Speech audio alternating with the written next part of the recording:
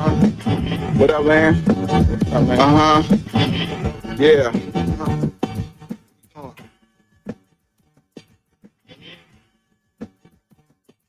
Bearded conversation, homie, tap in. Why you hate? You already know we locked in. The world's greatest. Broadcast 11, they love it, but don't judge us. Bearded conversation, homie, tap in. Why you hate? Good evening, grand rising. To all my overseas brothers and sisters and all my in-state melanated brothers and sisters, welcome everybody to another episode of Bearded Conversation, man. What's going on, everybody, man? First and foremost, big up to all my followers, fans, viewers, and subscribers. Don't forget to like, comment, subscribe, and share the video, y'all. Secondly, big up to the best moderators in the game. Y'all know who they are. Lil J Bucks, Master Teacher Fox Die, TLS, Preston McKenzie, a.k.a. P-Mac, Coach Ricky, Club Can't Get In, Gary Bear, Big Frank, Uncle P, Sean Deere, Core Lord, Mega T, Marco, and my big bro, Professor Remo, bringing up the rip for show, y'all. And we can't forget about them queens, man. We got the First Lady, Miss Gigi Gaming Palace. We got the Star Wars Markets LLC, a.k.a. Miss Kimber, y'all. We got Big Dog. We got the beautiful Miss Asha Brooks. We got the Queen Vanna Black. And last but not least, we got the Queen Goddess, Miss CC Craven, Carefully, y'all. Hey. And don't forget, man, if you're ever in Chicago, to check out these 5 melanated businesses, man. That's Lynn Chicago, Pizza, Dance, Soul Food, and Bakery Cafe where grown folks play, Urban Lust Cafe, and the House of Health and Wellness, y'all. Hey, and if y'all know anybody else out there in the community, man, doing great things, man, if they melanated, man, and they got some businesses or non-profit, let me know, man. I'll highlight them and promote them. But y'all know what I like to do, man. I like to collect my notes and thoughts, man, to get myself together, man, and let y'all hear the beautiful theme song without my gorgeous voice on top of it. You know what I'm talking about? So, without any further ado, man, let me go ahead and scramble, get myself together, and let y'all enjoy it without me talking on it. P-Mac in the building. What's going on, P-Mac?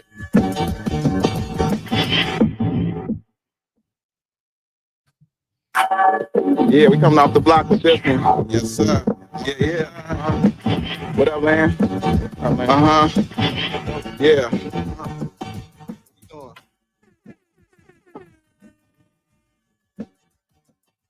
Bearded conversation, homie, tap in. Why you hate? You already know we locked in. The world's greatest. Broadcast 11, they love it, but don't judge us.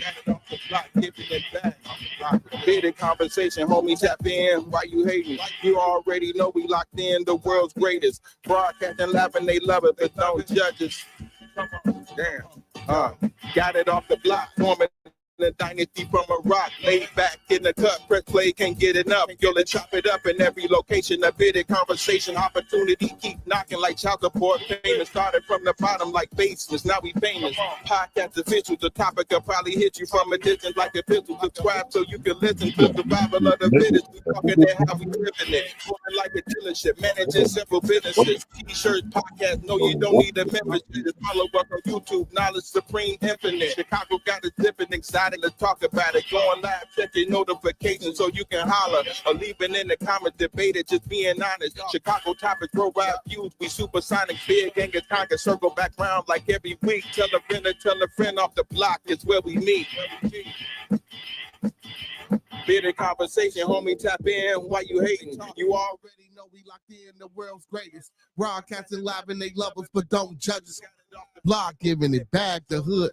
Bearded conversation, homie, tap in. Why you hating? You already know we locked in the world's greatest. Broadcasting live and they love us, but don't judge us. The block giving it back. Come on. Giving it back. The hood lovers. Broadcasting live. Off the block, giving it back. Bearded conversation off the block, giving it back. Bearded conversation off the block, giving it back. Bearded conversation off the block, giving it back.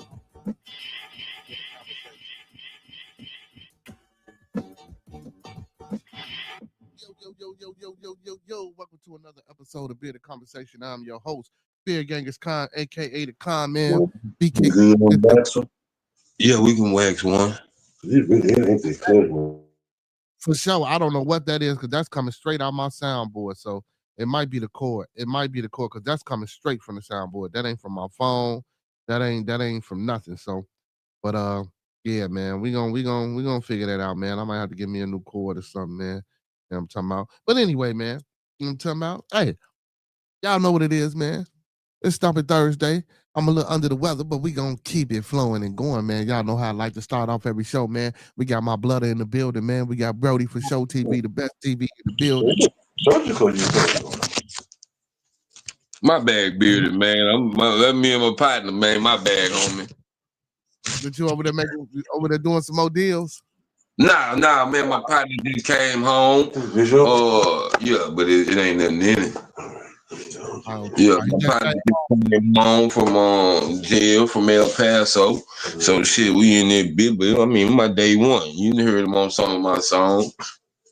Okay. Make sure they want sub up to the channel. Please, they make sure they was subscribe to the channel. Shit. Yeah. Right. Hey, and tell them peace and blessings, man, and happy that the brother home. You feel? Tell his ass don't. Don't go back, motherfucker. Don't go back. Oh no. Nah, that's what I'd say. We don't be trying to go. Shit just happens. No, man. Me and Co-CO trying to, and for sure, man, we trying to make it so we ain't never got to see them places again. God damn it. Yeah. I already told him I was out here working with y'all.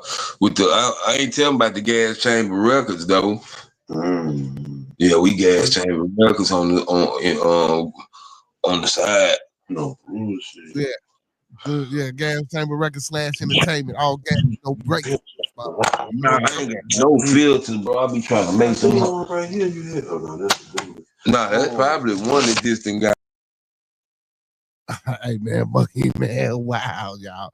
Hey, but look, man, let me start the show, man. Listen, y'all know how I like to start every show, man. Listen, let's keep everyone in our thoughts, our prayers, our views, and meditations. Let's keep everybody in our thoughts, our prayers, our views, and meditations. One last time, let's keep everyone in our thoughts, our prayers, our views, and meditations. That's people we come in contact with on a daily basis, people we record with our families, our extended families, and more especially our Bearded Conversation, our Bearded Studios, our Bearded Lounge at the Dark, and our Bearded Tabernacle family, man. And we can't forget our extra extended family, man. Make sure y'all go subbing up to TMB with Monkey Man. Make sure y'all go tap in and subbing up to For Show TV, Jordan Anchor Frequency, man, Hurricane JW, you know what I'm saying? Spinning the Block Media, man. Unwrap the podcast, support those that support me.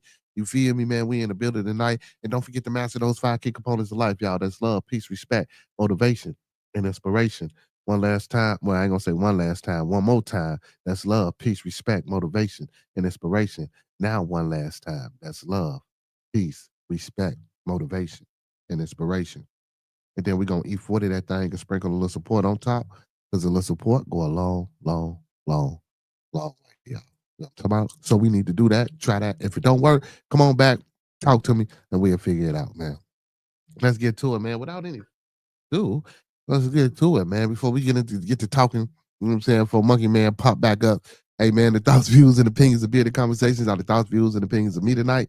The thoughts, views, and opinions of Bearded Conversations are the thoughts, views, and opinions of me tonight. I don't mean to hurt, to harm, or to offend. Oh, Monkey Man back. So we don't mean to hurt, harm, or to offend, man. This video stream is for informational, educational, and edutainment purposes only. This video stream is for informational, educational, and edutainment purposes only, with the underlying and undertone on edutainment. So we do emphasize and stress edutainment. So please do not take any advice given or anything shown on this video stream without, any advice on this video stream without consulting a proper professional that suits your specific needs. Please do your due diligence. Please do your proper vet work. Please do your research. Please get that 2nd, 3rd, 4th, 5th, and 6th opinion, because we don't want you going out here robbing no banks, starting no revolts, telling your boss what he or she can take, how they can turn it sideways, and where to put it. And y'all know the rest. Hey, we done told you so. No. Damn, man, I gotta get this music thing, man. Let's go, Miss Coco. Diablo in the building. What up, my boy? Wow. Coco, hey, Coco. Hey, Coco. Hey, Monkey Man. Man, I know you got a bottle or something over there, man. What you partaking in? Okay. Man, just got out of gin ale, you feel me? Just got out of the gin noise. You know what I'm talking about? Hey, man, do me a favor. Everybody in the building, man, do me a favor, man. I don't see them going up. Like the video, man. Thumb up the video, man. Like the video, man. Thumb up the video, man. Like he said, man, like that video. Hey, man, listen, y'all, open platform, open forum. This is an open platform, open forum. anyone can hit that link in the chat and come on up here and chit chat with your boy. If you feel like it, don't be a chatty patty, man. If you got something to say, man, and you trying to state your point or make a statement, man, please hit that link. Come on up, man. You feel me? Hey, I invite everybody to come on up. Everybody. I don't give a hell if you're white, yellow, black, blue, green, or brown, man. Be the conversation, what have you. You feel me? Hey, man. What's going on, everybody, tonight? Peace to the chat, man. Peace and blessings to the chat. Peace and blessings to everybody out there, man. Let me get this up out here. Peace and blessings to everybody on the channel tonight, man. Hey, while y'all here too, man, don't be scared to hit that Cash App, hit that super chat, or hit that link pinned at the top of the chat. Let me go ahead and pin that right now, man. You know what I'm saying? Hey, I was just telling my brody earlier, man. I was just telling L Boogie. Oh, matter of fact, man, big shout out to my co-host, L Boogie, Roscoe P, Cedo Boy. You know what I'm saying? Monkey Man already in the building. And my co-host with the most is my little one, AJ, man. Hey, for sure, man. I seen that interview, man. That was a dope interview earlier. But yeah, man, I was telling my brody, man. I said, man, I'm fucking around gonna have to go find me some white friends or something, man. I'm talking about for sure. You got, hey man, for sure. I know you all about the guapola, man. So you got to feel me on this one, man. We gotta go get us some white friends, man. You feel me? Because the white friends, they like to give up the money. They like to give up the money, you feel? I know they like, what the fuck? Yeah, man. The white friends like to give up the money, man. Hey, but y'all can hit that link pinned at the top of the chat and buy your boy coffee. I like it black with a breakfast bagel sandwich on my way to work in the morning. You feel? Miss Coco, what's going on, Miss Coco? Make sure y'all speak to all the queens when they come in the building, too, man. We got Miss Coco in the building. Hey, man, P-Mac, what happened, P-Mac? What happened today, P-Mac? I was supposed to have a surprise for the people, man. P-Mac, man. Y'all kind of spoiled my surprise, man, but don't worry about it. We're going to get to him. Back to this music shit, though, for sure. This is blowing me, man. Because I got everything connected the way it's supposed to be connected, Brody. I got everything attached the way it's supposed to be attached. I didn't shut this bitch down. I mean, shut it down, reinstall. I did everything that I could possibly think of for a change in this cord. They got a USB joint that's powerful.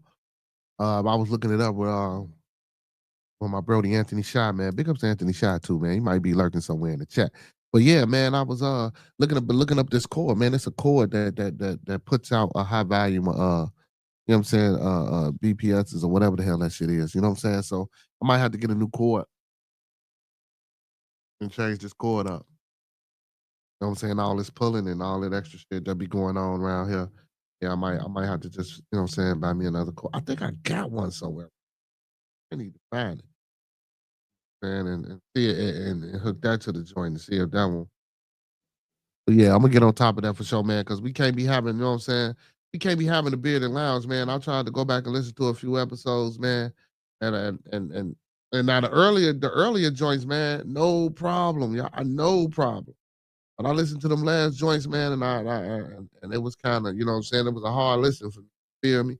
And I hate that. I hate that hard listen. I don't like when the folks come over here, man, and it's a hard listen, man. You know, we like jamming and rocking the fuck out when we here. Oh shit. What's going on, man? We got the Fresh Prince of Hug in the building. What up, Brody? Man, I can't call it with 2 phones.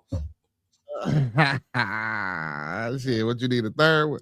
Yeah. Maybe somebody answer that. What's going on? Nothing, my boy. I love him. That shit, that boy. He said I can't call it with 2 phones. Third one, maybe somebody will answer. Hey, man. Hey, that was a dope ass little joint you did earlier, man, with OG Percy, bro. Man, I appreciate it, man. I appreciate it. Yeah, man. You be getting all, man. I need your secret sauce, man. You feel me?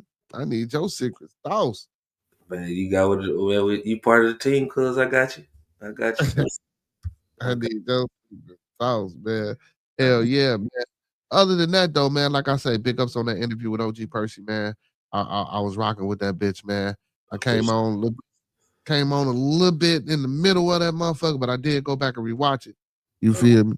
Appreciate yeah, because it's more of it we're gonna drop too. It's like another like an hour and a half of it, damn near. Mm. So we're gonna drop more clips of it. Okay, I see. He's stroking the content as he should. Yeah, man. You see your boy Monkey Man over there, man. He out there celebrating the shit. It's Brody home and shit. So He can't even. Yeah, man. Yeah, man. I'm about to pass down a second. I just figured I'd come holler at you. Yeah, man. You gotta get the music right, man. I told you what to do, bro. I'm not trying to tell you how to do the channel. You gotta upload it on the computer through the StreamYard. Yeah, but see, all the songs is on my phone. G, now you can do it from your phone. I gotta take them off Hit the me phone. up. It ain't gonna take as long as you think. Hit me up tomorrow, dog, on the back thing, and I'll show you how to do it. It don't take as long as you think, dude. Okay. You can feel like you don't. Why am I? Hold up.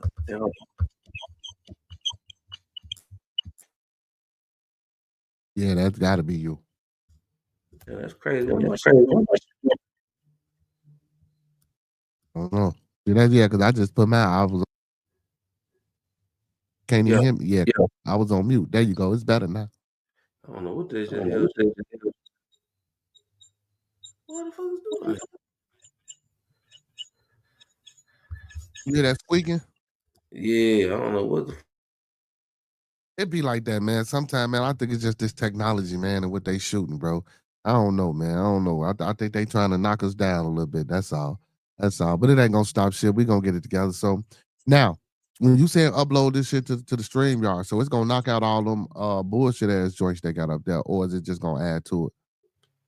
It's gonna see you don't use content. Like, I'll be using the shit on the screen and shit, so you're gonna have way more room. You can put like I think like 70, 75 songs on there probably. Okay. You know what I'm saying? So you can just rotate them when you get the new ones, take a couple of the old ones out, ones that ain't, they don't make the rotation. You can change the shit every week. Yeah. So now when I be playing the shit from the Band Lab, when they come on and they drop their Band Lab links and I be playing them from Band Lab, do they do the same thing? Sometimes they do. But the Band Lab is cool because it's playing from the computer. Yeah. When you play from the outer source into it, that's when the problem comes. Okay. Damn, so if you put it straight from StreamYard, it's going straight from it's gonna sound like ours do. Yeah, but it wasn't doing that at first though, Brody. But ever since like even when we was playing the new songs, it was doing. Remember I said something about it a while ago. It's been doing it ever since. Now I don't know what it's been doing because I ain't been following you that long, you know what I mean? But ever since I've been following you, it's been doing it, my boy. I thought it was my shit. I'm like, nah, hell no. But then I tried on 3 different things one time. I'm like, nah, that's me. That ain't me. See, but you know what? When I watch it on, like, if I'm watching it on my phone, I get that. But if I'm watching it on my computer, I don't get that. I don't know. When I watch the episode with the music on my phone, I hear all that you know what I'm saying, that skipping and in and out shit. But when I watch it on my computer, it sounds a little bit better. I don't hear the fading in and out, but I can still hear where you know what I'm saying? It just sounds a little bit better. But yeah, it might be this damn cord I got, man. I got this fucking cord attached, but I'm just gonna upload them to StreamYard, man. It's just gonna be a timely process because I got oh damn, he fell out. It's just gonna be a timely process because I got them all in my email and shit. I'm just gonna have to upload them to this. Oh my goodness! But I can USB port my phone to the computer and then drag them that way, kind of. Yeah, you should be able to. Yeah. So because it's a drag process. So if I upload them, if I just plug my phone in, go into my phone, because they in my email, I would have to. Oh man. But I can get it because I just have to download them to the computer from my phone and then just drag them that way. Mm-hmm. But it'd be a lot easier. Yeah, because I don't want the music to be distorted, man, and I do want the people to enjoy themselves on Saturdays, man, when we rocking. I'm saying I ain't gonna guarantee y'all it's gonna be done by this Saturday because there's a lot of stuff. See now, bro, I'm really gonna have I'm not trying to tell you what to do, but you gotta do it because that's your thing. You're DJing on Saturday night.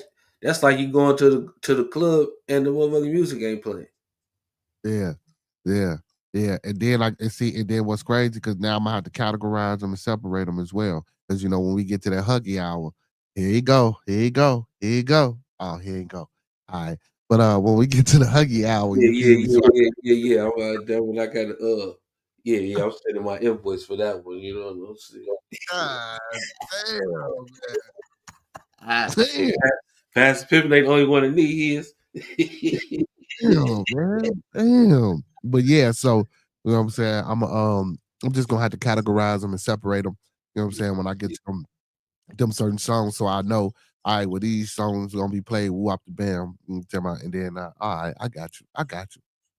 Let me see how many and I take a quick little nap. Hey, my favorite P after me, man. I see you, man. I see you. Here you go. I see my favorite P after me, man. Yeah, don't take your damn nap. Yeah, man. I'm gonna take my nap, man. I'll holler at y'all, family.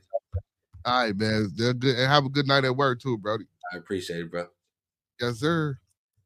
Yes, sir. Hey, man, make sure y'all go tap in with my brother, man, for Show TV, man. Hey, man, he just had a fire interview with OG Percy, man. That motherfucker was hilarious. Make sure y'all go tap in, man. You feel me? Hey, man, I'm part of the squad, so shit, goddamn it, I don't know, man. I'm working on something special for the people too, man. Working on something special. I'm trying to see if I can pull it off. You know what I'm saying? Hopefully I can pull it off. You know what I'm saying? Hey, man, but it's Thumpin Thursday, man. Monkey Man in the building, but he ain't in the building, but he in the building, man. I don't know what's going on. Man. So that what's the man name from yesterday, Uncle P? I seen the video, y'all. God damn. He sitting there talking, man. Next thing you know, you hear the shot go off. Bah, they hit the man in the neck. You feel me? I'm talking about, man, that shit. Man, that blood must have came gushing out by a gallon. You hear me? I'm talking about they hit him in the neck. Soon as it hit him, I'm talking about, man, instant kill, bro. That shit was horrible, man. Like, we got to be some fucked up human beings to just do that in front of people, man. Like, for real, bro. I get the fucking, Charlie Kirk. I get it when we out here and we doing what we doing, but man, just for that man to be sitting there talking, and then all of a sudden you hear a bang, and then he gets shot in the neck, bro, that's got to be fucking traumatizing. I don't give a hell if you, well, I don't know, because, it might be in certain people's nature, you know what I'm saying? But I was just going to say, man, I don't care if you white, black, yellow, blue, green, or brown, bro. That shit had to be some type of traumatizing, bro. Like, I see that shit, bro. I'm like, damn, bro. They hit the man straight in the neck. Listen, so they say they caught two people, right? So these two people supposedly didn't have nothing to do with it. Now they saying they found a heavy what it says, a heavy assault rifle in the woods. Then they got a like a little black spot, and they got they got encircled on the roof. That's supposed to be they say it looked like a young white college kid. You know what I'm saying? It could be, it might not be a college kid, but it said it looked like an adult, you know what I'm saying? College male, white. That shit crazy. Now listen, they caught Trump shooter, right? Didn't they? Yeah. They caught Luigi in a whole nother state, didn't they? Yeah. Why ain't nobody caught this shooter yet? But I'm pretty sure once the forensics get in there, man, they gonna figure out the trajectory of the bullet, see where it came from, go up there and see if they can find anything, man, you know what I'm saying, that could probably potentially link them back. But there's gonna be a lot of going over video because it was cameras everywhere during this event. So I'm pretty sure, man, if it was somebody on that roof, somebody probably caught it. If they didn't catch it purposely, accidentally or whatever the case may be, I'm pretty sure somebody caught somebody somewhere around the area. You know what I'm saying? That could have, but who knows, man? But condolences to that young man's family, man. The young guy was only like 31, I heard, man. And he was a Trump supporter. But you know, he go around to different college campuses, and I heard he debate the kids or whatever, on different type of issues and stuff like that. You know what I'm saying? You back? Okay, he back. Yeah, you know, on different type of issues and things like that in that nature, and especially about gun control. He real heavy because he's for the guns versus being against them. You know what I'm saying? From what I was Man, you can hear me now, Beard. I was steady talking. You couldn't even hear me. You talking about that boy, Charlie Kirk. Yeah, that shit, So bro. was he like running for president or something? Like for the upcoming president or something? No, Joe, he was a Trump supporter. He was just, you know, he just go around different college campuses, you know, debating the students and talking about gun control laws and shit like that. Oh. Yeah, so somebody hit his ass, man, in the neck, bro. You know what I'm saying? That's who that was. Yeah, put this though on the wax. If you gonna put that wax on the put this over there. That's who that was. Oh shit. Cause everybody really wants Trump. They think he ain't doing shit, but he doing shit. Yeah, well, yeah, it's a lot of shit Trump got going on. I just really know they motherfuckers just don't want to agree, just to don't want to agree. But I'm gonna tell you what Trump real on though. Putting the National Guard everywhere. That's what nobody, a lot of people don't feel like he real. I did a show on it about the National Guard kind of. You need that. These niggas wild out here. We don't need that though. Yeah, we need that, bro. Because nigga, boy, I just seen in your town where 8 people got shot and 50 people hit. Man, that's crazy, bro. That's when you because let me tell you why I say Chicago. Yeah, nigga. Those people that's don't want the nigga. That's the people that don't want, but need him. Because this why I say that. Because he tripping. My boy say you tripping. You tripping, Charlie. You tripping. I ain't tripping, man. Y'all been needing them National Guard down there, boy. So we got the National Guard. We don't need no National Guard down here. Yeah, y'all do. I'm gonna tell you why, because y'all police ain't doing shit, bro. You can't, bro, Chicago, you can't just really, bro. Like, I don't know. It's just how I look down here, because like you say, like I say, you stay down there. Like when we went to Mexico, how they say Mexico is, it ain't like that. Right. So, but I'm just saying, from what we see on the news, like I say, like a week or two ago, bro, 8 people got killed, 50 people shot. Yeah, last weekend. And that ain't y'all first mass shooting like that. And it's not mass shootings. It's niggas that's out there trying to smoke a nigga and killing unnecessary people. Now, I ain't tripping on the nigga killing nigga, but I'm tripping on the unnecessary people that's just chilling getting shot, bro. That's what we looking at, bro. You know what I'm saying? Like when a nigga can't go to the gas station type shit. You know what I'm saying? Like the kids, like we seeing niggas put the kids can't go to school. The kids can't come out and play like we used to. And it's like y'all police force and the community dropped the ball. And Obama. And I was he say and Obama. And Obama. Yeah. We been Obama. You from Charlotte? Yeah. When you don't say Obama, my boy, the mysterious one gonna pop up when you say Obama, boy, the mysterious way, because he like us with Obama, boy, that's a nigga. Yeah, that nigga ain't no nigga. Nah, I'm talking about that bitch. Oh, yeah, for sure that. What'd you say, Bearded? My bag, homie. Yeah. What you talking about, Shaq? Y'all say you gonna have your motherfucker Genie pop up, Monkey Man. Yeah, tell him to calm down. Yeah, my boy, you know my boy, the mysterious one. Man, my boy look like the majestic 8 ball. I mean MJG. Like he look like when you get high in your room and you be thinking he the philosopher nigga just pop up out of nowhere like a wizard. Right. Yeah, cause he what's his name? Master Teacher. That's his name, Master Teacher. Yeah. That nigga sound like a Shaolin scientist around this bitch. Master Teacher, please tell us what is that? I'm finna call this nigga up. Master Teacher, please come. Yeah, man, and he like you. That's crazy. He be like, man, what Monkey Man? I'm like, man, text me talking about some what Monkey Man. I'm like, what the fuck? That's my nigga, man. Uncle P. That's why I put you heard my TMB with Monkey Man song. That's my intro song. You see, I put everybody in there. I put Uncle P in the chat. Got Uncle P in the chat. Me and Peso passing. Excuse our manners. Me and Peso passing gas for show TV on the having bearded convo. You know, hey man. I fuck with y'all, man. We been fucking with everybody, man, on the cool. Yeah, that's why I say, man, because like before my partner left, because he was supposed to be on the gas chamber. He was supposed to be on gas chamber, but he got locked up. You know what I'm saying? But we got songs coming. We got songs. It's just, you know what I'm saying? Hey, man, I don't even know how we got on that conversation. What we talking about? He back now, shit. So, you know, we back. Hey, yeah, he the CEO, man. Hey, man. That's my boy, man. Hey, my boy, Bearded Conversation, man. Say like the old school shit on the bus, man. I like your energy, man.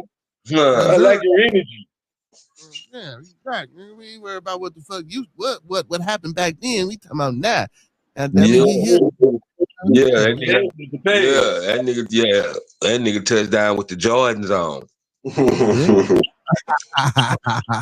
You know? Shit. What So, record you from, boy?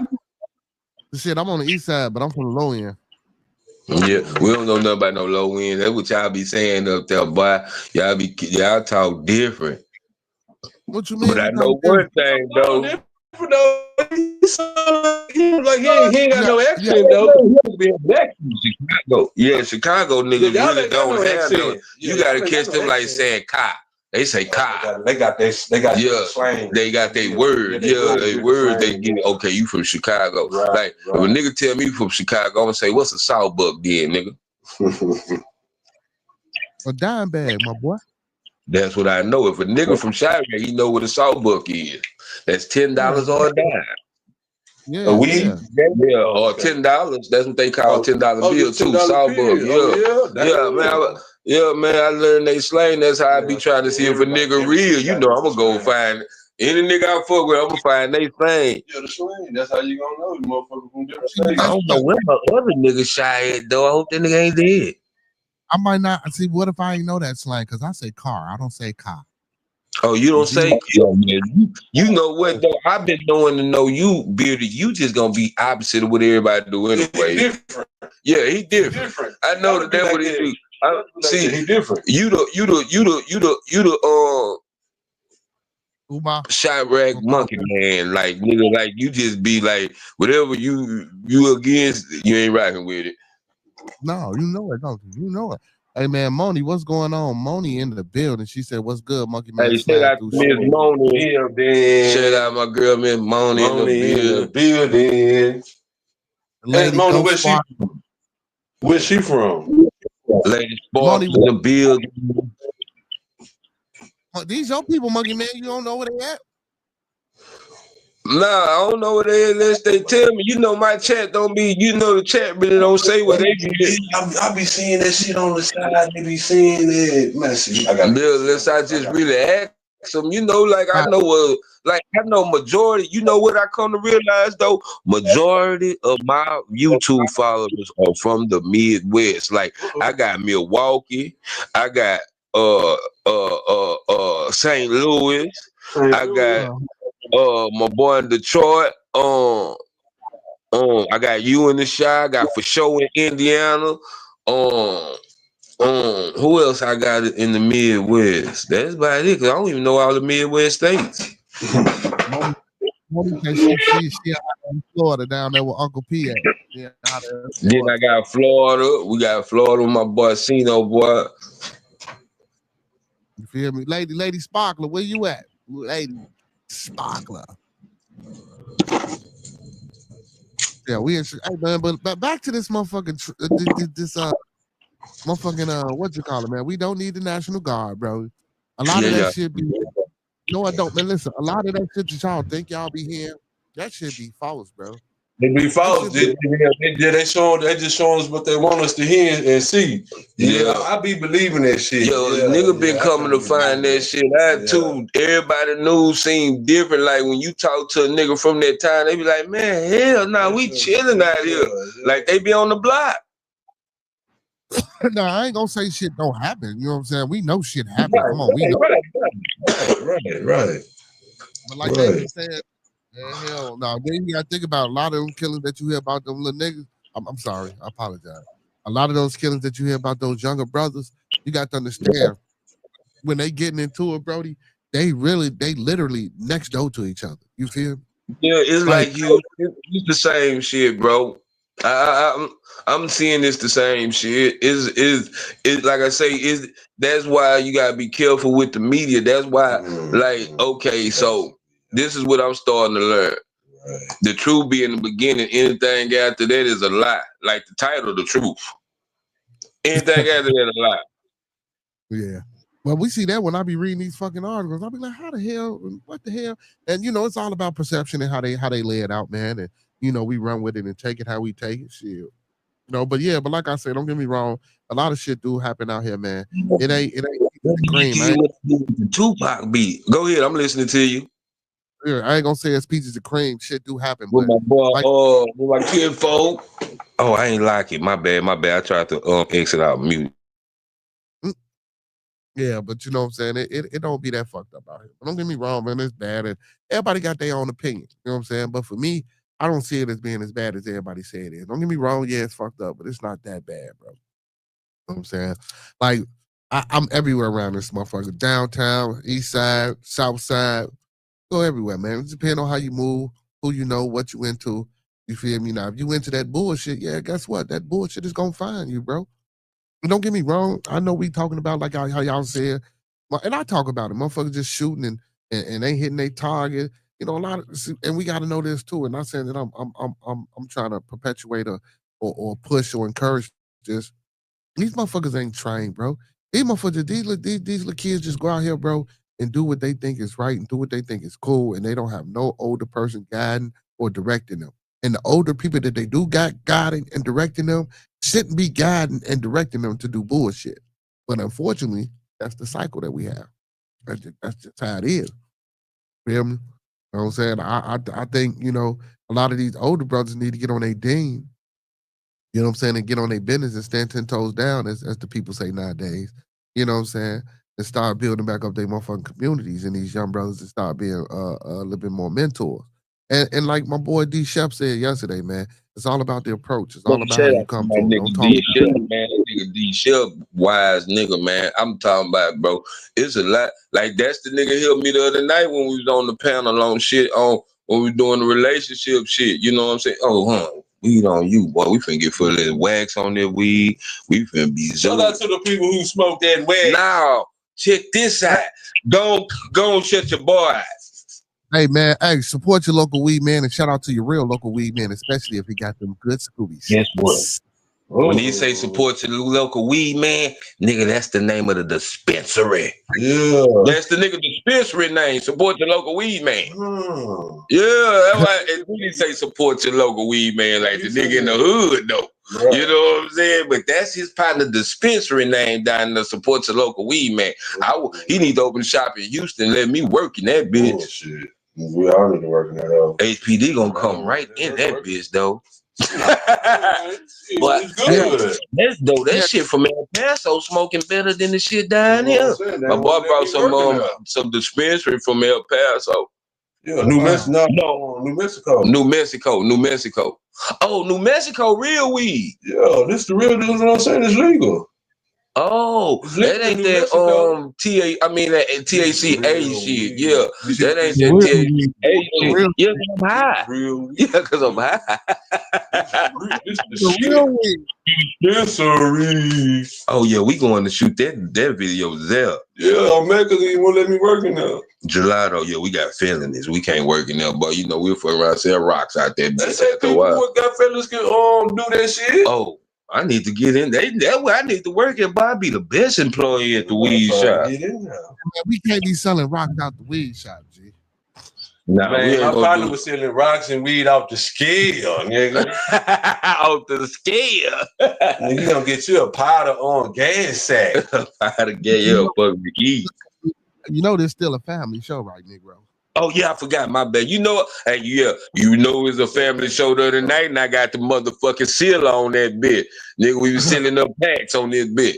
Yeah, I got the vacuum sealer now. You know, when me in New York in the lab. Yeah. Oh, today, fam. What's today? What's today? What's today? So what's your show called? What on Wednesday? Let me see.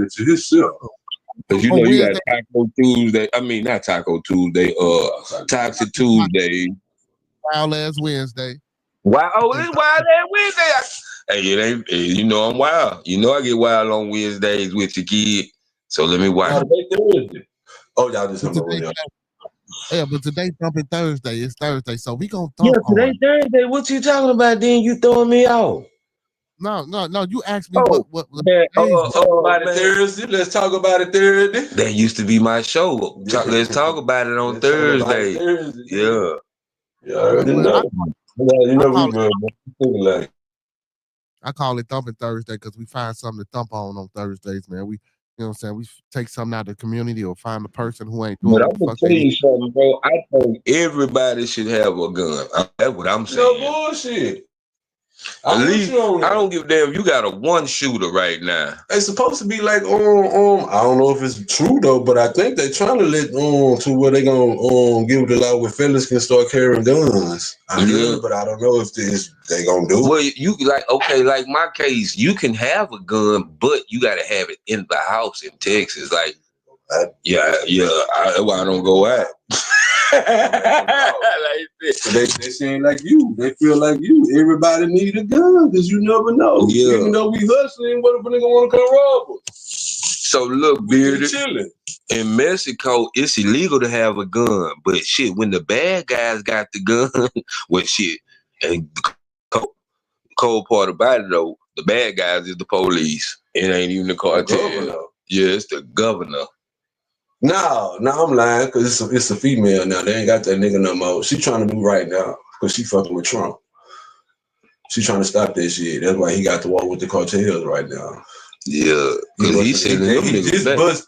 They say, Bearded, you on here? Yeah. They said he's scared of one nigga. He's scared of one nigga. It's one cartel nigga. This nigga be El Mencho. Not El Mencho. It's another one. It's another. They got him. It's another. Oh, they got El Mencho. They got El Mayo. El Mayo, yeah. But this nigga been around for minutes. And he be like paying. He know a bunch of shit. Man, I think it's the same nigga, bro. His name. He got like a Puerto Rican type. I'm gonna tell you something, bro. That's not the real El Chapo. I bullshit you now. Let me tell you how cold these Mexicans is, but you'll never know who the nigga is. That ain't the real El Chapo. Who just locked up? Yeah, man, it's a Mexican worker, man. Nah. And that's another thing, but Chicago is the hub to a lot of gangster shit. That nigga El Chapo's sons was down there. Yeah. That's why they be caught. It be a bunch like DC, all that. The cartels be down there. My little cousin worked for the cartel. Yeah. They tried to kill him. And we looked and he fucked out the money. They tried to kill him.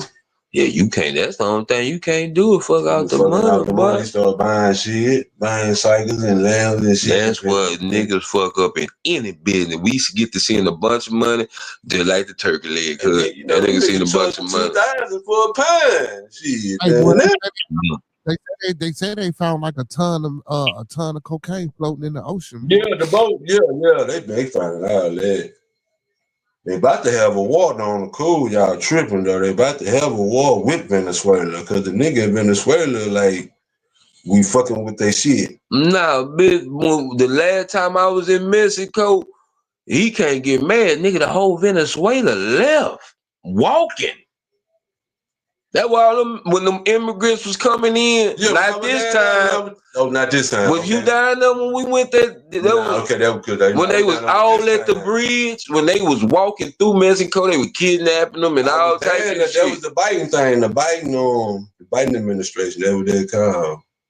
Was Biden in at that time? Yeah, Biden did all that. When we went the first time? That's how they started. Yeah, Biden was doing all that. Because Obama was. That's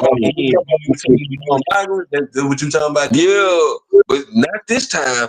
I'm talking about this Last was time like I was fucking with them. this was like 2 years ago when all the people left Venezuela. Nigga, they money was so bullshit. Nigga, they making purses out the money. That's how, like they were selling they were making more money selling the purses than they money's worth. Damn.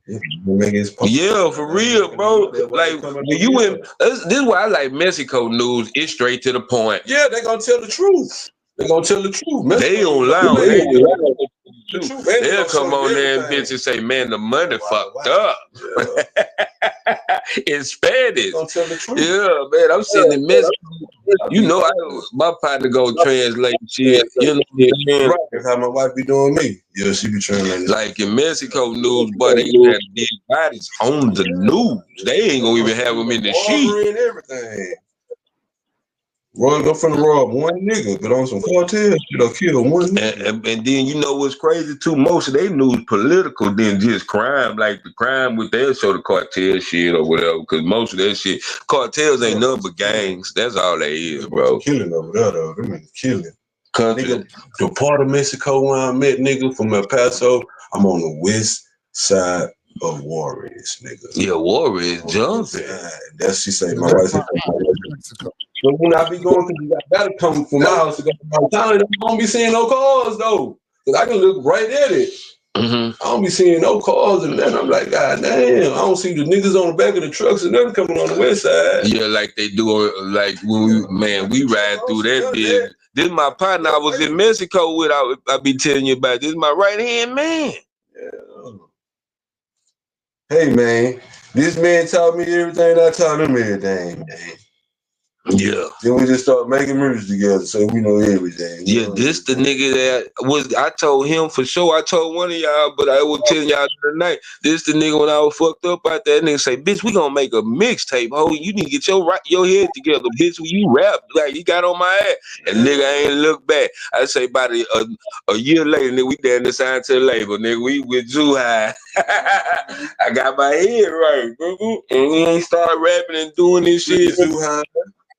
You know, I be at my spurts of the moment, but now I just been more consistent on living life, though. Yeah, because you got it all in the past now. You got to do what you got to do now. Move forward. Like say, move forward. Move forward, man. Yeah, I keep positive niggas around me. It might get gangster, though. Oh, yeah. Oh, yeah. So when they get gangster, what you gonna do? Fight around. When they get gangs, yeah, you gotta understand, we raised up on ghetto boys and shit. We screwed up, man. We screwed up. But you know they good, nigga. They do or die still going off to this day. Goddamn right, gon' jam hard screw. Yeah, man. Shout out to Do or Die. That's why I fuck with that nigga Hurricane. That nigga the Millennium. That nigga the fourth member. Do or Die. He just on third member. Do or Die. He just don't know it. So, Racky, you ever heard Do or Die Screw? Yeah, hell yeah, I heard all this shit. Y'all on that screw down there? Y'all ain't on that screw down there a little bit. Nah, them niggas on that. Well, I don't know. Bearded from our era, so, but them, you know, them YNs, them niggas, screw. I couldn't hit, they can't jam no drill music screw. They gotta be turned up. They finna go slide. I don't know. I ain't never heard no drill music screw. That shit might sound dope. Yeah, it would slide it though, cause nigga, certain songs, cause like that's the only way I had liked Chief Keef when that nigga had that one song. What's that one song that nigga had when he first came out? That's the radio song. Yeah, the radio. Yeah, that's that shit I don't like. Yeah. Oh, hold on, let me see what she want. Hold on, Billy. You good to the phone? Slide to the side. That's that shit I don't. Yeah. Well, the wax got y'all ass over there gone. Yeah, I'm rolling in there, man. We just like this, man. We turned up for life, man. This is how we is, man. Especially, you know me, I'm gonna be turned up. Regardless. You know I know about Monkey Man, goddamn. You know, he stay. Yeah, we turned up. That's what I'm saying. We like, man. Hey, man, that's man. We ain't no partners, we ain't no homies, man. They like my brother, man. This man used to watch my mama when I was locked up type shit. You feel me? Yeah. Type shit. So, like, you know what I'm saying? It's always good to have one of them. I'm older than them niggas, so I'm older than Monkey Man. I'm a little bit older. You know what I'm saying? Forever young, though. Oh, yeah, most definitely. Most definitely. I'm forever young, man. Just gonna get ready to go to work. Don't stay smoking, man. I smoke like a hippie. That's all I need.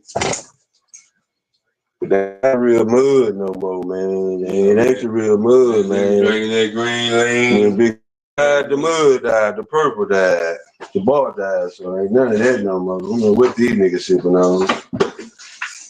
Hey, Uncle P say, by the way, last week they last week they arrested 475 plus illegal Korean workers at the Hyundai plant in Georgia. Oh, y'all seen it? Yeah, y'all seen that? That's crazy though. I would never think Honda would hire immigrants like that. That's crazy. That's what I'm saying. The system dirty, boy. You never know. Yeah, but who make Hyundai? Who make Hyundai though? Who make Honda? Hyundai. That's what he say. That's Hyundai, not Hyundai. That's Hyundai. Yeah, Hyundai. Yeah, I forget how they say it. Yeah, I think. Yeah, the Hyundai. Yeah, I know what you're talking about. Yeah, Korean is like a motherfucker. All them niggas was illegal. God damn, that's crazy. That nigga had a whole factory full of illegal immigrants. Honda wrong in the mud for that. Oh, see, here it go though. Listen, it's a South Korean company though. Right. But they in America though. You gotta be legal. So I know, but that's South Korean company.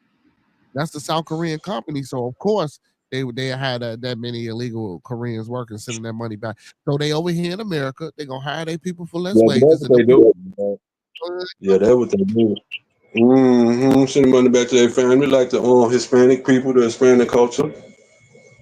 That's what they do. They just don't know, man. America ain't about nothing, man. It ain't about nothing. I don't mess with America. God bless it, but I don't mess. I mean, you just gotta know how to. You know how to get. You gotta learn how to get the most out of it while you're here, man. That's all. That's why I like to stay gone. Like I really like to travel. That's why I be liking to stay gone. Like, cause it's parts of the world people don't know about. They can see. You know what I'm saying? Like I like to explore. Facts, man. But ain't nothing. Ain't nothing like over here though. You feel me? Nothing like over here. You best believe that. Nah, I ain't gonna.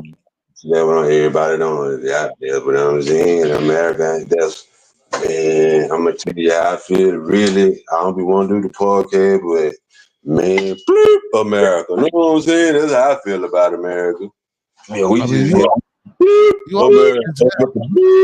I'm bringing some to the hit them with the bloop, America. That's how I feel about it. I got you. What I'm talking about? If you want to go ahead and say it, beep, right, yeah. I'd rather be in Mexico than let me. It's only like that though because it's not even. That's why I fuck America, because at the end of the day, bro, we at the lowest pole no matter how hard we fight. You see what I'm saying? And everybody else still get they fair share. That's not true. That's not true. That's not true. Listen to what you said. Man, we at the bottom of the totem pole right now, bro. That's why Trump make America great again. And I'm gonna tell you why. I'm gonna tell you why. Just slow down and let me talk. And let me talk, bro. Go ahead. Yeah, I'm trying to go. Hold on. I'm not disagreeing. I'm not disagreeing with the lowest on the totem pole. That's not the part I'm disagreeing with. That how hard, no matter how hard we fight, we ain't fighting for shit, bro. Right. No, well, we stop. We ain't fighting for shit. You feel That's me? why. Yeah, so we on the same page. That's why I say we at the bottom of the totem pole. You know, I'm always talking about we ain't gonna fight. What's the solution? Cause we got a squabble, and I told you, like, if we was to start Grand Rising, our own country, our own black country, like us as black people, huh? You was ready to lead the damn country when I said I'm finna start blowing motherfuckers up. No, I was ready to lead the country when you put Saucy Santana as head of the military.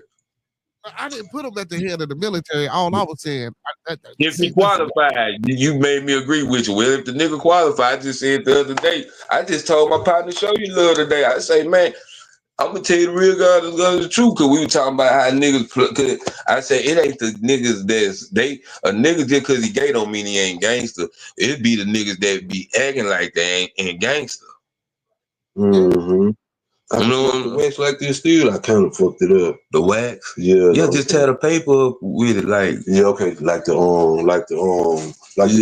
Yeah, like the Tonyte down there. Yeah, since it's wax, ain't no weed wax.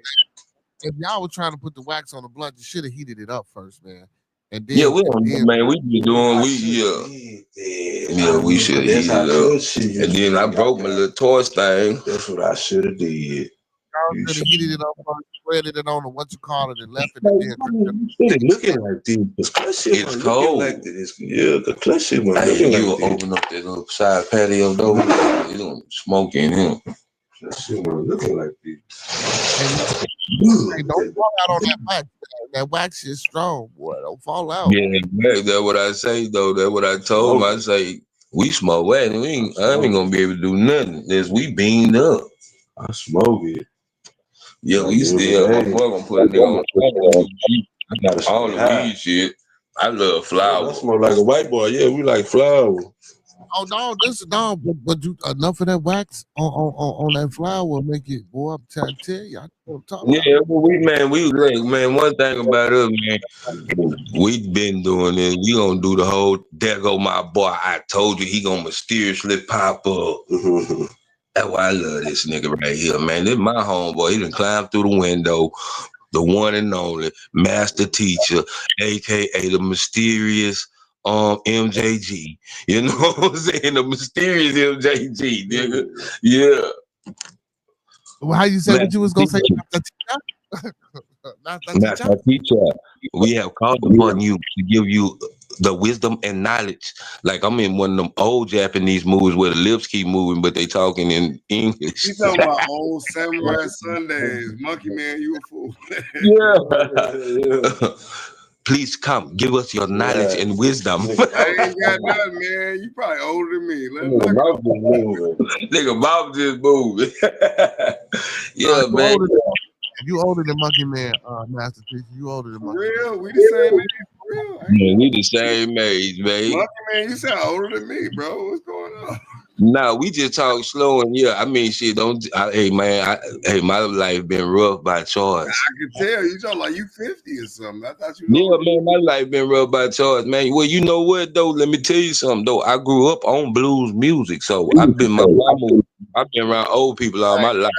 Type shit. My dad was in the garage of blues music, old school Marine. Yep. Yeah, I feel you. Well, I got an old soul, man. I love the old. We got old soul. I'm 24. You feel me? I'm 24 around this bitch. Yeah, boy. We the same age. That nigga, the only nigga I know, he's decreased. Why you just 25? That 20. He just disagree with me. He the same age, Negro. He lying like a motherfucker. He said those Koreans were training American workers how to use the tech in their plant. See, Uncle P. You see what I'm saying? I'm gonna tell you some shit, though. I'm gonna tell y'all some shit, though. What the hell I missed? Damn. I'm gonna tell y'all some shit, though. Have y'all seen the reels when they kids, nigga, to pack weapons? Yeah. They been paid. Man, them countries teaching their kids for war. Wait a minute, man. Be quiet. Monkey Man, don't say nothing. Oh, my bad. Let me turn me and my partner talk. That's my bad. No, let him say that again. I want to hear what he said. I can't hear him because y'all talking. Say that again about the kids. I'm talking about the kids. Yeah, man. Have y'all seen the reel where the Japanese or Chinese people? Listen to me now. This is what I'm trying to put black people on this type of shit, man. Cause like we lame, they stuck in the game. Like I'm just now catching. I ain't gonna lie. I've been going off America, whatever. That's what I don't like, cause I see how America moving. So everything. But anyway, the kids, man, these Chinese people and these Japanese people training their kids like. I don't know. They look like they about what 1, 2, 3, about 3 or 4, something like that. The green suits on. Yeah, with the green, they training their kids already to be soldiers, kid. To be soldiers at 3 or 4 years old.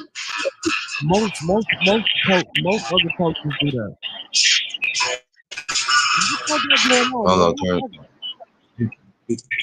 Hello. Go ahead. He on the phone. Go ahead.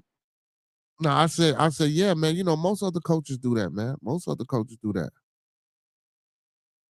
And train their kids up that young to do that shit, man. Most other players, we the only ones over here living carefree and don't think shit gonna come our way. So Brother Fox, to catch you up, you know what I'm saying? Uncle P had put in the chat that last week they arrested 475 illegal Korean workers. Thanks. I was sitting here trying to do a ChatGPT and Google search. Like, what are they talking about? Yeah, so and Uncle P said they could have gave them jobs to Americans, but then when I looked it up, Hyundai is a South Korean company. So if they're a South Korean company, there's no whether it's over 5 or over. But you did in your last episode, bro. Not to cut you off, you already did this one like that. I know you was talking about that. No, we ain't talk about this. I ain't say shit about those. Yes, you did. Remember we talked about ICE coming in Chicago? Yeah, but this was in Georgia. Yeah, but okay, you missing my point. Like we talked about this. If you are a gangbanger, terrorist, or whatever, and you're not supposed to be here and you're taking up jobs, that's what your boy on. I say your boy because you don't like him, but that's what's happening. But I'm gonna still do some research. Let me be quiet for a second. How you gonna say I don't like him and I voted for the man the first time, bro? You don't know what you're talking about. No, I didn't put your business out there. So you just put your business out there, bro. I've been told everybody I voted for Trump the first time he ran. Would you be acting like Trump a bad guy? I didn't act like Trump was a bad guy. I never said that. Okay. I'm duly noted, sir. Duly noted. That means your lack of understanding is you don't be listening because right. I never thought about it that way. You're right, brother. Come in so combative with me, you don't even be listening, man. I'll be agreeing with combative. I just said the same thing that 30 Seconds will say to you. You right. Shit. Well, yeah, so I agree with a lot of the shit that he, you know, listen, it ain't my fault. He's just a stupid motherfucker. Or the way he just presented it to the people is just all fucked up. You know what I'm saying? But some of the shit that he trying to do, I rock with it. Some of the shit he trying to do, I don't rock with it. You know what I'm saying? I concur, sir. We agree. Yeah, we do need some change, man. And listen, and what's wrong with making America great again? See, and that's up for perception because a lot of people can say, "Oh, well, what does that mean? Making America great again? Does that mean he want to put us back into slavery, or does that mean he want to make America great again? Means make us the fucking powerhouse that we was, and if that was due because we were slaves or whatever the fuck the case may be." I mean, listen, you know what I'm saying? That's his ideology and philosophy. You can only try to stop it or fucking go along with the plan and be a slave. Because guess what? You're already a fucking slave. We spend the world's most money and we have nothing to show for it.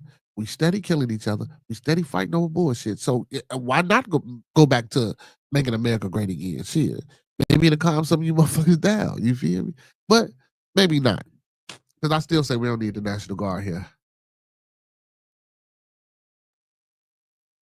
Peso, what's going on, Peso? He say bullshit. So Professor says they was in there to show Americans how to use the tech that was in the plant. Uncle P don't believe that. He said that they were permanent workers, not trainees. He say bullshit, they're undermining wages. I mean, you know, he said the union in Cali wanted the foreigners as new members to feed the union fees. Unions are dying. But see, but then again, I don't think that's true neither, Uncle P, because you know the government gets a percentage off of that union shit. You feel me? If that's the case, the government will be trying to keep a lot of them illegals here so they get paid off of them and tax their ass. You feel me? I don't know, man. And I just say some shit about some. I don't know. Listen, I don't know, man. Trump doing what the fuck he want to do because he can do what he want to do and ain't nobody stopping him. Remo says the factory was built last year, so the workforce had been trained properly to make Korean products yet. See, so it looked like Professor Bearded, what president ever been stopped doing what they want to do other than the ones that been assassinated? Right. None of them. Thank you. You know what, man? I heard a pastor say one time that, and it's just what I believe, because I know some of y'all don't believe in what I believe, but I heard a pastor say one time that the presidents and kings are a punishment because nobody want to follow God. Right. That's our president. Sense. We don't believe, we want to, because a lot of people that I hear only believe in things that they see. Right. And it's hard to believe in something you don't see. That's why I say my experience with the God situation is experiences in my life, not because a nigga said something about God and it sound good. Hell no. Right. But that's what turned me on to want to know something about God and get into the mystic world, because everything is spiritual. I don't give a damn what you believe in. Everything is religion. Yeah, everything is spiritual. I don't care what side you on. Cause like I tell nigga, if you believe in God, if you believe in angels, you gotta believe in demons. You can't believe in one and not believe in the other. And there's demons out here. You see it every day. Everybody got ops. You see it every day. Everybody got ops. And the demons is working real hard right now. And like demons, you got demons. Hey, real quick, man. Big up to Shiny Accord Lord, man. Big up to my moderator, Shiny Accord Lord, man. We got cancer. He ain't feeling well. He said the chemo kicking his ass, so we want to send good energy his way, man. You know what I'm saying? And send good, positive, genuine energy his way. Don't just be trying to send that shit his way. Yeah, I'm gonna look up something, because that's what I like to do. I'm gonna look up something for him to keep his energy, because like it's things you can do for that chemo to keep your energy up. You know what I'm saying? Yeah, man. We need to send some of that good energy his way. So Professor asking you, he says, do you know how many people are on shift in an automobile factory? I don't know. I think at least about 1,500. So Uncle P, I didn't say unions ain't dying, Uncle P. That ain't what I'm saying. What I'm saying is you saying that they try to keep these motherfuckers over here to pay these union fees. But if that was the case, if I was Trump, I wouldn't be deporting nobody, because if that's what we were trying to do, again, do you know how much money this government will make off of taxing their ass? I seen something on YouTube where shit, the deporting the workers, like the field workers that still be picking fruit, is fucking out the fruit and the vegetables because they shipping them off. Ain't nobody out there working. You know what I'm saying? Because Americans don't want to do it, Uncle P. Go. See, first of all, you ain't finna find me no white folks that's finna go stand in the sun like that. And then, nigga. I'm just saying. I mean, don't get me wrong, you got some black folks to do it, but it ain't gonna be enough, because I'm working with black people and they don't even want to stand and hold a damn sign in the sun.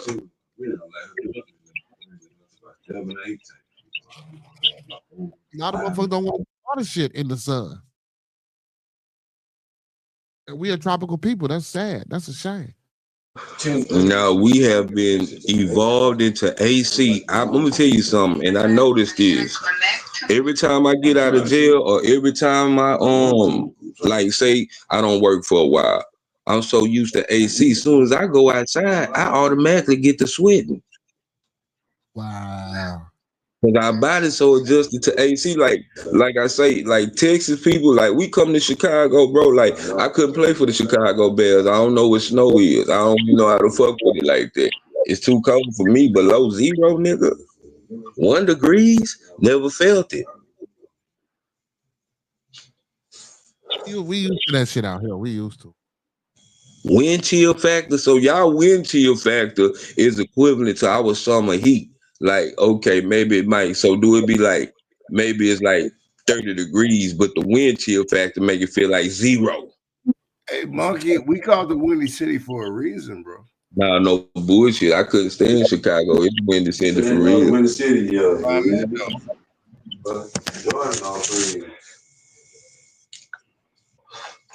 Jordan statue gonna freeze. That nigga said the Jordan statue gonna freeze. I think when they got like real Jordan statue's metal. I'm just saying what you saying. I think they got a bunch of snow down there. I had seen on the news. I seen Jordan froze like that. Hey, let me ask y'all. You get your passport, everybody know you come from Chicago, no matter what you're talking about. Yeah, I want to fuck with it one time, man. Chicago look live and it look like it's dirty at the same time. It look gangster than a bitch down there from the where niggas see. It look like city. It look like a baby New York somewhat, like a part of Chicago look like it is. or Harlem somewhere. Now y'all look more Harlem like with yeah, our Harlem is Bronzeville. You go up north, you get the white people. We look Chicago like we don't look shit like New York, my boy. Hello. Shit like New York don't look shit like Chicago. Nah, I'm just saying how it look on the slide. Like, you know what I'm saying? Nah, I ain't saying that, but it do look like it on the slide. Like right now, Black New York is Hyde Park. Hyde Park, that's where my nigga Chi-Town from. I couldn't think of the neighborhood. Hyde Park is where my nigga Chi-Town from. Remember I was trying to tell you what neighborhood my partner was from? Hyde Park. Where the university is. Chicago. Chicago. You got it, Monkey. Yeah. You right. Yeah, I couldn't think of. I was trying to. Bearded ain't from. That's my homeboy though. But Bearded be in his own world. He already in his own country. He already in Grand Rise. Oh, hey, you gonna support our school? Yeah, you gotta support the school. You are already a dean at the school, master teacher. We finna start the Martin Luther King. I'm not a dean. What you want to be then at the school? No, I'm just an educator. I'm just a science teacher. That's it, brother. Well, you gonna be over the head curriculum of science. In our country, you gotta be the head nigga. You the right hand man. Yeah, I don't do discipline, brother. That's all I'm saying. I don't do discipline. Nah, you come get me. I do all discipline. I'm still under the corporal punishment, nigga. We paddling and everything in my school. Yes, sir. Yes, sir. I don't do discipline. I just do education. Yeah, I do discipline, man. Discipline. Gotta get the parents to sign waivers for that, man. Yeah.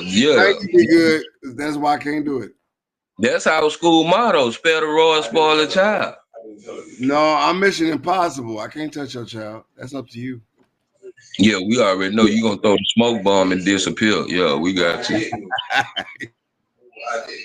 We gonna be like, damn, Master Teacher, you ain't gotta do that shit every time just to go to the restroom, my nigga. Damn, yeah, I'm just saying, that's your child. I can't put my hands on your child. Leave me alone. I'm trying to get Oh no, I ain't telling that. Yeah, man, that's why I feel bad. That shit'll be funny, nigga. In a movie, this nigga just pop up and every time he leave, he throw a smoke bomb. I'm finna go to the restroom. Poof. You go. I can't stand you. That's what I do to parents. I don't know, but I want to do this. Yeah, man, but I don't know, man. All I can say is, man, about this country, about the things that go on with Trump, all this here shit, man, all it is something to complain about. It ain't never been a president in this bitch that we ain't everybody like. Yeah. And I never been one that everybody like for real, bro. And then just to be, he only like 1 year in. He got 3 more. It's like 4-year term for presidents. This is gonna be bad.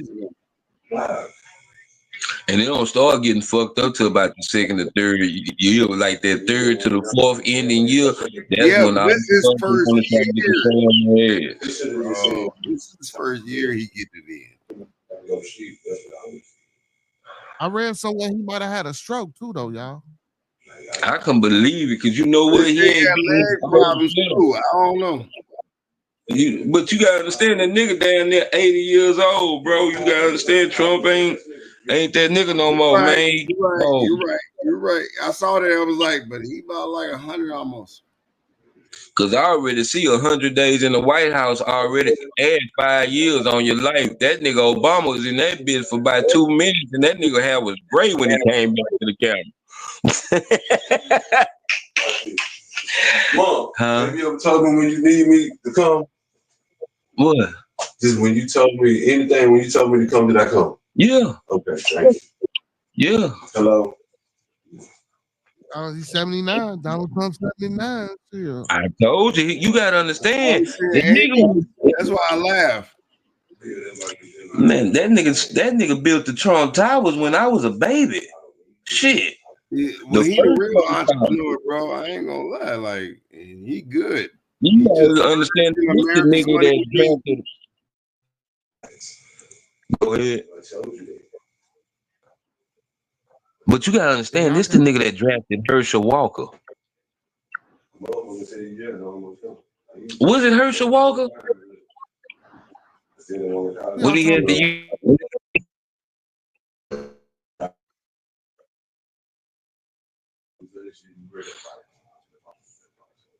Hey, Monkey Man.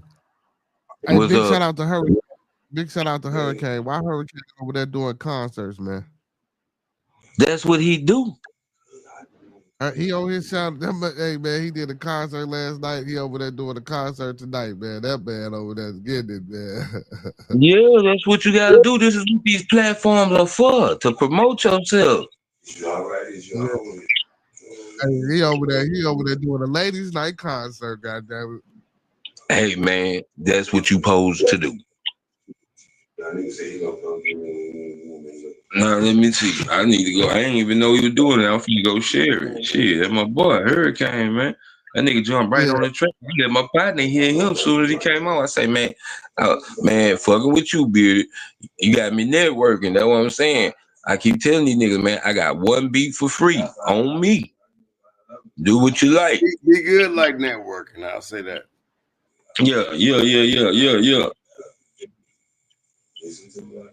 It's the consistency on it. You know what I'm saying? That boy here every night. Like, I'm still doing research to figure out what y'all was talking about, but I know that's one thing he liked.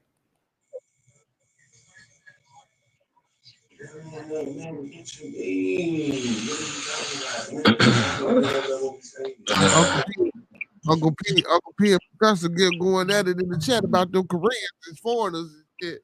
Let me see, cause you know, all right, I hate when my boy Uncle P But get I right. said it, like you already talked about that. If you was considered a terrorist by any means, yeah, ICE.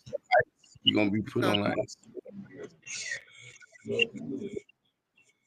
Nigga, if you consider not being American. No, but what I'm saying is honestly, Monkey, they like Pritzker can suppress the National Guard, but unfortunately they can't suppress ICE. Look it up. So Korean, Hispanic, or gangbanger, you're getting deported to something that's worse in terms of prison. Yeah, I think they was terrorists. I think they trying to deport the gangbangers to a country. Like they were trying to get rid of. I'm trying to tell you, this is a universal law. I don't know if that is right. Shit, I don't know if that is right. But okay, you a vice lord, GD, or whatever. Guess what? You gonna talk that lingo? They're gonna get your ass deported, and the prison systems over there are not nice. No, hell no, boy. And then that was crazy, man. Whatever happened to the essay that got took over there? Did he ever come back? Monkey, you right, because they had the Venezuelan gangs, the M16s. Their gangs are worse than ours in Chicago or the United States. You got to get treated like a terrorist. All right, you think you a gangbanger? All right, good luck with this one. I'm gonna tell you something, but that's gonna really fuck up. Cause I'm gonna tell you the God honest truth, bro. At first, it might be some friction, But one thing about us, we gonna go over there with them folks, and they gonna come together, and we gonna take over some shit. We'll start grand rising right there. You right, Monkey, but you in Venezuela, there ain't no folks, and you in a prison system with them. That's tough. Yeah, because we're gonna have to figure it out. You know what I'm saying? Because, like I say, in prison, you gotta understand over there. If you ain't got family bringing you no food, I don't know what you gonna do. Listen to me. That's how they eat. Like the government ain't feeding them folks over there. Like we just don't know how good we got it in America, bro. On the lower level. Then the are you a soldier lower or are you a human being? Like, do you have a choice? Or are you following something else? I was hungry. That shit like killed my appetite.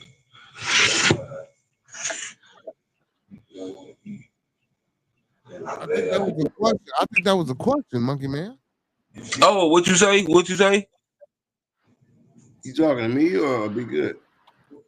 No, he said you asked the question. Are you a soldier or are you a human being? Meaning you have choice in what you do. It's called cultural appropriation. Or Be Good knows what I'm talking about, imposter syndrome. Which are you? Imposter syndrome? But I'm not imposting being a soldier because I'm gonna fight for the right. You feel what I'm saying? Like I don't just fight. Which right, Monkey? Which right? I won't know till we all agree. I won't know till we all agree. My right. As a Freemason, I can tell you it takes 3. But that's what I'm saying. But yeah, it takes 3. But let's be for real. It takes 3, but it takes the 3 to persuade the majority. Agree, opinion can be changed. Be Good. Talking about it's called Royal Arc.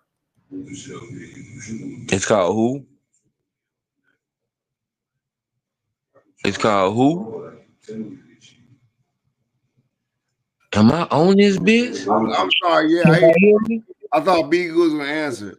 It's agree. It's called Royal Arch. Are you talking to you? Yeah, it's about you need to start listening to me.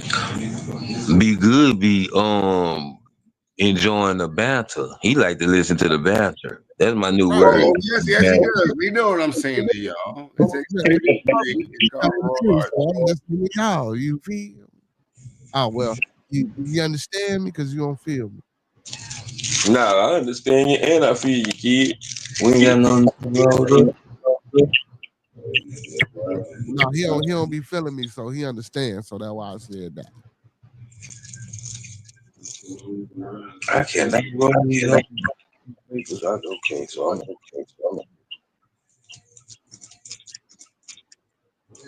He said, "Fuck a Korean, I'm American first." Y'all is wild, man. I mean, like that's what we represent. I mean, okay, so like we don't have no known.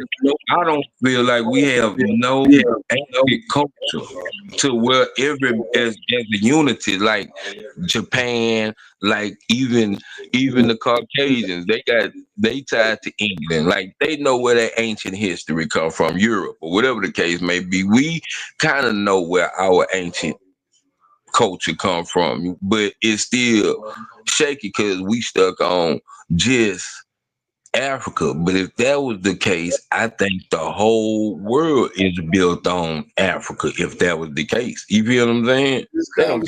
Monkey, you made this conversation very interesting. Yeah, that's how I look at the world, because we like the whole argument where we from. Okay, if you want to be very basic, everybody from Africa, I think until we get to Jacob and Esau in the Bible, I think until then. Are you getting biblical? Huh? Go ahead. He said you getting biblical.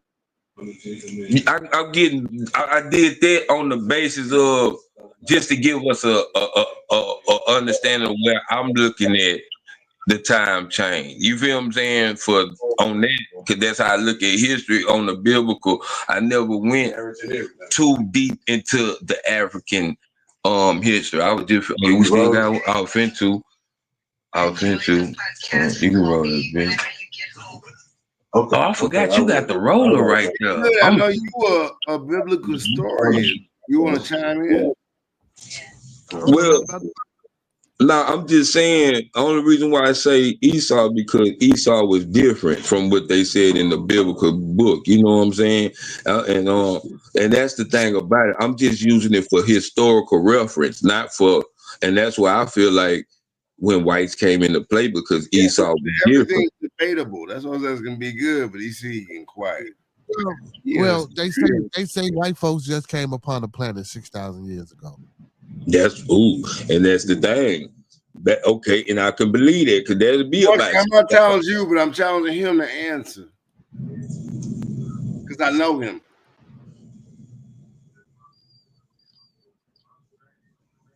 But it's crazy.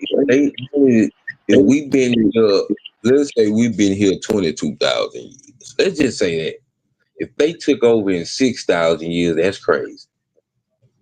Yeah. Yeah. 6,000 years. I'm gonna tell you this, and I'm gonna say this because I've been to Mexico, and I know this for a fact. Black people are not the minority. It's a nigga everywhere in the world. And I only say niggas as black folk. That's my I'm head of the Negro party, the nigga party. I'm a niggercratic, so I didn't speak on the niggercratic party. You know what I'm saying? That's why I use the word. I'm not using it as the talk. How you say it? Y'all know what I'm saying? The talk. I have you say. I'm gonna get the word by the end of the night. Derogatory. There you go. Derogatory way. Now, I'm on behalf of the street niggas. I speak on behalf of the street niggas of the world. Shit. Yeah. Because I'm trying to transform them into black people. That's why I bring them to y'all once they go through my nigga calm down session. Like, nigga, you got to calm down before you come over here. Yeah. You know what I'm saying? Like, I can't take you over here like that. You got to calm down, nigga. Like, the black people don't act like that. See, before I turn a street nigga into black people, I got to get them calm down first. Leave the stick at home. Don't bring the stick. Don't bring the pole. They're good people. You can trust them. You know what I'm saying? Bring your kids. You know, shit. Like, but everybody got to calm down. I'm with Monkey. Go keep talking, bro. Yeah, no, that's just how I be feeling, bro. That's how my head. That's how my head is. Like me and my partner started. I'm with you. Husbands understanding humble. That's how. Husbands understanding humble. Hush. Sometimes we gotta hush. Be like, bitch, just talk. Go ahead, talk. All right, you through? Okay. You through? You done? Okay. Husbands understand. What'd you say, Master Teacher? Understanding humble. No, I agree with you. Yeah, husbands understanding humble. Right. We gotta be humble sometimes. Cause I know one thing, you not finna win no argument with no woman.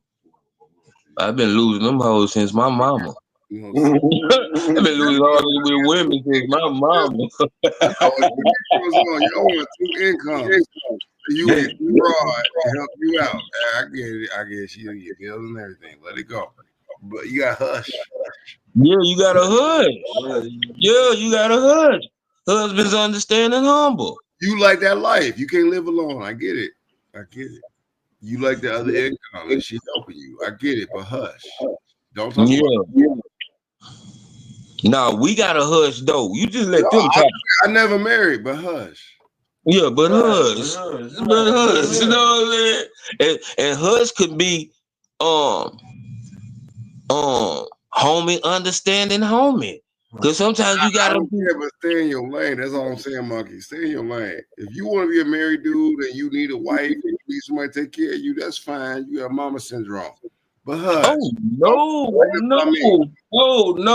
no. I I'm tired of these hoes. I just want to be with one person syndrome. Like I don't just like I don't want to just A lot of them out here, Monkey, don't cut you off. They have polyamorous situations. Like they have multiple wives and blah blah blah.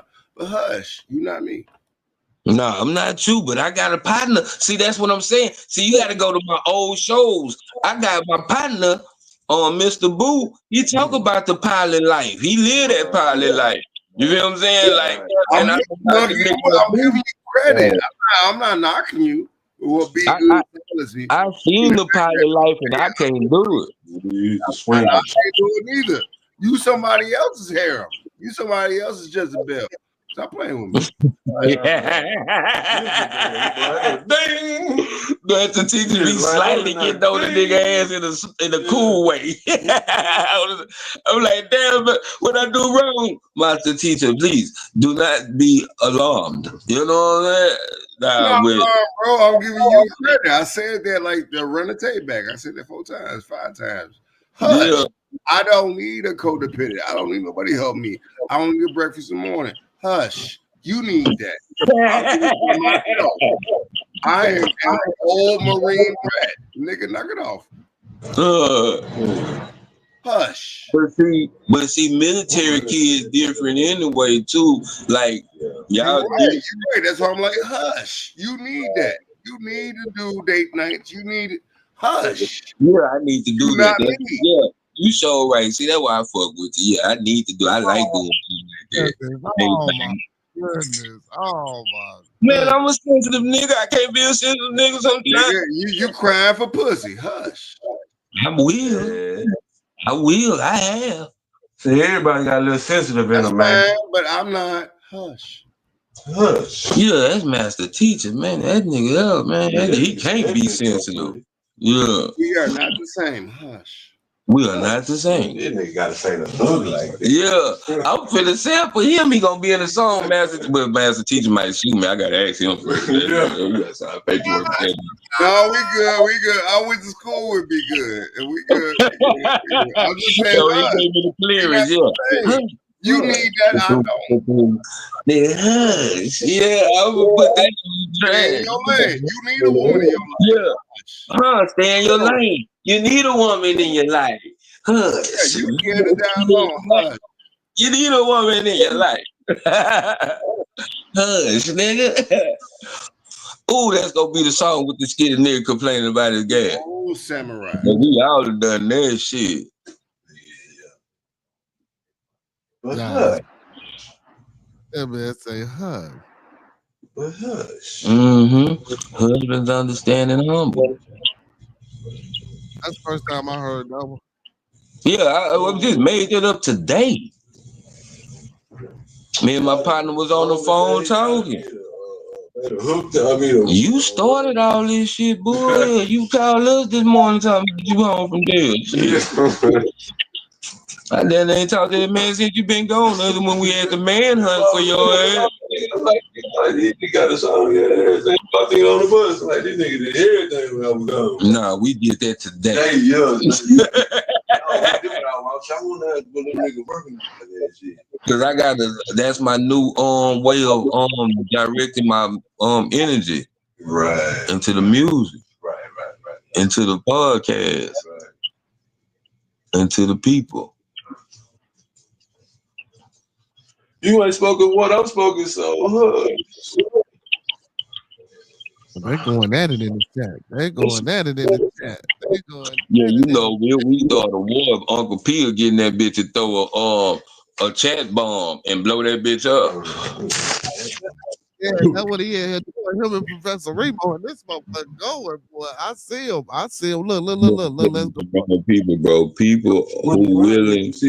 Man, I don't even know where they're riding. I'm talking about that bitches on the bed, probably somewhere. I can care less about social. Yeah, but you don't break it down with your hand because that grinder, they're gonna turn that shit into dust. I got it when I look at it. Oh man, I'm looking at the chat and I be in the damn and keeping the mic on. No, but I thought you said you walking out there. You said you. And no nigga was allowed in the said shelters. Look it up. Or ask her. That's true. Hell yeah, man. I talked about this. I talked about that. You know what I'm saying? He said they refused to open up schools in the hood of Chicago, but renovated them for shelter. You know what I'm saying? None of us was allowed in said shelter. I talked about that. You know what I'm saying? I remember we was on here with Cito Boy, and that's when Cito was like, well, how did it affect, you know what I'm saying, where you at in your area? I was talking about that. Professor said, so it's not Greg Abbott's fault for sending them up here without notice. Well, no, it's not his fault because we're a sanctuary city. So by us being a sanctuary city, if they came there, he had to send them to places where he could send them to. And we just by happenstance happen to be one of those places. Now, what the fuck is a sanctuary city? Because that's what I'm saying. And like let me say this before you go into that. I feel like every state is its own country. Like everything different when you go to another state. Like if this is America, if this is the United States, if we're united, it shouldn't be no borders. You know what I'm saying? Like that's how I look at it. Well, yeah. Well, originally the 13 colonies, before we became under a union, we were countries. Every state was a country. Mm-hmm. I know for sure Texas was his own country. Shout out to Sam Houston, you know what I'm saying, for being the first president of Texas and the only president of Texas. Mm-hmm. Yeah, so a sanctuary city limits local government cooperation with federal immigration enforcement to protect residents, especially undocumented, from deportation, foster community trust. There is no official definition.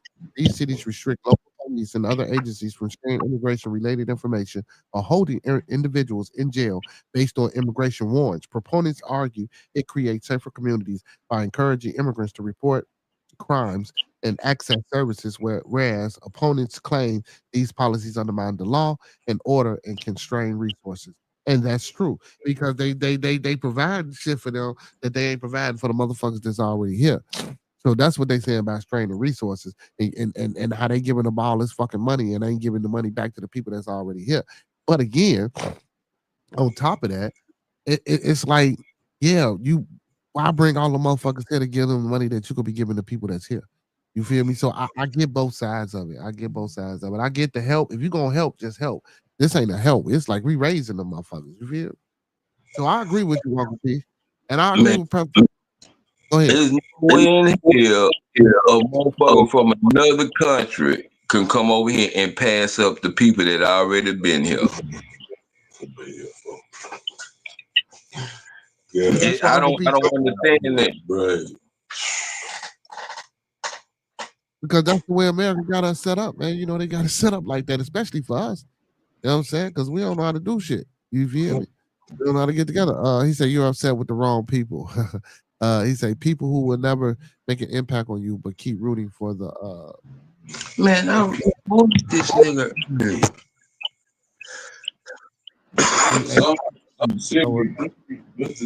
I just sent that one to you. I sent it to you.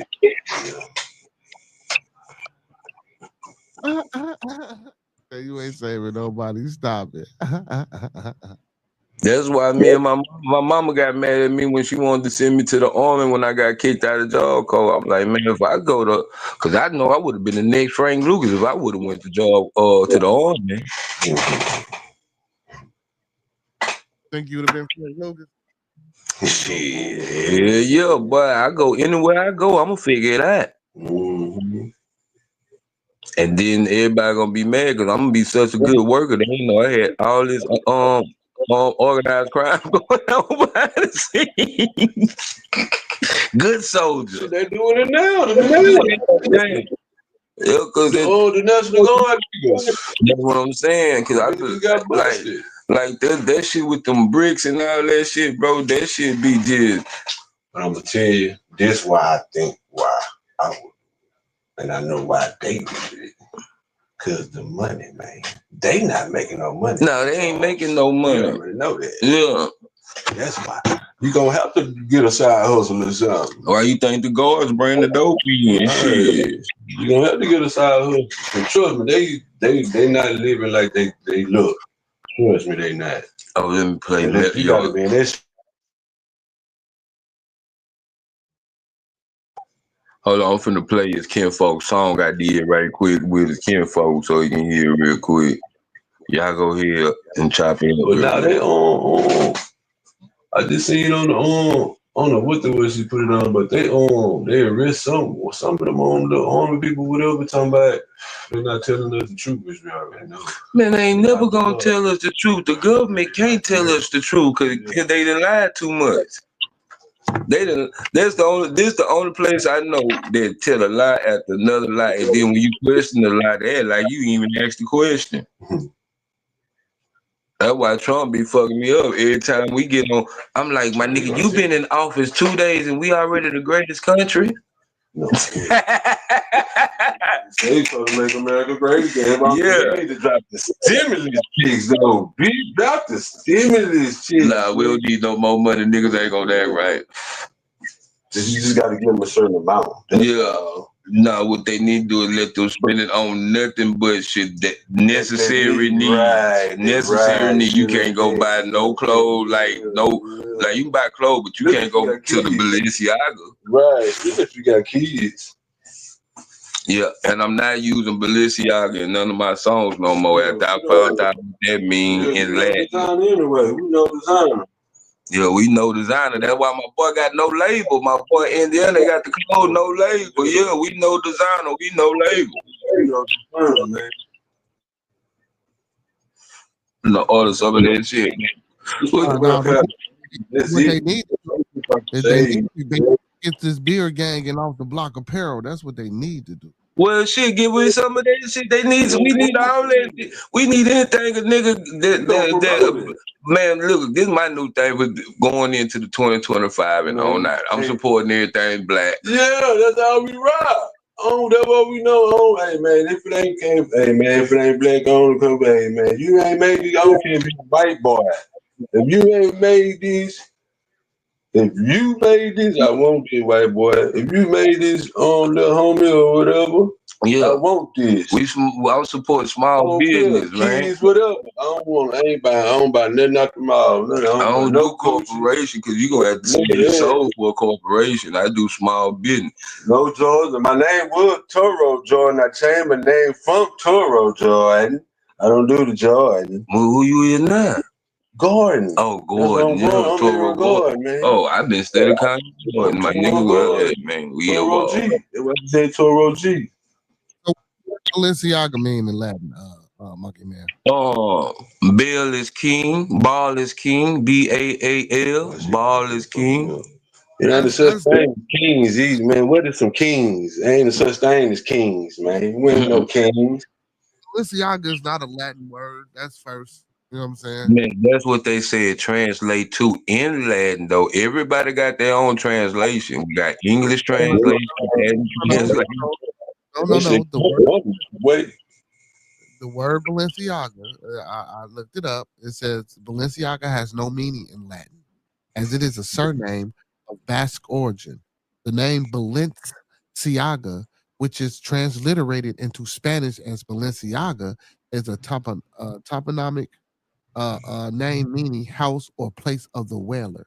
It comes from the Basque word balea, whale, onti, ship, and the suffix aga, a place suffix referring to family historically involved in whaling. Therefore, the origin meaning of the name Balenciaga are Basque, not Latin. Now, bro, I did see. Does they gonna put that on there? That mean that, bro? They not gonna tell you that, bro. You gotta go research that shit. I did see Balenciaga means ball is king. The controversy led to the claim that Balenciaga name in Latin is ball is for king. Baal was a Phoenician deity of the ancient Near East. Yeah, so no. I'm not. No. It could be somewhere along the line. I mean, you gotta look at what they believe in. Do you know that one of the first slave shoes was Balenciaga? I don't know about that. I don't know that. You gotta look all that shit up on the history of these people, bro. A lot of this shit they'll tell you what they want you to believe, but then when you see what they do, like I look at anytime, like anything Balenciaga down there black, like they on some real live black shit, and when you on that real live black shit, I'm not talking about our black, cause we not really just black, but I'm just saying, I'm talking about the real live color black. The black. Because even my mama told me this back in the day. Black and white are not colors. They was not colors at one time. They was not colors at one time. In her school, so you know what I'm saying. But at the end of the day, like that's what I love history, because I'm learning a lot of this shit is a lie. That's bullshit. And I'm gonna tell you something, and this is where I believe, and this is what I believe. I just telling y'all what I believe. I like to tell y'all what I believe. Ever since we started putting the gay dude as Jesus in our household, that's what's been fucking the world up, and that's why homosexuality has snuck into the church. Yeah, that's a gay white man on the picture, bro. It ain't Jesus. Yeah, I just got respect. Yeah, yeah, all that. I believe it too, and that's what I researched. Going on back then. His name Caesar Borgia. You know what I'm saying? The nigga that's on the picture. And then I'm gonna tell you too, like that was supposed to be Michelangelo Lover who drove the damn thing. Yeah, I'm gonna tell you too that why they say, that's why. Go ahead, Beard. I said I know who it is. I heard about it. Nah, the world is waking up. It said it in the Bible. We start waking up, but it's like it's slowly though. We like really just got to, like, you know how you first wake up, but you still be foggy. Right. Yeah. You see what I'm saying? Yeah. Once we get catching up. Yeah, you gotta start catching up and like, damn. So you mean to tell me I did 12 years of school, and when I become down at 36, 37, you tell me Christopher Columbus ain't found? You mean tell that bitch just sailed the ocean blue in 1492 and found America? I'm gonna tell you, man. And we been here? I'm gonna tell you, man, shit crazy. Shit, this one really fucked me up though. On how we can go to school, play sports, do acting class, go to theater arts. That's what we want to go do. Go to school to theater arts, be an actor. And when you get up to Hollywood, how that shit is. It's how freaky you want to be to get to the big roles. Know what I'm saying? But they teach us this shit though in school. Not the freaky shit. No, that's what I'm saying. That's what I'm fucked up on. Cause we're not thinking of this, you know what I'm saying? I'm going to school to be an actor. I'm not. If I'm gonna be a successful actor, I'm not gonna go through all the Tyler Perry type shit. Hell no. Boy, female, you know what I'm saying, or whatever. You know what I'm saying? I'm not gonna go through this because they got like school for rapping. Cause you know what I'm saying? Everybody want a bunch of money, but it's like everybody with a bunch of money weird. No, they don't tell you this in school. That's what they don't tell you this. Because you can go to college and everything, still go to acting school in college. I don't think they still gonna tell you they gonna mess with They got the wax in it, huh? Yeah. Yeah, I feel that bitch. Ooh-wee. They ain't gonna tell you. They just thinking this good. This what you need to be. You're gonna be the greatest actor. You're gonna be the next Tom Cruise. Yeah. You know what I'm saying? And the colleges know they self. But if you go that road, you gonna have to look at who gonna be behind that door. So what's so crazy?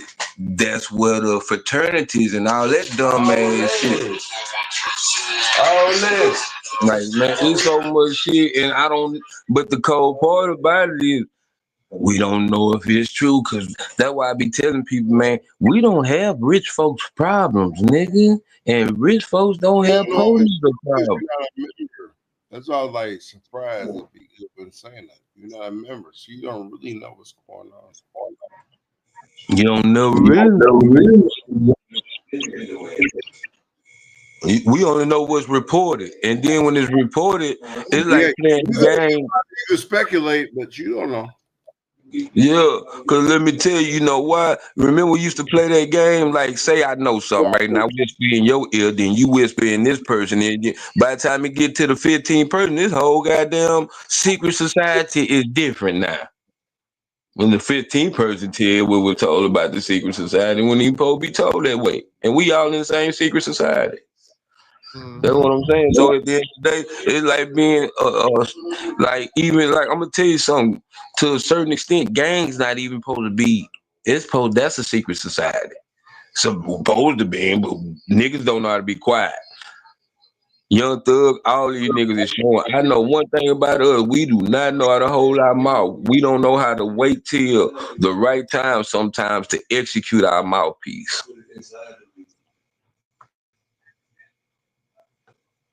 I agree.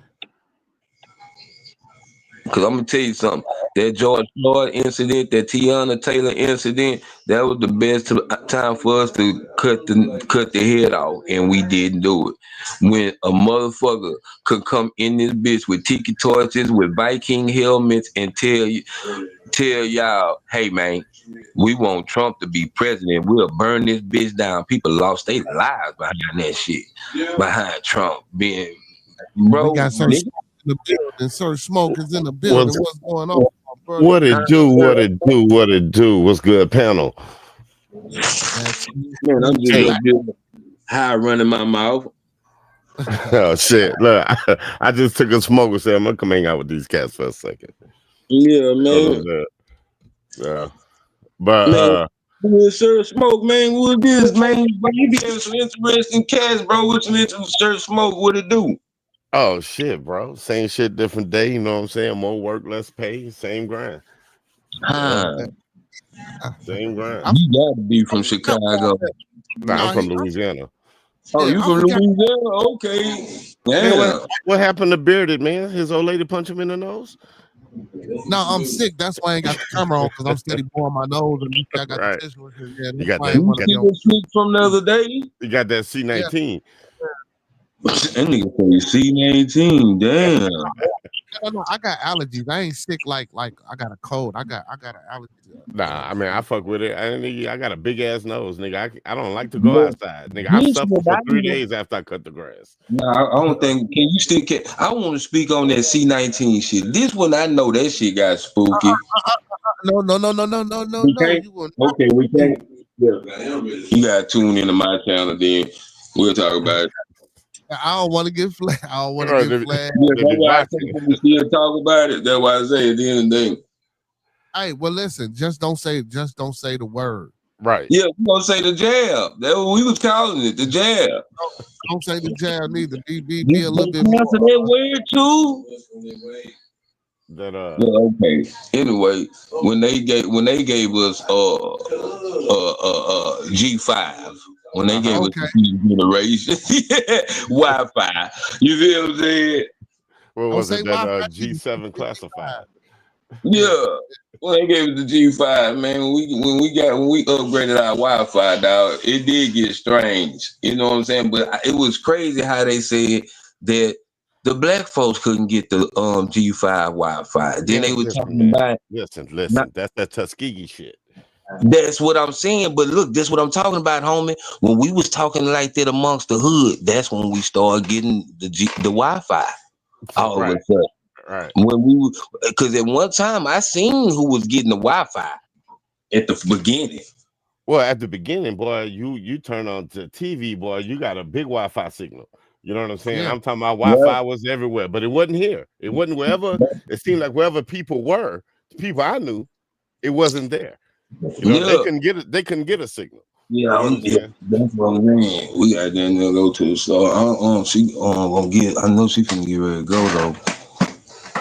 But you know, since the beginning of the time, like you know, just not to be on some race shit, but you know, we always been a little stronger mentally, physically. You know, that's the reason why they use us as the prototype of what if they can take your melanin and make you part of them, they absolutely would. You know what I'm saying? You know, they want to run a 4.3. You know what I'm saying?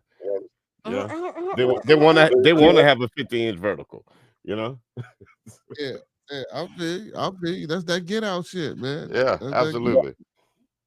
I'm telling you, man, motherfuckers, that shit is gonna come to pass for motherfuckers, man. That get out shit, man. Oh, bro, I saw an interview. Well, it was a clip the other day of Donald Trump at some kind of summit, and Putin was talking to Netanyahu, whatever his name was, and they were talking about, they were talking about. He said, you know, today that you can live forever, you know, with organ transplants, and You know, with all of this stuff. So when you got these people out here snatching folks, oh shit, they want themselves, boy. Mm-hmm. You know what I'm saying? They want themselves. You be 90 years old and they're telling you, man, well, you know, you're having heart failure, and I can still I got a litter to pick from. I can pick a heart from, you know what I'm saying? Get the heart you want, get the liver you want, get the kidneys you want. Like, but the body though, see, that's the thing. The body can't sustain all those transplants. So I'm thinking they gonna come up with a way to make the body stronger. Yeah. But that's why they want your that's why they want your juice. You know what I'm saying? Because it's a little stronger than the rest. Yeah, you know? Yeah. They're gonna start growing bodies in labs and shit. And then they're gonna be all they're gonna do is just download consciousness into them motherfuckers. I believe that shit. I believe they're close to that shit. I'm saying, man, I'm just saying, you know, motherfucker be like, man, you know, motherfucker be thinking motherfucker crazy. But yeah, man. Hey, y'all was just talking about how y'all think some of the movies be real and shit. Hey, look, at least the concept, like somebody got an idea for some shit and wrote a movie about it. You know what I'm saying? Oh, yeah. They saw something that inspired something. Yeah, especially like when we get to talking about the Matrix and shit. Oh yeah. Oh yeah. Shit. Oh, yeah. But yeah, man, how you I don't know if I probably missed this part of y'all conversation. How you feel about the pew pew incident? Oh man. So yeah. So that was earlier. So now, like I said, man, they caught the motherfucker that shot Trump. They caught Luigi in another state, but they can't catch this motherfucker that shot this man in the neck. They're not gonna. But they found the assault rifle off in the woods. Right. 30-aught. Yeah, off in the woods. They is crazy, man. They gonna put that motherfucker gun out there in the woods, man. So we can perpetuate the story. Is that really what they did? It's possible. I literally saw an interview today with I forgot that black dude name. He was a sniper. He do a lot of podcasts and shit, got dreads and shit. But I know you talking about. There was asking him about what he thought about this. You know what I'm saying? And he was like, you know, he said it probably was an amateur because if it was a professional, you wouldn't see him at all. You know, like you wouldn't have no clue. So it had to be an amateur. But at the same time, like could that Pum have been left behind to throw off? Right. You know, but they say 200 yards if you are fishing with the pew pew. You know what I'm saying? They say 200 yards is nothing. Yeah. And then like, so I was talking to a person. They said, well, it had to be an amateur because they shot him in the neck. I said, well, what makes you say that? Because it could have been a pro that just shot him in the neck that made it look like an amateur, so it could throw off whatever. But if it was a real professional, like you said, it would never. Nobody ever. I mean, it was definitely take you out, Pew. You know what I'm saying? Like, ain't no coming back from that. You know what I'm saying? I think it was. You know what I'm saying? Because he was rocking with the Trump administration. So yeah, most definitely. I wonder if it was a sacrifice. Oh shit! Shit! Let me show you how to really just strike you. You know what I'm saying? Let me show you how to take your mind. Let me show you how to start a civil war. Oh shit! A real sacrifice. You know? Oh shit! You think so? It's possible. You know, it's possible. I could use this person right here as a true distraction, and plus the things you were talking about right before you got. And I'm not talking about all the hateful stuff and all of this. He wanted them files, and that's one of your biggest. You know what I'm saying? Mm-hmm. You wanted them files. So if you had to make a sacrifice, I would think that he would be sufficient. Yeah. But nah, look, speculation, nigga. I'm just a nigga watching YouTube and TV and reading. No, but you know, you got a sound point though. You got a sound point. You know, so I don't. That's a very sound point. You got me over here thinking that. Now I'm thinking. Now you got my motherfucking wheels turning. I mean, but if you wanted to throw off the fact that the tariffs is jacked up, like the economy is horrible. Some of the stuff y'all was talking about with even immigration coming out here, and people say they're taking jobs, but they ain't making no money neither. You know what I'm saying? Right. You know? So that's like, if you wanted to throw everybody attention off and enforce your agenda of make America white again. You want to start this war? Like, why is the HBCUs all shut down today because of bomb threats and shooter threats and all kind of stuff? Damn, wrong words. But so like black folk ain't had nothing to do with it. Boy, you in Utah. Yeah, Utah. Yeah, we wasn't nowhere around that. No, man, you saw that crowd, bro. That motherfucker looked like, man, shit, a bunch of little mini marshmallows. Yeah. A bunch of little mini marshmallows. Yeah, we went nowhere around that. See, but so let me ask you this: do y'all think they'll hit Trump? You think Trump will get assassinated like that? Well, I mean, how did Mussolini die? Refresh me, brother. I don't know. I'm just saying, like, well, how I'm pretty sure it was some inside. Let me see. Let's Google it. How did Mussolini die? Dictator was similarly executed by the Italian partisan. Oh, he was executed. He was captured and unalive. I say, man, niggas dropping one verses now. I love America, bro. So when people talk about immigrants and stuff like that, like I know that we're supposed to be the biggest bad. Our poor is supposed to be balling harder than every other poor in every other country. Like we supposed to represent the best of the best, even at our worst. You know what I'm saying? But it's like for the last 10 years, it's crazy. Because I can tell you what, nigga, I'm not getting on no roof and laying no shingles. It's hot, boy. It's hot. There we go. See, and that's why them damn fields that Monkey Man was talking about earlier ain't being motherfucking tended to, because like we say, ain't no white folk finna get out there in that sun. No. Ain't no Negroes getting out there in that sun. See, but I don't know if you remember right before the election when they're talking about black jobs, when Trump always saying that man, they're taking all these black jobs. That was the jobs. Nigga, the only cotton I'm picking, that bitch gonna say Hanes, Fruit of the Looms. You know what I'm saying? I ain't picking shit. Oh shit! If they can't, so that means that means you gonna start a rebellion then. So if they came right now and told you had to pick some cotton, what you gonna do? Shoot yourself? Oh no, man! You gonna? I have to start the rebellion. I have to be a martyr. You know what I'm saying? You know they gonna. You know what I'm saying? You say they can't blame black folk for Charlie Kirk. The only Negro within 200 miles was Carl Malone. Well, I mean, the Utah Jazz was out there. You know what I'm saying? Somewhere, I'm sure within a 500-mile radius. Oh shit, man, that was funny as hell. Shit. I don't know. He don't stay in Utah. Do he still stay in Utah? I don't think he stay in Utah. Let's Google it. I don't think he stays. What state does Karl Malone live in? He got to be in California, or did he go back to the country? Arkansas. Yeah, I see what I said. Did he? But he also maintains ties with Utah and spends summers in Alaska. Okay, well, yeah, of course, because he played there, so I'm pretty sure, you know what I'm saying, he got some investment in the team or some type of development aspect within the team. I would. Yeah, I would. I mean, don't get me wrong. I would hope so. Yeah. He played with the Lakers, but his tenure of his career was with. I'm saying he did. They might try to do him like Charles Oakley, But Oakley a motherfucker though. I don't think Malone, Mike Oakley a motherfucker. Yeah, he don't seem very business savvy.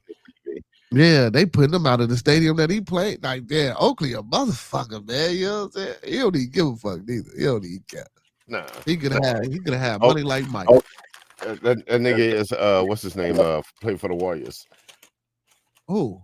Draymond Green. Yeah, that's but Draymond's smart. Like, that's a smart dude.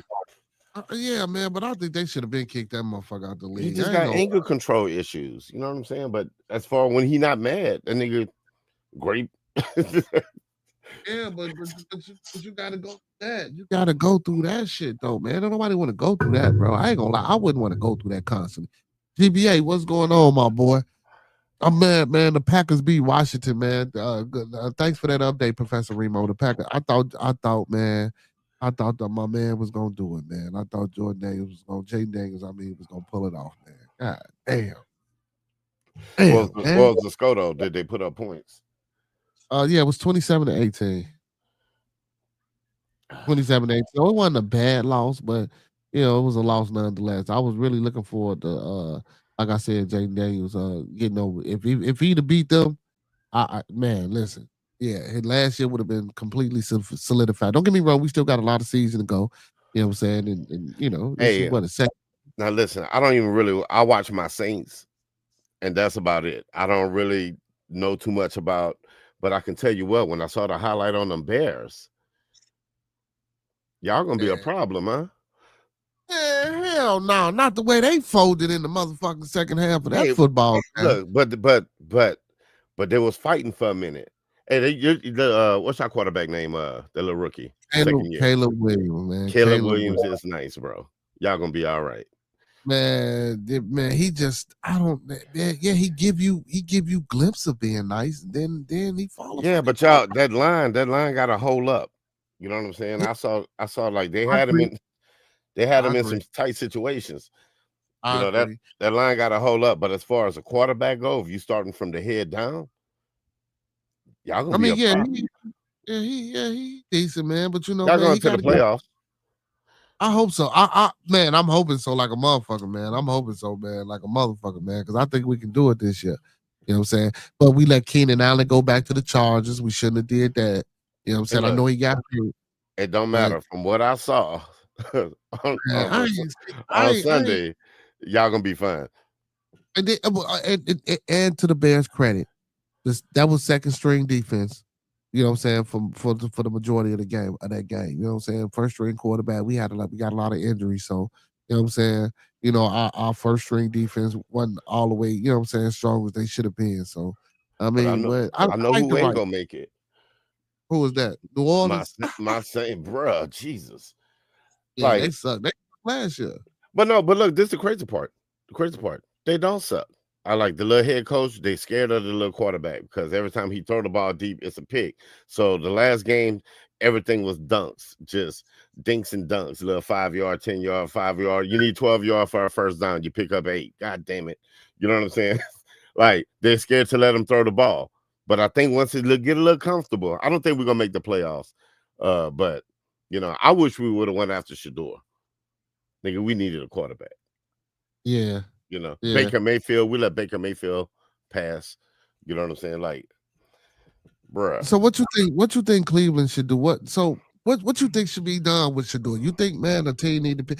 Honestly, I think a team need to pick him up, man, and let him start. I think they need to go ahead and just get his career popping, man. Fuck all that second string, fuck all that third string. If a team don't pick him up, which I don't know, I think he's too valuable. He's still with Cleveland. He's still with Cleveland. I know, but I think he should stay there in politics. Next thing you know, they're not gonna have a head coach. You're gonna have a new head coach, you know what I'm saying? And they're gonna win some games. I was thinking the same thing. Politics, because Flacco right now, it don't look like Joey, man. Joe, you gotta go sit your ass back on the couch. Nah, he's a great backup. If you need a great backup, he's a great backup. You know what I'm saying? But like you gotta if you want to win, you know what I'm saying? Like if you want to have your whole team with a winning attitude, like we the shit. You know what I'm saying? That's what you want. You want your whole team to feel good. Even when they fuck up. You know what I'm saying? If you can do that, then yeah, winning become fun. You turn into Golden State when they was winning all them championships. Basketball was easy. Football would be easy. But you know what I'm saying? It's like anything else, you know what I'm saying? They don't want to let nobody rise because they don't like his attitude. They don't like the fact of he don't have a yes sir demeanor. You know what I'm saying? You come from it. Like you're not out here trying to make some money to get to my house and get the grandmother out the project. Yeah. You know what I'm saying? Yeah. I was thinking the same thing. I was thinking like, man, he should get in Joel on the sideline, help him out with his reads, talk to the receivers, be a cheerleader. be a good hype man and you know, just support the team, you know what I'm saying, being the third string quarterback, and you know, hopefully the organization to see that and you know, and see what he No, brings. that's not how that's gonna work. Because if that's the case, that's what they want. They don't want him on the field. So you just gotta hold off for a second, because Destiny is a motherfucker, bro. Destiny is a motherfucker. That boy was meant to play football, be on the field, and that's what's gonna happen. Joe Flacco gonna sprain his ankle. You know what I'm saying? The other quarterback gonna come in and just stink up the place.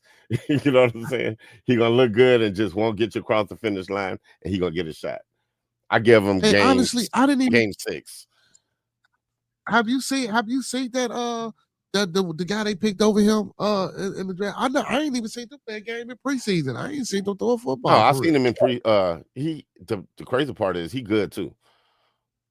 He's good too. Wow. But you know, but he fit their narrative.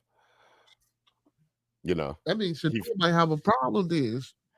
Well, I think competition like that bring out the best in you, and if he is who I hope he is, I think he's gonna rise to the occasion.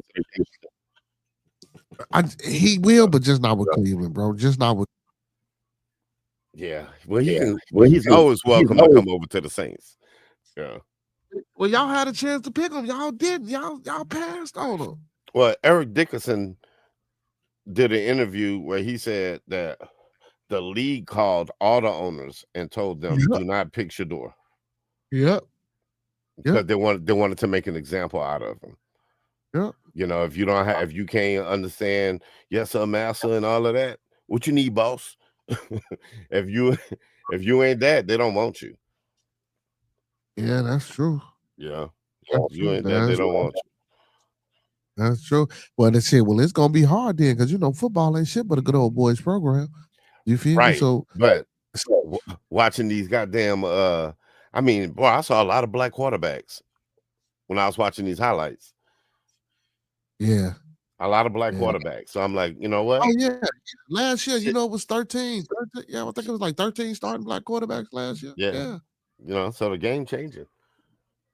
You know, Most we just got to outweigh them. They getting old. They dying. Yeah, but I hear that part. But then, where's our money at coming about the teams though? Well, at that point, I think at some point, whoever the commissioner is for the NFL, when they give black folks the opportunity to buy teams, it's plenty of black people with enough money to buy a football team. You know, you got the Magic Johnsons and his corporation and his people, the LeBron, LeBron already want to put a team in Las Vegas. You know, so it's Magic Johnson money only got him like 3% stake or 6% in Washington. You feel me? They try to hype up that shit so much. I'm talking about the Dodgers. Yeah, but I'm talking about football. I'm talking about for the football teams. Like they hype that shit up so much, bro. They want you to down there have whatever the team costs. They want you to have that plus two. Right. Yeah. Right. But you know how they do though. They pool their money together. It don't be just Magic, you know. But in whatever group they work with, you know. Yeah. We get but we don't have an all black group. You feel? Not yet. Even Clutch is funded by some white folks. You know what I'm saying? It's coming. I think I'm gonna see some shit before I clock out. You know what I'm saying?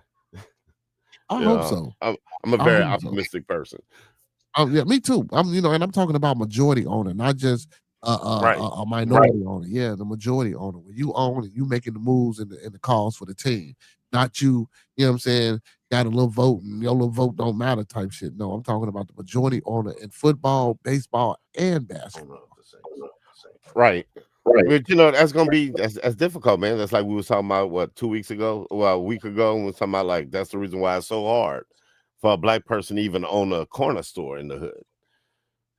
You know, it's kind of geared, you know. Yeah, that shit crazy now. Corner store. That's what's sickening, bro. Every fucking where you go, when you see us, bro, we do not run the fucking corner store, bro.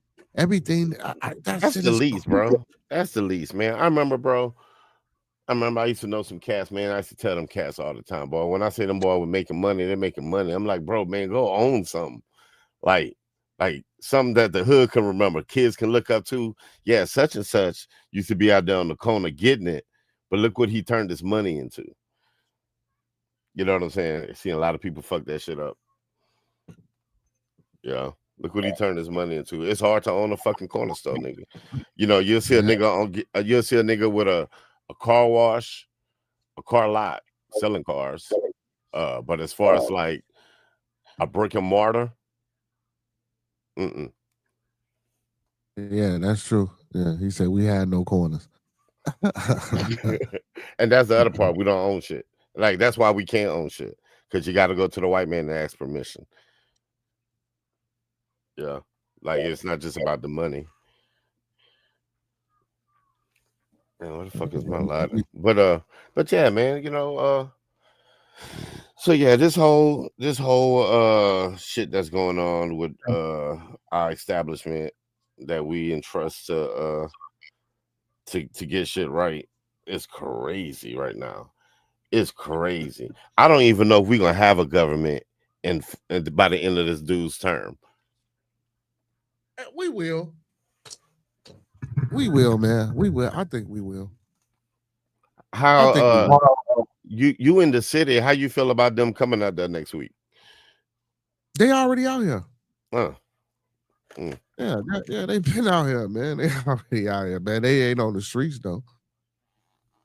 So now they might be on the streets by next week, but they already out here.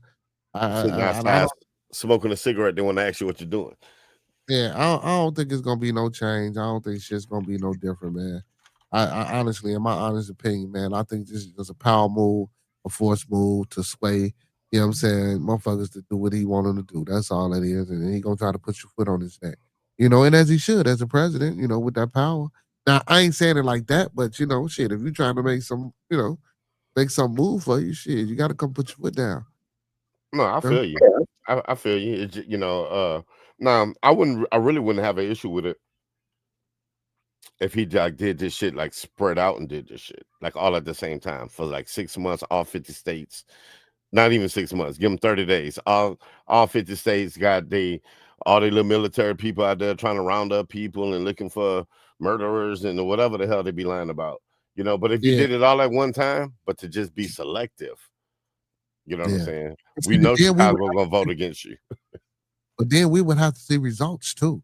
You know what I'm saying? And I'm talking about actual. Gonna see no results. My point. That's my point. If they did all 50 states for 30 days and so-called, like you said, go find these killers and all these other, like it's got to be some legitimate results, not some motherfuckers that out here and grab. I wouldn't trust them bitches to find they fucking nipples, nigga. Like more or less than find a criminal.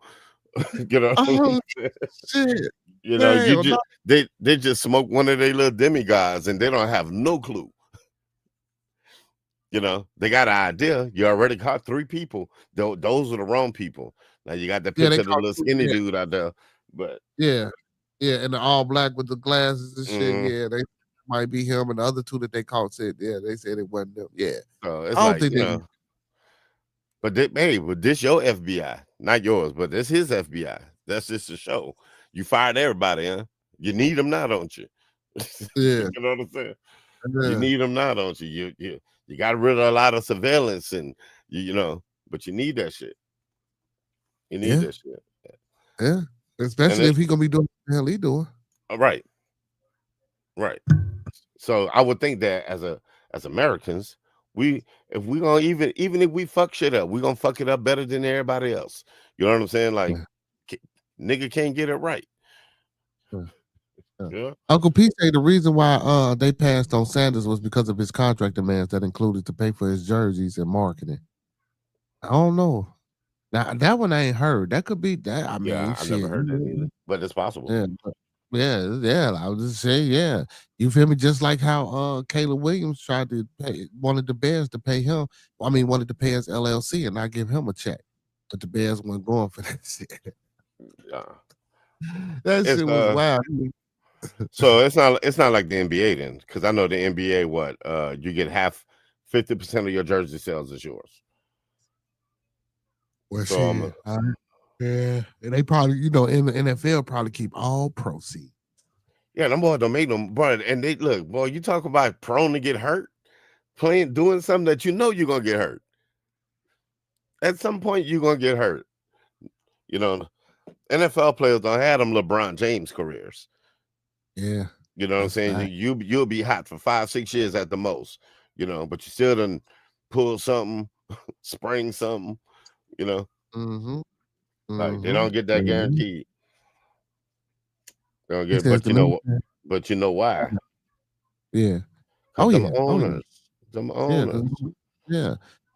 And you know they was fighting for that insurance shit. They was fighting for that. Yeah, they weren't giving them nothing, man. They had to fight for that shit. Like that's a shame. Yeah. That's a shame. But that's why they be hating on LeBron, because LeBron, look, we need A, B, C, D. You know what I'm saying? Then you're gonna put Chris Paul in charge of it. You know, that collective bargaining shit is big. That's why them boys making $238 million for 5 years. Yeah, you know? hell yeah. Some 3 shit. Yeah, you know what I'm saying? Getting max deals. Like that's a lot of fucking money. That's a lot of money. He said the military is not trained in community policing. They are trained to kill. That's it. Absolutely. Like the stuff he's done is almost amazing. Like some of the shit, like I never thought I would see shit like this. Like I remember 8 years ago when he was like, America is a third world country, but he's literally turning it into a third world country. Dictatorship, military on the streets, you know, the cost of everything shooting up, you killing all the jobs. So everything gonna be expensive. Nobody gonna have no money. So what you think is gonna happen? Crime is gonna go up. You know, crime is gonna go up. Yeah, but you think that's the way to force? Think that's the way to force in his dictatorship? If that's what he truly and really wants? Absolutely. That's why he's like, you know, that's why he picked Chicago. You know, but then when they ask him, why don't you go to Shreveport? You know, like, but you're not gonna go there because Louisiana red. Yeah, and see, and I said that shit too. I said, how many of these states is he going to that's blue? All of them. I said, and I knew I wasn't crazy. I didn't even think that deep into it, but something just said, like, why the fuck is he going to certain stuff? Like, he picking and choosing when he trying to get out. Well, no, because listen, man, you know, I saw a TikTok today, and the chick was walking down the street, and she was like, she said, I'm a criminal. Of course I'm gonna be president. And then you want to be mad when it don't work? You know what I'm saying? Little 10-second TikTok. I thought that shit was hilarious though. But that's what it is though. I mean, if you file bankruptcy 6 times, a lot of big major deals. Now I understand the financial benefits of you know what I'm saying, using the system like that. But when you're dealing with the country, you can't do that. You know what I'm saying? Like you can't try to finagle and whip and beat the system. You know what I'm saying? Nigga, you are the system. You know what I'm saying? Yeah. You are the system. Well, technically he's not the system, as he's the front man for the system. Right. Well, he their face. He their face. Everybody talk about, well, why don't the Republicans like do anything? Because he personifies what they want. Without them saying it blatantly, so he gonna be the motherfucker that's blatant. Yeah. Because they ain't got the balls. They'll get voted out. They'll get voted out. Facts. He said the average. He said the average piggy doesn't know basic constitutional rights, and qualified immunity will never make them change their ways. Right. Absolutely. But look, we was making progress. You know what I'm saying? Like the stuff Obama them had implemented with the policing of the police departments.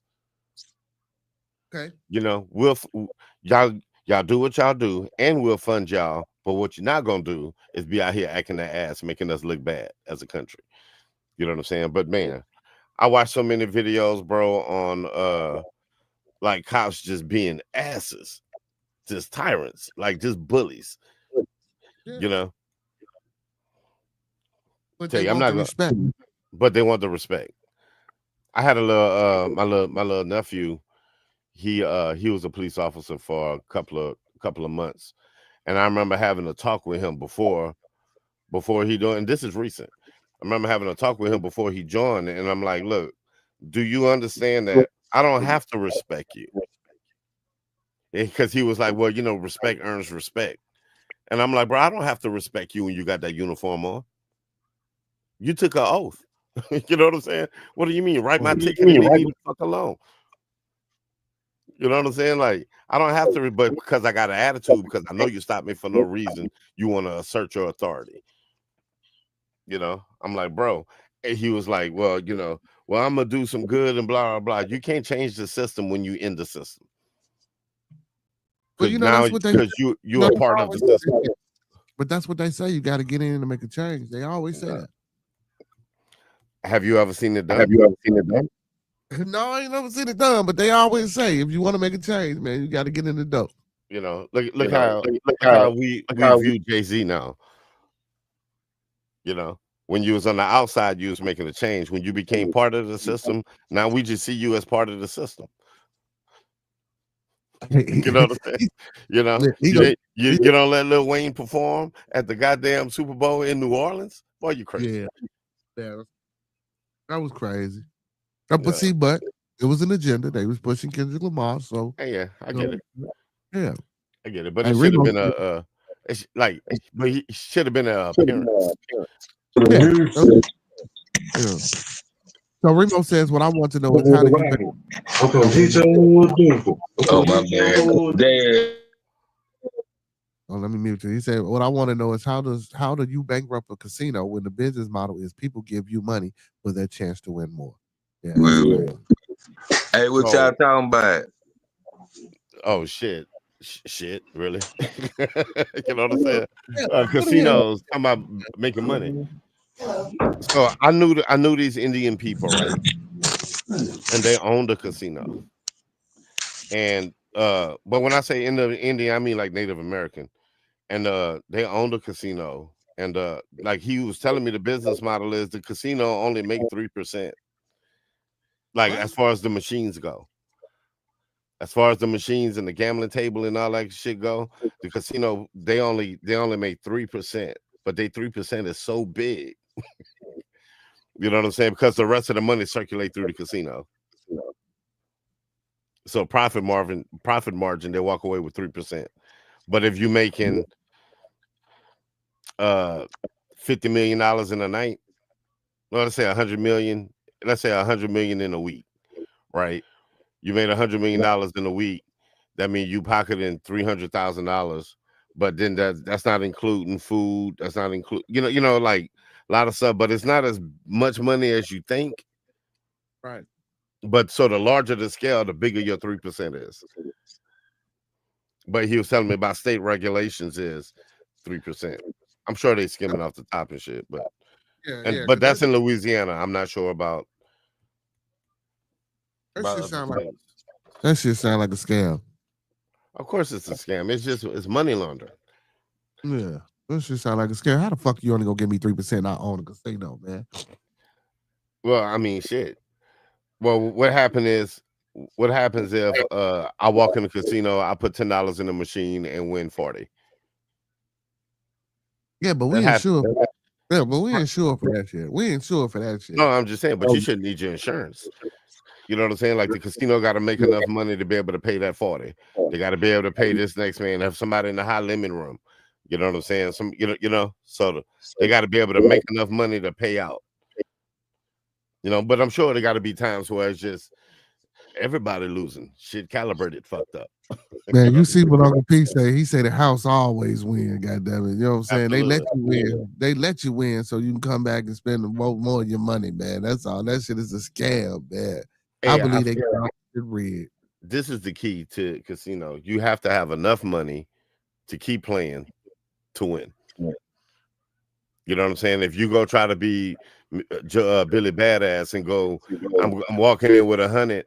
You know what I'm saying? With 100K, and I want to go bet $10,000 every bet, then you're not gonna win. No. But if you're walking with $100,000, betting $100, $50, you're gonna hit something.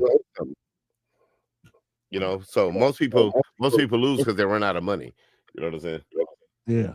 Well, yeah, of course. That's the goal, dude, to take all your money too. Shit. The goal ain't to let you win. Shit. Hell nah. That's why a lot of that shit be rigged. Some of that shit be rigged, man. Man, they got people that are professional gamblers, bro. They literally make a living off of this shit. Playing slot machines, playing poker, playing like whatever, blackjack. Like, it's a lot of people do that shit. But it's tough. When you lose, you lose. You know? Yeah, but see, but a lot of that shit be on private circuits, not in the damn casinos. Don't get me wrong, some do, but if we just talking about regular folks going to casino. We ain't talking about the professional gamblers. You know what I'm saying? That's on a different scale. You know, me, you, and everybody that's in the chat right now, we going, they getting us. Yeah, absolutely. We ain't got that much bread. You know what I'm saying? Walking that bitch, nigga, I'm betting $2. $1.60 a spin, dog. You know. Ain't getting nothing. And I like to, when I go, I like to get on the crap table. Shit, man, I had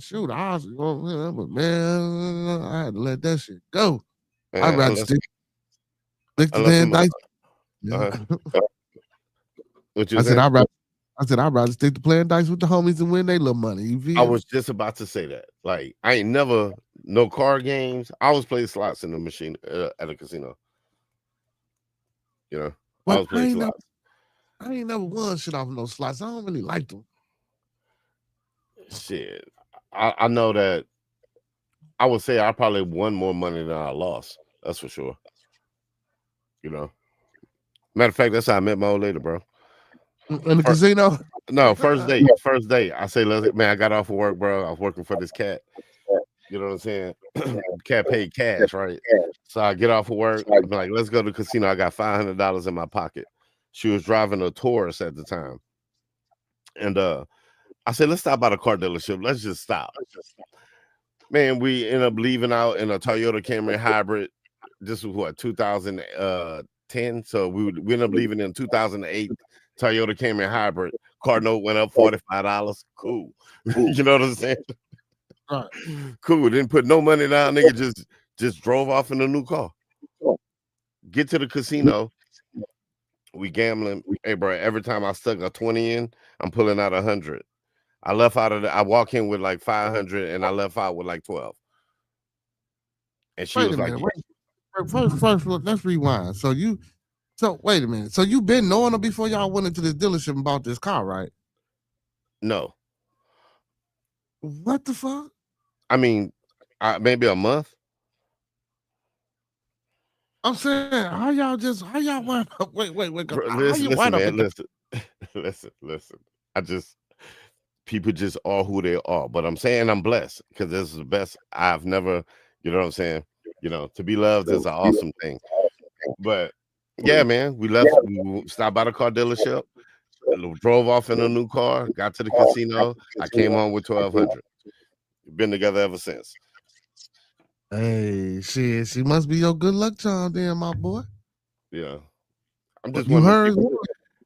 I believe in manifestation and shit. Like, I think sometimes I can will shit into happening. I think the only time shit don't happen in my life is if I don't do it. So it's like I don't have a lot of complaints, you know. Like, if I ain't got some shit, nigga, that's my fault. Cool. You know what I'm saying? Mm-hmm. Yeah, facts. Facts. And you know, enough of us don't look at it that way. Like, shit. Oh shit, man. He said he got a new car today. Big up to the professor. He said he just got a new car today. Okay. That's what's up. Oh shit, I ain't got shit. I still need my engine fixed. Bro, look, I got my catalytic converter sitting on the back seat of my Tahoe right now. I'm just wearing my old lady car out. You know what I'm saying? Yeah, I had to stop driving. Yeah, I couldn't keep doing that. Wearing that shit out. Yeah, but her shit don't burn no gas, so I'm like, I love that. Yeah. When I was using my girl, her shit wasn't burning no gas. Doing what I was doing, I was using her shit, but it was a car, man. I don't like little ass cars. Nah, I had to get used of it. Like, I can't wait. Probably next week we're gonna probably be back to the usual. But I can't, like driving that little thing. But what like I said, man, nigga, I put $25 gas, full tank. A whole week, huh? $25 a whole week. Right, good. Right, good. Right, good. Don't burn no gas. That V8 thirsty. Oh yeah. That V8 got power. That V8 gonna get you to point A to point B like how you want to get there. You feel me? Yeah. Yeah. I don't like being on the interstate in a little car. I'm so used to looking down in vehicles.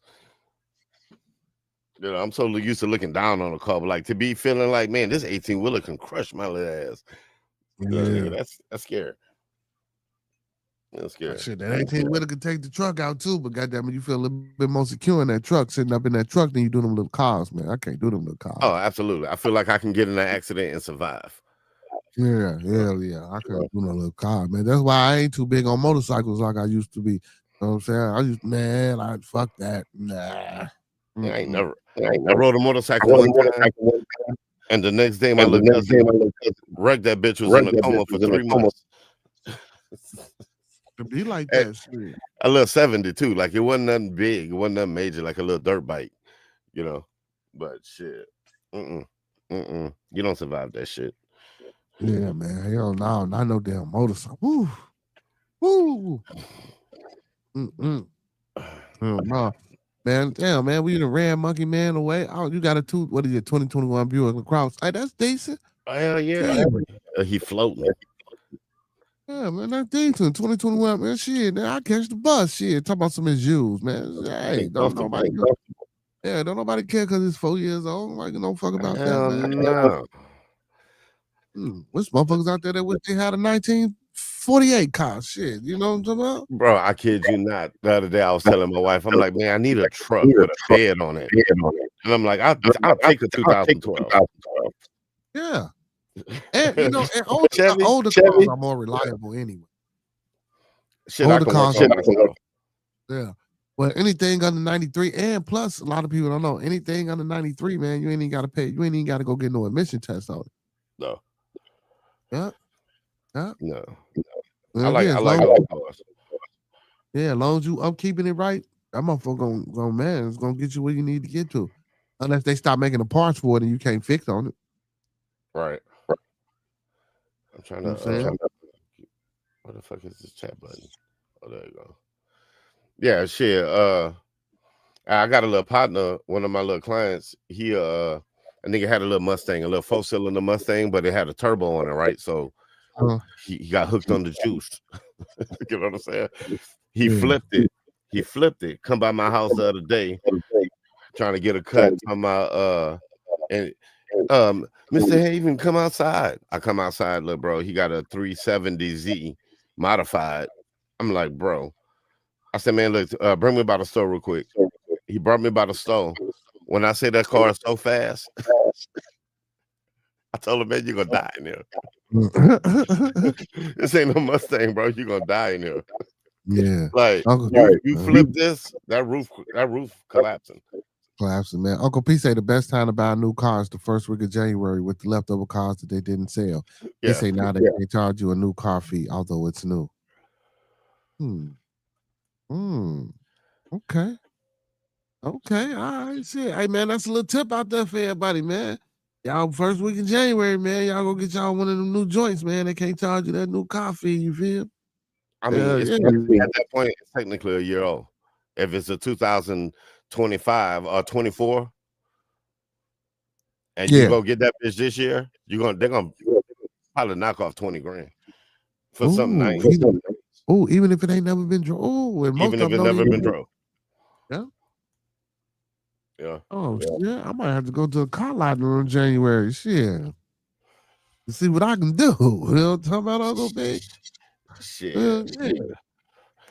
I don't know, man. I lived in Phoenix for a little while, bro, for about a year and a half. And I enjoy riding the bus. You know what I'm saying? See, I'm in Chicago. So this bus, don't get me wrong, with that, man. The delays, the hesitation, and man, I don't know. This should take too long. Shit, man. But look, I was on an adventure. You know what I'm saying? So, like I'm from Louisiana, so you know, to live somewhere in like Phoenix, just to go from the sticks to a city. Disappointed in the mountains. I thought I was gonna see like some snow or some shit. Didn't see none of that. What in Phoenix? Yeah. Well, they call them mountains, but it just looked like big dirt hills. Yeah, that's all. Yeah. First time I saw a real life streetwalker. You know. Yeah, they got a whole. I think I forgot. They got a whole whole little strip. No, man, the whole city is a strip, bro. Like, first of all, you can get anywhere you got to go till 12 o'clock, and you really back then it wasn't violent. Like, you didn't hear too many crazy stories. Like, you felt safe. You can literally go to the bar, drink all you can drink, do some karaoke. And as long as you get on that bus before 12 o'clock, and then they got 9-hour buses that run so the next bus won't run till 2 o'clock. You know what I'm saying? And jump back on the bus though, bro, and be back home. And without having to drive for $1. You know what I'm saying? I mean, yeah. For $1. Yeah. You know what I'm saying? I mean, I don't know. I've been to Arizona. I ain't really like Arizona like that, man. Arizona was just what city you was in? Phoenix. Yes, that's what I was. Yeah. That was boring to me, man. That should be boring, man. Well, to me, it was exciting though, because you know when you ain't never been nowhere. Oh well, yeah. Well, no, because my city, man, because I can't say Chicago exciting as hell. We got a lot of shit here. It's a lot to do here. You know what I'm saying? It's a hell of a lot to do here, man. You know, there's always a concert or some shit going on downtown, man. It's just hella shit to do here, man. You know, when I go to other places, it just don't be there. And then they shut down, man. They be closed by 9, 10 o'clock. Like, who closes everything? Man, I done been to towns that's tourist towns and everything is closed by 10. Right. That's crazy. Yeah, they got a suck. You know what I'm saying? Like, to be in a city where you don't really see you're not gonna see a Bentley or a Lambo or you know what I'm saying? Like, you're not gonna see that shit. Like, when I went to Phoenix, that shit blew my mind though, because that was the first time I saw Lamborghinis like on the regular. That was the first time I saw like mansions built into the mountain. I was like, holy shit. Now I get to a bar one day, man. Dude just pull $100 bill out. Hey, buddy, just get whatever you want. I'm like, what? You need it need an exhaust on it. Bring it to me, Remo. I'll take that motherfucker. I'll give you $300 for it. I'll put an exhaust on that motherfucker. Bring it to me. If we can make it here, bring it to me. He said, I'll sell you my camera for $300. Yeah, he says, I don't give a fuck if it was a 95, bro. I just need it for this winter. You feel me? Get back and forth to work. That's it. That's it. Bring it to me. Bring it to me. I got your $300. Bring it to me. Hell yeah. I'll put an exhaust on. I'll fuck around riding for a couple months without. Nah, I ain't gonna do that because it's got 200. They're gonna stop you, nigga. Hey, I remember driving my homeboy car, bro. That motherfucker had so much smoke coming out the back, so much white smoke coming out the back of that motherfucker, man. He used to let me drive it to take my kids to football practice and shit, man. Man, you talking about a motherfucker that was embarrassed to drive that motherfucker, but I was getting to point A to point B. I ain't gonna say embarrassed. Yeah, embarrassed. Yeah, embarrassed. I ain't gonna lie, man. Yeah, that's one of the only times I have ever been embarrassed in my fucking life, man. Not saying that it wasn't a good jest. I love my Brody for, letting me. Yeah, no, of course, though, but yeah, I get it. Yeah, but man, motherfucker pulled me over, man. They fucking pulled me over, and sure enough, that's what the fuck they was talking about. All that smoke. I say, oh man, it was crazy. But they let me go because I had the kids and shit in the car because they wanted to take the car off the street. That's how much smoke coming out that motherfucker. You feel me? I'm talking about thick white clouds of smoke. Oh yeah, the engine about to die. You burning off somewhere. The ring's fucked up. That truck ain't got long. Yeah, ain't got long. Man. But look, he said it don't smoke, but it's loud as hell. Probably a full exhaust from the motor all the way to the end. Boy, that should have been. Man, you can go on fucking. I got my catalytic converters. It was $600 at AutoZone. I get on eBay Motorsports, and I got that bitch for $120. I was like, cool. He in Indiana. Uncle P. He ain't that far from me. Bring me that motherfucker. Damn. Well, you're gonna have to come get me. God damn it. And I'll give you 300 for that motherfucker, and I'll take it straight to the shop. I'll take that bitch straight to the shop. You feel me? I'm gonna go get an oil change, go get it checked, put it up on the diagnostic system, fix the little tweaks on it, put a new exhaust system on that bitch. I'll be good to go. I just need it for the winter because I cannot do this cold shit on the work. Yeah. Nigga, I live in the country. I live right 50 miles from the beach. 50 miles from the Gulf. Well, shit, I'm 4 blocks from the beach. Yeah, but y'all got that Lake Erie effect. No, we on Lake Michigan. Oh, Lake Michigan. Yeah. Mm-hmm. Yeah, that wind blow out, boy. Everything covered in ice. Fuck that. Man, I'm trying. You ain't listening, man. We saw snow for the first time last year, ever. I mean, like we used to get like a little snow flurry every blue moon, but last year, bro, almost 12 inches. Shit. Yeah, y'all probably freaked out. Everything closed down. Y'all didn't know for a week. For a week, kids outside rolling around in that shit. You know what I'm saying? Like just, everybody building snowmans. That shit took 4 days to defrost. Big bro, I don't give a fuck about leather seats, heated seats. I just need something to get me through the winter. I told you, if you come get me, I got the 300 for you. 2006 Camry too. That's a good body style. The little round ones. You know what I'm saying? Don't burn no gas. As long as you keep all in that motherfucker, it will roll. Yeah. Hey, no, that's my big brother, so I know he kept his car up. You know what I'm saying? I told him all he got to do is come get me. Shit, you come get me, take me back out there. Or matter of fact, don't worry about it. I get to you. If I need to get to you, I get to you. God damn it. If that's the case, I have somebody follow me back to the crib with that motherfucker. For 300, you can't beat that. Shit, you get down. Okay, so how far is that from you? Oh, man, that ain't shit about 45. Man, ain't far from me. Oh, yeah.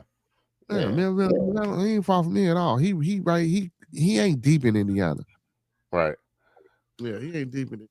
There might be an hour, if that. You feel me? Yeah. Man, I'm telling you, go on eBay Motorsports, get that full exhaust, whole assembly unit and everything. No more than $300.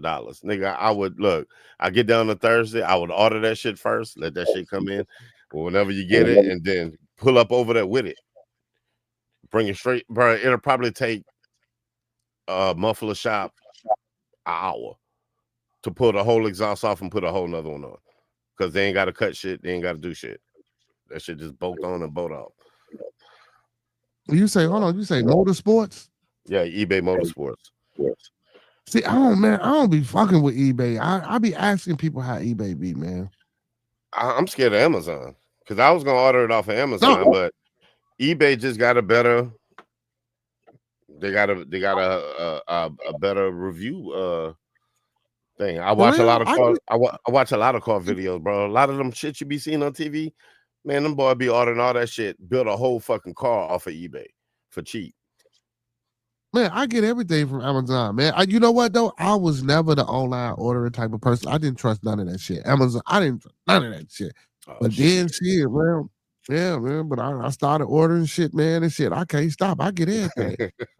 Yeah, but I make sure, certain sites, be scamming. You got to make sure, man, you be on top of it, though. You know what I'm saying? You'll order something from a site, and then you'll try to go to that site. Then you'll see that they don't even sell what the hell you ordered and all that, man. Yeah, you got to be. I never ordered nothing because I'm an old head, right? The only place I ever ordered something was Amazon, and that was my first time ordering something outside of Amazon was the eBay Sports. That one time. Yeah. Shit, I trust Amazon seem to be pretty good if they fuck some shit up. But to order something directly from an ad I saw or some shit like that, no. No, not gonna happen. They got me like that. Somebody got me one time for $40 to get some fucking some green and gold Air Force Ones. Them bitches were beautiful too. You know what I'm saying? I might come get that bitch Monday or Tuesday. Shit. He say, I got tired of spending money on it. He say, I got the engine mounts replaced, new alternator, battery, and timing belt. Oh, that's it. Man, yeah, I'll probably be out there Tuesday, Wednesday. Well, I don't know, Wednesday, my son's first football game. I'll fuck around. I have to figure it out. We'll figure it out though. But I'll get out there before this week over with. I'll tell you that much. Shit, me, I'll be like, bro, look, I'm gonna get you on income tax. You know what I'm no, 300. Hell no, I can. I'm never be quiet, but I can get them 300. Yeah. You know, black folk, boy, look, bro. When I get my income tax check, nigga, it's on. Yeah, like, shit. Yeah. And you right, Uncle P. I can go live streaming out there. You know what I'm saying? Go live streaming. I need to go get the whip. You, Uncle P, a fool. As you say, Uncle P, everything content nowadays. That's true though. Yeah, motherfucker might fuck with it, man. But they might fuck with me on my journey to go get the car, man. I think I might have to do that, man. Hell yeah, man. For 300, and all he need is that. Kind of pointed out some things that I think you. Right. Oh shit! I see somebody commented on my TikTok video. That bitch got 262 views. Ain't shit. What you put on that? It was some this podcaster that I watched named Keith Edwards. And he was just talking about the pew that happened to Charlie Kirk and how one side of it, the right want to be like, well, you know, the left is inciting, you know, like the left is causing all this shit. But then he just started going through a list of you know, the judge's son that got killed. She was a liberal. You didn't lower nothing to half staff. You didn't say nothing about that. The senator and her husband that got killed. You didn't say nothing about that. Like January 6th, you let everybody go. I mean, they was hitting them cops. They killed some cops. Yeah. And everybody walked away. You know what I'm saying? Like that's crazy. So it was like dealing with some shit like that. But I like the profile that I used, the way I did it. Pull the video up. And then that way I don't have to go through all that technical shit. Yeah. But yeah, I'm putting in for my ride right now. Somebody named Eric. My father told me, you live by the sword, you die by the sword. That's why I don't be feeling bad for like rappers. Like, if your whole persona is I'm a gangster, I ride around with the stick, I got the switch, and blah, blah, blah, don't try me, I'll do you something, and blah, blah, blah, blah, blah, blah. And when they get killed, everybody want to be sad. Oh, my God, how did that happen to Lil Ray Ray? Man, Lil Ray Ray said he was about to kill everybody. Like, what do you mean? You know what I'm saying? You know? Lil Ray Ray got people on the street believing he got bodies. You know what I'm saying?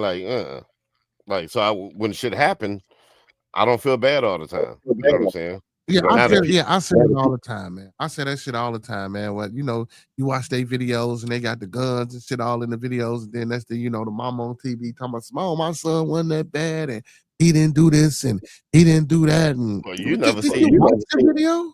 You never seen his Twitter. It should be crazy, man. You never seen his Twitter, but like to see like what's his name, P&B Rock? Yeah, that's fucked up. You know what I'm saying? Like, trying to rob him, you kill him. But once again, though, too, I feel like this: if I'm in a certain tax bracket, I pay 3 niggas to just be with me. Somebody who not protecting the bag. Man, they don't think like that nowadays, bro. That's not the thinking of today's, you know what I'm saying, you. Yeah. Like niggas, they don't protect the bag. They get that God complex. They get so cocky and confident that nothing can't happen to them, And them boy got big pum-pums. Yeah, I keep it more simple than that. Like if we get a new car, we in a car, and I want to punch this bitch, and I want to do 200 the whole dash. You ain't got nobody telling you, man, slow down, man. We might crash this motherfucking fuck this car, bro. You just got the car, bro. Be easy. Let's ride this bitch there. You know what I'm saying? We can bring it in or whatever. Oh man, motherfucking the car. Yeah, go, folks. We go, G. Oh yeah. Like, come on. Yeah, right. Hanging out the window and shit, holding on for dear life. Dumb as hell, man. Who that happened to? What's that comedian name? Tony, who do the animal voiceovers. Tony something. He real popular comedian though. His sound like that the fucking Corvette. You know, 140 hit a pole, car split in half. You know, like you lose, like man. Like sometimes my wife get on my nerve with that shit because she's scared of everything. You know, motherfucker already text me. Motherfucker say new used tires maybe about $125. Maybe motherfucker done already planned out the cars for me and everything. Put a pipe in the exhaust system and make it quiet. right? Motherfucker already owe what I'm on. So, yeah, man, we coming to get that, man. We coming to get that. We coming to get that from you. Oh, yeah, well, it just made me a tune, man. Hey, Uncle Pete say you better go get that motherfucker blessing from Professor Carl. I'm gonna hold you to it. Man, listen, $300, man. I got that. That ain't shit for a car. That all I need to do is put the house system on and get some tires. Oh yeah. For a total of about $1,000. Yeah. You solid. You know what I'm saying? Like after everything's said and done. You know what I'm saying? Hell yeah. Yeah, I can most definitely do that. Toyota got good traction. They got good traction control too. That year model. Mm-hmm. Well, shit. Yeah. Not only that, even that honestly, if I get it and I take care of it, if I do what I was supposed to do, you know, that car you can put 400,000 miles. I wouldn't suggest easy. or tell anybody to do that, but you can easily put 400,000 Man, miles. like I said, just change the oil and just take care of it. If you baby a car, it's like a woman. You know what I'm saying? You love it, it's gonna love you back. You know what I'm saying? Sometimes she'll break your heart, but you still love her. You'll fix it. You know what I'm saying? That's the truth, ain't it? Ain't that the truth? You'll Man? fix it. That's the truth. Hey man, earlier I forgot what the hell who channel was I on, man, when I met you, man? Was it Brownsburg? No, FX. FX. Okay, FX. Okay. But I knew that. Hey, I don't know somebody. if you came on the podcast, the one that me and him had. I think no gas. I showed you. Yeah, yup. I came on. Yup, you was up there. Yeah, it was you and FX. Yeah, it sure was, man. And then when we did the thing with Q, yeah. I remember. Yeah. Okay, man. That's right. I hate that, man. That nigga called me the other day. That nigga gonna beat me up, man. Hey man, I be saying the same shit, man. I talk people. So for y'all that know, I gotta come back on for this, man. He come on, man, and he be just as raunchy as he want to be, man. Y'all, motherfucker, I talk to that motherfucker like Q ass is crazy, man. He crazy, bro. But he him though, and I don't think he don't mean no fucking harm. He bro. don't. I fucks with him, bro. Like, you know, naturally, I probably don't see eye to eye with some of these other folks, but Q, like, I like Q. I like Q energy. Like, in real life, I'll probably be like, man, yeah, I'm going to my house. Yeah, come on, nigga, let's go. Now, you look, man, I'm going home. A word. You know right. I'm going home. A word, bro. Like, but nah, Q a good dude, bro. I don't have no issues with Q. Yeah, me neither, man. I just hate that for them, though. I hope they can get that shit. That blew me when I found that. I think that, man. You know, some people just who they are. You know, when you find, you know, you can't hide. There's no way in hell I can have conversations with you every day and you not figure out who I really am. Right. You know what I'm saying? You get to a point where you can't hide shit no more. Ain't no stunting. You know what I'm saying? Well, yeah, you absolutely correct, brother. I can't, man. Look, I can't. Usually, I have my fuck comeback, smoke. I can't even say shit, man. Damn. That should be real, bro. Like, you know, some people, like, you know, goddamn, I don't like them. I feel like DMX when they asked DMX about about the new rap. I don't like them. I just don't like them. Yeah, don't like them. Let me ask you a question, bro. On this music, why the fuck so I don't know what it is. Like before on Saturdays when I play my music, the shit it was playing good. Now here lately for the past, I want to say month, this it's chopping up and breaking up. All right, like, so you on StreamYard? Yeah. So either the data low and like it's running slow. That's why it'll probably run better right around the first 2 weeks of the bill payment. You know what I'm saying? Cause this shit takes some juice. You know what I'm saying? Like it really do. It takes some juice. And then you can turn your bit rate down. Okay. Like on your computer. But I'm trying to think, is it bit? Yeah, because you using OBS too. So yeah, you turn your bit rate down on OBS, and I think it should get you through it. Okay. I just made a song yesterday, tripping. A little I make music. I don't let nobody hear that shit. Why not? Matter of fact, if I send you something, you can play it. Yeah. Yeah. All you gotta do is send it to the email, man. Let me put the email in this motherfucker for you, man. You send that motherfucker right through. That's what we do, man. Man, here we go. Now I gotta get smart, nigga. I sent one email in my life, but I think I could do it. Oh my goodness! I think I could do it. Or matter of fact, no. So is it on Band? Where is it? It's on BandLab? Yeah. Okay, so no, we're not gonna do that. Put the link in the chat. Yeah, did you comment? Yeah. Do I gotta give you a wrench for you to put the link in there? Probably so if you're on YouTube. Make a comment. Make a comment so I can give you a wrench and then go ahead. Yeah. Drop that BandLab, man. Yeah, man. Smoke. Yeah, you do. Yeah, and you used to always come on the show and never wanted to play your goddamn music, man. Nah, man. It's just, I rap for it's my stress reliever. My stress. That's how I clear my head. Let's see which one. I mean, but that's what most people do it for, man. That's what most people do it for. You know what I'm saying? As a stress reliever. So, shit, man. And we like to highlight the people over here, man, with their music, man. Bam. Go ahead and drop that motherfucking BandLab link, man. Hell yeah. Shit, I'm trying to BandLab change some shit, huh? See, make private boost, download other chat. I used to be able to just copy the link.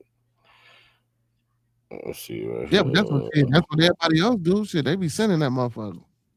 Yeah, I'm trying to find the copy link. Okay, it's right here.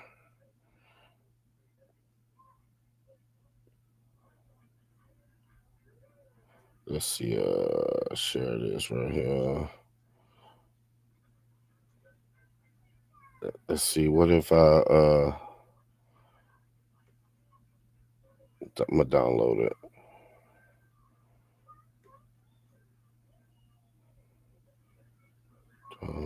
As audio. I gave him a wrench, Uncle P. He got it. I gave him a wrench. He just got to figure out how to set it. Boom. Okay, I clicked on that.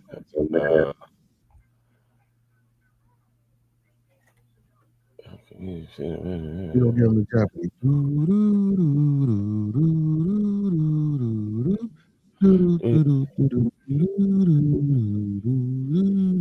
On this YouTube link. All right.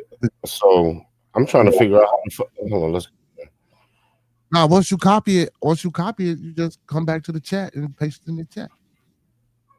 Yeah, but it's not. No, I'm saying BandLab must have did something. If I hit the share button, that bitch should say download, make private, make public, private, boost, chat. See, I ain't on BandLab. I don't know how they be sending that in, but I know everybody. That's what everybody do is send it through BandLab. Yeah, hey, Hurricane in the building. Monkey Man gone. Okay, back to YouTube. Yeah, so yeah, man, like what I do is get my wife to sing for me. Mm-hmm. Like she's phenomenal. As soon as I figure this shit out, you're gonna hear this shit. Okay, right here. Chat.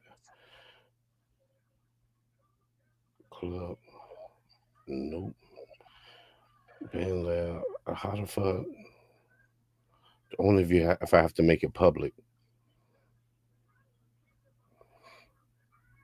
Publish, download, service, edit master. Right here. Yo, who in the chat? Prometheus. He Prometheus make music? Nah, Uncle P don't make no music. My Monkey Man just left. Ain't none of my music people in the building tonight. One of them doing a live concert right now. Oh shit, that's what's up. Yeah, Yeah, he's doing a concert on his page of his songs and shit. So he kind of dope. My boy Hurricane, man. Don't from you? Detroit. You don't make music? Yeah, I used to. Yeah, I do it every now and again. You know, I'm trying to be CEO or some shit now, man. I'm trying to get this record label off the ground. I feel that. Listen. You know Cito Boy, don't you? Yeah, man. Yeah, shit. I'm trying. Yeah, man. You know, I'm fucking with Cito Boy, man. I'm trying to get, man. I got Cito Boy and the Monkey Man and a few other motherfuckers, man. We trying to get this shit rocking and rolling, bro. I feel that. Like really rocking and rolling, getting some fresh music, knock that shit you got already. Not saying that it's bad, because I fuck with everything, but you know, some fresh new shit that we can market, push, and put out there. Everybody got you know pages, and I'm trying to push it. And then, you know, I got a studio. I got my own. Well, I ain't gonna say my own studio. I got a studio with my cousin. You know what I'm saying? So we got everything we need. Goddamn it, we got video people, man. I got everything. We just, man. I'm trying to, man. And also what I was gonna start doing, bro, I was gonna start, like, a lot of the people that I interview, especially the ones who music that I like, who are really critiquing that I think has the potential to be great. I want to start going and visit these people, and, you know, saying, helping them with some of their projects. You know what I'm saying? And really, yeah. Oh, but that's the game, bro. To see, like, when we had the podcast, that's why it was called No Gaslighting. It was a music review. So you bring your music to us, and we just tell you what we hear. Mm-hmm. You know, and that's it. Like, you know, we ain't nobody special, and then we just telling you what we hear based on the experiences we didn't have around music. Mm-hmm. You know. Yeah. But we trying to really do it, man. We trying to do it. Oh, I feel that too. But you gotta have, y'all got some artists? Yeah, hell yeah, bro. I got a bunch of them. You hear me? Look, you see it in the chat. Bam, right there. There it go. I'm gonna send you one from my wife.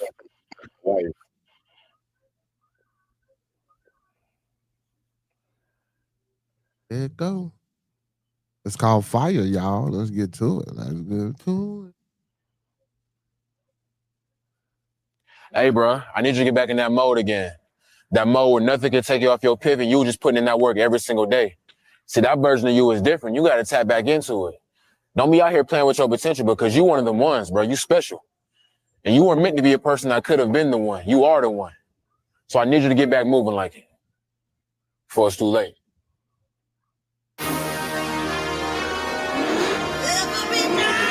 Got the fire burning deep inside of me.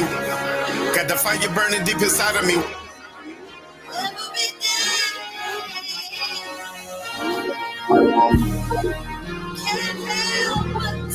Got the fire burning deep inside of me. Got the fire burning deep inside of me. Got the fire burning deep inside of me. Got the fire burning deep inside of me. Born to be great, I'ma just walk in my fate. It could be better, it could be worse. Chasing the paper, you can get a hearse. Ain't in my nature to be in the middle first. Session is 9-10 curse. Money balloon in the burst. The schedule never changed. Some on the third, most on the first. It's a necessity, I gotta eat. Money is beauty, the streets is the beat. Flying the heat and the pressure, leaving straighter than the creek. It's irony. I'm welding these words together like iron B. Negativity killing it before it gets started, like plan B. Ain't no trying me, I ain't never gonna stop. You gotta put me down. I be locked in like the master. I know I'm a king, bitch. Give me my crown. I bless the beat like a pastor. Gotta keep going, I pass them. Give me my money, don't make me harass. All go, so it's naturally crash. You think I hated it hard, bypass them. They transform when they get a spark. All love in the daylight, but cause harm when it get dark. Got the dog in me, it don't bark, just bite. There's no flight, just fight. Got the fire burning deep inside of me. Why would you say I might ignite? Got the fire burning deep inside of me. Got the fire burning deep inside of me. Got the fire burning deep inside of me. Got the fire burning deep inside of me. Got the fire burning deep inside of me. Got the fire burning deep inside of me. Got the fire burning deep inside of me. Got the fire burning deep inside of me. Got the fire burning deep inside of me. Got the fire burning deep inside of me.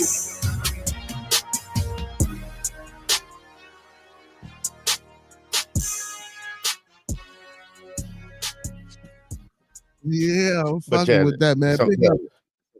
Big ups to Cinderoni television in the Some old building, nigga y'all. rap. He say some old nigga. No, I'm fucking with it. No, I'm fucking with it. I'm fucking with it. That shit was decent, bro. What you mean, old nigga rap? Shit, I fuck with it. I'm on some old nigga rap. We do it better than Well, the I sent you one from my wife. Now this is my wife right here. Yeah, I got it. Pulling it up now. I'm pulling it up now. This wifey, y'all. This wifey. She called me Ike. You know. Gotta sing it from here, anime. Oh yeah. Naughty Blue. Let's get it, y'all. Hey, look like we done turned to the Gas Chamber Records. Look like we done turned to the Gas Chamber Records. All cast no break tonight, y'all. Let's get it, y'all. Naughty.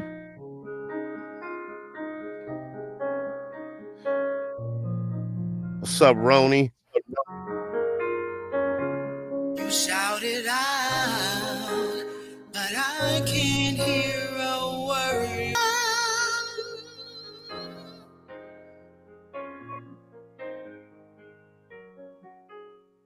Yeah, that's I got a better. Huh? I'm falling in love. Shit, god damn. I got a better version that got a better mix on it, but yeah, like shit. Nah, she be singing, bro. I got some good music with her. I'm blessed. I'm lucky. Yeah, I see shit, man. Oh shit, baby, just sing to me, baby. Damn, bro, I feel you, man. Motherfucker, yeah, having a bad day, man. Motherfucker, just sing to you, man. Get your vibrations and shit back right. You feel me? Uncle P said I got emotional and shit. Yeah, for a minute, man. She was giving it to me, man. Hell yeah, I like that shit. Yeah, that's how. With it, Brody. Yeah. Yeah, I got a bunch of. We got a bunch of music.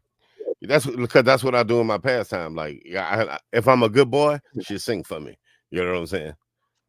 Like, shit though. Like, you a fool, man.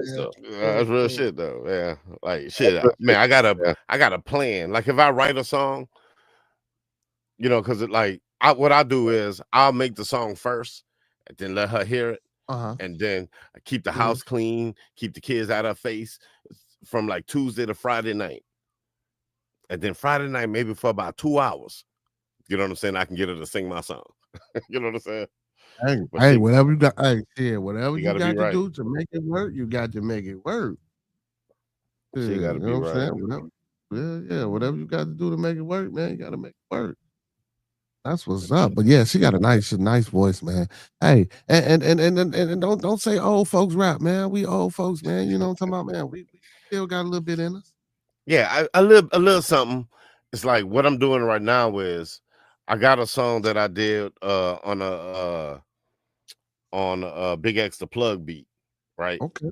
Because I feel like as an artist, we got to evolve too with the music. You got to evolve too with the music. So I'm good with my music sounding like 2012. I mean, no, man. You gotta have a little flavor, though. It's gotta have some type of little flavor. You know what I'm saying? Don't get me wrong. Now, it's still a market for that. It is. You know what I'm saying? So I ain't opposed to messed up about it because, like me, I still love a lot of old nostalgic hip hop. You know what I'm saying? I like that nostalgia feel. I love the old hip hop. You feel me? Like, and I still think that shit is powerful today. And I think a lot of us need to get on top of that. I can't speak enough about how brothers you did. I ain't talking about the 80s and the stars. I'm talking about, like, you know what I'm saying, the early 2000s, you know what I'm saying, the late 90s, you know what I'm saying, 97 to 99 type shit. That music, you know what I'm saying? It was still good music. No, it was. Like, I still like DMX. I still listen to a little bit of Nas. I still listen to, like, music just got for me, as I got older, music just got a little violent for me. Yeah. You know what I'm saying? Like, damn, I don't want to be rapping about killing. I don't want nobody to unearth themselves. You know what I'm saying? I'm not trying to unearth nobody. Yeah, facts. Look, all right. So look, check out that last link that I just sent you. The last one, because the other one is the wrong one. And then I'm good with the I'm good with that. This was the one I was talking about. I tried to like Big X the Plug. Like, I like what he rap about. I like how he rap. You know what I'm saying? But at the same time, too, I still love Eminem, bro. I still love, like, what's his name? CID. Yeah, I ain't no big Eminem fan. I think he's the best. I think he's the best rapper ever. Oh goodness. Oh my. Like when it comes to technical rap, when it comes to like just flow and wordplay and rhyme scheme, like he's the LeBron James, Michael Jordan of rap. You know what I'm saying? Like I ain't gonna give Eminem all that because Black Thought nice, man. Oh no, okay. Black Thought is nice, but Black Thought is more of the lyrical. He's literally just the thoughtfulness, but I'm talking about like just some N1 basketball. Oh, some freak, yeah, just some shit that motherfucker just, yeah, I get it. Well, if Wayne wasn't on drugs, I'd say Lil Wayne. It used to be old Wayne, not new Wayne. That last album was not good. Yeah, I'm not talking about this current. Yeah, no. Yeah, but old Wayne, yeah. When you rhyme, when you can take every word, make every single word rhyme, still have a direction, still have punchlines, metaphors, literally just rhyming word, like, bro, that's incredible. You know what I'm saying? Wayne wouldn't do good at a storytelling rap. You would want to get Black Thought. You know what I'm saying? But as far as just a skill set exhibition, yeah. Yeah, Wayne, he well was the truth. I don't know what he got going on now. But let's get into this reps. Yeah, let's get into that. Check. If we ain't talking money, then I'm moving on. I don't know what else you would expect. Don't let the blick tick and consume the oxygen out the room. Crushing their chest. I flex when I'm doing these reps. Keep the nigga to yourself. Money always talk. 44 mad dog. I don't need a ball. I'ma draw a pair, make him float Noah's Ark. Lyrically biblical. I already prophesied. This ain't a miracle. I know that I'm different. Swinging this bitch like a pendulum. I'ma just get to the bag. Keep the money multiplying like math. Right from my neck like a solar system in the lucid air. Money keep calling, I'll be right there. I'm the main attraction, they gon' stop and stare. Make me light the bitch up like a solar flare. When it comes to the fam, I do not care. Fit it out all white like a polar bear. Sight when I pop, ain't no waiting stare. It's in your ear. I'm a dog to plug, no X. Keep my foot on the neck, ain't coming up until they give me my respect and a check. If we ain't talking money, then I'm moving on. I don't know what else you would expect. Don't let the blick tick and consume the oxygen out the room. Crushing their chest. I flex when I'm doing these reps. I'm a dog to plug, no X. Keep my foot on the neck, ain't coming up until they give me my respect and a check. If we ain't talking money, then I'm moving on. I don't know what else you would expect. Don't let the blick tick and consume the oxygen out the room. Crushing their chest. I flex when I'm doing these reps.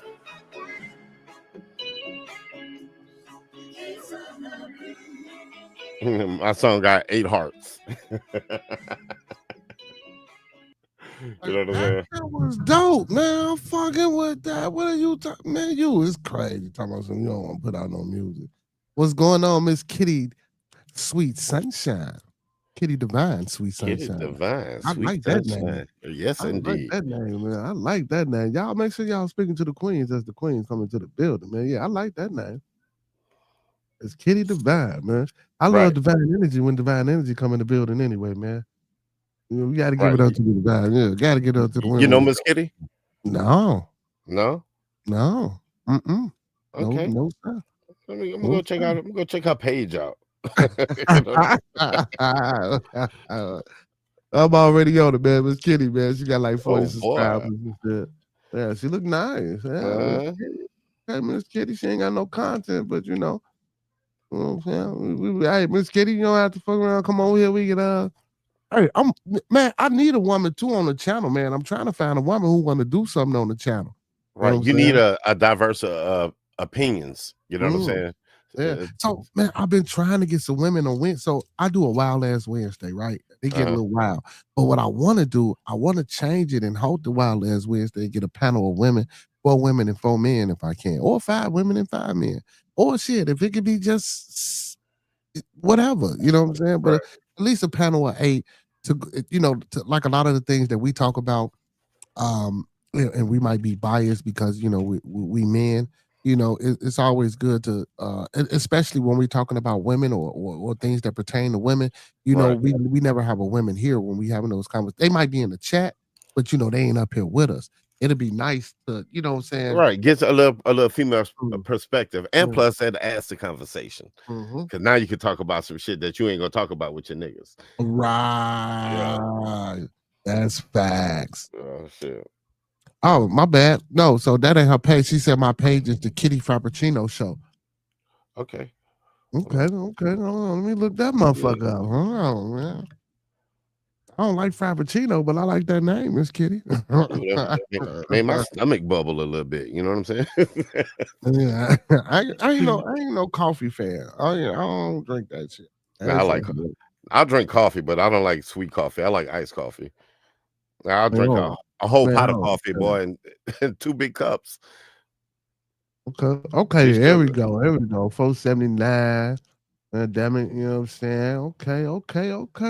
Okay, Miss Kitty. And Miss Kitty be pulling the long haul. She be on this bitch 6 hours. She just went in 16 hours ago. Listen, Miss Kitty, I just subbed up to the channel, and I will be over there. Next time you go live, I will be over there. It keeps sending me to the channel with no content. Yeah, so the name of it, so it's called the Kitty Frappuccino Show. If you type that in, it'll take you right to her channel and all her lives and everything that she got going on. See, this is the reason why I don't do lives and shit no more. Because when you said type that in, you know what I'm saying? Nigga, I started itching. Yeah. Well, you know, I do it because I like to, you know what I'm saying? Yeah. But yeah. I called my son. Yeah, come type this in for your daddy. No, but you know what? Hey, what's crazy is, so I don't type, right? But since I've been podcasting or, you know, my show for this past year and a half, I done learned how to type, bro. No bullshit. I kid you not. I mean, I knew how to type a little bit. I ain't gonna sit here and stunt on y'all like I just didn't know nothing. But the muscle memory now, it's there, I guess, because I'm sitting there doing it every day. And like when I log off from y'all, instead of going to sleep like I should to be at work at 9 in the morning, you go down the rabbit hole. Yeah, I do. Yeah, that's what I do. I really don't watch TV. You know what I'm saying? I used to play, if I'm playing a game, it's Madden or Call of Duty, and I really ain't been into that much since I've been, man, I'm reading some shit or I'm on this computer looking up some shit, going down the rabbit hole, and yeah, pretty much. Yeah. My wife talking about we need to get rid of cable, but it's like I feel like, you know, as a you know, I feel like it's a necessity. You know what's crazy? Because you never know. No, let me tell you why. Because I done had cable in my house since I moved in this house. Do you know, don't no motherfucker in this house. Now, I got 10 kids, bro. They not all here now. But do you know nobody in this motherfucker watches cable? No. But normally the cable come with the internet package. Well, yeah, but still, don't nobody watch this motherfucker. Everybody on, either they playing a game, or they on YouTube, or they on an app, or they doing some, like, no one really sit down and watch. Even the shows that come on cable, motherfuckers is watching it off the app, and I be like, y'all crazy. No, but I get it. Like, because I live on YouTube. The only time I watch TV is on Sundays to watch my Saints, because I know when the basketball season gonna start, I'm gonna get the league pass. So all that's gonna be, you know. Shit, I used to do that on Stream East. Well, no purpose of me doing that shit. I do it on because I be at work all the time anyway. So like most weekends in the morning, I'm always at work. So it's like shit, I can't really sit down and watch. So I know when you get home type shit, but shit, I'll be at work wanting to watch my shit. No, right. Hey man, but look, that's the only way you get better. That's why you watch film when you play football. You watch film when you play basketball. You know. Miss Kitty said, disclaimer, this video is for entertainment, educational purposes only. So no. So Miss Kitty, it's for informational, educational, and edutainment purposes only. Right. Because we gotta get the information, and then we're gonna educate you, but we're gonna throw a little edutainment in there because I'm doing the education. You know, we can't get overly raunchy. You know what I'm saying? Like, it's a lot of shit I be wanting to talk about, and I do, because I talk about any and everything. But when getting down to the deep nitty gritty part, like we already discovered, there ain't no such thing as free speech, and you know what I'm saying. They do pay me a little bit to be on this motherfucker, so not like y'all thinking, not yet anyway. But yeah, so hey, gonna put some gas in the Camry. Yeah, you know what I'm saying? So I still, you know, I be trying to be cool and calm down, you know. But don't get me wrong, bro. I think we do good over here. But you know, a lot of it is just wording. So if you know what you want to say, you can say whatever you want to say if you know how to say it. You know what I'm saying? You know, it's you can't be saying the P word, but I'm sure there's plenty of adjectives. You know what I'm saying? Yeah, facts. You know, there's plenty of ways to say things. Yeah. Now I wasn't correcting you, Queen. I was just making sure you threw the informational part in there too. But good disclaimer though. That's a hell of a disclaimer. Shit, I like to be educated. Oh yeah. I tell my kids all the time, you think it's cool to be stupid, huh? Man.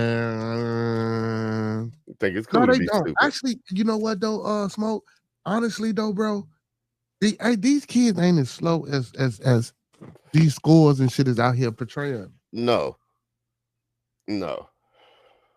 That Common Core shit is but the truth is 95% of the people you know ain't never gonna use algebra in real life. You know, when was the last time you had to use some algebra?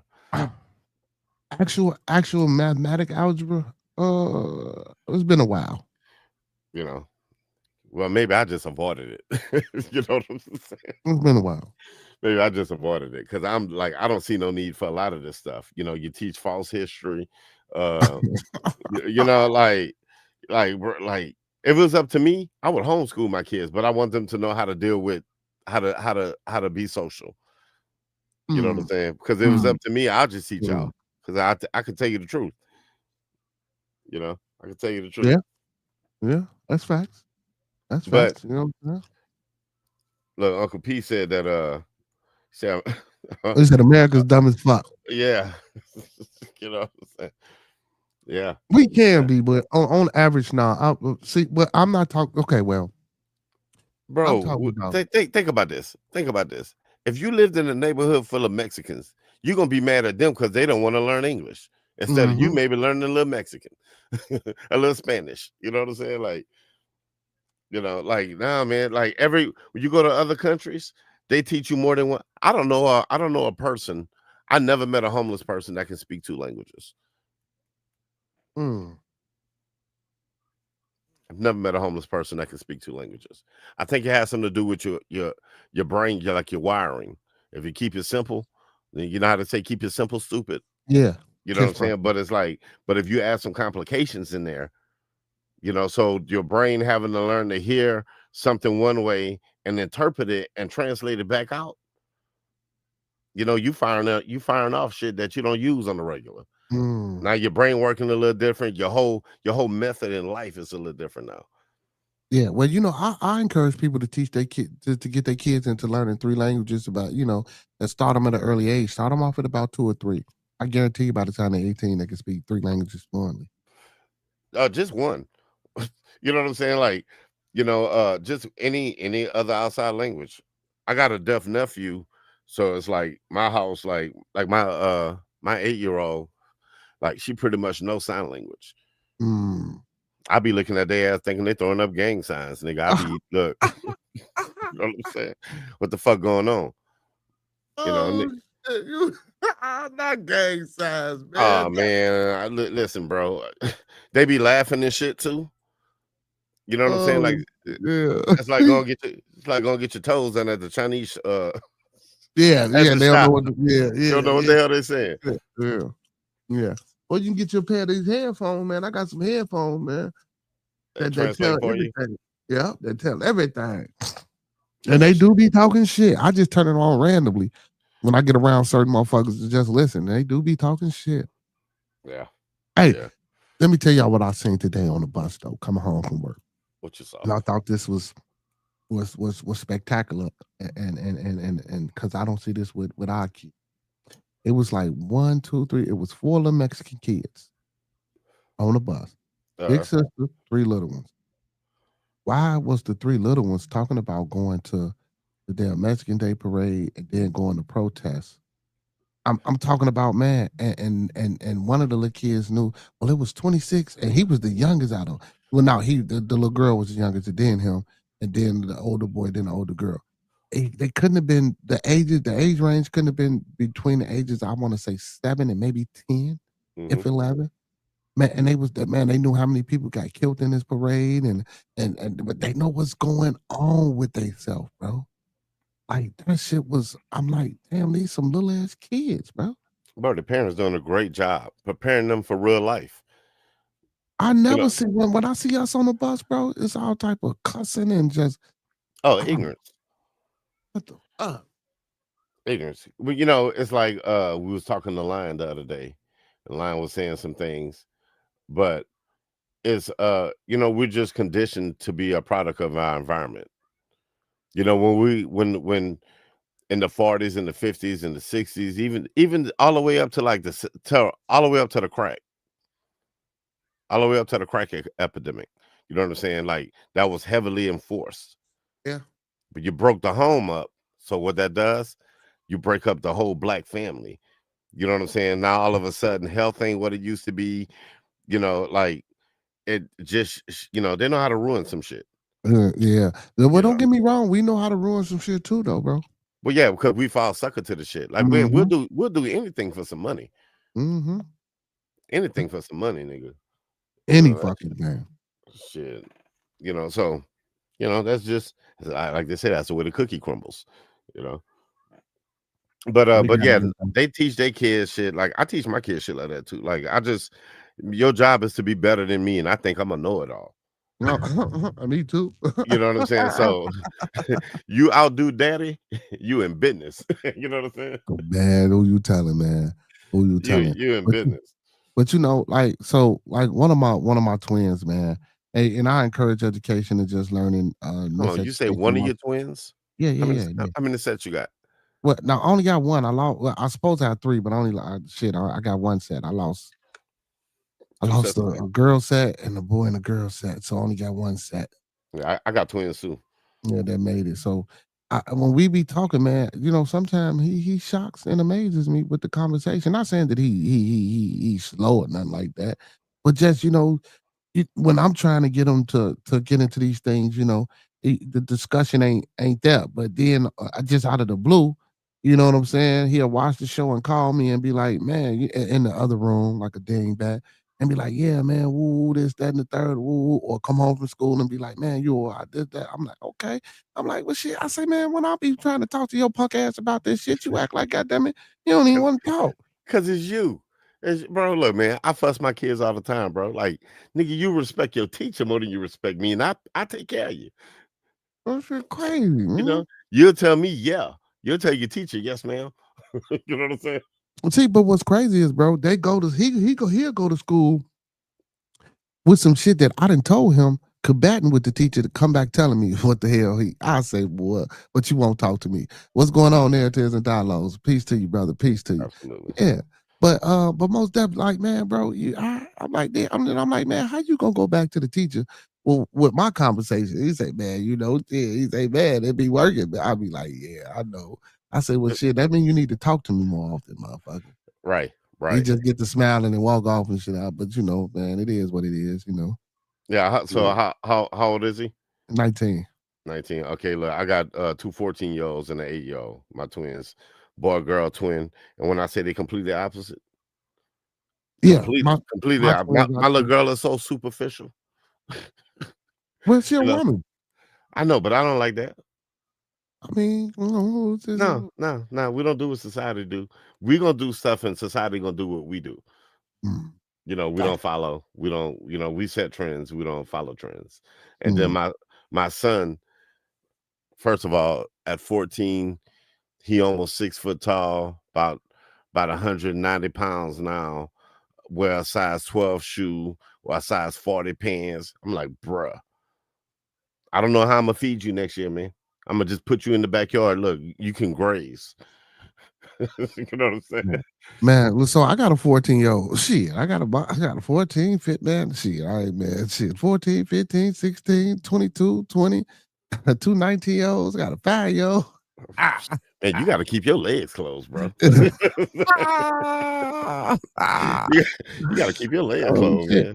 Hey, man, my son just turned 14 in June. He like 6'2". He played football. His first football game was he'll wide receive. He like 6'2". You know what I'm saying? Shit, but he don't really eat that much. I'm trying to get him to put on some weight because I'm saying he gonna need it a little bit. But yeah, I just made I literally, bro. I made him some steak and potatoes again. I just told him, man, I'm gonna go get some cleaning shit, man. And you finna go down there and you gonna clean this motherfucking room up, and you gonna bring that weight bench up here. You gonna clean that motherfucker. You gonna put that bitch in the middle of your room. Cause look, I don't need you going to the weight room, goddamn it, at school, looking like no goddamn fool. You feel? Right. 75 pounds struggling. Yeah, you know what I'm You know? saying? Now, don't get me wrong. He a little guy, but on the football field, it's a different story. It ain't that he ain't strong. He just gotta put on a little bit more body weight. Man, look, see, it's not even, for me, it's like I tell my wife this shit. Like, if you was hanging off of a cliff, you gonna die. You know what I'm saying? You're not gonna make it because you can't pull yourself. You should at least be able to lift your body weight. Yeah. You know what I'm saying? So because when the shit hit the fan, bro, like you telling me you can't pull me out the burning house? Yeah, that's what I'm saying, man. You know what I'm saying? You can't say. And I tell him all the time, this ain't just for sports, bro. I told him, man, you don't want to get my age, bro, and how I'm running around this motherfucker. Oh shit, my knee, my back, my elbow. Like, come on, man. I'm like, man, y'all, and I say, man, anything can happen, man. You want to be in shape, bro. You want to be able to be in shape. Yeah. Move around and do. Don't get me wrong. They don't smoke, drink, none of that shit. You know what I'm saying? On the, and I do, but that they don't. That none of my kids do. Well, my oldest one do. My oldest son, take that back. My oldest son does, but none of my girls, none of my that they don't do that shit. You know what I'm saying? They with their sports, they with they, you know what I'm saying? They like, nah, we ain't doing that shit. You know what I'm saying? And you know how parents, because I always play with them, man. You want to hit this? You want to sip of this? You know what I'm saying? Motherfucker be like, no, you know what I'm saying? You shouldn't do that. Shut the fuck up. They ain't taking that shit.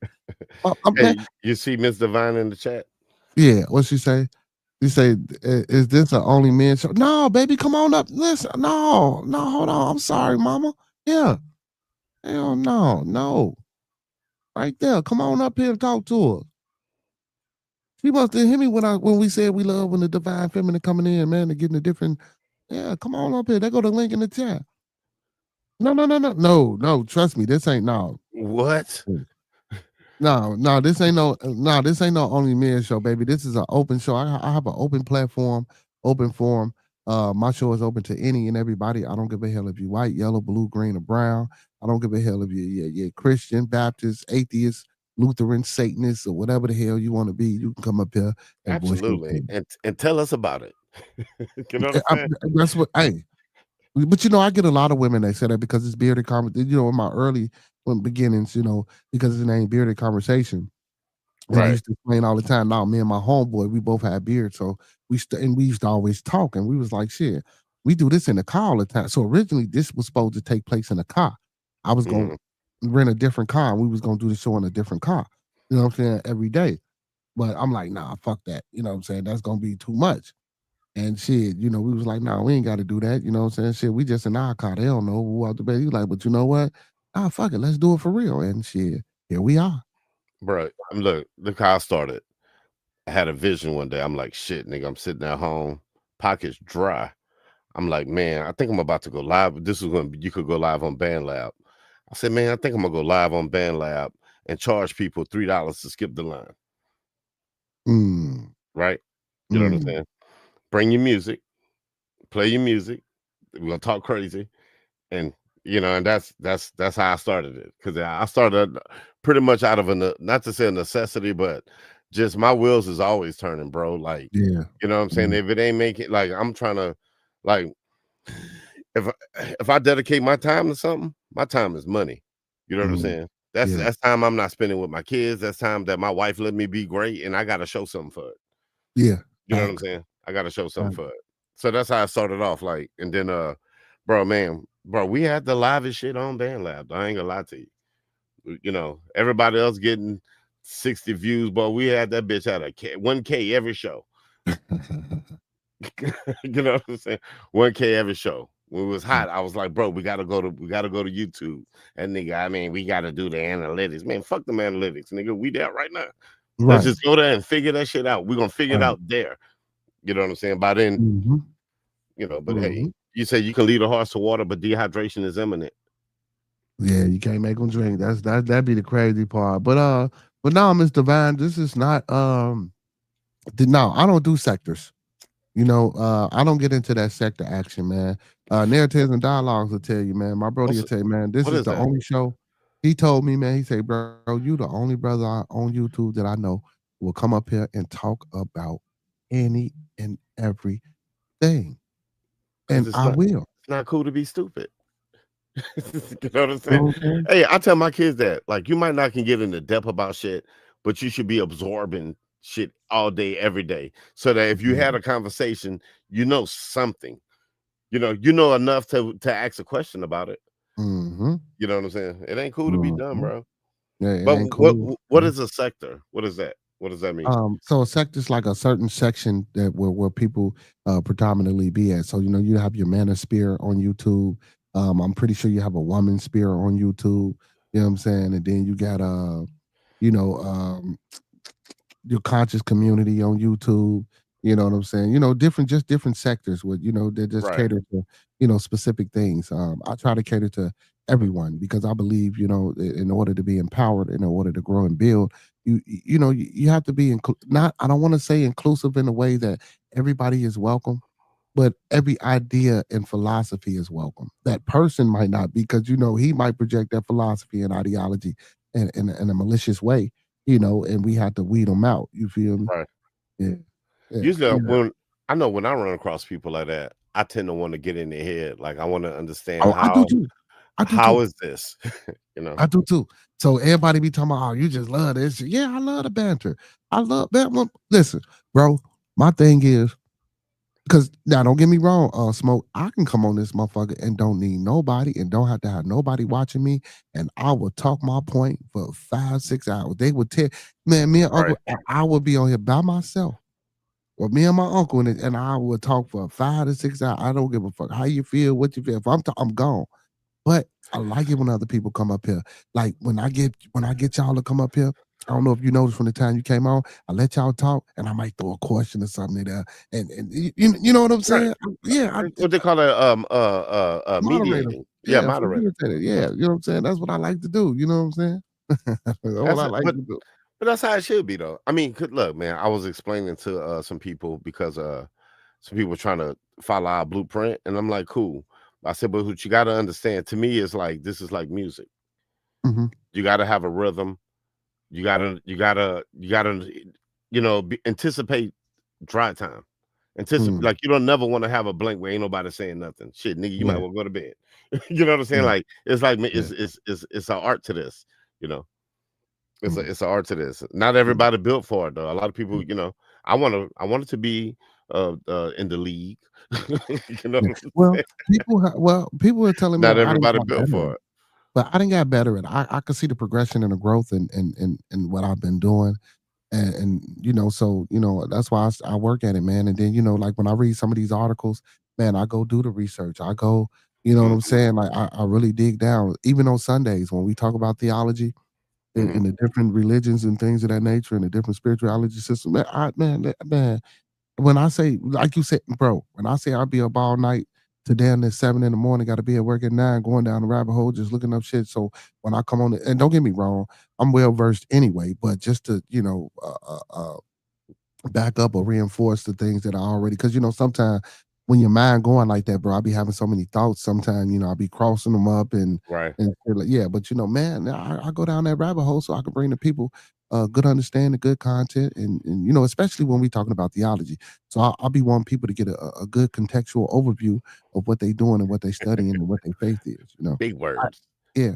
And he say big word. No, and I don't and I don't try to turn nobody away. I don't present it as a debate, as what we would call a traditional classic debate, because any intellectual discourse is always going to be a debate. But the way I do it, I don't make it a debate unless I want it to be a debate. Right. I keep it good conversation. I try to keep good decorum. I tell my guests or my panelists to be respectful towards one another. I don't mind motherfucker getting rowdy and raunchy sometimes because I know we do. And for the most part, it be men. So you got to know that your testosterone. You got to know how to read the room. You got to know how to read the room. Some people don't. Some people don't. But guess what? Those brothers that don't, I think they learning. And for the past couple of nights, man, gave me a great show. I just think motherfuckers be coming in trying to attack me, but I don't be giving a hell. Hey, but look, But that's a good thing though, because last thing you want is people to get up here and not have nothing to talk about. You know what I'm saying? So if it's about you and the fact you can't keep your legs closed, hey, you know what I'm saying? We got something to talk about. Yeah. She said she thought this was a she said I subscribe. What she said, I subscribed to you already. I thought this was a men's only. I was just listening. No, ma'am. We just got some brothers up here tonight, man. The big shout out to Sir Smoking Monkey Man who jumped up on the panel with me. Monkey Man ain't here no more, man. Nah, man. Sweetheart, I encourage the queens to come up here, man. I'll be trying to get the ladies. They be scared. Please, I want to know how your day went. You know what I'm saying? Yeah. What you doing on YouTube? Like, what's your you know what I'm saying? Yeah. And I be wanting to hear him because a lot of times, man, they say we be women bashing when we get on certain topics and certain discussions. They like to say we women bashing. I just think that's a innate woman thing because we don't be women bashing. I just give my experience and tell what I see. Right. But it's like, but that's why it's good to have that other point of view, because my point of view would be like when we start talking about like relationships and shit, I'm a little drastic. You know what I'm saying? Like, I believe in equality. You know what I'm saying? I don't know about all that one, but I ain't nah, bullshit. But I'm just saying. Thank God damn, man. Like shit. I still love my ladies and shit. Don't get me wrong. Oh, I can't. I mean, look, bro. I tell my wife, man, I can't function. I wouldn't be able to function without you. Oh yeah. You know what I'm saying? Shit. Take a bath for what? Ain't nobody. I'm by myself. Not a bullshit, but yeah, just like my bro, man. My brother come up here, he be hard on the women, bro. That's why your ass by yourself. Mm-hmm. That's why your ass is by yourself. Yeah, man. Miss Gigi missing in action. Uncle P. Listen. I got 6 women but see, my women moderators that be on. I know they gonna come on. I know they gonna be in the chat.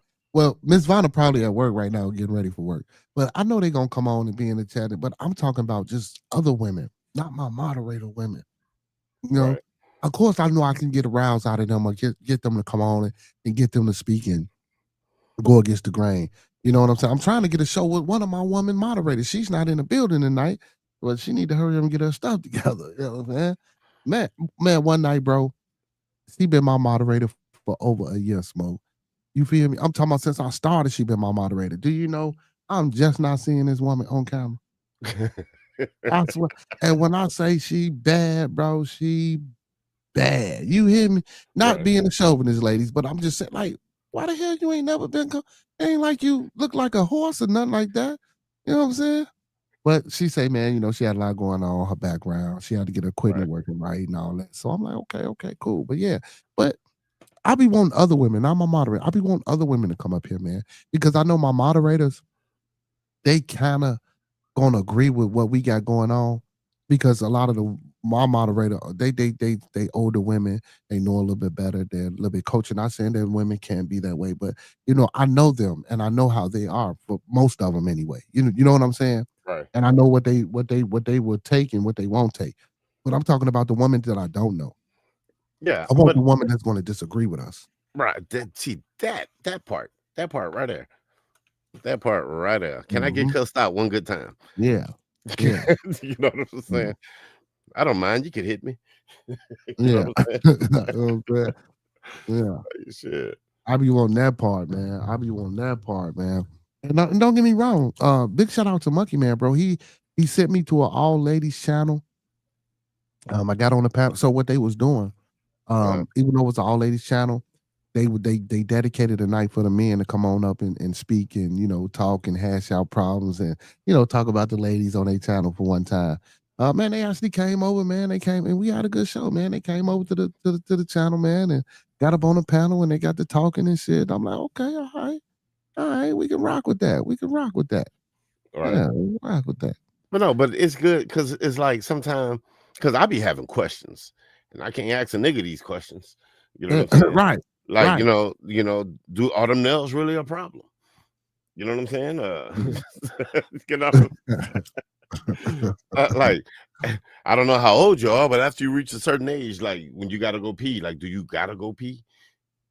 Like me, boy, I gotta go to the bathroom, nigga. I gotta go to the bathroom and stop all shit, nigga. Like, yeah, everything ceased, man. What you talking about? Stop Stop everything. Well, I gotta go in traffic. I don't give a shit. We pulling over. Oh, but yes, sir. I'm trying to tell you, boy. You know, Yeah. like, how do y'all age? You know, so, like, I be wanting to know.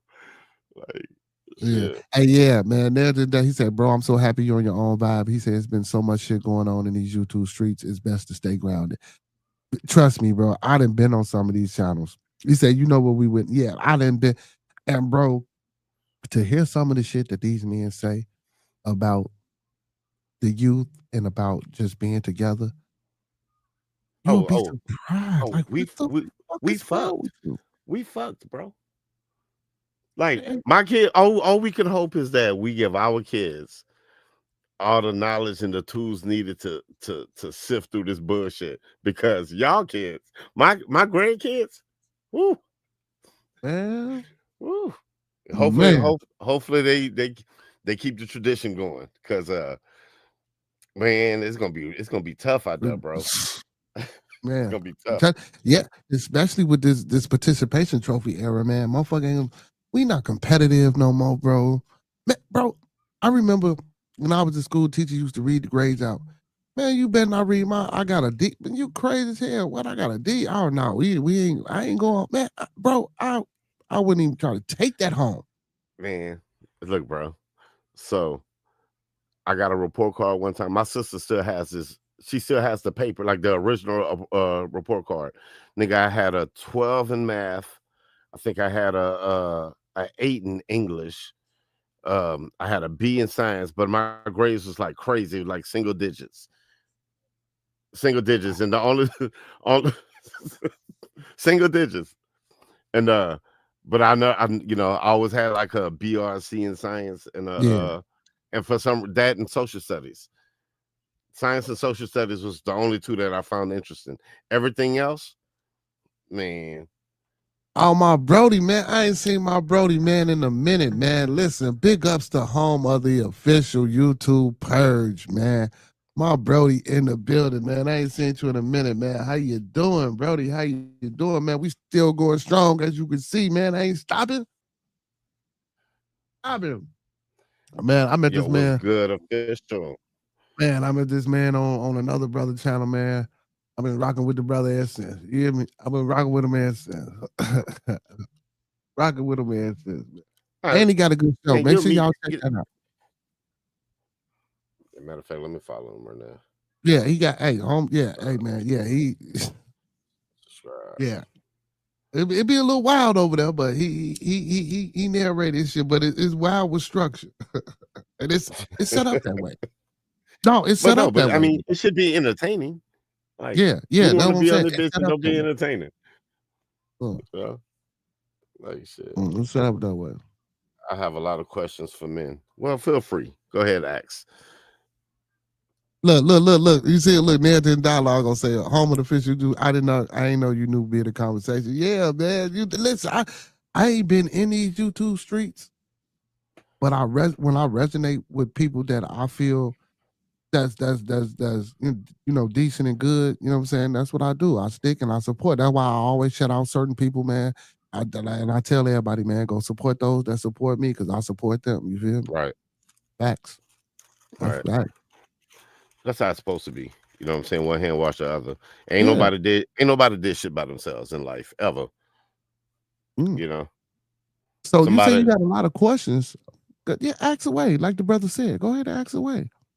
Yeah, I know. I fuck with Auntie. Man, I'm telling you, man, I've been following brothers since I fuck with Auntie. Yeah. Man, I'm telling you, man. Home of the man. I'm telling you, man. Hey, his channel off the chain. Oh, yeah, and he got the boiler room. I forgot y'all. And he do got the boiler room. He do got the boiler room. Yeah, he said, I'm usually on this channel more often. He said, sub to this one, but it's become my main channel. So he do got the boiler room. The boiler room is, so I forgot he do got 2 channels. Boom. I just hit him with the notification and the bells. She says, do you like your woman to be submissive or dominant? So I'll take it first and I'll keep it short and sweet. Right. Go ahead. submissive. I ain't explaining why. It's submissive. It's because those are the words that she used. Right. So because those were the words that she used. So don't try to turn it around like no, those were the words that you used. So I'm gonna use. I like a dominant chick. But because I think if a man carry himself a certain way, she gonna be submissive naturally. So right. I don't want you to. I still want you to know what you want. Don't be afraid to tell me what you need. You know what I'm saying? But see, so we can fight a little bit. So Narratives and Dialogue said that's a topic for the Black Manosphere. No, because let me tell you why. No, because if you are not part of that community and you didn't dealt with a woman, I think this is a topic not for the Manosphere because it's about men. It's about what we want and how we want our women to be, how we want to treat our women, and how we. So that's not a Manosphere talk. I just think that's a topic all men have discussed at some point in their life. You know what I'm saying? I mean, but it's a legit question. Well, I don't know about these other shows, so I'm approaching it like, hey, I just popped the fuck up, and shit, I'm glad I got something to talk about. You know what I'm saying? Right. So, but nah, man, I like a chick that can throw me on the bed and shit, and you know what I'm saying? Boy, come here. I got something for you. You know what I'm saying? I don't mind that. You know what I'm saying? Hey, look, that's crazy. Kitty Divine say, Auntie, I watch your show. That's crazy. Look, she came. She said she watch your show. And look, that's crazy. That's crazy. See, look, and I don't know nothing about Kitty until tonight, but I do like that name though. It depends. I always appreciate and prefer ambitious women that know what she wanted. Go get it. Yeah. He said I feel it, but she would get more answers from that. Yeah, don't get me wrong. I'm an answer because I'm a man, and I do like a submissive woman. Don't get me okay. Because I was trying. But how submissive is submissive? Like breakfast in bed type shit? Yeah, see that's again. So what is meant by submissive? Because some things that women do, like you say, a woman will be naturally submissive. I don't want to say naturally submissive. I just think a woman, if she has that man that's doing what he's supposed to do for her, I think a woman, feminine nature would just be more present than nagging, than bothering or being a problem or a hindrance to her man, because she know, listen, no matter what we going through, we together, we gonna go through this together because I know you got my back. You feel me? So it's good to have a submissive and dominant woman. You know what I'm saying? Don't get me wrong. Right. But I just said those because those were the words that she chose. Man, I've been with my old lady for 17 years. And 14, 15, 6, going on 17 years. And let me tell you, she started bringing me breakfast in bed. Like we not married. I've been married before. Mm-hmm. You know what I'm saying? And I'm like, that shit is overrated. Like, I don't have to go pay nobody to tell you I love you. Right. You know what I'm saying? Right. If my old lady is religious, I'm not, but I'm like, well, I know the Bible a little bit. Don't the Bible say what God put together and let no man tear apart or whatever? We together. You know what I'm saying? I feel like Sexy Red. We go together. Yeah, we go together. Yeah. You know what I'm saying? Shit. Leave me. Shit. And let me tell you something. This ain't no Manosphere over here, man. I'd have been on this motherfucker. Listen, I'd have been on this motherfucker for 6. I didn't cry on my shows, bro. Like, I didn't cry. Like, literally tears coming out my eyes, man. I'm playing music one day. Shit, my cousins got songs together about the family, about family members that died. Man, I sit up on this motherfucker and cry. So this ain't no Manosphere, man. I don't give no fuck about none of that. You know what I'm saying? None of that sector shit isn't that don't even fly over here, man. Yeah, we genuine over here, man. Toxic masculinity. Yeah. Ain't nothing wrong with crying. Shit, I cried in front of man. There had about 30, 40 motherfuckers on the chat that night, man. Shit, I sat up here and cried like a baby. You hear me? Man, listen, man. My grandma, I'm gonna tell you, I try not to cry now, because when my grandmother died, bro, and I was so heartbroken, because it's like she the only one that like seemed like cared about me. You know what I'm saying? Like, just she was always there. Like, you know what I'm saying? I'm the only grandkid that lived with her. You know what I'm saying? Like, don't worry about it, baby. Mama got you. You know what I'm saying? Like, you know, all occasion. And my aunt told me one day, she was like, boy, look, you got to get it together. You a ugly cry. You a fool. And from then on, like, I've been fighting tears for years, nigga. He said you an ugly cry, man. She said you an ugly cry. So narrative and dialogue, he say when you say submissive, most women take it as abusive. He said, I am just so careful with that now. We heard these topics for years. I'm sorry, we heard that topic for years, at least 5 years. And follow-up is, who is a leader? And I get that. So that's why I answered the question with the words that she chose, because I wouldn't necessarily say I want a submissive woman. Of course, you don't want anybody being submissive to you. I mean, I don't know. I'll try it. Yeah, but then I mean, I don't know if it'll like make me feel like me myself personally. I don't know if it'll make me feel complete, because I like to debate. Like my wife told me I'm very confrontational. You know what I'm saying? So it's like I like being challenged and challenging them. You know what I'm saying? So if, I don't want a yes woman, but could I date one for a little while till I figure that out? Absolutely. Okay, see, now she putting a little bit on it. Now she says, when I say dominant, meaning take charge, you relax. Oh boy, yeah. I know. See, I know what she meant. Like, you know, this got a sexual connotations, overtones. You know what I'm saying? Just come out and say that, because you know, I'm thinking relationship. You know, just societal wise. When she said dominant, submissive, and she was saying in the bedroom, goddamn it, you know, shit, it all depends. You know, but they shouldn't even be talking to you about this.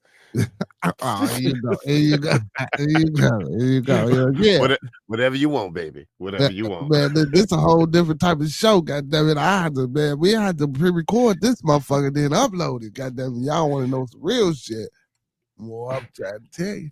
He said, "Oh man," and T said, "I bring my women breakfast in bed. Sorry, fellas, no woman can beat me out of bed in the morning. She can handle the rest of the meals." See what I'm saying? That's why my old lady got to stay away from your old lady. You know what I'm saying? You know what I'm saying? But you out here causing trouble. Oh shit. You out here causing trouble. No, because I didn't cook. You know, because I like to cook. You know what I'm saying? So I wouldn't mind doing all the cooking. I wouldn't mind going to work, coming home, and still cooking, because I know what I like to eat. You feel me? And so I wouldn't mind doing it. And I'm a hell of a cook anyway. You know, that's what I do anyway. So Look, I wouldn't mind. I think the objective as a man, if you serious about a chick, you're gonna make sure that she know you love her. So if that's a breakfast in bed, or wake everybody up at 6 o'clock, nigga, we gonna eat breakfast at Golden Corral. You know what I'm saying? Like, you know, just those little things. You gotta let a woman know how you you know. I tell my lady, me and my lady got this joke one day. This when I used to fuck up all the time, and I came in the house one time about 4 o'clock in the morning. Nigga, I'm empty. You know what I'm saying? Nigga, I'm empty. Like, just my eyes, I'm thirsty. I'm dry. You know what I'm saying? And she was like, this one I had the epiphany of, okay, I'm in this. She was like, you can go back where you came from. Damn. And then for a second, I thought about it, because I was having a great time. You know what I'm saying? And then it dawned on me, like, you know, you know what? I ain't never leaving. And then as years, you know, and then she looked at me, we kind of started laughing. She was so mad, but it was the way I said it. She just started laughing. So cool. You know, I gotta crack jokes, you know, Big Daddy funny, no? Big Daddy funny. Right. And then years later, I was like, you know, we was clowning about some shit. And she was like, well, I said, you know, if you ever got another man, bitch, you sleeping in the middle. Cause I ain't never leaving, bro. Hell yeah. I feel you. Shit. Hell yeah. You got to get in the middle, especially when you got that one, you know, you got a hold of that one. Yeah, I ain't never, I'm gonna let somebody out daddy me. Boy, you crazy. Yeah. You know Well, see, and yeah, so that's what Auntie was saying. He said his woman knows how to take care of me without having to mommy or dominate. He said that's a true grown woman. Yeah. Yeah. Like my old lady, like to the point, like it's scary. It's scary. Like I used to come in the house and she used to look at me and be like, did you drink some water? Did you eat something? She said people, you know what I'm saying, started making me feel guilty about being out there trying to be young. You know what I'm saying? Yeah. Like, Start making me feel guilty about that shit now. Man, I don't leave my house, boy. Look, I cut my grass, I plant her flowers. You know what I'm saying? Like, you know, whatever you need, baby. And this goes into the next thing that we was talking about. The next question is, what is a real man? And that turns into who is a simp and who is not. See, people would say you simping. I would say you doing what the fuck you need to do to keep your household in the real run. Especially if she loyal. Absolutely. Yeah. See, when you in that manosphere sector, like you know what I'm saying, Narratives of Dialogues was talking about and Miss Kitty Divine was alluding to, they ain't with none of that shit. You a simp, you know what I'm saying? No, you the bread when you got it. No, man, nobody trying to hear that shit now, man. Look, bro, it don't matter where the money come from. Only thing matters is what works for y'all. Every relationship is different. You know what I'm saying? Every relationship is different. Like, so I don't, you know, I used to I got this thing that I be telling people all the time, like I know in my house, I don't saw my sister-in-law get married twice. You know what I'm saying? Like, seeing people go through shit, her mama single. So therefore, don't come around here trying to tell me how to be a man. Bitch, I'm not y'all men. You go find your man to go do that for you. Don't be trying to tell my old lady. You know what I'm saying? Like, you know, because I don't fit your criteria. Like, I'm not for you. You know? That's like shit. Oh, she says, fix your dinner, run your bath water, fix your favorite drink, and feed him a song. Miss Kitty, where you at? She's singing the Beyonce song. She doing all that. God damn it, where you at? I might have to move. I'm leaving the kids though. I ain't bringing all up. Yeah. Like, you know, nah, real shit though. Like, you know, a good relationship, bro. Like, it's just supposed to be. It's you know, everybody get caught up in the fairy tale shit. You know, because they watch too much TV, too much internet. You know what I'm saying? They're thinking they got to go really bring you, spend 15. First of all, this is why I love my old lady. I bought her some $130 what was it, Gucci diamond perfume. Man, she spazzed the fuck out on me. You know what I'm saying? $130. And that motherfucker started thinking about the cable bill, groceries. She started thinking about all kind of shit. You know, like shit, $130. Like, But that was good for me though, because I do have a tendency of, you know, being like, man, let's go eat something. I mean, I spend $20, $30 every day at the scene, like at the gas station. Yeah. By the time I go get my Black and Miles, give me something to drink, you know what I'm saying? Get her Coke Zeros, get them kids some Gatorade. Like, this is constant. Yeah. You know what I'm saying? So every little penny I make, fortunately, I get to spoil them with it. And she take care of the stuff. You know what I'm saying? Well, I ain't got no money, so if y'all want me, ladies, listen, help a brother out. We ain't going on no dates. We ain't doing none of that shit. Help a brother out.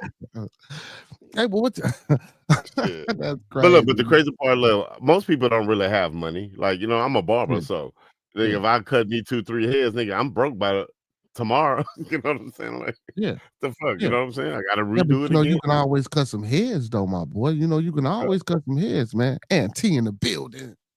Yo, what's going on, dog? What it do, pimp? Chilling, man. Chilling. Man, y'all got me up. I was about to go to sleep, but nah, y'all got a good combo going on right now. We got you up now. The spirit of bearded conversation got you up, brother. You know what I'm saying? Well, you know what's up, man. I be having to run around these streets and wild out, so my week is all thrown to sleep patterns. Well, it's almost over though, pimp. Look, you got one more day. Yeah. Well, yeah, and bro, but it's YouTube, so everything's like Friday is like every day Monday. Friday's like Monday on YouTube, bro. Every day Monday, yeah. Like for real. Friday's like Monday. You know what I'm saying? That's when everything gets started, bro. Yeah. But nah, it's cool. Yeah. Friday do be like Monday. You know what I'm saying? I do notice the algorithm is different Friday, Saturday, and Sunday versus Monday to Wednesday. Even on Thursday be a little, you know what I'm saying, different from So yeah. Right. Hey, and he said I could cook too. Cool combo though. Yeah, he said I can cook too. He said I have no problem with that. He said my ex didn't know how to cook. Now, I think I would have a problem with that. I think my woman would have to learn how to cook if she didn't know how to cook. Because what if I couldn't cook all the time? Even though I don't mind cooking, but what if I couldn't cook all the time? We got kids. She gonna have to figure that out. She gonna have to figure that out. But that's what we're talking about. Like, we can do it for a little while, but after a while, I'm gonna realize, both of us are gonna realize, I'm coming in the house cranky. You know what I'm saying? Like, you know, I don't smell what I want to smell. You cook something, but it's some basic ass shit. You know what I'm saying? It's definitely some beginner shit. You won't even try for me. Like, go fuck up go fuck a plate up and be like, look, baby, I'll be so happy. Yeah. You know what I'm saying? Like, shit. Go try it. You goddamn beefaroni ain't gonna cut it.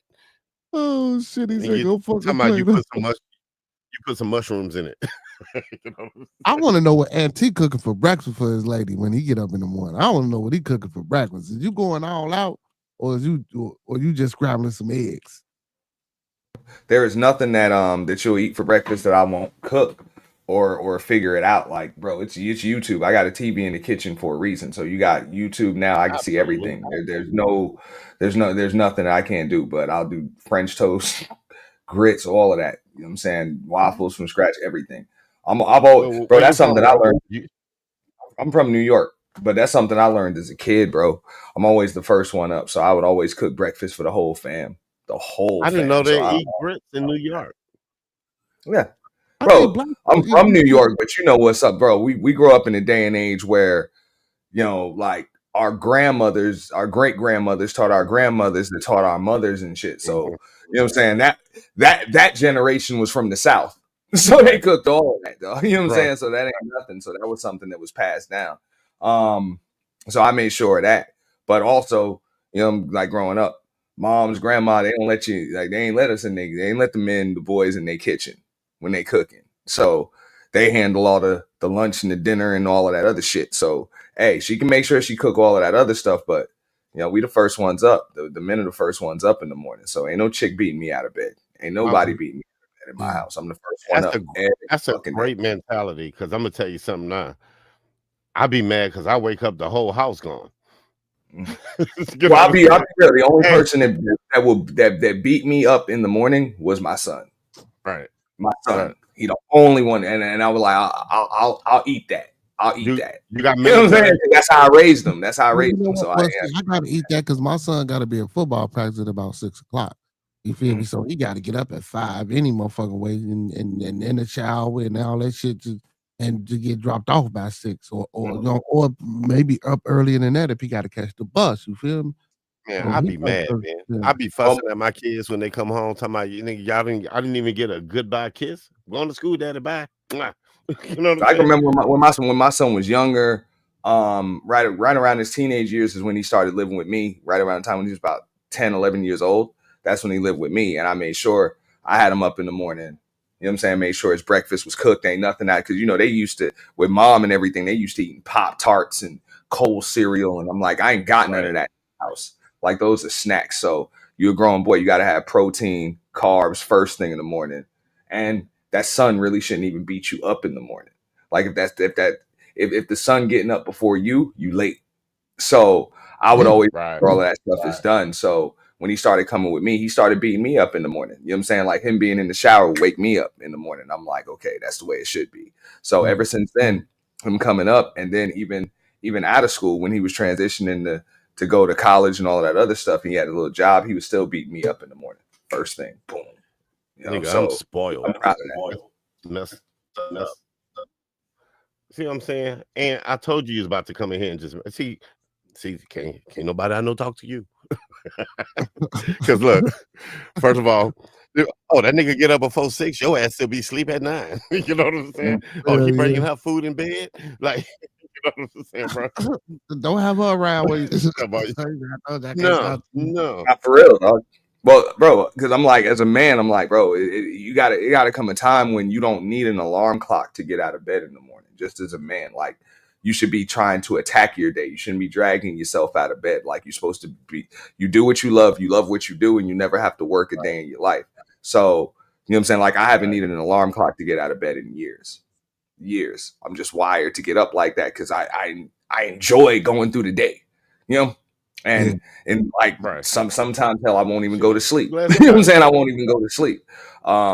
Like I said, I enjoy attacking the day, so that's the way it should be. I don't need an alarm clock. I got plenty of them, but I usually beat those. Damn. Well, you know what? I ain't gonna. I beat my alarm clocks, but then once I know I beat them, I lay my ass back down and wait for the alarm clock. I ain't gonna lie. I ain't gonna lie, man. I don't know, man. Bro, I just I'm say telling no you, man. I'd be mad, bro.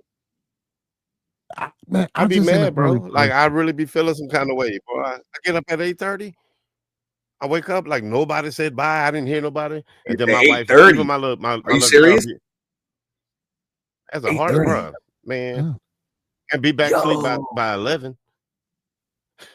See, the way I think about it, bro, it's like, bro, it's 24 hours in a day. By 8:30 a.m., the day is 35% over with. Yeah, right. I miss a lot of them. Right. You know? I mean, no, you're right though. And the 24-hour day is midnight to midnight. You know what I'm saying? So, bro, by 8:30, maybe on a Saturday, you sleep in. I'm like, you give yourself one day a week to sleep in because you do need a little bit. But for 8:30, I'm like, man, if I got shit to do, look, I know if I got shit to do, I'm on that. But if I ain't got shit to do, I ain't got no cuts coming in. I ain't got to get up. You know what I'm saying? Until, you know, people scheduled in the afternoon and shit like that. I'm not getting up. But then I still be mad though when I don't get that. Daddy, we leaving. You know what I'm saying? I be feeling some kind of way. I don't really be caring about none of that. Now my daughter. So now my daughters, they'll make sure they do that. Well, my boys, I don't know. Or when they get to school, like I don't know, man. My boys just I ain't really messed up. But my daughter, but they go out their way to do that. But not saying I don't need that neither though. I don't really mind if they just get up and go. I need it. I need it. Yeah. I need Oh it. yeah. Because I want to feel like, you know, you know, like I get you off the bus. Sometimes I go meet the other ones coming out of the high school. I go walk down the street, just be out there waiting. You know what I'm saying? Like, but in the morning time, you know, but like they said, Daddy, you was sleeping so good, I ain't want to wake you up. And I love y'all for that. You know what I'm saying? Like, I love y'all for that, you know. But if I had shit to do, then I'm up. Especially like I'd rather take a nap in the middle of the day. I ain't gonna lie. I'd rather take a nap in the middle of the day. That's the shit that fucks me up. If I take a nap in the middle of the day, I'm up like right now. I can be up till 2-3 o'clock in the morning. You know what I'm saying? But when that happened, I'm not gonna, you know what I'm saying? I'm gonna be tired tomorrow because I'm an old dude. Maybe I'm not eating right. You know what I'm saying? Maybe I need some vitamins, some Flintstone vitamins or something. Because I'm telling you now, I don't want to get up tomorrow unless I have to. You know, but I don't mind getting up, like, you know, but I don't know. I'm just not young no more. I used to go a period in life where sleeping 4 hours was absolutely acceptable and could totally recharge. Now, shit, man, my elbow hurt. You know what I'm saying, man? My knee, it'd be like that. It'll catch up with you, bro. It'll catch up. My knee tight, like shit. I got my glasses on early. You know what I'm saying? Okay, my eyes can't focus. Sometimes I don't even want to deal with them kids, man. Get y'all ass on, just go. Cause if they wake me up, I already know what they want. Everybody wants some money before they leave out the door. Oh shit. Look, right. So look, when it come to kids, because I'm old school, my kids programmed a little different. Like, because when I cut my yard, I cut my neighbor yard for him too. And he's a Trump supporter. You know what I'm saying? But I cut his yard for him too. He had a stroke a couple of years ago. Then his wife died. So he really can't be out there like that. And my lawnmower had died. So I'm like, look, bro, let me borrow your lawnmower. When I cut my yard, I'm going to cut yours. Then I ended up buying me a lawnmower. Now I just cut his yard. You know what I'm saying? So I had to pay my kids $10 each to cut the backyards. You know what I'm saying? Backyards ain't that small. You know what I'm saying? But so yeah, we cheap around here, bro. $5 get you a long way. You know what I'm saying? I $5 put $5 on your cash app, boy. That's just enough for you to go to school and get a snack out the vending machine. Oh no, $5 around this motherfucker. You ain't doing that at $5 in Chicago. $5 ain't getting you nothing. Did you say $5, bro? $5, nigga. I told you $10. I can get some hard labor. Man, shit.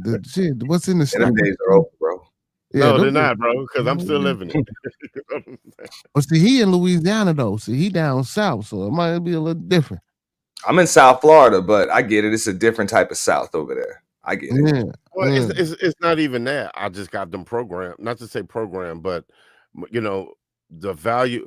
It's so much more shit in life more valuable than money. So we don't prioritize it. So if you get a little something, be grateful. You know what I'm saying? Like, you know, you got on. You know, man, I just bought my daughter some KDs to go to play summer league. Now she about to them things. She ain't even barely broke them in. You know what I'm saying? Now they're about to get some. Like, you don't need shit. So quit talking about money like you need that. You got everything you need. You know what I'm saying? You want some money, you go wash some dishes. Like go do some shit. You know, because when I go to the store, don't you want that 79-cent icy from Circle K? Hey man, Narratives and Dialogue. He said, man, I'm looking at some different shows while listening here. He said, man, these coons are blaming black people for the death of Charlie Kirk. Yes. He said these are black people digging in white people. What the fuck? Let me jump in there with that one. What you have is a lot of people clickbaiting, bro. They have nothing to talk about instead of just saying my condolences to the family. You know what I'm saying? Can he rest in peace? Regardless of whether or not you agreed with his ideology or any of that stuff, just say that and move on to content. You know, well, no, these people have to turn a dead person into content because they have nothing to talk about. The creativity and content creator is done. That's over. It's over. You see, this is the thing though. It's like it's the content, it's the meat of the matter. Pause. You know, it's like him dying is not the issue. The issue, like which nobody seemed to be talking about, is what he stood for and what your president is doing to honor him. And what you know what I'm saying? So it's like they missing the content.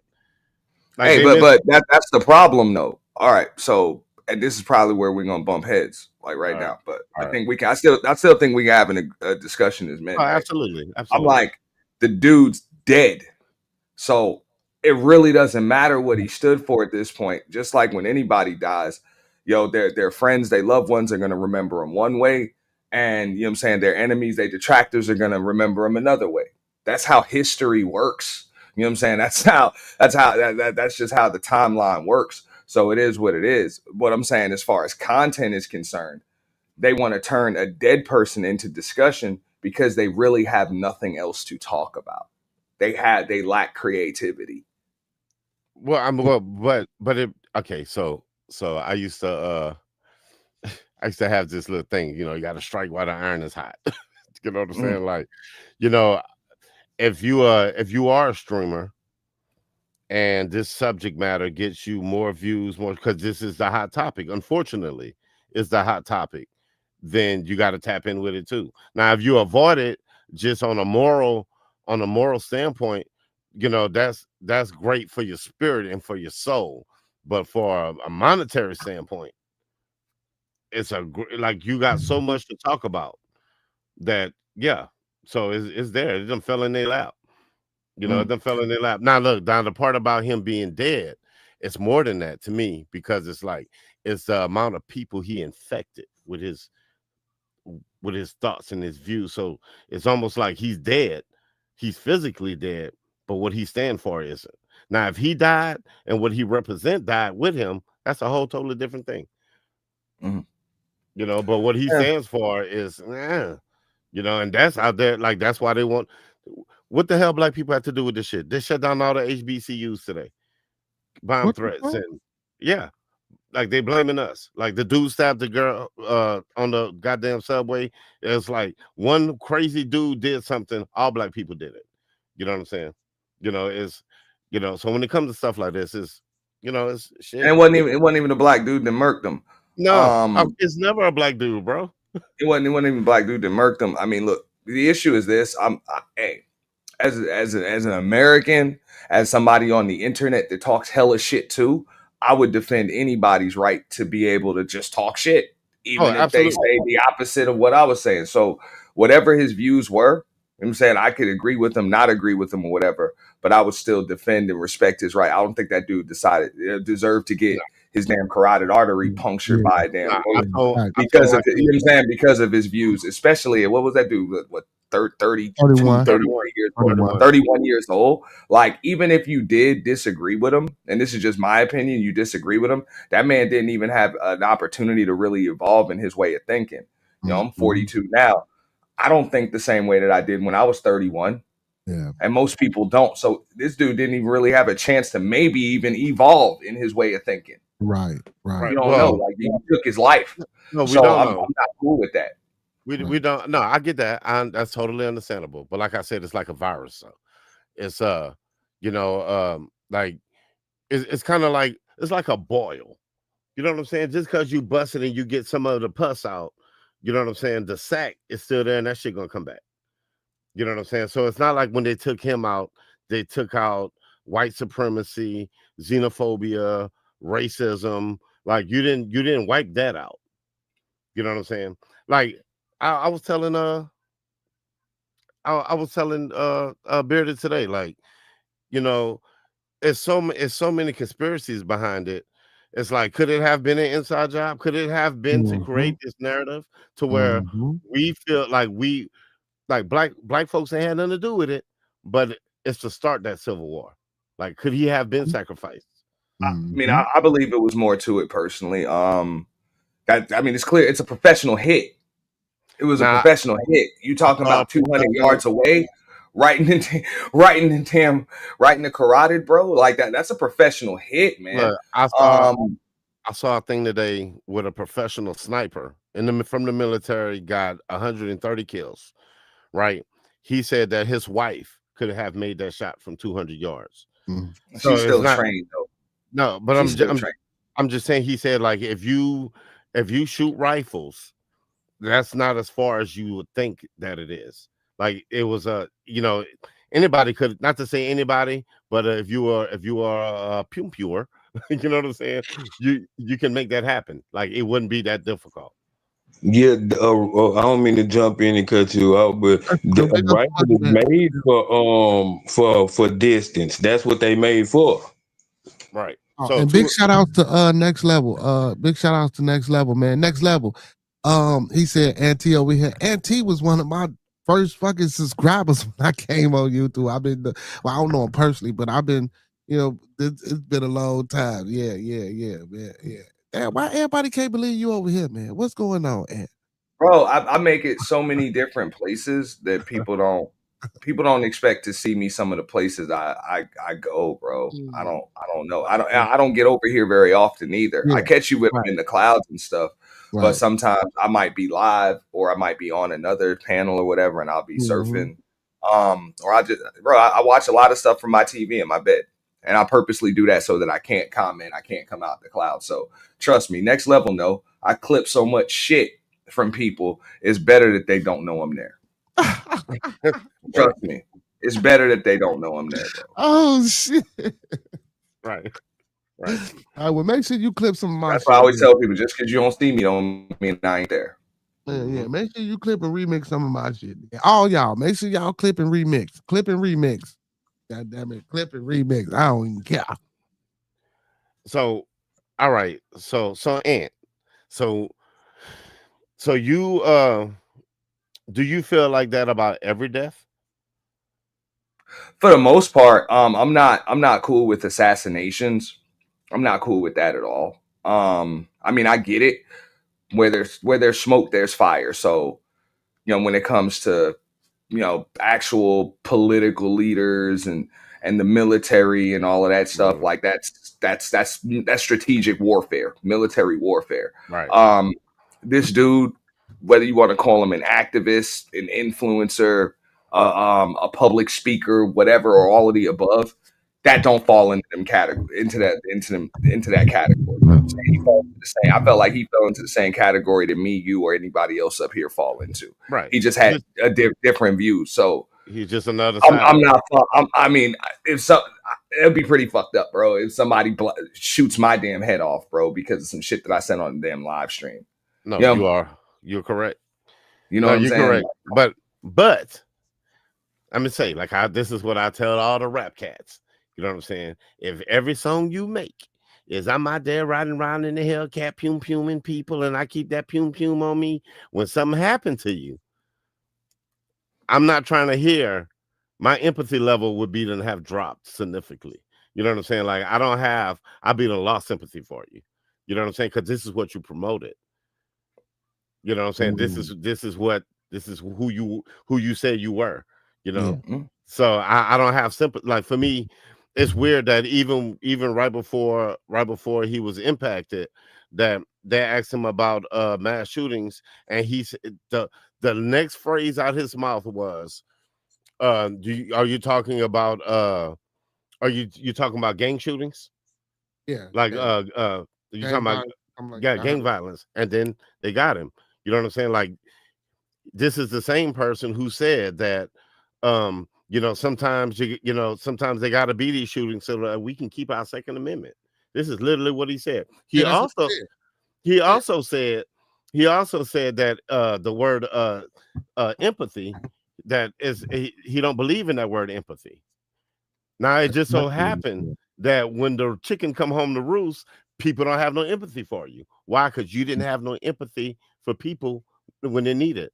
They didn't raise them people. Don't look. Them kids got pumed in Colorado on the same day. You didn't even hear them talking about them kids. Like, you telling me like their lives is more precious than this guy's, who said that if he saw you driving the school bus, driving the airplane, or taking his order in a restaurant, he has no faith and no confidence, and that you only took up space from a white person. So at this point, it's like, I hate to see that what happened to him, because it's like nobody should be taken out like that because of anything that you say. But that doesn't mean if something happened to you that I should be, oh my God, oh my God, oh my God, look what happened to him, oh my God. Like, you know. No, I mean, look, I all right, so I come from the private sector, bro, and it's where capitalism is king. But it's not. People think that that's all about money or whatever. No, that's about the spirit of competition for the most part, keeping things competitive. That's why I use Monopoly and all of that stuff as a theme, because monopolies are really bad. Like, they're bad. Once there's a monopoly, the game's over. Right. You know what I'm saying? So you need that competition to keep the game going. You know what I'm saying? Everybody's got to have something. So I just feel as though this dude was pushing a product. You know, he was pushing a product that people were buying. And if you don't like his product, you need to offer a better product at a better price and market it better. That's just the way I see it. And that's why he's over there doing his thing and we're over here doing ours. We need to build just as big, or if not bigger, a platform and sell it and compete with what he's doing. Okay. But to just shoot him in the damn head or blow his carotid artery out, I'm like, yeah. Yeah, you know what I'm saying? First of all, we already know it's gonna be some crazy little right winger who obsessed with guns and the Second Amendment, who's you know what I'm saying, who's they don't see the world like we do, because they live in his world. I bet you money, if they find a person that is gonna be somebody that probably used to follow him or supported him or have that ideology, you know what I'm saying? But when you talk about product, it's like, if my product doesn't kill you, then they'll have a superior product. But if your product is deadly and you have a machine behind you pushing it, then, that's not capitalism. Like, it's the illusion of. No, I mean, look, the tobacco companies, the alcohol pushers, whatever. I just see it like this. It wasn't right when Malcolm X, Martin were taken out. Right. It wasn't right when they were taken out. How is it okay when this dude gets taken out? Okay. So, I'm not a fan of it. It doesn't matter what these people are saying. It's just not right to take them out for saying it. I'm never gonna defend that. I think the issue is I don't believe anybody feel like it was I have seen a bunch of shit where people were like happy or you know what I'm saying. But I think for the majority of people, nobody's happy. Like nobody's happy that he got taken out. It's just that once he got taken out, people could understand how. It's like you ever watch Bill Maher? Yeah. You know, the comedian. Mm. So when he got the joke about, I would never hit a woman. I would never hit a woman. I'll never put my hands on a woman, but I understand. You know what I'm saying? So it's like that's how I feel like people are about it. Like nobody wanted him to get killed, but at the same time, it's like, well, it's the same thing like with YML Melly fans, for example. Like people love his music. Nobody wanted him to go to jail, but what you thought was gonna happen? Yeah. What? I just believe if I don't like the product that you're pushing, it's my job to put you out of business. Like I gotta put you out of business, and that means I need to take over your industry and make it so that you can't survive in the industry anymore. But as far as just doing that right there, somebody else, I just turn you into a martyr. If I have a problem with your message, now it's about to be millions of people regurgitating your message. I really haven't taken anything out. They're going to build statues and have paintings and memorials that like you just became an idol, a symbol. I can't even debate the dude no more. You took him out. Right. I can't even get a viral moment making this dude look stupid. If I did disagree with him, he's a martyr now. Right. Yeah, but like I said, I don't believe people agree with guys in the bigger figures by taking them out. I don't believe people really agree with taking him out. Like I think, but once it happened, it's like not a lot of people feel bad about it. I feel bad for his kids. Yeah, but how the hell did black folks get blamed for that? That's what because that's the machine.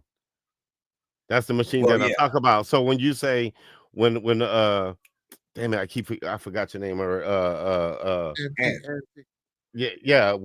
when T say that like the whole capitalism thing, like that we should put out a better product. It doesn't matter about the product because it's like a car. If you come out with a car that can run on water, one of these car companies is gonna buy your car that run on water and put you out of business. They don't want that. It was the same way the tobacco companies did with the vape. They try to say vape is harmful for you. It's bad for you. Whatever. It's just as bad as a cigarette, bro. You know what I'm saying? Like, but the competition was we're going to try to put the machine behind the cigarettes to get rid of the vapes because it's cutting into their money. You know? So it's, that's what they're gonna do. But what did they do to kind of like really fuck up the profits of tobacco companies and stuff? They made it extremely uncomfortable over the years for people to smoke anywhere other than the comfort of their own home. And a lot of people, my brother, just as y'all can see, I'm still smoking. I've been able to go down. But my brother, he just signed a new lease, got a new apartment. I go over there, I'm helping him move in. You know what I'm saying? Last week. And I just fire up in the parking lot, bro. They tell you couldn't even smoke in that damn parking lot. Not in the parking lot. They like, hey, ain't no smoking nowhere. I'm like, yo, that's what's up. That's what's up. People think, hey, is it smoking? You got a problem with that? Hell nah. Thanks for reminding me. I've been trying to get off this shit. I bought a pack. They selling nicotine. They making you take a thing of nicotine gum now. You know what I'm saying? Some of these spots are making you take like nicotine gum or patches with every pack that you buy. Now, you know what I'm saying? They made it uncomfortable for you to do it anywhere. I grew up in a time when they used to have the smoking light on planes. Remember that? Right. Can't do it anymore. So there are ways to go around that. You know what I'm saying? They made it uncomfortable for people to do it. Yeah, they don't even put ashtrays in your car no more. Yeah. No. There you go. Mine don't have one. So I'm just saying there are ways to kind of get around that. And I understand what you're saying, but just like you said, if you got a utility patent and a design patent on a car that runs on water or whatever, the only thing that they could really do is purchase that from you. And it's up to you if you're going to sell it, if you're going to sell the license, or if you're just going to sell it all together. that's really up to you. Now, people's own greed will be like, whatever, you'll sell it to the big manufacturers and all of that other stuff. But if you want to keep it close to the chest and put everybody else out of business, you got to be willing to put that work in.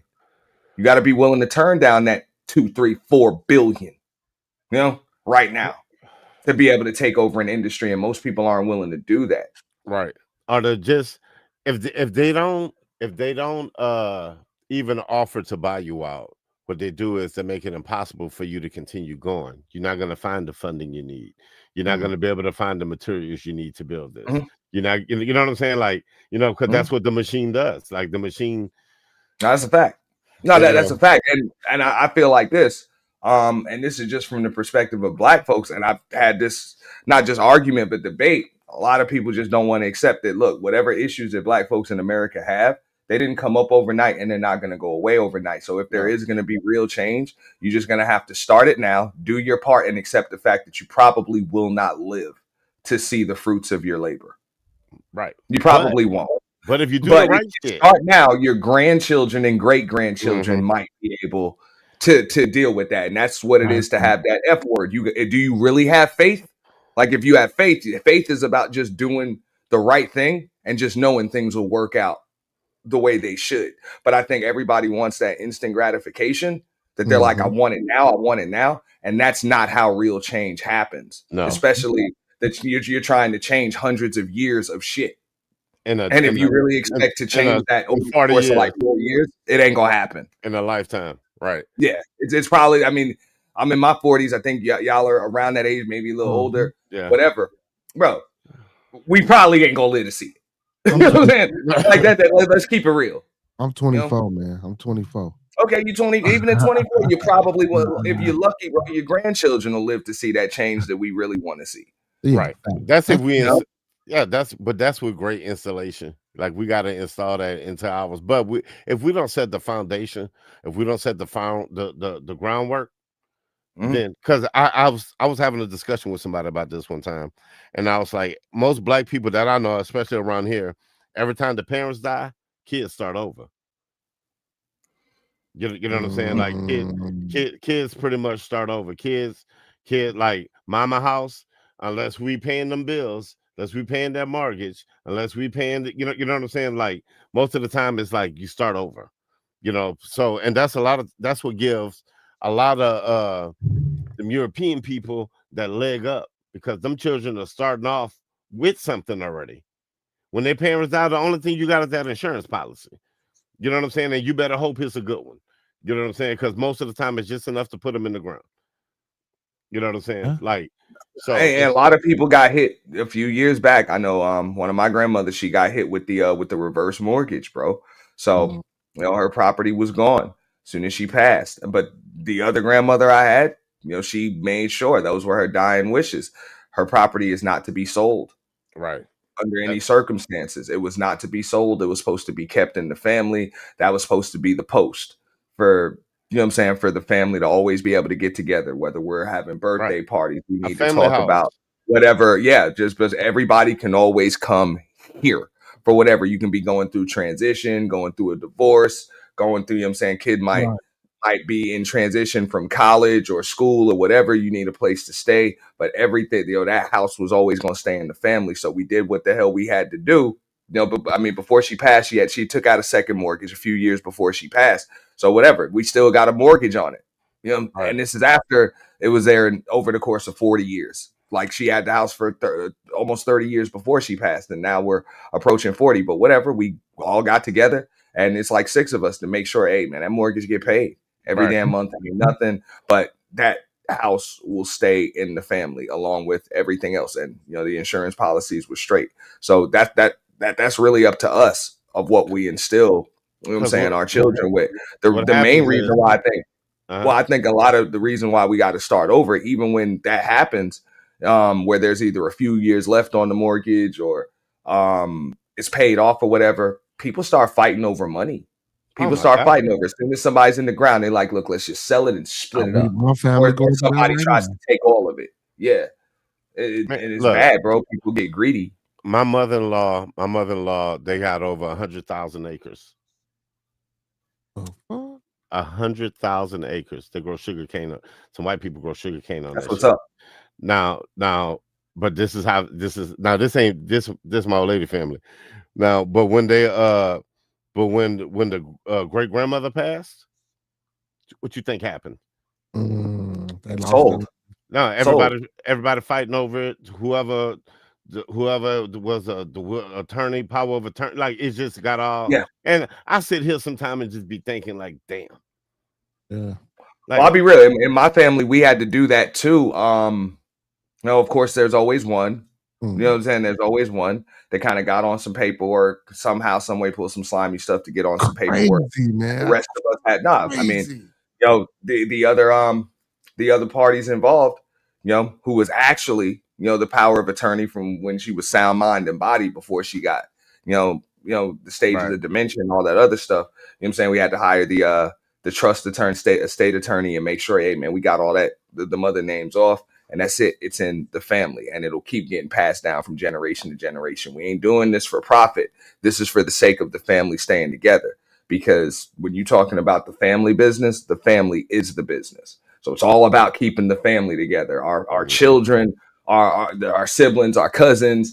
That's our greatest asset. To hell with a couple of dollars. Say that one more time, Auntie. Say that one more time. No, when it comes to the family business, the family is the business first and foremost. So if we lose touch with each other, there is no family. But ain't a couple of dollars ain't gonna help us, bro. It's our bond and the fact that we stay together. So I try to even make sure that that's the case. You know what I'm saying? Even with the generation that comes, I'm still close with, of course, my brothers, and my cousins and everything else. Like we don't need our parents to get us together.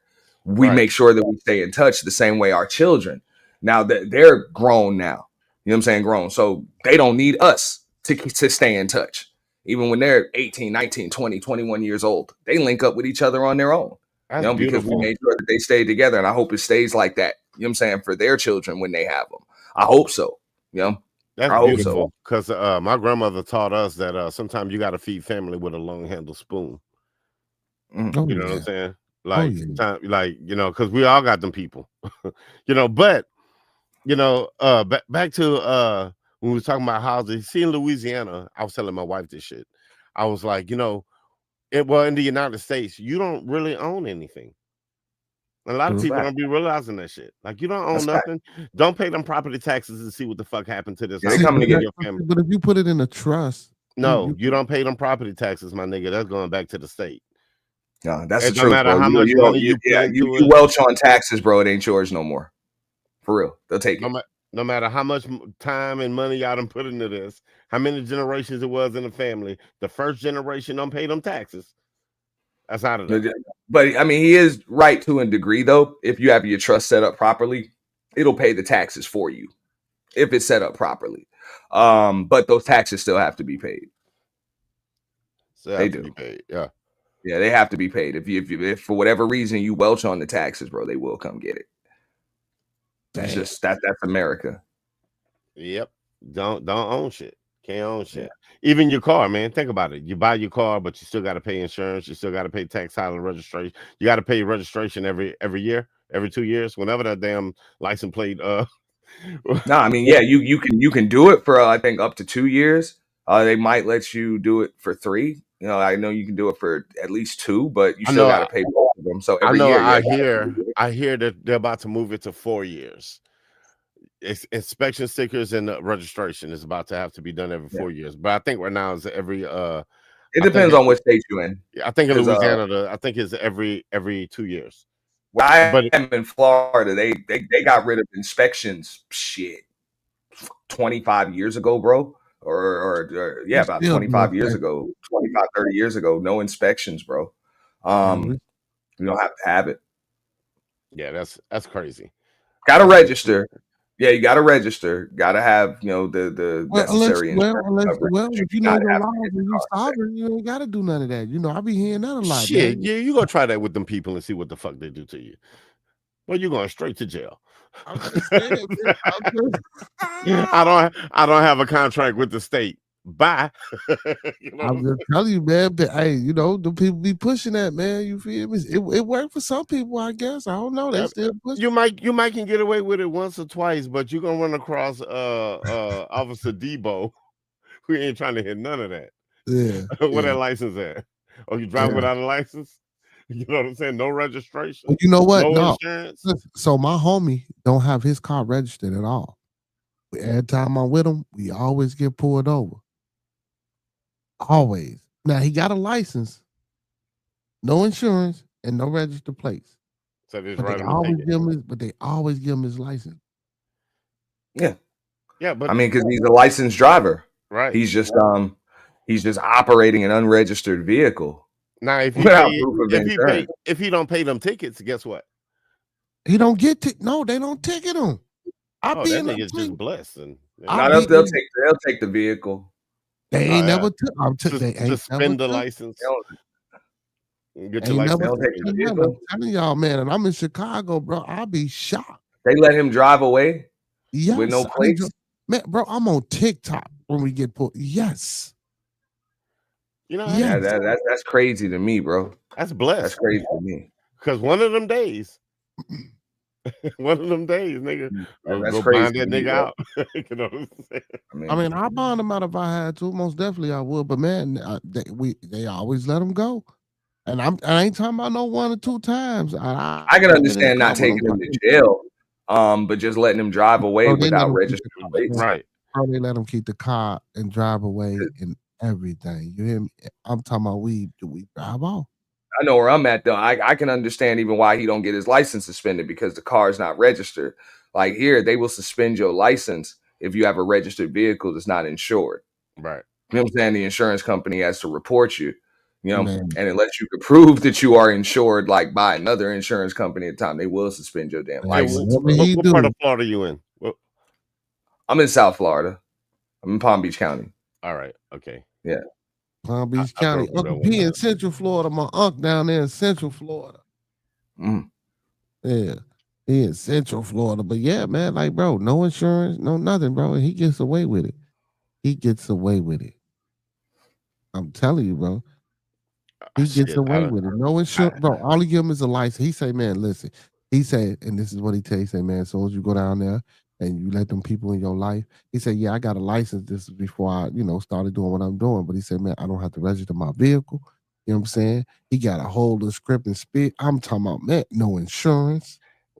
Well, I mean, I'm glad he up there because if he could try that shit over here in Louisiana, they ain't trying to hear you. Yeah, well, Louisiana, different animal, man. Y'all fucked up all the way around. They ain't trying to hear you, bro. Like shit. I done seen niggas go to jail for waiting. I know the state of New York wouldn't be playing that shit neither, bro. Like for real. You know what I'm saying? They will mess you up just for not knowing. Just like you said, no inspection. You know what I'm saying? It's a lot. Or Virginia, bro. They even worse, bro. Oh, that's what I heard. I heard Virginia don't play, bro. Pretextual stop. That's how they do. Yo. They use them little numbers on your card to see that's a reason to pull this nigga over. You know what I'm saying? They don't play, bro. And remind him that he's our nigga. You know what I'm saying? Man, that's crazy, man. But yeah, man, like but so I've been trying to dabble into that. Not the sovereignty part, but all them USC codes and all that shit. That shit kind of fucked up, bro. A lot of the shit that we think is legal ain't legal. No, bro. We just don't know about a lot of shit. Look, listen. So I'm probably one of them people that know just enough to get me fucked up, right? Because you can never search my vehicle. Where you going tonight? Am I not free massa? You know what I'm saying? I don't answer questions. I don't want to talk to you. Like none of that. You know what I'm saying? Give me my ticket and let me go by my business. You know, like that's none of your business. Anything that I'm doing is none of your business. But the problem though is when you hurt them white people feeling, or most of the time it be black folk. When you hurt the dude with the badge, when you hurt his feelings, your rights don't matter. Yeah. The funny thing is, go ahead. No, I was gonna say the funny thing is what people don't understand is just like you were saying, your people got 100,000 acres or whatever. If you want to drive your unregistered, uninsured vehicle all over your 100,000 acres, You can do that legally. I can do It's that. just when you Just not start on the using highway. public roads, those, you know what I'm saying? They, Like that city property, once you start using public roads, highways, all of that stuff, you're now, even though it's public property, it's still like privately owned by the damn public, the city, the state, whatever. So you gotta abide by their rules, their laws. no, first of all, I don't have 100,000 acres. I wish. No, I was just saying that. You know? Yeah, I know what you mean though. Yeah, as long as I'm on my property, you know. But now we're getting to the point. See, but I heard this. I heard if you had that many, I heard you got to put roads and shit on your. If you got that much property, I heard they make you put roads. They don't take care of the land. Like I said, they rented the land to some people that do grow sugarcane. Okay. Oh well, yeah. They getting You know what I'm saying? So that's a whole different. I ain't seen a dollar, none of that shit. I don't know what the fuck they doing over there with that. You know what I'm saying? Like that shit, that shit don't concern me much. Because why? When you had the opportunity to, you let them screw you. You know what I'm saying? You let them screw you. Now we got to go to work and shit. Now I got to go hustle. You know what I'm saying? Boy in the building. What's up, Cito? Yeah. Hey, well, shit. You know, man. We just got but that's just like Auntie said earlier, man. We just got to figure out a way to do what we need to do and present a better product. You know what I'm saying? And that's it. That's all, bro. And we can't present a different or a better form of this dysfunctional ass government or whatever you want to call it that we have right now, or a system that's put in play. If we want to come up and do these things that we say we want to do, if we don't have no ways to do that, but you see, we so fractured as a people. We're so fractured. That's no way in hell Donald Trump should have been reelected. You know, but we so fractured as a people. You got people believing, oh, she was locking up black dudes. No, she wasn't. You know what I'm saying? Oh, she was doing this. No, she wasn't. And then you got people that literally believe it. Like they won't go do the research. They won't do the work. You know what I'm saying? So we complain about shit that we took no part in. My wife told me I can't vote no more after Donald Trump got elected. I'll tell you like this. If people have a problem with guys like Donald Trump being elected, don't give people the option between bad and worse. If you're going to keep giving people the heads I win, tails you lose option, chances are they're going to lose no matter who the hell they pick. So that's what it is. Like, and bro, there was a movie back in the, wait a second, bro. There was a movie back in the 80s called Brewster's Millions. Y'all remember that? The Richard Pryor movie? Oh, yeah. Hell yeah. Bro, he explained this. They explained this extremely well. He was like, just none of the above on the damn ballot because all of the options are horrible. It's a bunch of corrupt politicians. Like, that's it. So you bet, and none of the above actually won in the damn election because he was actually making sense because he couldn't win the election. It's a comedy, but it's the realest thing. So even to this day, bro, when it comes to presidential candidates, ever since 2016, I have literally written none of, because you can write it in, I wrote none of the above on that ballot. And people are like, oh, well, your vote went nowhere. I'm like, the hell it didn't. I want that recorded. I want it recorded. If not voting means it went nowhere. It's my duty. It's my obligation as an American to cast my damn vote. So I'm going to do it. And I'm politically astute enough to do that. I know what's going on. But both of these candidates, every candidate that you have on this ballot is an insult to my damn intelligence. And I refuse to pick any of them. And if enough people would realize that instead of believing that the lesser of two evils is one is better than the other. The lesser of two evils is evil no matter what you pick. Okay, so I'm not picking evil. There's no lesser of two evils. I'm not picking it at all. I want to ask you a question. So what did you find so evil about Kamala Harris? She is a shill of what's wrong with politics in general. Her constituency is big pharma. You know what I'm saying? Big pharma and Washington lobbyists. Big pharma, Washington lobbyists, and the privatized prison industrial complex. That's who backed her from when she was in California. That's who backed Joe Biden. For the most part, that's where a lot of the Democratic Party's money came from. I'm not going to say the Planned Parenthood thing because Planned Parenthood was backing both sides. They were going to win no matter who the hell came in. So they didn't give a damn. But yes, big pharma, and she even made sure that she said, your drugs, the prices are going down and everything else. That's why they made sure they got the crack and the dope off the streets. So that way Your big pharmaceutical companies could sell it all legally. Like, that's just what it is. So, I mean, it's so many. And then now all of a sudden you have an opioid crisis. You have all of these different things going on. So, like, bro, there were some serious problems. There were some serious problems with her. And it's not even just that. The fact that everything was done for Asian American, Pacific Islanders. It was done for Indians.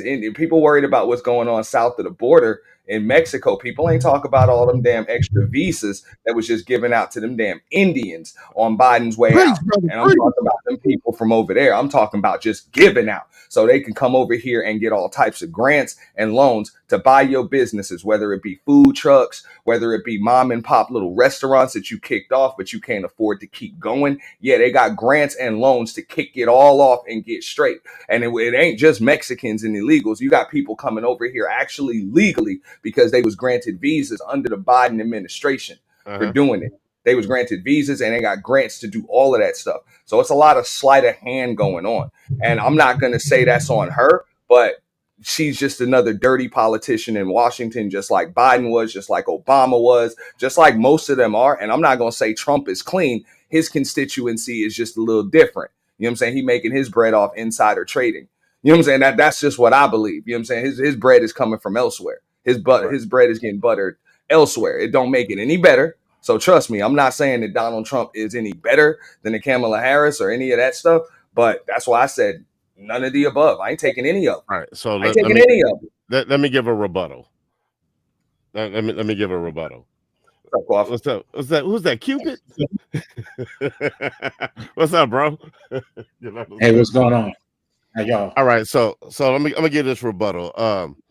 All right, so I do believe that Kamala Harris was would definitely be a better fit for what we got going on. I think that voting none of the above actually put this man in power. You know, do I think that they all? There's no way you can become a millionaire and be in this business without having some kind of cutthroat. It's impossible. Like it's impossible. You know what I'm saying? Because if you didn't, you're gonna end up like Mr. Kirk. You know what I'm saying? But when it comes to like policies and stuff like that, you know, I believe that there is no one is more evil than the other. We just both got two different agendas. We got two different pathways to get things, and the pathway that one want to take might bring some other people along with them versus the way that another person wants to take is only bringing their people with them.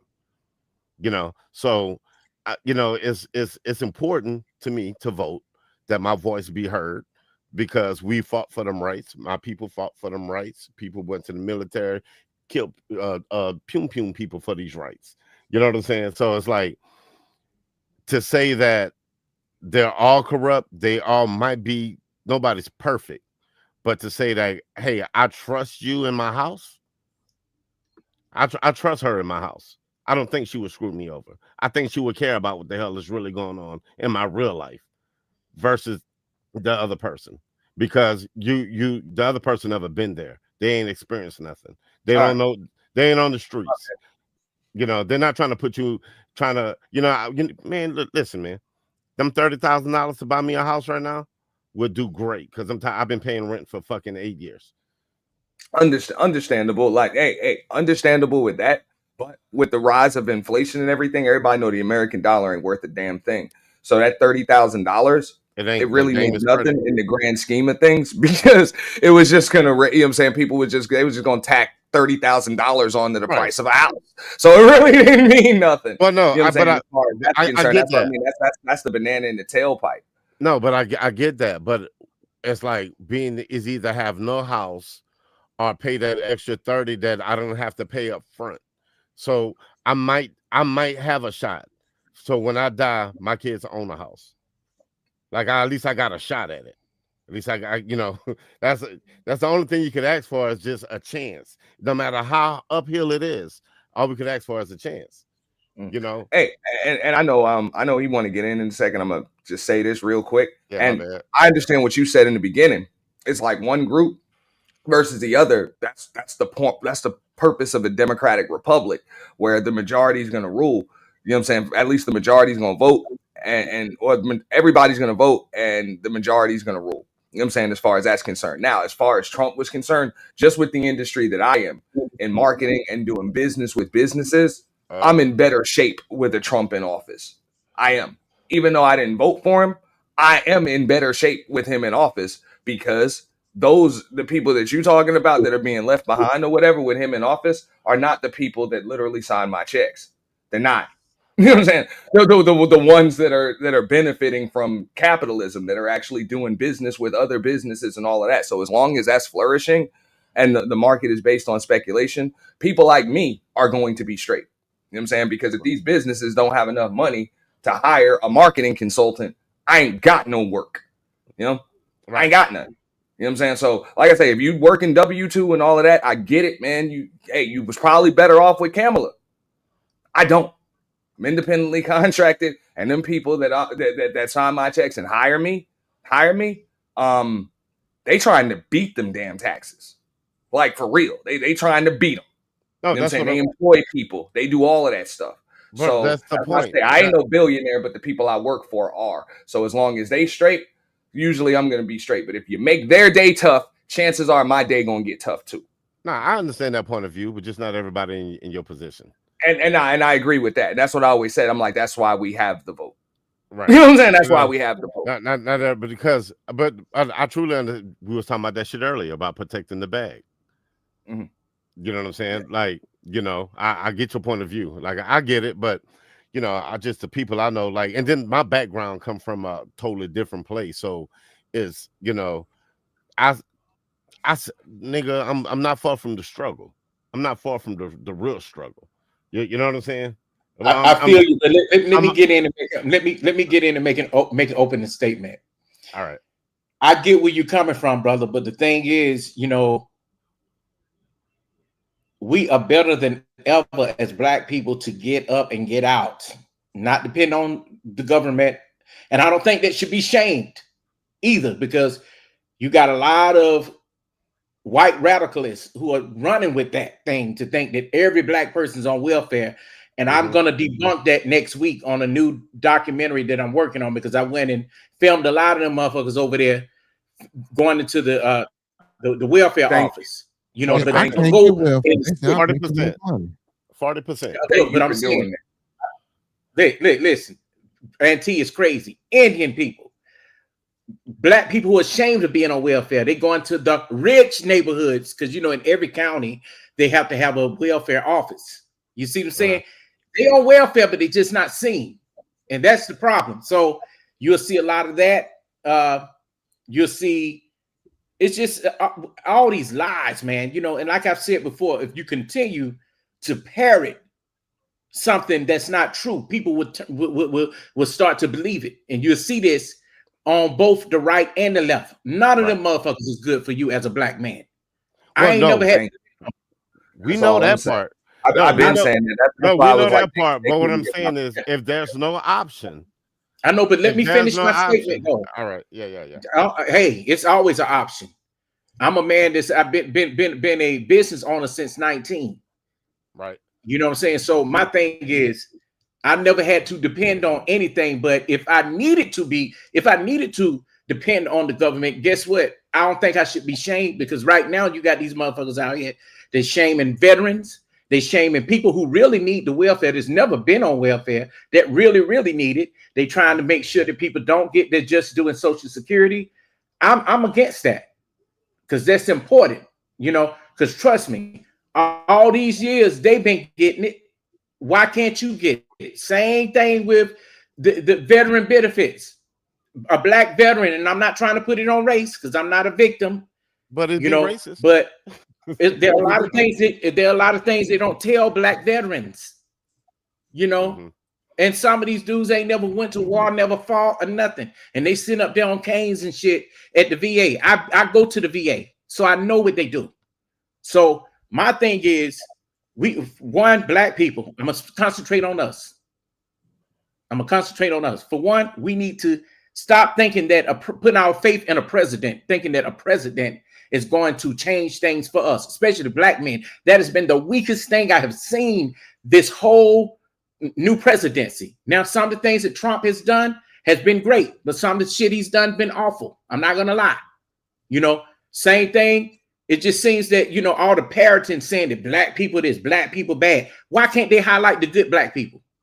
The brothers that's not out here, that's not shooting up the neighborhood, corrupting communities. You know what I'm saying? Highlight the doctors, the lawyers, the engineers that are black.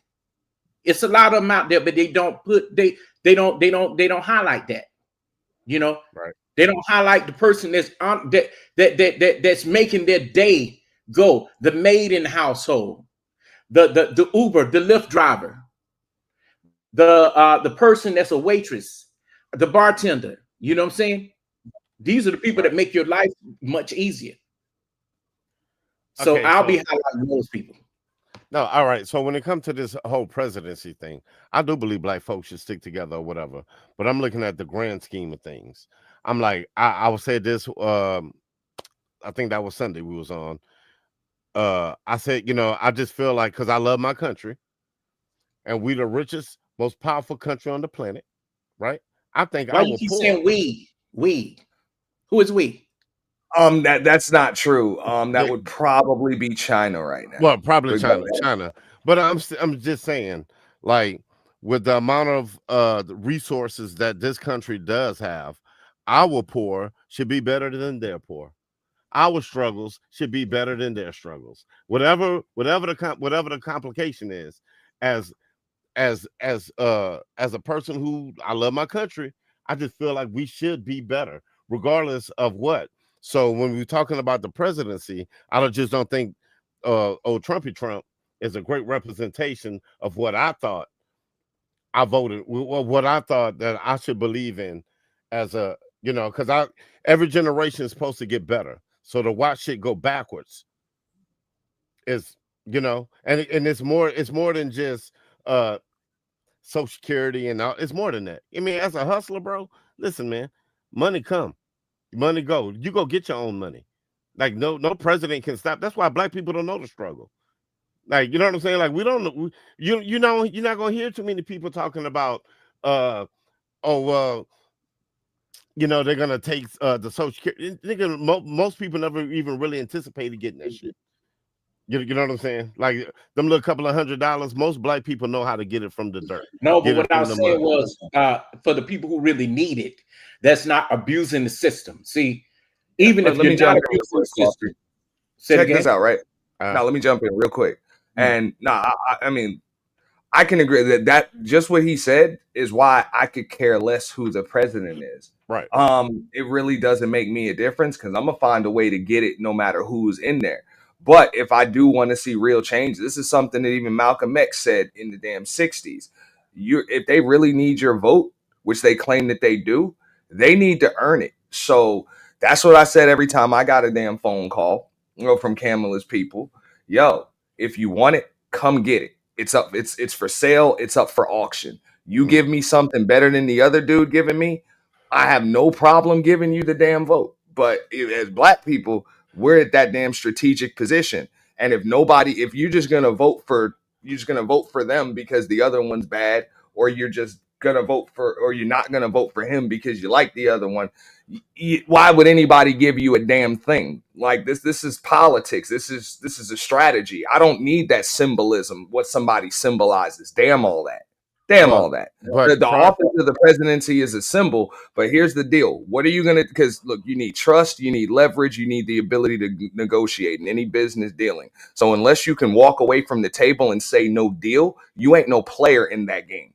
Right. That's the way I see it. So that's why I'm like, if none of them earn my vote, none of them can have it. Let me say this. You got it.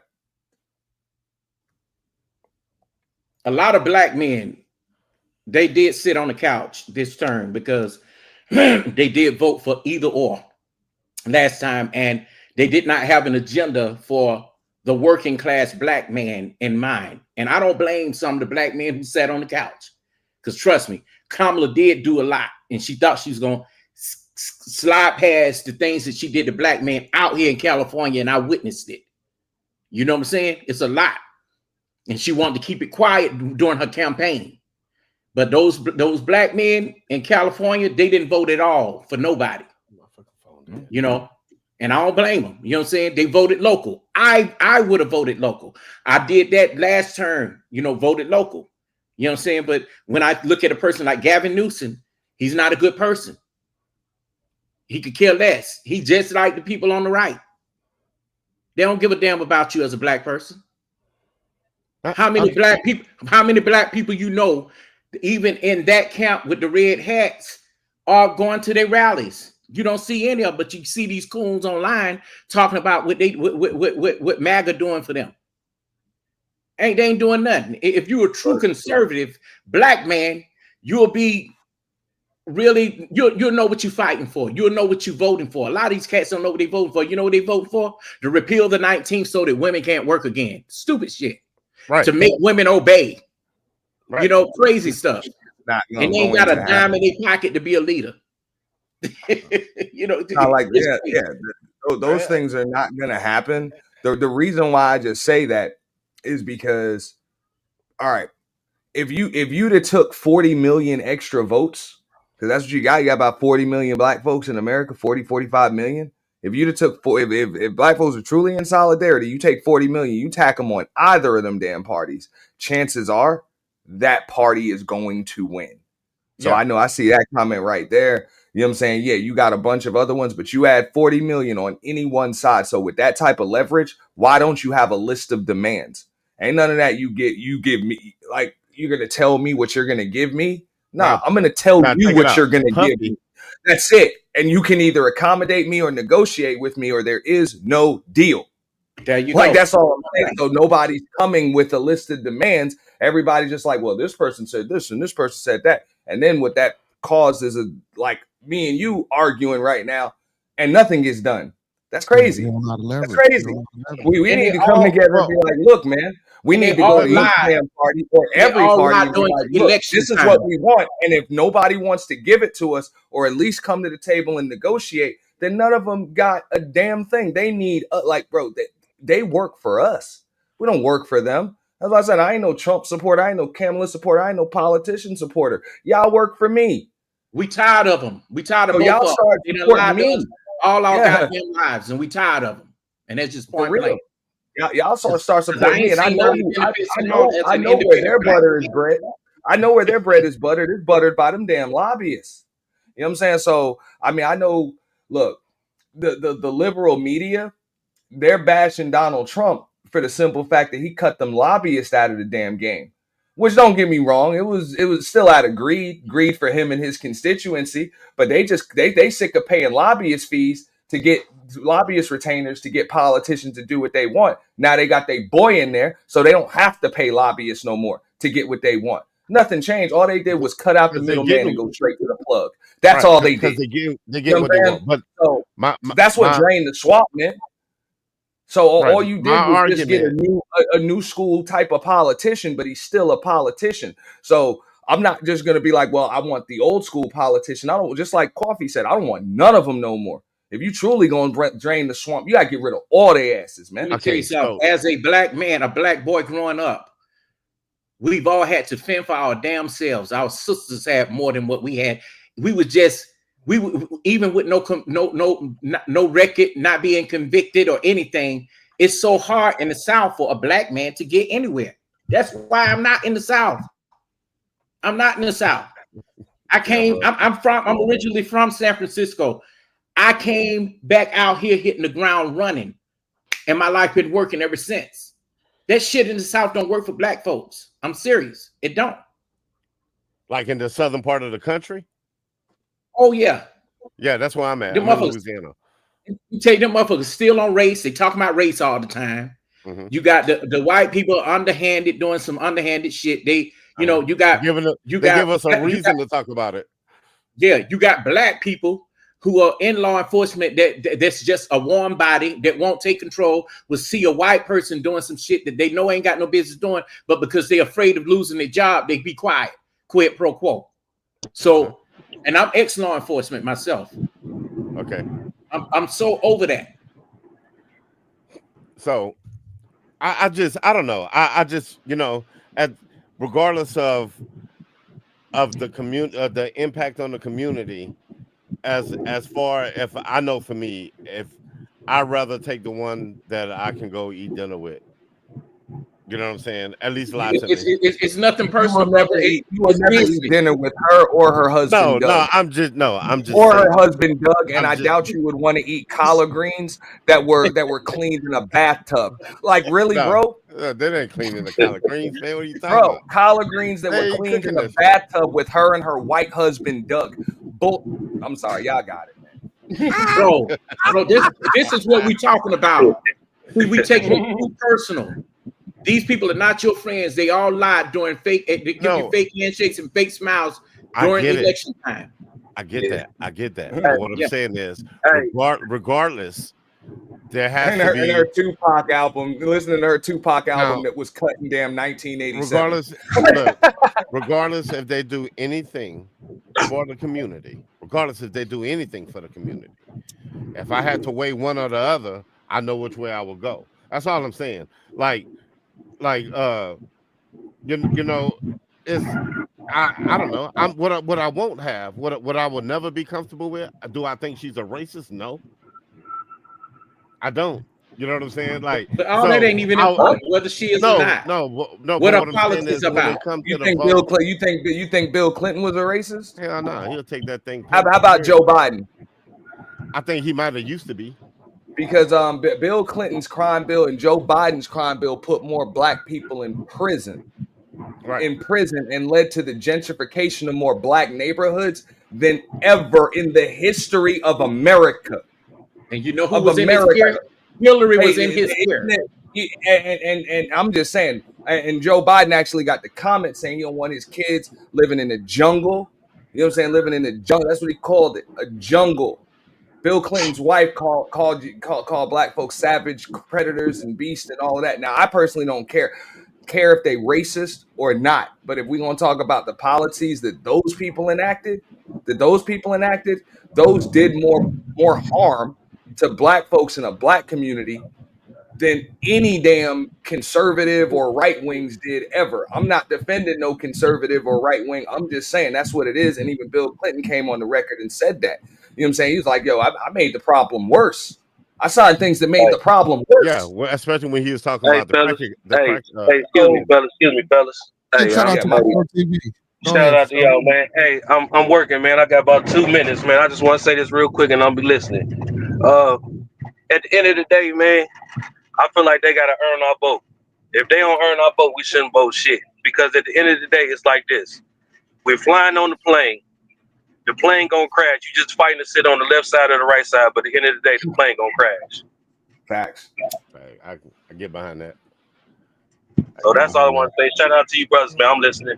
Absolutely. For no, sure. I agree with that. But the main reason why I put in the main reason why I put in none of the above is so that's recorded. Because if I sit home, then they'll just say that I'm a non-voter and it really I don't matter. I need them to know that yes, I am a registered voter, and yes, I have no problem going to the poll.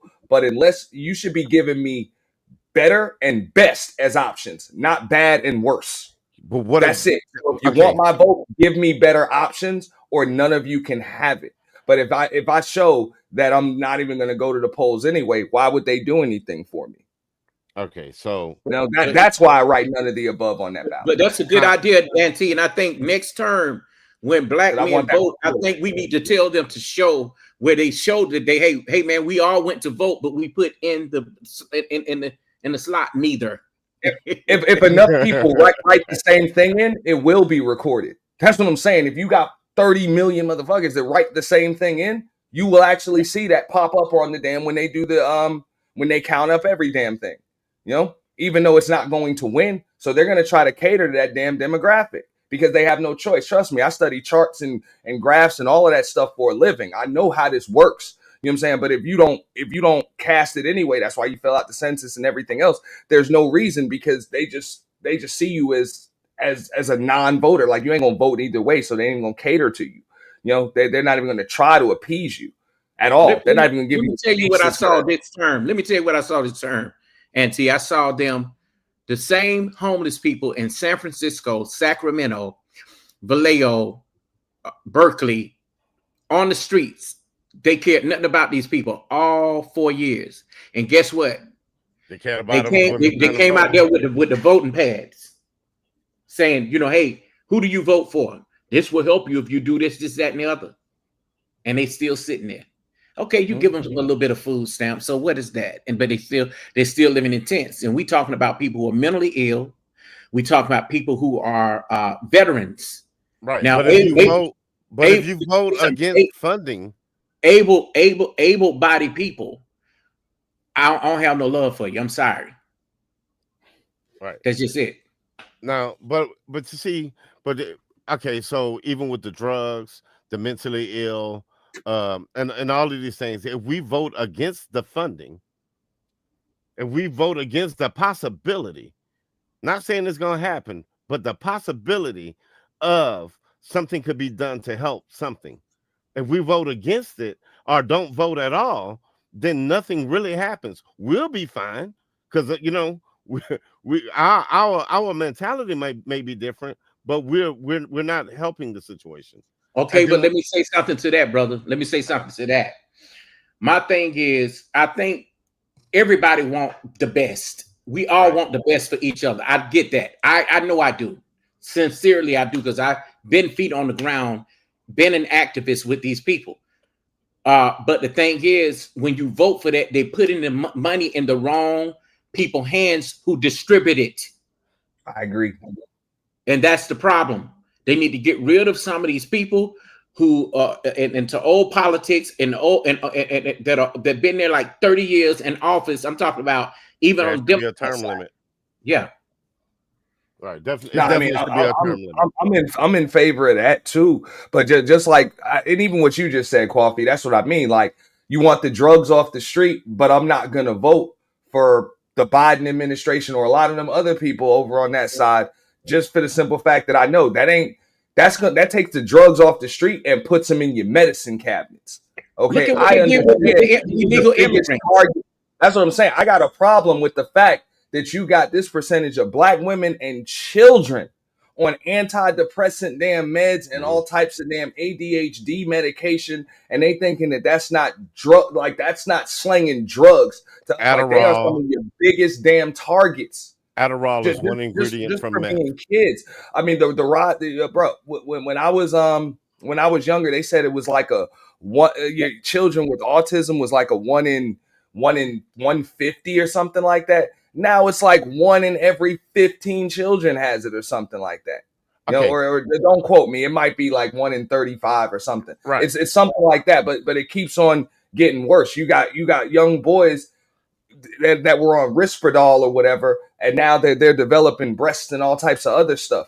You know what I'm saying? It's all types of stuff. And like I say, women are being prescribed antidepressant meds. Like, you talking about the people in your community are the biggest targets of big pharma right now. And they doing the same thing they did when they apparently abolished slavery, when they turned everybody into a debt slave. The same thing with the war on damn drugs. They turned everybody into they try to turn everybody into. But it's up to us, though, even as black people, to reject the shit. Yeah. You know, I mean, until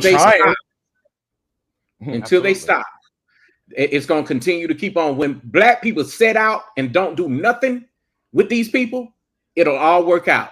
And start listening to each other. We don't understand group economics. We're constantly arguing. But if we don't understand it, bro, how many years? It's been 80 years since the 40s. We've been talking about if we can just get our shit together. Like, we thinking like this, but the majority of us that shit ain't finna happen, bro. Well, that's why we need the think tanks, bro. Just like we as men are having this conversation right now. Like, I can disagree with you politically or whatever, but I'm pretty sure if we talk long enough, we're going to have some common ground and be like, you know what? We on the same page with this, and this. We want this. Boom. Somebody need to give it to us, damn it. You know what I'm saying? Somebody need to give it to us or whatever. Now, what y'all know like, about we need to be able to have this think tank and stop trying to get all of that symbolism. I don't care what somebody says on a microphone and gives me in a speech. I could care less. It makes me no difference. I could tell you anything and do something else. We already know that. That's been proven. That's been proven. And right now, the word on the street is you can't survive in Washington, just like he said, for 30 years without being a little dirty. You got to be a little dirty, or else you ain't got no career in Washington. And we done accepted that. As a society, as people, we have accepted, yeah, everybody gonna be a little dirty. Everybody took a little bit of extra cash. Everybody did this. Everybody did that. I'm like, nah, man, nah. So why would they do? Why would they do more for me than the people that got them living in mansions? You know what I'm saying? And got them hitting 100 millionaire and billionaire status, but on paper they done had a $60,000 a year job. How the hell? You know, why would they do more for me or you than you do for them than the people that are actually putting butter on their bread? Right. So, but the pocketing the funding, them the people that they put in place. And it was something that he was asking. He said, what you say, what do we think about what, bro? Like, shit, I forgot now. But the said something about conspiracy. Oh, Puffy. So, because, part of the conspiracy is this is what Puffy literally was doing. Puffy to get out, not to get out to vote, but like after that, Puffy was trying to start his own political party. Puffy was trying to, like, if you ain't doing shit for us, we gonna vote us. You know, but he turned around and told people to vote or die, and they bought him. Puffy is about that money. And let me tell you something. Look at me, bro. I was on the label. If you go on my channel, you'll see I did a documentary called Bigger Than Bad Boy Records. You see what I'm saying?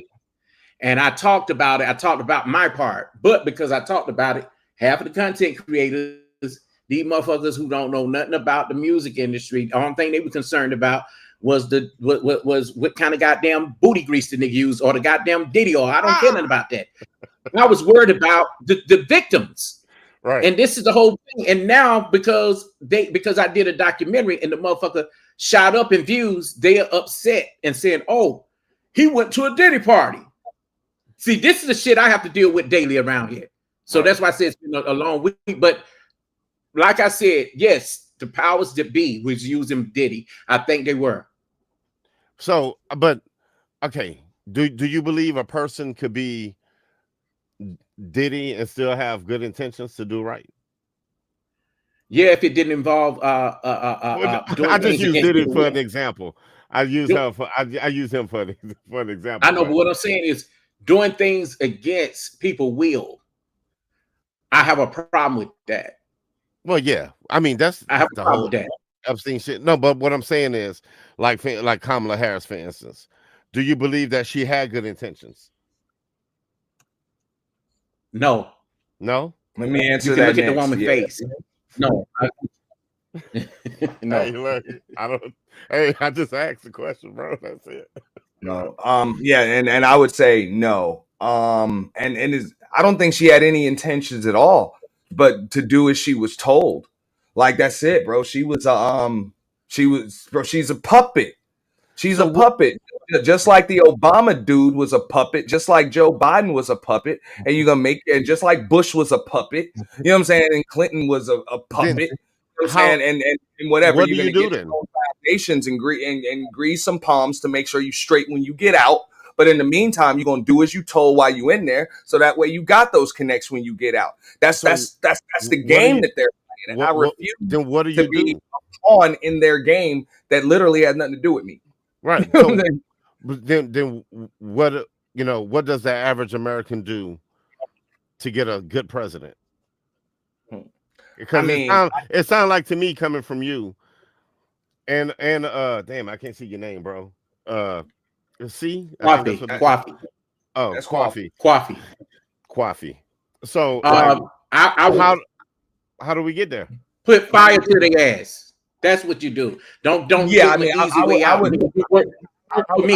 agree with that to a degree. Like, yeah, unfortunately, there are things that are gonna have to be torn down in order to build something better in a place. So, I mean, what you see, believe it or not, if you're an avid Democrat or whatever, just from that perspective, I'm neither. You know what I'm saying? I'm registered independent. I'm independent.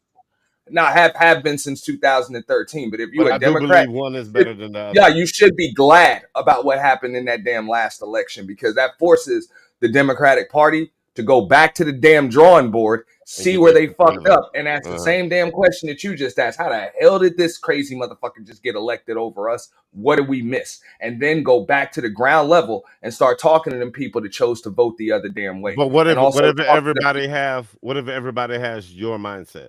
Then it doesn't matter, even if they're good people, even if they're a good candidate. It doesn't matter. My point is, you gotta always feel like they're a politician. You gotta talk to people and find out what their mindset is, instead of just looking at demographic charts and saying, look, these are the way the black people vote, and these are the way the Hispanics vote, and these are the way the women vote, and these are the way these people vote. Nah, people are people, and people have different things going on between their ears. People have different things that they want. And believe it or not, there were a lot of people that felt like they was left behind with that. This is the first time in a long time that a damn Republican Party has been able to win the majority vote. The first damn time. So in order to be able to do that, you had to turn a lot of people that usually vote Democrat to vote Republican. Like, you had to do that. So you're going to have to get on the ground and start talking to these people instead of telling them what the hell they should want and how they're just wrong for wanting it. You're going to have to start talking to these people, asking them what they want and explaining things to them and explaining how what you're doing is going to work for them, because there are a lot of people that feel as though they've been left behind. That used to be the party that was for the working man. And right now, the working man as a whole feels like he has been forgotten by that party. Like, you got to accept that. And that's been said over and over again. But then you just get an argument from them, and that's why they're fucked. They done lost the House. They done lost the Senate. They done lost every damn thing, and still don't want to hear it. You don't believe? Like, you don't believe some? Do you believe some of it could be America's inherently racist? No, that's not what it is. And I know that's what the news would like you to believe. No, at this point, people are people. You didn't just lose a bunch of white voters that are racist. You lost a bunch of black people that feel like they was left behind. You lost a bunch of damn single mothers. You lost a bunch of fathers. You lost a bunch of working class people. You lost coal miners. You lost blue collar workers. You lost old folks on Social Security. You lost a lot of people that had no problem voting for your asses in 95 and 2008 that refused to vote for you now. Okay, so now didn't you say if you say something enough that people will believe it? Like I said, you can keep arguing with people about what's going on between their ears and what's going on in their households and what they're dealing with on a daily basis. But I would say that party needs to listen to those folks, ask them some questions and listen to their answers instead of telling them what the question is and then telling them what their answer is, because people are beginning to be very insulted by that. So what do you think the people need? What do you think the people need? Like, what's our ideal candidate? Like, what's our you lost 70% of the vote. Yeah, 70%. That's unheard of. Right, it is. I think some of that shit was rigged. I think Elon Musk plays a part in all Ain't nothing rigged about it. Bro, you can't tell me that this woman didn't win in one swing state, and out of 7 swing states didn't win one county. You won impossible. 2 of the most 5 populated states in the country, that being New York and California. Those are locks. That pretty much means you lost everywhere else. And no, she didn't win any of the swing states. This also happened in 2016 with Hillary. She chose not to campaign in those places because she took that vote for granted. And she said it herself. She chose not to campaign because those states usually vote a certain color. But Donald Trump was on the ground doing them damn rallies. So at the end of the day, you lost that monopoly game. That same shit you find behind me, that motherfucker actually campaigned on Baltic, you know what I'm saying? On Baltic and Mediterranean and them little fucking pieces that you thought were garbage that you didn't need. You know what I'm saying? And those overall helped the dude to win. Like, when it comes to that whole election night game, you lost. Right, you lost for a reason. You got to listen to the people, or else it's going to happen to you again. What's our ideal candidate? You know what are we looking for? Let me say this, fella. Let me say this. What she messed up at was when she tried to avoid the black men out in California. And then when she found out that she was losing, then she wanted to say, and she said the wrong shit. Oh, we're going to give you weed. Who? I don't even smoke weed, man. I ain't never had a damn drink, smoke, nothing a day in my life. Not even weed. Nigga down the street You know always got weed. I'm just saying that whole everybody's racist thing, miss me with that. Miss me with that. Insulting the people that you need to vote for you is not a sustainable business model. It's a horrible marketing strategy, and it's why it's cost you. If anything, I believe that the pandemic election was rigged, but this one wasn't, just like 2016 wasn't. It wasn't, you know? It wasn't. Them damn 10 million votes that were manufactured in the middle of the night in 2020, you know what I'm saying, that happened to just come in, and 90% of them were for the same person, and everybody said that they were mailed in and all of that other stuff. I think that's a hell of a lot more questionable. So as far as I'm concerned, I think you lost the last damn 3 elections, but had you not pulled that, you'd have been done with Donald Trump by now. He would have been gone. He would have been gone. Let me address this right here on Prometheus. I get where you're coming from, but it's bigger than just that. People, it's even white people don't know why they voted for Trump. They don't know. I don't think they just know that, oh, Trump Nation. You know what I'm saying? My thing is, because he's white. Just hold on, brother. Hold on, please. Just hold on. Hold on. All right. Okay, the Democratic Party is dying. This is what he's saying, because crying about Trump versus presenting a viable alternative. Okay, I get that. All of them lie. Like I said, I ain't seen no good thing going on, even with the Republican Party either. Definitely not voting Democrat, but Republicans are only worried about one thing, and that's the people that are radicals, and they don't even care about the black Republicans who had they finally got their wake up call this year. Candace Owens, Brandon Tatum, what's his name, Freshman Fit, all the coons. They finally getting their wake up call. The Hodge twins. Trust me. And because they even told them, if y'all come to our rallies, we gonna do something to you. You see what I'm saying?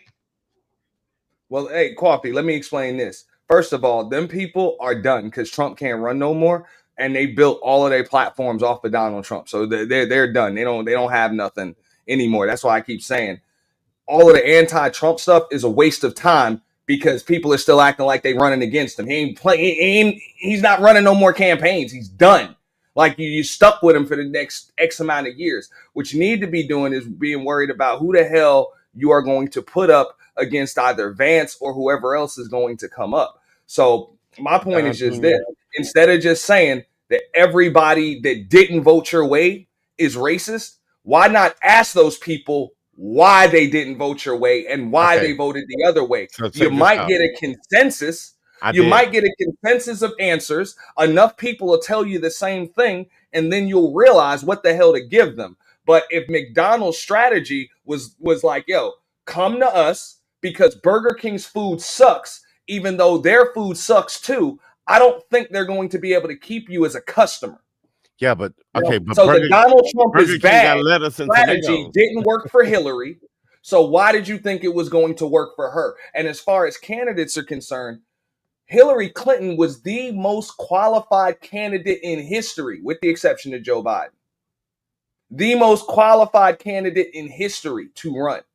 I don't know. And she couldn't beat him. So on that strategy. So what the hell made you think that Kamala was going to do it? Okay, so I think, damn it, I just sound like I'm just, because the truth is I am before Donald Trump, I lean, I've always been independent my whole life, but I always lean a little more toward the red way because I understood some shit. But I feel like since Trump, you can't do worse. Like, you can't do worse. You want to talk about unity, like okay, so I believe, look, my neighbor's a Trump supporter. So we was talking about the thing one day, talking about, Kamala and Trump, and he was like, she's just silly. I said, why? Couldn't give me an answer. You know what I'm saying? You were secretary, you was vice president, like you was hella qualified also. But they couldn't give me an answer. Most people didn't vote for her just because of those. People might not want to digest it, but the truth is because you're black and you're a female. And even black. Hold on, I'm gonna finish this. And even black men felt some kind of way about having a female leader. No matter what she would have done, there wasn't nobody gonna. The vote is not that. We so comfortable with the system that Donald Trump portrayed he was going to drain the swamp and all of this when he is the system. You know what I'm saying? We were so caught up with that. Even when you heard somebody telling you, hey, I'm trying to break free from the system, we didn't even give that shit a shot because we'll shoot it down because you didn't check every box that we need. We still need it as a country, not as a person, but as a country, we still need a leader that represents something decent. I know what drain the swamp meant. It meant them damn lobbyists. And that's what he did. He cut out them damn lobbyists, and now his people can come straight to him when they need something done. And he'll just put out a tweet or give a speech or whatever. But as far as that's concerned, I don't want to hear the whole woman thing because Hillary won the damn popular vote. Why couldn't she? So miss me with that. And she had more blood on her hands. She had more blood on her hands. You know what I'm saying? More blood on her hands. On the Clinton Foundation and all types of other stuff. So like I said, she didn't get my vote. Do you remember? Not only did wait a second. How quickly we forget this woman was able to get to the damn White House without winning a damn election. She couldn't even get out of the damn second round of the primary in 2019. She couldn't even get out of there. So all of this, she was for black folks. Black folks didn't want her then. Right. But they didn't want her then. And she was still shoved in people's faces. Look, everybody's forgetting she couldn't even get out of that primary, and she was the favorite going in. The history of the country, the favorite going in. So I'm just saying, as far as the game, as far as the political game goes, right? As far as the political game goes, Donald Trump was able to do this. That's why Republicans wasn't on his side neither until they realized they couldn't beat him.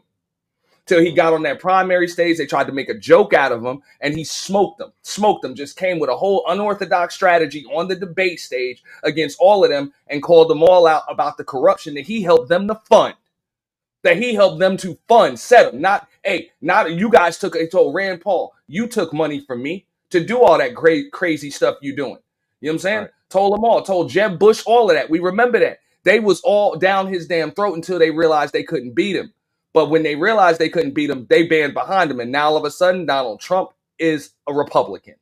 All of a sudden. That's what happened. Well, he said she couldn't do that. She got on debate stages and got smoked. She got smoked by Tulsi Gabbard and Joe Biden. That's it. That's why she lost. That's why she lost in 2019. This time, I will agree if you say that she was kind of dealt a really bad hand as far as her campaigning was concerned. You know what I'm saying? She really didn't have much of a chance to campaign. But the same thing that caused her to lose in 2019 on that primary stage is the same thing that buried her ass this time, is the fact that she can't debate. At the end of the day, you got to be able to do that. Who you say? Kamala? Kamala couldn't? Yeah. Hillary? Kamala. I mean, Hillary held her own on the debate stage. I watch every debate, bro. Let me tell you, I was watching this shit like basketball, bro. Like I was in it. And I thought she did great. They're eating the cats. They're eating the dogs. You know what I'm saying? Like, everybody's like, what the hell did he just... None of what he's... Trump said his first election, I can shoot somebody in the head on Fifth Avenue and not lose a voter. Absolutely. Absolutely. And he was right. And that sucks, don't it? That sucks, don't it? It hurts people emotionally to hear that, but he was right. And I'm going to tell you like this. The fact, if you had two candidates that hadn't been in the White House before, that would have been a horrible strategy, like what he came out with this time. But every time she asked, what you going to do? He just got to say, what did I do last time? And then when they ask her, well, what are you going to do? Are you just going to do the same thing that you did with Joe Biden? No, they're like, are you going to do the same thing that you did with Biden? Well, no, I'm not Joe Biden. Okay, well, what are you going to do differently? Right. She should have. She couldn't answer. She couldn't answer. I'm not giving nobody any difference. What's the difference between you and Biden? He's saying, I'm going to do the same thing I did from 2016 to 2020. That's it. People are like, well, what is your plan? I don't need one. You guys done already seen it. Boom. Now, what's her plan? You know, you got to tell us if you could say you've been doing the same. You'll just do the same thing that you've been doing the last 4 years, but nobody wants to hear that because everybody's fucked up right now. Well, you know what I'm saying? So that's why she lost. I'm just but being real. It wouldn't have, I don't think it would have helped her to say the things that she really planned on doing, like not standing with Israel. She would have lost that just on that alone. Just, you know, it was a couple of things that if she really would have answered honestly. Hey, brother, can I say something real quick? Absolutely. It's just content strategy. Can we let the man read his super chats? Because that's important. That's the money for the yeah. That's why. Hey, that's why I just Coffee real quick. That's why I just read the sticker. That's why I just said. I didn't want to interrupt the brother's thoughts. I was letting him get it out. Hey, man, big shout out to Auntie, man, for that $10 super sticker donation and membership, and big ups to Narratives and Dialogues, man, for that $5 super chat, man. Big ups to them brothers. Yo, you didn't read them. You didn't read them. Hold on. He gave you 150 characters, dog, and signed the motherfucker, bro. You know, Coffee be signing it. The dialogue says, he says, for the great, hold on, let me put it up. He says, for the great conversation, bro, love seeing men build for a change on YouTube. Too fewer channels are getting along. Man. That's facts. But you know, that's what we do here, man. I try to keep the peace. But go ahead, brothers. Go ahead. I'm loving this. No, real quick. I did debate coverage. You should never discuss politics. Well, I know Coffee, remember, man, I tried to do the debate coverage every time there was a debate with Kamala and Trump, and I had a panel. I made sure that I had liberals, I had a couple conservatives up there, and independents too. And you know, we kind of just judged the debate, like each round of it, and it pretty much was what it was. But if you remember leaving my commentary with the first debate with Kamala and Trump, I was like, he won, but they're gonna come tomorrow and they're gonna say that she won. And that's what I would do. I'd be like, whatever the hell, I would just come up there, raise my hands in the middle of the fight, be like, I win. I won, damn it. And ain't no rematch. That's what I was saying. They did that. So I mean, I get it. I don't see that stuff from an emotional perspective. I'm like, it's really about how you handle things. And when it comes to Donald Trump's strategy, this was a strategy that people that old school politicians weren't ready for. It's extremely unorthodox. You know what I'm saying? He just says shit, bro. They are politically correct things, and the common man can kind of understand it. It's something that some of us just understand, that style in sales. And so every now and then there's a salesman that can come onto your sales floor and just have that where he just talks to people normally and just smokes everybody. And that's what the hell he was able to do. It doesn't work for everybody, and old school politicians were really thrown off with that. We saw Ted Cruz was thrown off. Well, Ted Cruz was really the only one that kind of hold his own as far as Republicans were concerned with him. But you saw how Jeb Bush, who was a front runner, he was thrown off by that shit. Rubio was thrown off by that. Rand Paul was thrown off by that. All of them damn Republicans. Like he literally robbed the damn, you know what I'm saying, the Republican debate stage in 2015, 2016. So it's a different game that they play out there. You know what I'm saying? It's different, and we can't be thinking emotionally, bro. It's round by round, and your girl couldn't get past the first two rounds. Like, we got to just accept that. That's why she managed to get as far as she did without winning a single election on the national level. Yeah. All right. So like, she had to be selected. She was never elected to be vice president. Right. She was selected. Let's keep it real. She was even selected right here. She was selected to even be the presidential candidate. She didn't win any. She never won a primary, bro. Look, so who would you consider?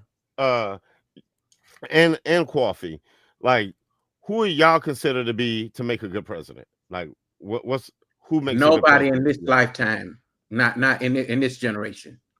They need to get these old motherfuckers out of office and have new ones. But we don't need one like Charlie Kirk. I'm gonna be honest with you. And God rest his man soul. Stephen A. Smith. But we don't need hate. No, we don't need hate. We don't need clones, and we don't need people that push the narrative on one. Yeah, and we don't need we don't need somebody that's going to push a narrative to make one race hate the other. You know what I'm saying? All on this talking about who's welfare, who's on welfare, whose IQ is the highest, and you ain't even been into the black neighborhoods to shake hands with black people, to speak with them. Black kids are gonna grow up to be violent and stuff. It's in their nature. 5, 10, 20 years from now, they'll be in jail. But I do tell you what I do agree with. Now, I love the fact that Trump will go in there and he ain't afraid to get shit done. When I say shit done, meaning the crime, I want that to happen, because I think kids should be able to be in LA and walk around without some degenerates coming around terrorizing the neighborhoods. But you know what? In order for that to happen, we also need to get on the black women asses too. And when I say that, meaning stop being a simp and letting women do what they want to do in the household. That's a problem. That's why the sons and daughters grow up whipping your ass and talking to you any kind of way and disrespecting you. That's what it is. I think that's a daddy thing. I think that's a daddy thing. I think when you, I think boys that are raised, it doesn't matter. It doesn't matter. To me, somebody in your family, if you're a single mother, somebody in your family somebody should be able to mentor that boy. Because I'm gonna tell you something. My nephews, even though they got a father in the home, they look up to me. But I say, listen, I don't want to overstep my boundaries. Your father, he's in the house, but he's docile. Your mama is running the house. Because if it was me and you was in college and you decide to spend my money, $50,000 worth, and you talk about, oh, mama, I don't want to go to college no more. I'm you in college, and she come pick you up because you're a crybaby, and the daddy did too. You see what I'm saying? You do everything she say. Yeah, but that's daddy problem. Daddy's soft. You know what I'm saying? Like, I don't believe most people that I know, but most, how to say birds of a feather flock together. I ain't gonna let y'all bash that man. Hey, he wouldn't be my friend. Like somebody like that kind of personality. No, but he's a man that take care of his house financially. You remember that old song that shit? I know, but hear me out. You remember that old song that says your body is here with me, but your mind is on the other side of town? Mm-hmm. That's you know your mind, but your mind is on the other side of town. That's him. Yeah, I don't know. Like, we were talking about shit like this earlier. Like, I would never let. First of all, you can't out daddy me. If I don't feel like a man in my house, we got a problem. You know what I'm saying? Like, period. So that I don't know, man. Like, but I also too, I think a lot of these boys that's raised in these single households with their mom, because women are naturally emotional, that these kids kind of grow up a little more emotional because daddy gonna tell you shut up and go sit your ass down. Fuck you crying for? That wasn't right neither, though. I don't think that's right neither. Sometimes emotion is important. No, emotion is important, but sometimes you got to put your emotion to the side. You still got shit to get done. I don't give a fuck if you don't feel like doing your homework. Go do that fucking homework. Go do that homework. Well, the problem is that everybody remembers this. When you had men in the house, the men led by example. They didn't just lead with words. And when you lead by example, your words hold more weight when you decide to use them, and then your tone and all of that other stuff. So that's really the problem. Just to what Coffee is saying, whenever men are trying to step in and fix problems that are already there, I've noticed that with my son. And I've seen that with other fathers, with their daughters and with their sons. Oh, you too hard on them. Oh, you need to lighten up. Oh, you have to understand. It's like, no, the hell I don't, because the world's not going to understand. Right. But what ends up happening every time, this happened in my house with my son, when them boys turn 11, 12, 13, 14, 15, 16, 19, you got to come back to dad, because now mom can't help them. So I'm just telling you, most of the time especially for our boys, if he's taking his cues from mom, he on his own out there, because he can't do things like mom did him. He can't just go get a damn CNA license. He can't just go get a CNA license, wear scrubs, and insert catheters for the rest of his damn life. Like our boys live by a different set of rules than our girls do. I'm not knocking them, but for real, they are literally living life on training wheels when it comes if you compare it to what our boys are going to have to deal with as men, because they have to go out and compete in an arena of men and women now.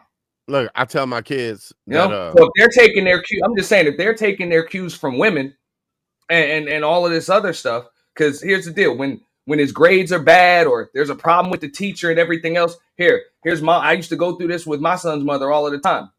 She go to the damn school and she want to cuss the teacher out. She want to cuss the principal out. She want to cuss this one out.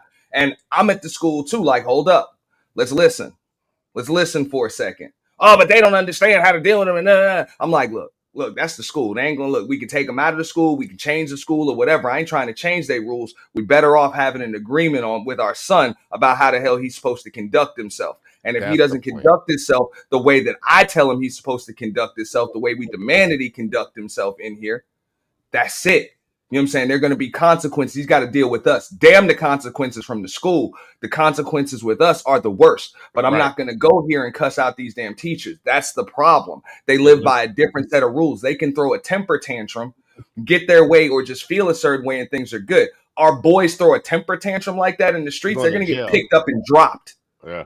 I want to piggyback on something he said. I want to piggyback on something that brother up here said. Smoke. What's your name? Haven. Okay. And it's also easier said than done. What if father don't know how to sign his own damn paycheck? And he's talking about, you better do your homework. He can't even understand it. Yeah. So that's one thing for sure. We could teach our boys how to become men. You know, in the aspect of, you need to get as much pussy as you want, up under your belt. As long as I know you like women. But the thing is, we have an issue with that because we're teaching them that before we teach them academics.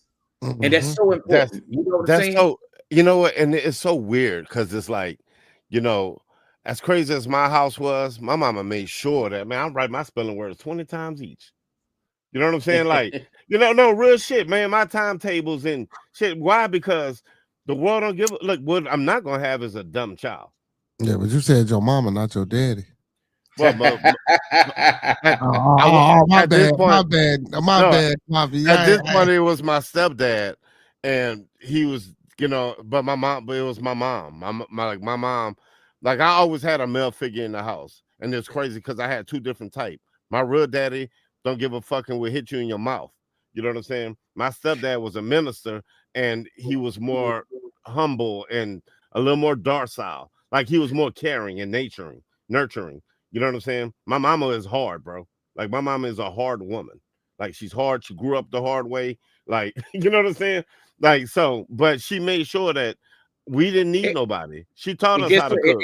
And some women can't, not saying that a woman can't rear a child. You know what I'm saying? In a place like New Orleans, like you said, where you're from, you would find them kind of women like that because they know they teach their children. Those women are still in the home cooking fresh made dinners not every day. Even the young women are still doing it out there. You know what I'm saying? Now, but you deal with the modern type woman today, that is an issue because, oh, they cook. My son's wife, he cooked. You know what I'm saying? I mean, that's I can throw down.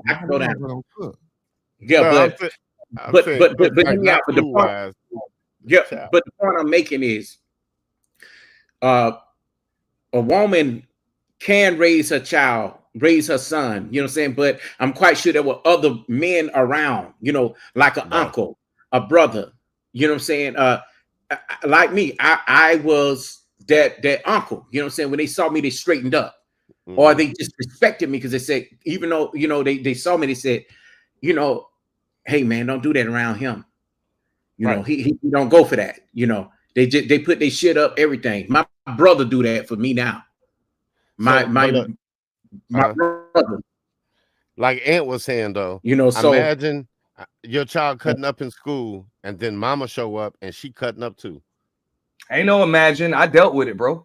You know what I'm saying? I dealt with it, bro. It got to the point, bro. It got to the point where, of course, my son had to move in with me, but it got to the point where the school wouldn't call her anymore. They won't even call her, bro. She had the principal in tears, dude.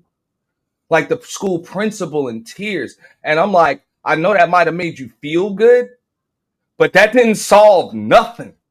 It didn't solve nothing. Well, they added to the black narrative. Yeah.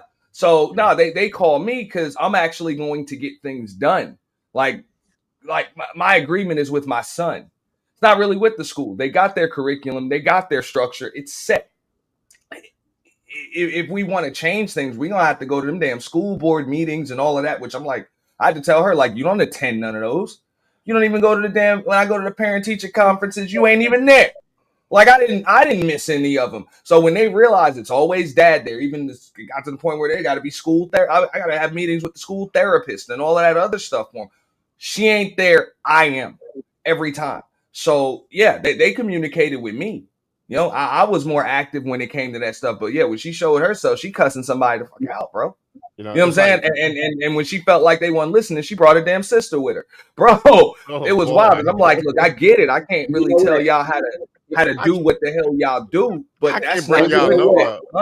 But I feel like as a man, though, and the CDC did not lie just because of this example right here about what Auntie just explained about how he parented his son. And they said that single fathers are just as good of a father than the father that's in the home. I mean, they with the mother. You get what I'm saying? Right. I had to take him, bro. I had to take him. I had to. But you got to do what's best for you and yours. Like, because the last thing you want is for him to be 19, 20, flashing out like mama flash out. Well, no, what I can tell you is you're not gonna be able to get shit done. We were in agreement on it because he done started bucking up to her and her dude.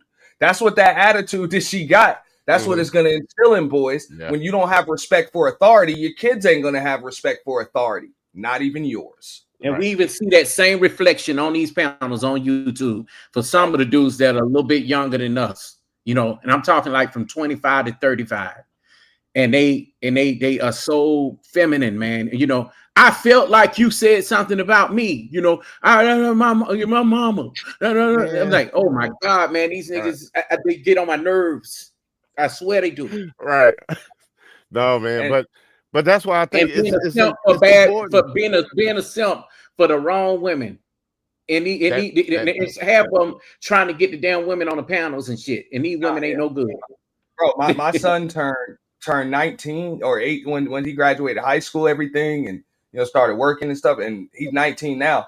Bro, that's when I got to hear the thank you, because I couldn't go through things like that. And he still got to work through a lot of things, but I couldn't go through things like that because he didn't understand. And I get it. I can't even like cuss her out about that because that's the way she was able to go through life. You're a girl, and if you get mad or whatever, people start tiptoeing and walking on eggshells around you or whatever. They let that, but with him, it's not going to be like that for a boy that becomes a man, especially a black boy that's going to become a black man. Ain't nobody, you're going to shut more doors for yourself than you're going to open. And unless you're going to be the type of person that opens their own doors and opens doors for other people, you ain't going to have a bunch of yes team around you. Most of us ain't going to have that. You know, we not. You know what? My dad never had to get at me about nothing. You know what I'm saying? I was the quiet boy. You know what I'm saying? Like the dude that did everything he needed to do. Now, my brothers, my dad always had to get at them. You see what I'm saying? I grew up with tough men in my family, you know. The ones that holler in your damn face like drill sergeant, put their fists through your chest. You stand up, they knock you down. You better get back up, and you better look me in my eyes when I'm talking to you too. Yeah, and guess what? Though they never had to do that to me. They never had to hit me. They could even scream in my face and I smile. That's See, that was my emotional intelligence at an early age. Now, as I've gotten older, I think that some things do bother me what people say, especially when they don't know you. You know what I'm saying? How to deal with it. You have to dust that off because I never dealt with the public as much unless I'm singing. And that was it. You know what I'm saying? And I'm going to tell you, I went through some crazy shit, you know, on YouTube 2022. And this man right here on the panel, you say, hey, man, you just got to know how to deal with that. You know what I'm saying? My homie right there. Bro. Wow. You know, and bro, he's been around since before I had a channel, bro. Like shout out to Coffee, bro. Yeah, mine was just music, and I turned everything into documentaries. You know, and I understand, damn man, I'm in the wrong spaces. I don't want my channel to go this way. Now that's why I'm thankful for people like Coffee, because like he's a legit day one sub of mine. You know what I'm saying? Like day one sub of mine. And this goes back when we used to have them damn chop ups at the Roger Report every day. And the sub parties. We used to have subscribers parties. He had more subscribers than us. He had a few channels already. They had been taken, and he had more subscribers than all of us. So we would all do subscriber parties, But I kept up with mine, and mine went up.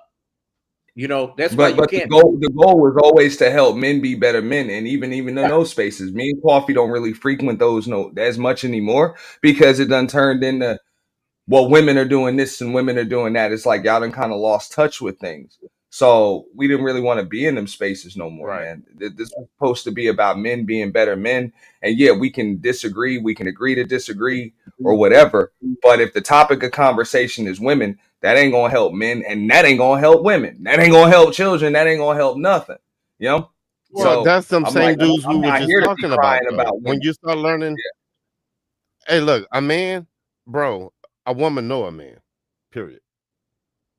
But you ain't doing things for what a woman know. You need to know who you are first. Knowledge yourself.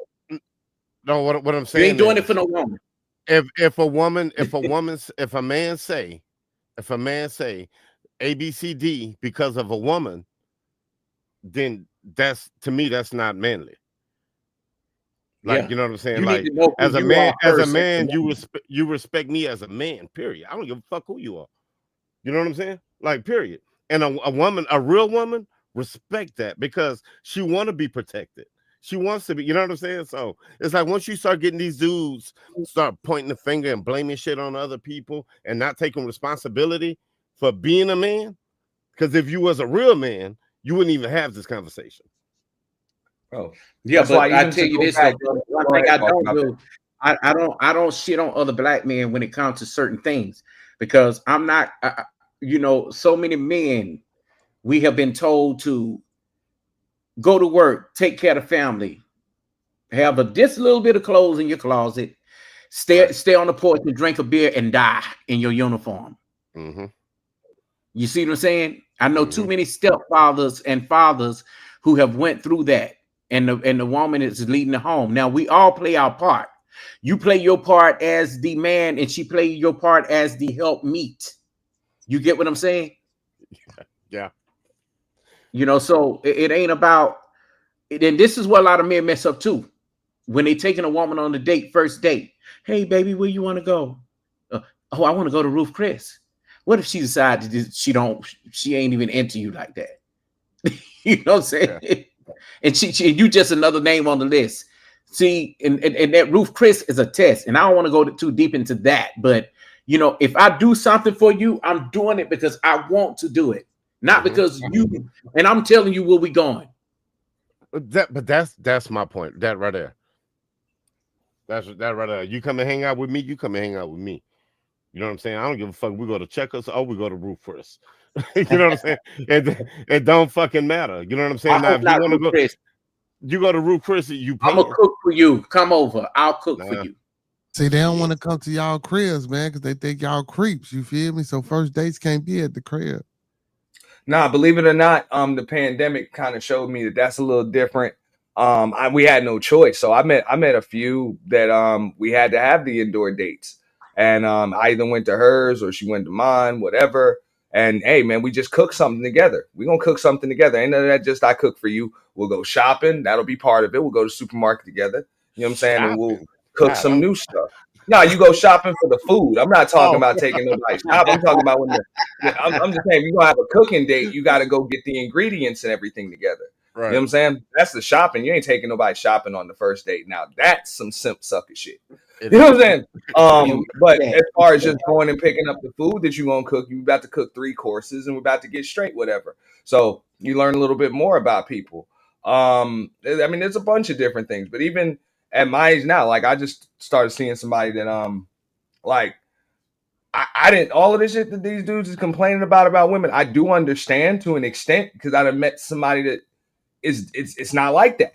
like for real, like everything that I put in that comment, like it's Shorty just know exactly what to say. You know what I'm saying? What to do. And she take pride in making sure I don't have to want or need for nothing from no woman. Anything that I need for myself, I can go get it. It's not a problem. But those things that a woman's supposed to have for me, you know what I'm saying? The food, just saying the right thing with the right tone, all of that stuff, all of that stuff. Making sure that, everything is just straight. The crib got a woman's touch, all of that stuff. She makes sure everything is good. But at the same time, I gotta ask her, like, is everything okay? Because I know she got a rough day. You know what I'm saying? At her job. Sure, they don't want to put none of that on me. She don't. I know she might have had a rough day, but she's just always smiling. Always smiling. When I talk to her on the phone, she just sounds like she's always smiling. And I'm like, bro, it might be 1 out of 50 chicks like that. And it might be 2 out of 100 chicks like that. You might have to go through some trial and error, but don't waste your, like, if you actually like have that spot available, you'll find somebody like that or somebody that's willing to be that. It is tough to find. I don't like that. Auntie, you know, I don't tell my business a lot on YouTube. I let motherfuckers think what they want. But here we go. I got 3 women right now that's wanting marriage. They ain't black, they Latina, but more on the black side of Latina. You know what I'm saying? And I don't even have to ask. If I'm over at night and I spent the night or whatever, you know, I'm up with some breakfast quesadillas. You know what I'm saying? Just I don't know what when you said that, I thought of that song. If you want to leave, baby.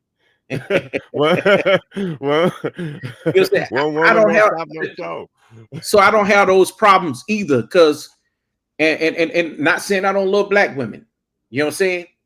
So let me get that out the way right now, because this is what I've been talked about in this space too a lot. Oh, he married a white woman. He married a Latina woman. What kind of woman did he marry? You know what I'm saying? Oh, his wife left him. You know, I don't know how they get this information, but they kind of wrong. You know, but the woman was not black. The woman was not black, you know. So when these dudes be in these conversations, I'm quiet because I didn't have to go through that. You know what I'm saying? Right. Not that I'm dismissing their problems and their issues, but I just didn't have to go through that, you know. So people red pill rage at a level where they first come on the internet and then they get out of it maybe a year and then they move on to something else and they find maybe a woman that works for them. My thing is, go ahead. My thing is, find what works for you. You know, and that's the thing. It don't matter. It don't even matter what color they are.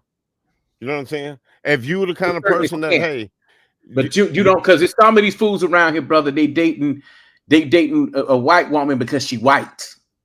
They don't know nothing about her. They going around, yeah, man, go get you a white woman because she gonna be subservient. Trust me. These white women, they smart. These white women are smart. They smart now. To the point. Yeah, and the thing is, they go get a white woman, but they get the bottom of the barrel white woman, bottom of the barrel Latina woman, the Asian woman that the family done threw away. See, you know what I'm saying? It's like, first of all, my sister done own like 2 strip clubs, right? So I come up in a different way. Like my views on a lot of things have been skewed over the years, you know. So when I say that, I'm blessed. Like I love my woman to death, because. But I think when it comes down to it, it's like, do you care if I'm hurt? I'm hungry. You know what I'm saying? Do you care if I'm hungry? Like, do you care? Like, you know what I'm saying? Are you gonna tell me, oh, nigga, go fix your own food? Ooh, like, I don't want no woman like that. Even though I can cook, I can cook my ass off, and I don't really want a woman in the kitchen because I'm very picky. Man, my wife is a licensed baker, bro. Like, that's the weekend hustle. You know what I'm saying? Okay. She always in the kitchen. I make jokes with. I tell her all the time, bro. I be joking though. I say, girl, you better take your shoes off in this kitchen.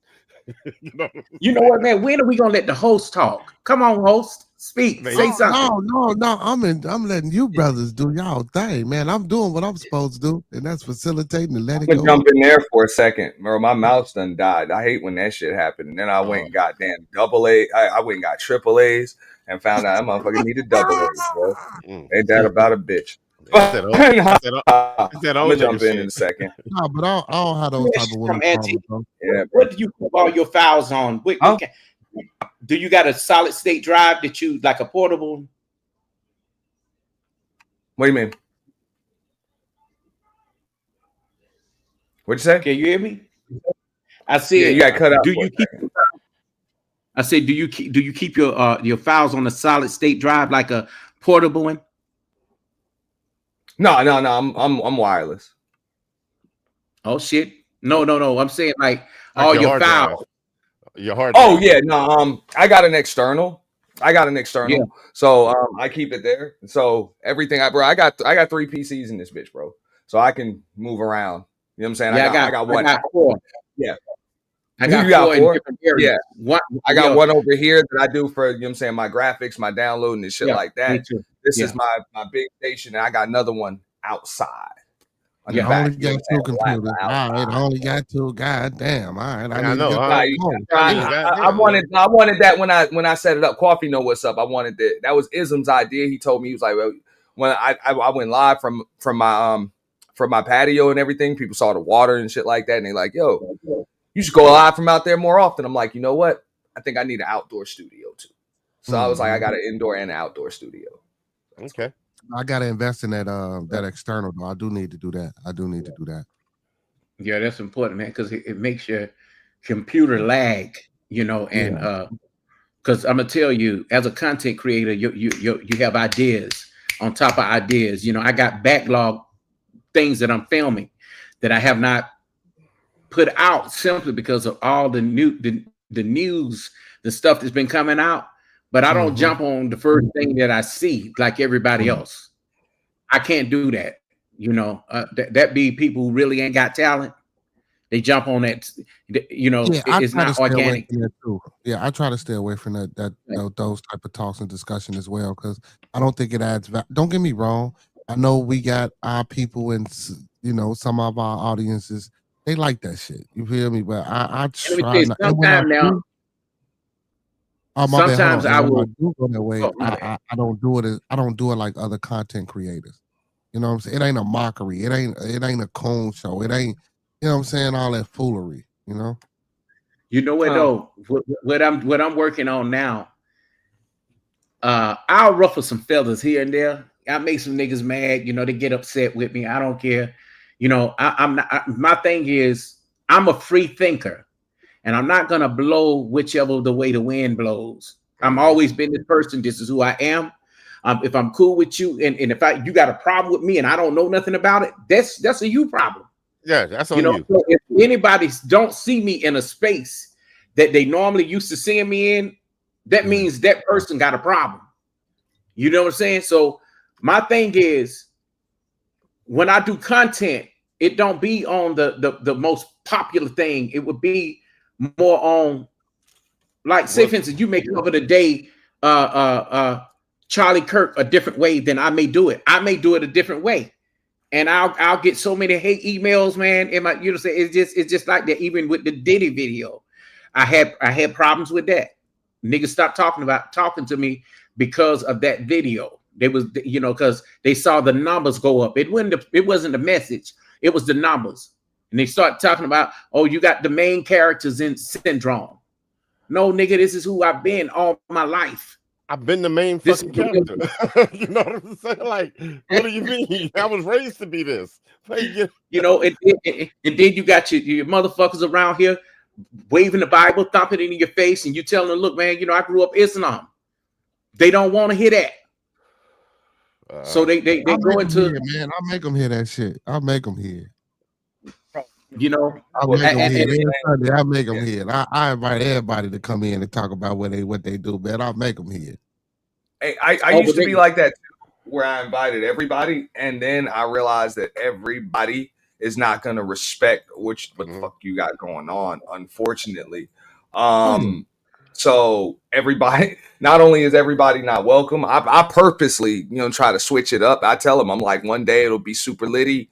We might scratch and we might bang. And then, hey, I'm going back to boring, bro. Like the next morning, dog, I'm on something that I know y'all don't care about. The people be like, damn, you just had 200 live viewers and the next day you got 5. I was like, yeah, I know. That was the goal. Believe it or not, I knew that was what was going to happen. Y'all get the hell up out of here, bro. You know what I'm saying? I know how this works. And you build your brand on that. You have to stay in it to stay relevant. That's what Angry Man told me. You know what I'm saying? When he came out the clouds when I first started my channel, bro, and said, yo, if you predicate what you predicate your channel on, that's what you're going to have to stay in to stay relevant. So, it's up to me. That's why, it need to match your mission statement. And that's the same thing with me, but I think I kind of got off a little bit when I started. Yeah. What you see on on them 3 corners, bro, it's conversation, communication, confrontation, bro. That's but that's in life, man. Consistency is key. But also too, though, I tell people all the time, if you can't adapt, you go extinct. Yeah, no, you got to understand, you got to adapt, you got to adjust. I did kind of decide that, the next like 2026, the end of 2025, we're going to take it to the next level. Coffee been here, so he understands.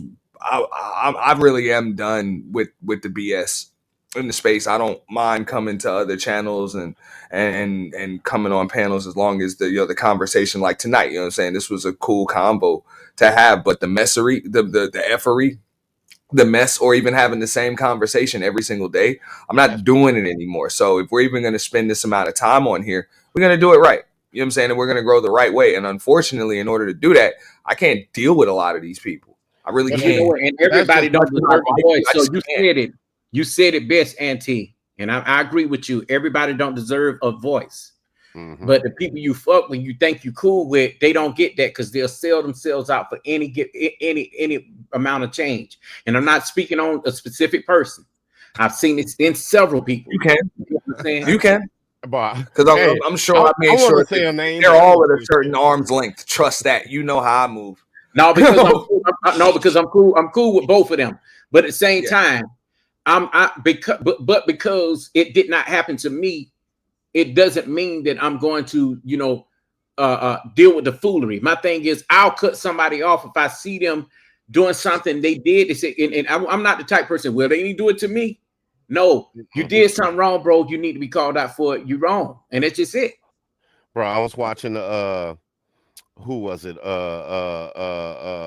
Was it Shannon Sharp? It was one of them, some athlete, and he was like, "Look, no, it was a rapper.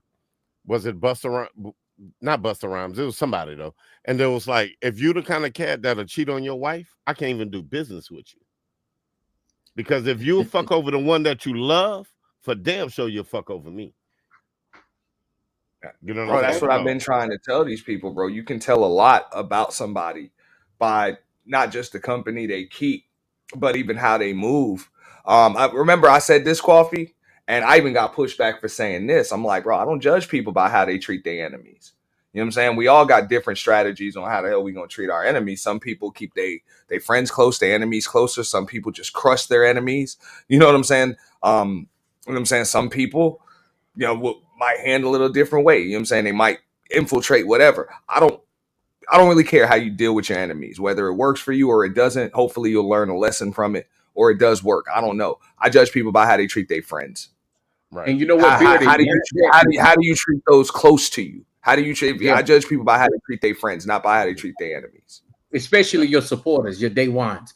But let me say this though, Bearded. And another thing I've heard you say before, and nobody here, we've been around a while. We ain't trying to tell you how to run your channel, but everybody don't deserve a voice. As long as it's respectful, that's fine. But some people think that freedom of speech means to be disrespectful, just outright, just inhumane. You get what I'm saying? People have abused that. You know what I'm saying? You know how that go though. You know how that go is you got the right to say whatever you want. You know what I'm saying? You got the freedom to say whatever you want.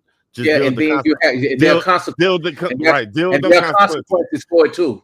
Right. I also said this. I'm like, yeah, you have the right to say whatever you want, but not on my platform. You don't. Not on mine.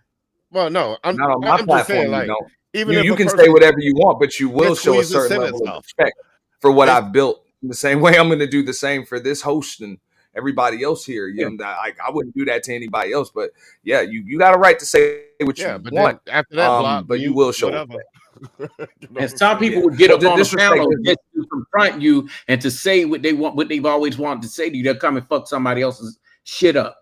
So my thing is, if I fuck with you and I know me and you cool, especially like if me and Auntie talk on the phone, he know how I am. And I really do thank this man, because somebody tried to ruin my reputation here recently. Don't know much about me, but because I got into an argument with a dude that came up on the panel. I've been avoiding the dude now. A tail ass dude that don't know nothing about me, wanted to argue. He privated the stream for me, man, so nobody else couldn't get it. Because that right there could have been in the algorithm.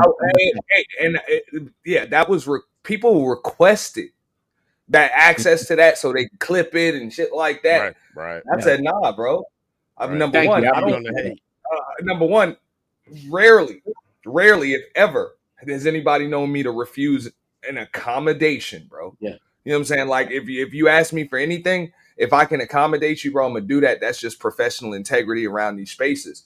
But my day ones like coffee, y'all gonna get priority. So if you ask me for something, and that's something everybody, I don't give a fuck, bro. And I'll tell them, look, man, that shit was requested and it was by somebody that I hold near, dear, and true, like deeper than damn YouTube, bro. If he requests anything of me, he got it. And that shit is privated. It's gone. I might have deleted the motherfucker. I don't know.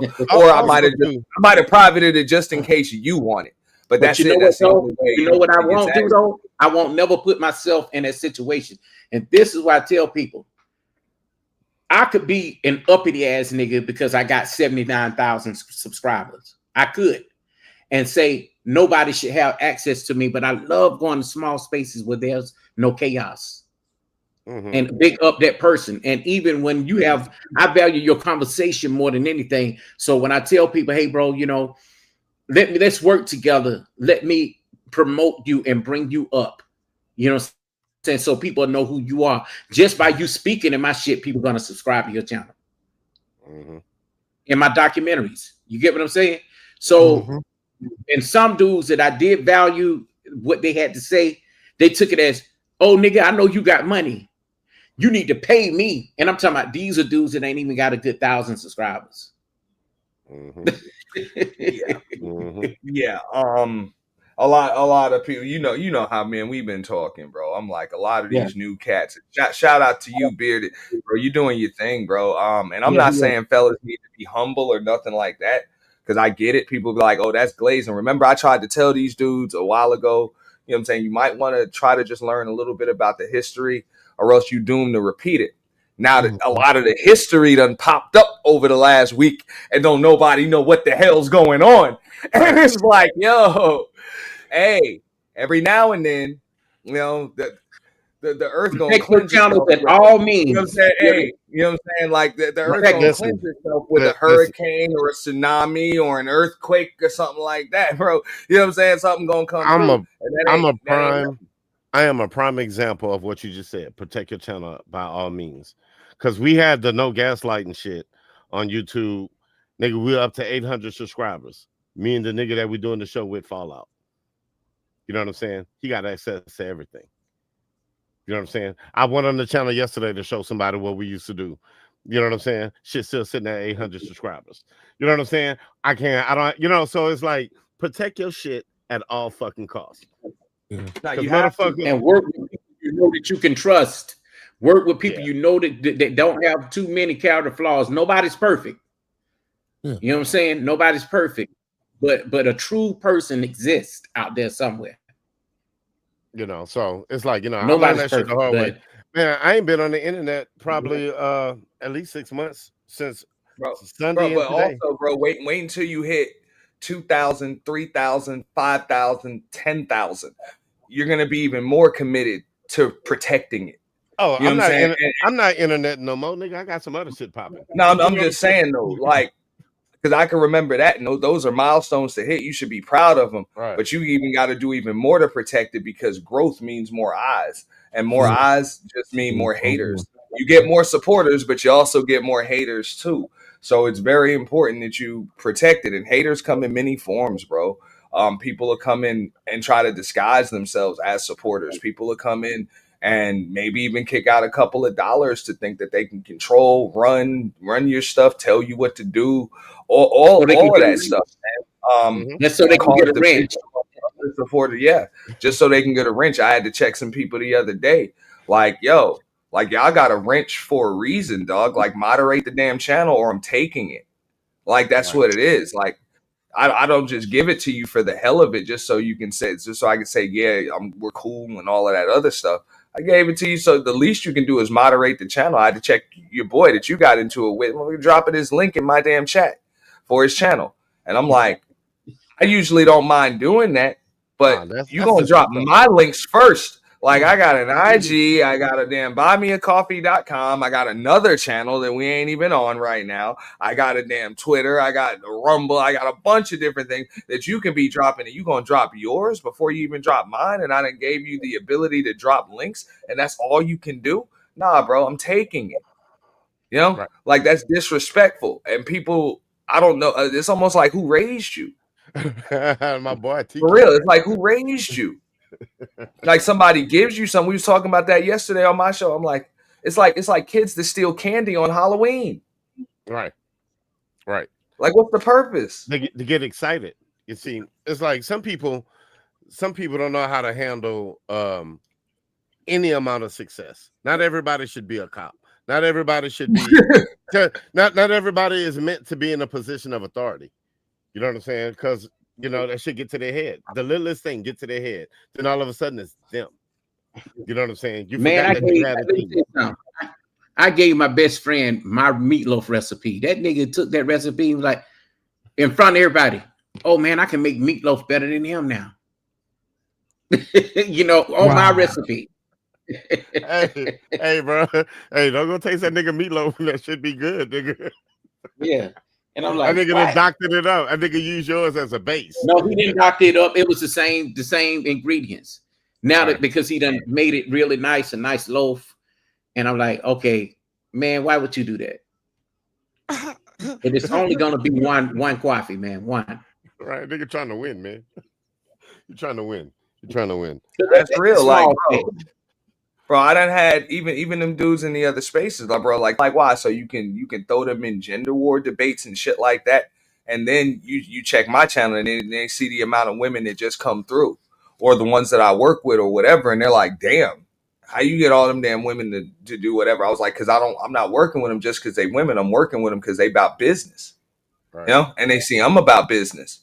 So maybe if y'all stop doing this whole men, woman, DNP gender war stuff, maybe you can find some people that are about business. We used to cut the fuck up, bro. When I say motherfuckers will pull up on a Saturday night, on a night like tonight, even. Oh, it might be some twerking going on. We got to cut your screen off.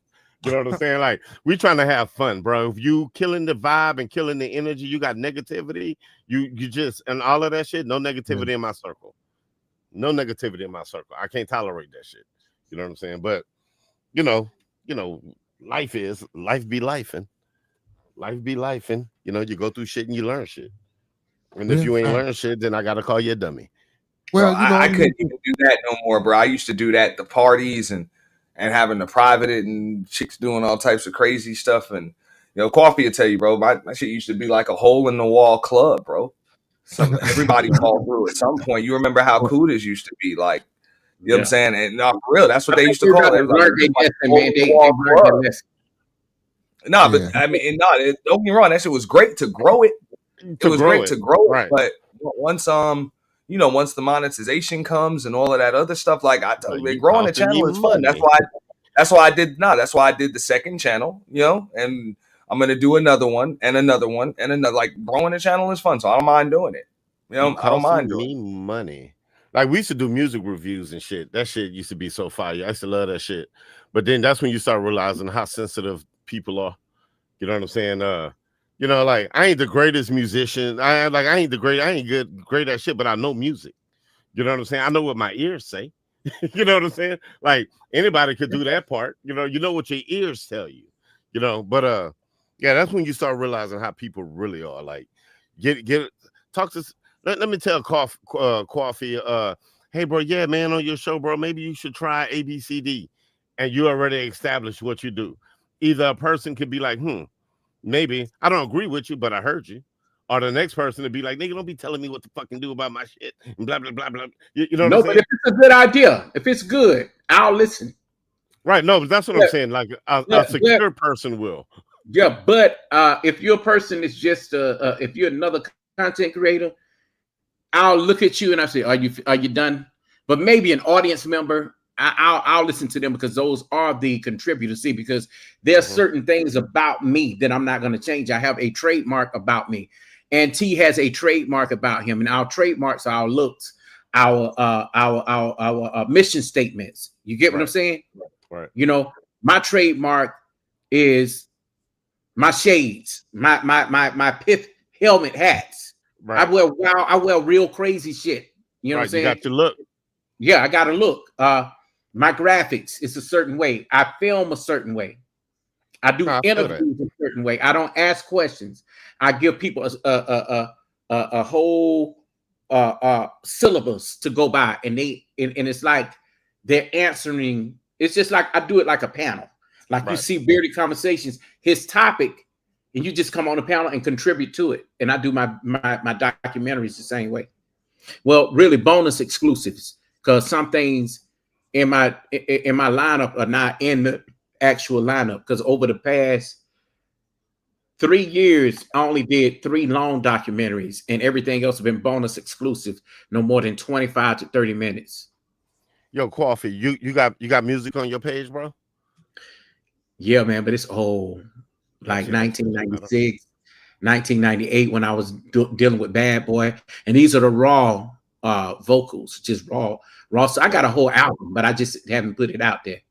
You know what I'm saying? Right. But and I did play off the Bad Boy thing a little bit when his name was hot, you know, in the news, and him going to court. And when I put that video out, that's what skyrocketed it up. But then again, it was just at 115,000. And then I was just over at another dude's channel named DJ Witch Doctor. And then you had a nigga that's been in the space over 6 years. I didn't know that I was in his head rent free, going around saying that I went to a Diddy party. You know what I'm saying? I curse this big fat nigga out. You know what I'm saying? I don't even do that shit, man. That ain't me. I don't be arguing with no niggas on no panels. And Auntie know that. Right. Internet warriors. You know what I'm saying? Yeah. Internet warriors. Then another nigga that got mad at me because I was over at Auntie chat when Auntie caught him in a scam, and there was some good investigation work. Auntie did investigate. I really kept that one objective, dog. I kept that one when I reviewed that. I wasn't even there for when that popped off. I kind of popped it off. That's why everybody ended up over there. But I just report the news. I just, like you said, it was investigative work, bro. But I did it for the sake of the space and for a lot of the different sectors, because that's been some stuff going on. So I thought what happened there was just extremely insulting to the supporters. And That the was nigga got mad at me, man, because I was over there in your chat and he saw when you flashed across the stream. I said, I'm not going against him. I said, but that right there is awful. I said, this is why I don't go in certain spaces anymore. And he went over there, did a full stream and membership about me. And then whatchamacallit, he kept on repeating it. I was like, hold up, bro. I mean, you it's like you want people to believe this about me. So I ain't going back over there no more either. Right. I'm talking about where it first started, where Triple Black started this shit, and DJ Witch Doctor kept on talking about it. So I'm not going back over there. Fueling the fire. Yeah. But I'm glad I ain't hitting none of those spaces yet. I ain't trying to get in none of those sectors. Please don't go, bro. Don't go. Well, I mean, believe it or not, it's part of growth. That's one of the reasons why, like, I didn't even ask you to like simulcast it or anything, because it would have opened you up to some more people.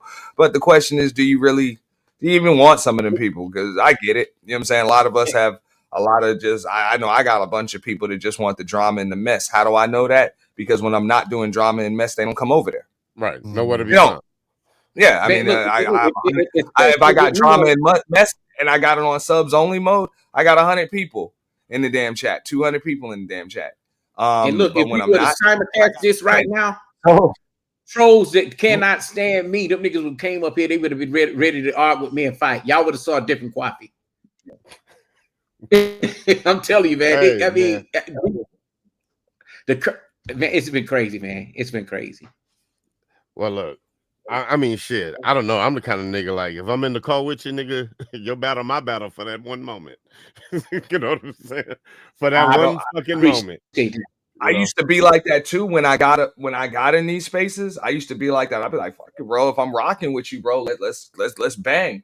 But then you realize you end up out here scratching and banging for somebody, and then the person you just helped them scratch and bang with, they cool with them a week later. I'm like, bro, I'm about to say something to somebody that I can't apologize for. Like, dude, I can't just be out here doing that and y'all just gonna be back homies next week. Like, so now is this fuck really him and like fuck the you WWF, bro?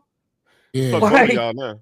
Yeah, for real, dog. And I'm like, that's another reason why I done fell out with some people, bro. I'm like, man, hell up out of here, bro. I'm like, y'all want to bang, but y'all ain't really banging for real. And I'm like, that's cool, but don't expect. They get mad when you don't want to bang with them. I'm like, your beef ain't real, bro. Like, I'd ride with you under any and all circumstances. But you know, Auntie, during this season, right after summer, that's when the shit start. You notice how old boy went in hibernation. The Panda Bears, how they went in hibernation. Now they back. They want to start some shit. Some water. Yeah. The Panda Bears, you know, I ain't gonna say no name, but he know who I'm talking about. And Bearded, if you want to know who I'm talking about, just go to my channel. You'll see the Panda Bears. It's a lot of that. There's a lot of that going on. It's bro. But the thing is, even with that situation, like you were saying with the scam, scandal, whatever, I don't want to bring no mess to Bearded, so I ain't gonna say no names or nothing. But you know, that's the question: is, you know what I'm saying, is old boy gonna recover? And it's like, I'm like, hey, all publicity is good publicity unless you don't do the right thing with it. So it's really like if people are if you getting those extra eyes, like you be amazed how many extra eyes I got that are now supporters because I done gotten the beef with somebody or whatever. So some YouTube beef, and then they come over to my channel and be like, yo, that dude pretty cool. Not because I've been able to just drop the beef and then I got some decent content or whatever. They've been able to have a conversation. I've been welcoming. I don't care who else's chat you're in or whatever. You know what I'm saying? If you got people that you support, hey, I'm thankful for an extra supporter. I know that a bunch of people on here are going to be, you know, sharing subs. So if you can show me a certain level of respect in mine, I appreciate it. I mean, if I'm getting doxxed or dragged or roasted, I would appreciate if you're not in the chat box throwing laughing emojis and shit. But other than that, then support what you want. I'm not gonna tell grown folks what I'm not. I think that's disrespectful for me to tell somebody where they can and can't go. A grown adult that pay their own. You know, I don't normally care about what people think or what they say, but I had to jump up when this nigga was talking shit about me up there on that panel, and I had to set him straight. And I'm like, where do I know you from, man? You know, where did you hear this shit from? Who told you I went to a Diddy party? You know what I'm saying? Just all that kind of shit. You know, he couldn't even say nothing. You know what I'm saying? It's just a nigga that's, I'm like, what's wrong with you, man? I've been rent-free in your head for 5 years. What is your issue? So you must be that nigga that's been sending me emails in my inbox, talking shit to me. You know what I'm saying? You know, trolling, you know, 300-pound ass nigga, 400-pound with titties.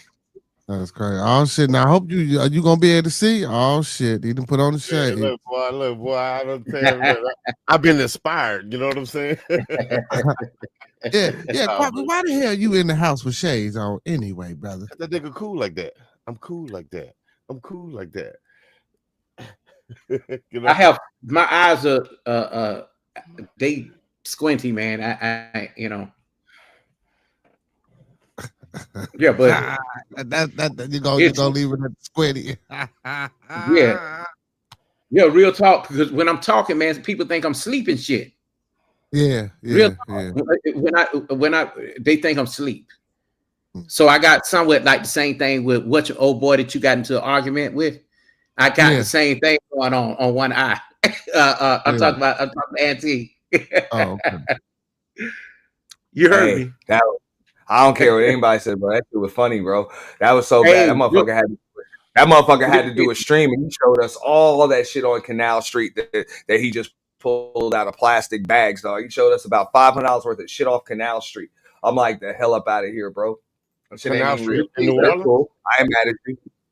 Prime had to call me when you did that damn picture of him. That shit was funny hell, man. You know I'm with the shit, bro. You know I'm with the shit, but this AI shit ain't no joke. You know what, Auntie? You inspired me. I don't normally go at motherfuckers, but you know I got a few in mind. You know, if once I get my business straightened out, like the good content, then I'll go on the Let's Address It channel. No whining. That's the one I'm gonna go live and do lives on. But I ain't fucking with narratives and dialogues. Bro, that's how I set up the boiler room. I know I'm gonna let y'all get back to it in a second, but bro, that channel was never meant to damn be monetized. That was supposed to be something that I just scratched on people with for free. And I done fuck around monetized the damn roast channel. You know what I'm saying? That's what the hell's going to end up happening. That was a success. I didn't even mean to do it. I was like, whatever, roast. He the only one that started that here, and now you got everybody on their panels trying to do that. Now we got niggas say get in the box. You got somebody say everybody got something different going on, but it ain't the purge. It's only gonna be one purge, and you know, and Auntie, that's the purge. Well, well, before you go, I'll tell you why. Because they're not patient enough to do it periodically. When people see that stuff brings numbers, they feel like they got to do it every damn day or every week or whatever, bro. Instead of just having the patience like I did with that to do it once, twice, maybe 3 to 4 times a year and always doing it right. You know what I'm saying? Try to make an improvement every single time and put on a better show than we did last time, or put on just the best show that we possibly could. But people get greedy. That's the main reason why. So the fact that we don't do it that often is the main reason why it is what it is. You know? You see what he said about your show? Put that back up, if you don't mind, sir. D-Shep know what's up. Oh, okay, yeah. But like you said, Auntie, if you got a little bit of controversy, I wasn't even trying to have no controversy. That day when I was over there on DJ Witch Doctor's channel and got into that argument with that big fat ass Mucinex booger looking ass niggas.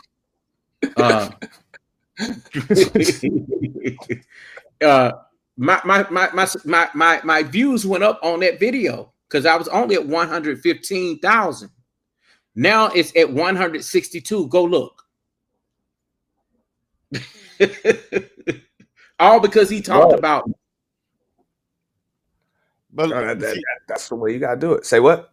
No, but I was just about to say that. That's what, you know. I look, man. Yeah, I mean, I'm sure y'all niggas is in this shit, so y'all know controversy sells. But I don't want that, man. That ain't what I'm about. No, I get it. But when it falls in your lap,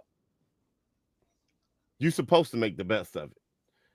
You know what I'm saying? When it's given as a gift. No, but in real life, man, I work at a college and I deal with students. You know, gotta watch how you move, right? Yeah, definitely.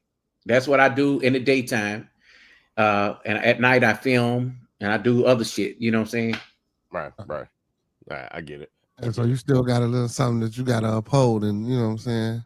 I do, man. When needed. You know, I even put some of the shorts on there when I was when the students were with me, you know, and I got to be careful what I do and what I say. Yeah. Hey, look, y'all want to hear a song from my wife, bro?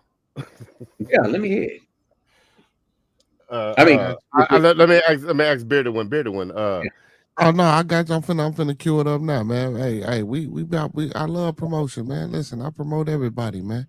And she got a decent voice. I like that voice she got. Now, this is something that I kind of pushed her on We did a little slight variations. What I say is the best vocal on this particular track. You know what I'm saying? But I'm particular. Like she don't want to record shit twice. You know what I'm saying? So it's like, let's get to it. It's called Flashlight. you know what I'm saying? Yeah, it gave me a little Rihanna vibes. Gave me a little Rihanna vibes. She got a strong voice, and she also that could be a real hit. You know what I'm saying? Are y'all keeping it on the writing level to write for somebody else, or you let her do that's actually a cover. That's a cover, Jessie J. Oh, really? Okay. I do got songs that I wrote for her. Though. I can play you something if that's up to y'all. Some that I wrote, you know what I'm saying? Because a lot of times the way I do my music, like I was telling Bearded earlier, I'll make a song because I can't really sing, but I be hearing it. So I'll make a song and then make her come back and make it a song. You know what I'm saying? Can you do male R&B? Like right male R&B? Yeah. Yeah. Okay. Yeah. Matter of fact, I just wrote an indie pop song. But I don't really write music, you know what I'm saying? I just put it together. But I did an indie pop song yesterday, but it don't. My daughter's like, Daddy, but you know, I can't really sing, but I think the song itself is fire. You know what I'm saying? It's hard for me to get somebody. A couple of times I got a couple of people to actually sing my songs, and it came out crazy good. You know what I'm saying? So, you know, it's just one of them That's things. what's up.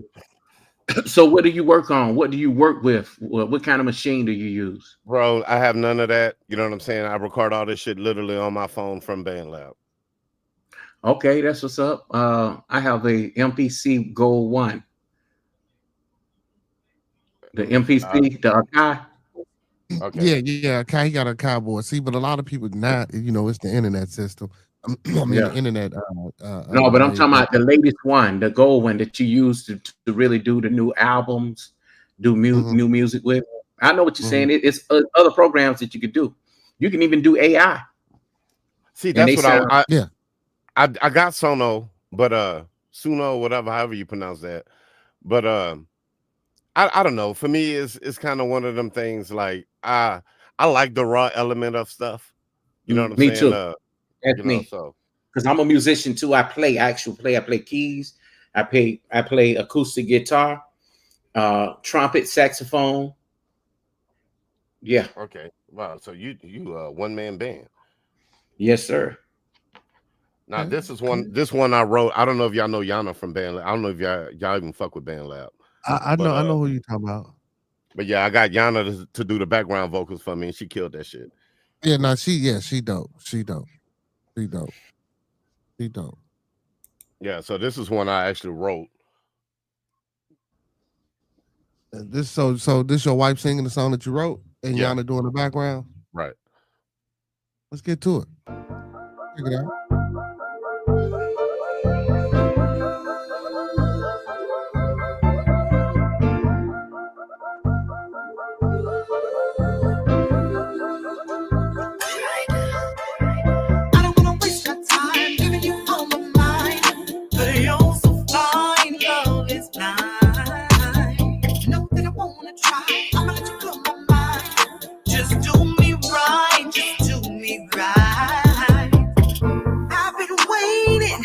Can you feel it?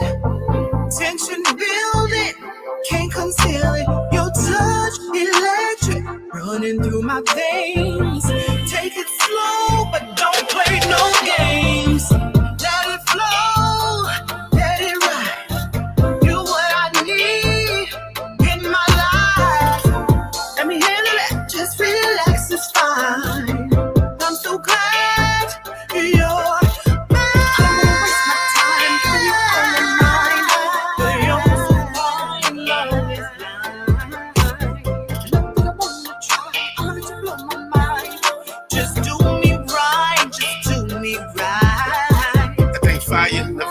you're try you. Have my head spinning hot like a dryer. A pariah. When I'm with you, I'm not educated from the book to the block. I gotta oblige, I like you a lot. You say that you not, you know that you hide. Put it on the Bible, round for round, I'm beating it down. Ain't nobody in the ring with me, I got the title. Make it vibrate like a speaker box. We do things we can't speak about. It'll freak 'em out. How you say the Lord's name with that mouth? Change your whole game, insane, no doubt. Look on you like a necklace. Switch it up like it's TikTok. Let's get reckless. Locked in like a wristwatch. Time is so precious. Every second that passes a chance at perfection. I don't wanna waste my time giving you all my mind. But you're so fine, love. I try. I'm gonna let you blow my mind. Just do me right. Just do me right. I don't wanna waste my time. But you're so fine, love. Just do me right. Just do me right. Now I could tell you, after we made this song, I wanted to put it on a different beat because I wanted it on like an old school swing out beat. Like I wanted it to be like but now me, I would disagree, and I like this up tempo beat, but with a younger voice on it, I think that's a nice song. I think that can pop with a fresh younger voice on it and jazz it up a little bit. That's it. Now if you put it to an older beat, I would say you're doing that because of her voice, and then you're gonna have to slow that song tempo. Gonna have to get slowed up on a different beat with that voice if you're trying to, you know what I'm saying, make it grown folk. You know what I'm saying? like That's a Selena Johnson track. That's a Selena Johnson. Yeah, I was gonna say that sound like Chicago. You know. But yeah, that's I mean, I forgot I was rapping on that. My bad. You know what I'm saying? Oh yeah. But that was a dope song, man. That was a dope song, man. It wasn't shitty. You know, that's It was you. It was you rapping. Yeah, that was him rapping. Yeah. So I forgot this channel. It's a lot of rappers be over here. Well, but no. I only do that on Friday and Saturday. I got singers too. You know what I'm saying? I got the Huggy out. Let me ask you something though. So far, has it been all good? You know, ain't nobody been having issues with each other for you know how you have some dudes that think they rap better. They got a little bit of back and forth. You know what I'm saying? Like competition. I ain't never had it over here. Shit, I'm down there from the start a record label and 400 D's, motherfuckers. Instead of 360s, I'm giving out 400 D's. Nah, I'm playing on 400 D's. But no, man, that was over here, man. He was really good, and I had gotten this Instagram light skinned dude that went to jail. You talking about Duce? Yes, that man. He the bomb, man. Yeah. He tells a story. He called me out. Yeah, man. Yeah, man. I ain't never had nothing, man. Everybody, man. So I try to pick the top of the. I ain't gonna say the top of the top, but I try to pick the best out of the ones that I think what I'm saying is really and then the ones I think they got potential. I give everybody a voice in it. So what I'm doing is I've been hooking a lot of them up. A lot of them been networking. A lot of them been plugging in with each other. You know what I'm saying? Got songs and shit they trying to do with each other. You know what I'm saying? We don't do that. Yeah. I don't do all that ego fighting back and forth. Man, I ain't got time for that, man. I want to do that. I got 10 keys. I remember a dude recognized me in the space, and he was like, wanting to do a battle. I said, man, it's not about a battle, bro. I said, I don't have to prove myself. I mean, my voice is on a lot of things from back in the day. I'm on a lot of backup stuff, but I don't talk about it, But yeah, I mean, I want to produce some younger people. Yeah, big up to my brother for Show TV. He said, man, we don't do egos in our group, man. We don't do none of that over here, man. None of that. That's cool. None of that, man. But that's the way. If our artists want to grow, though, if our artists want to grow, and like that's something to learn from everybody. So once you start thinking you better than people, you're gonna miss something. You're gonna miss something that was meant just for you. You know what I'm saying? So a lot of time, man, them egos get in the way. I think you gotta have a little of that. I think you gotta have a little of that, though. You gotta have a little of confidence.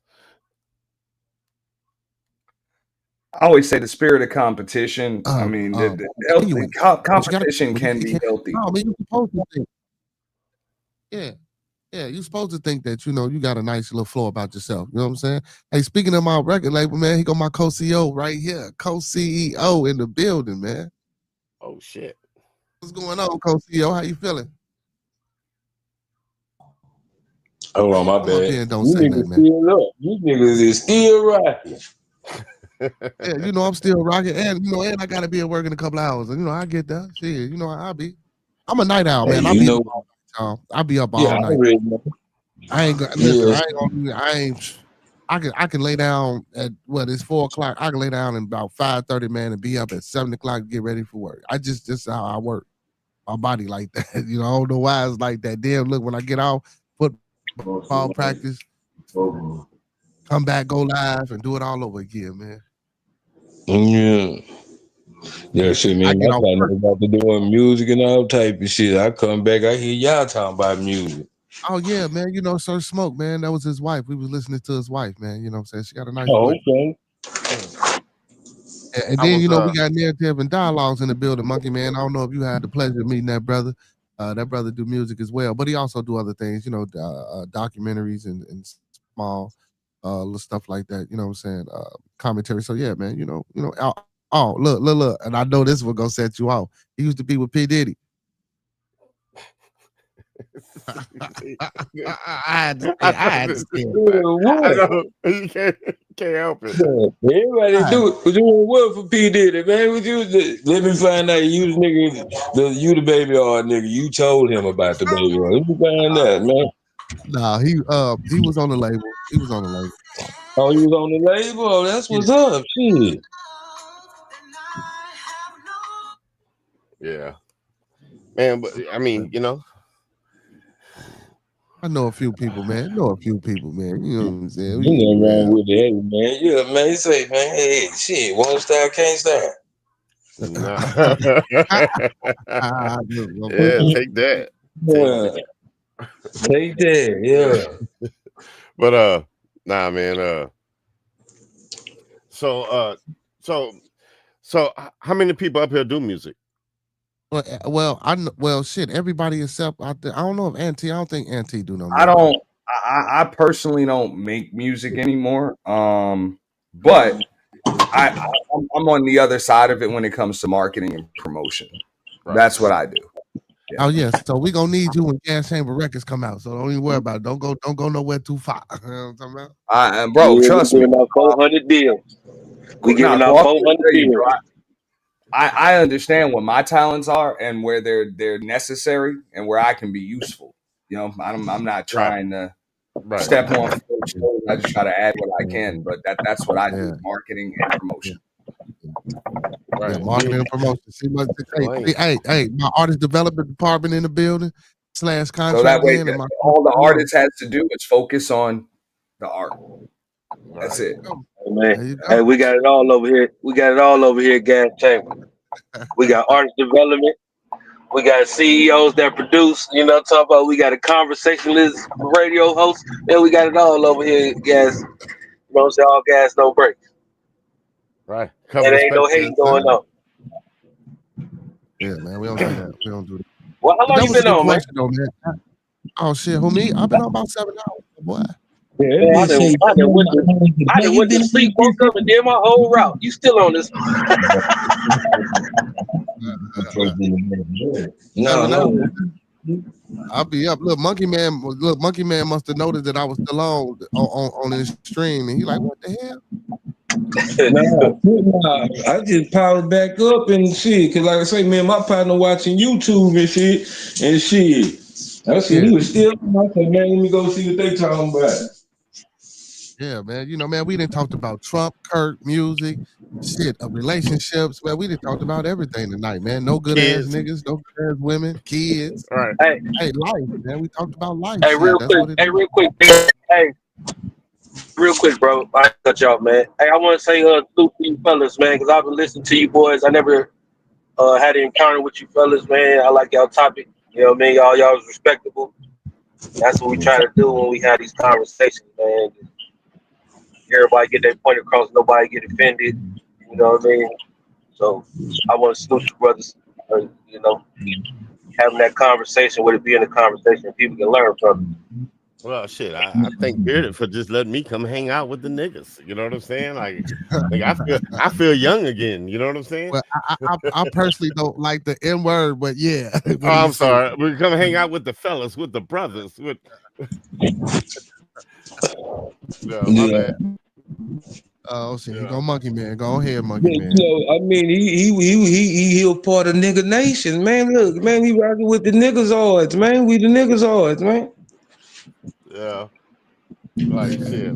It got to the point where I was talking to somebody about that the other day, and I was watching a video of some Asian people fighting, and soon as they put their hands, what's up, nigga? What's up? Like everybody want to be a nigga till it's time to be a nigga.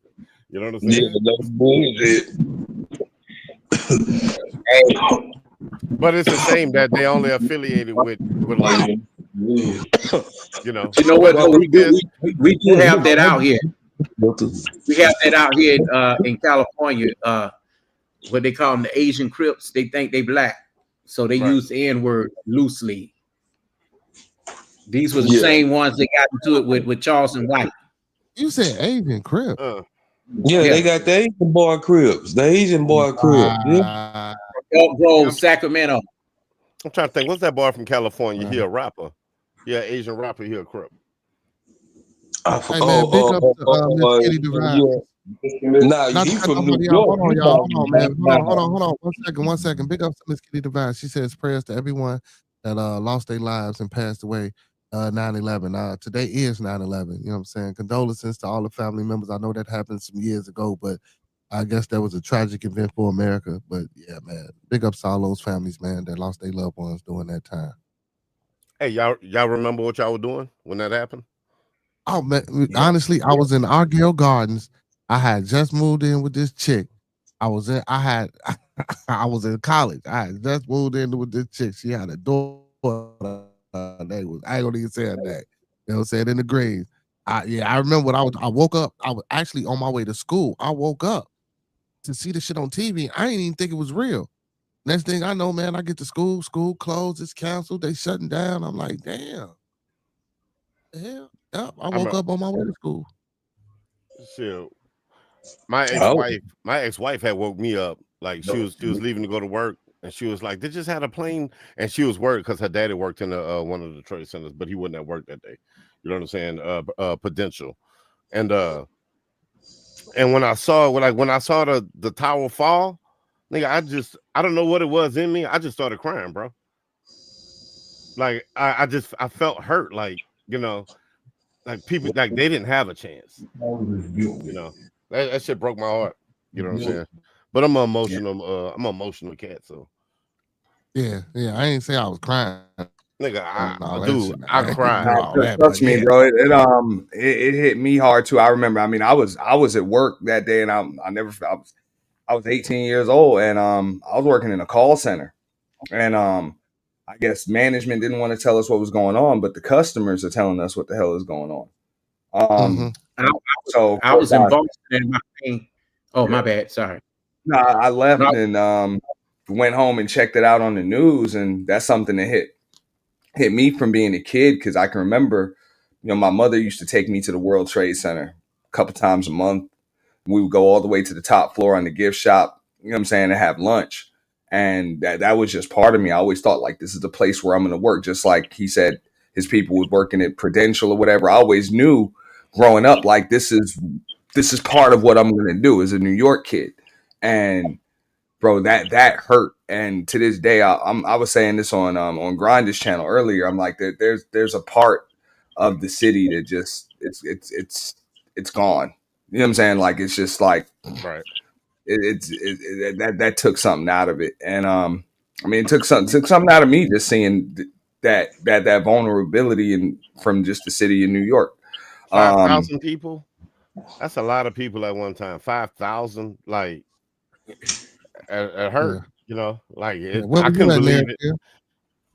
What was you doing? I have a comic book that predicted that the World Trade Center would be crashed into. It was a comic book from 1981, and I kept it, But I got it when I was a teenager. But 81, I was a kid, like a baby.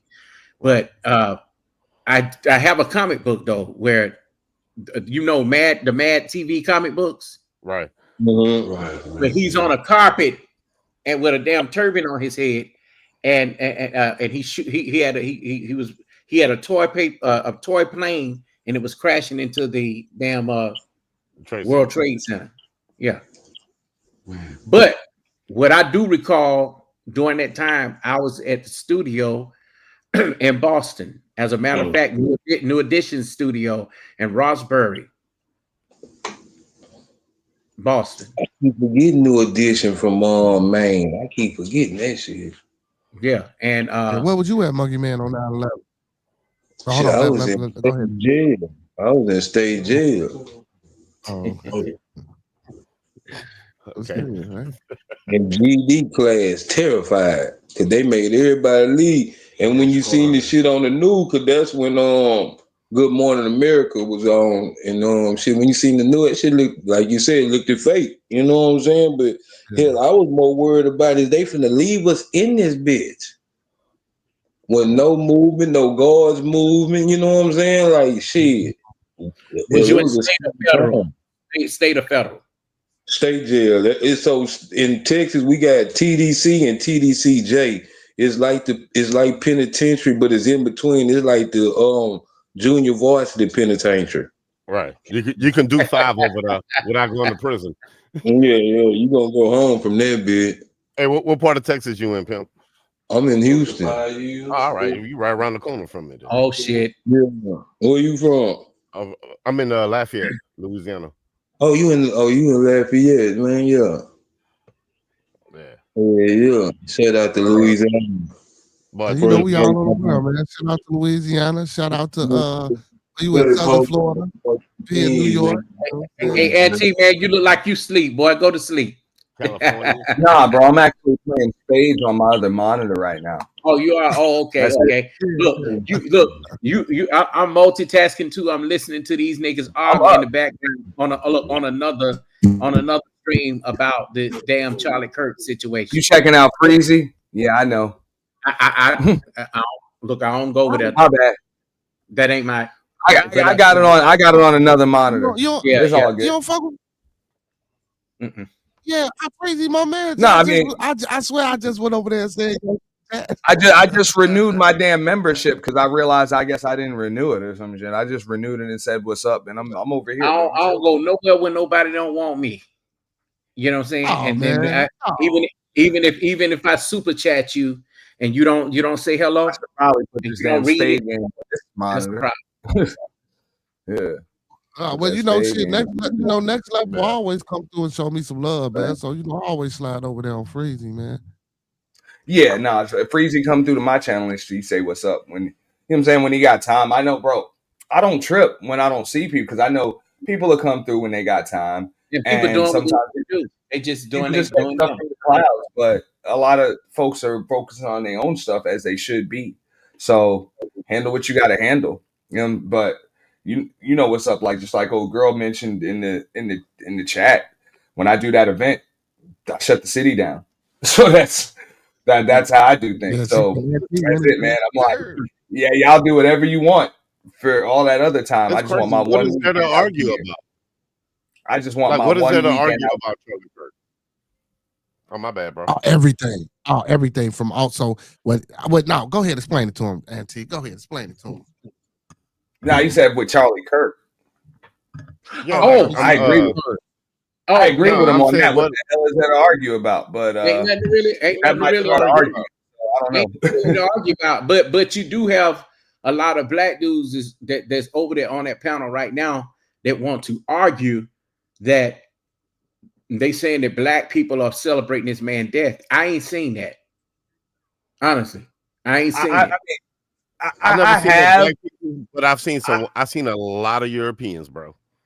I have, but I've seen it in a lot of chats. A lot of the faceless trolls like to say what they're gonna say.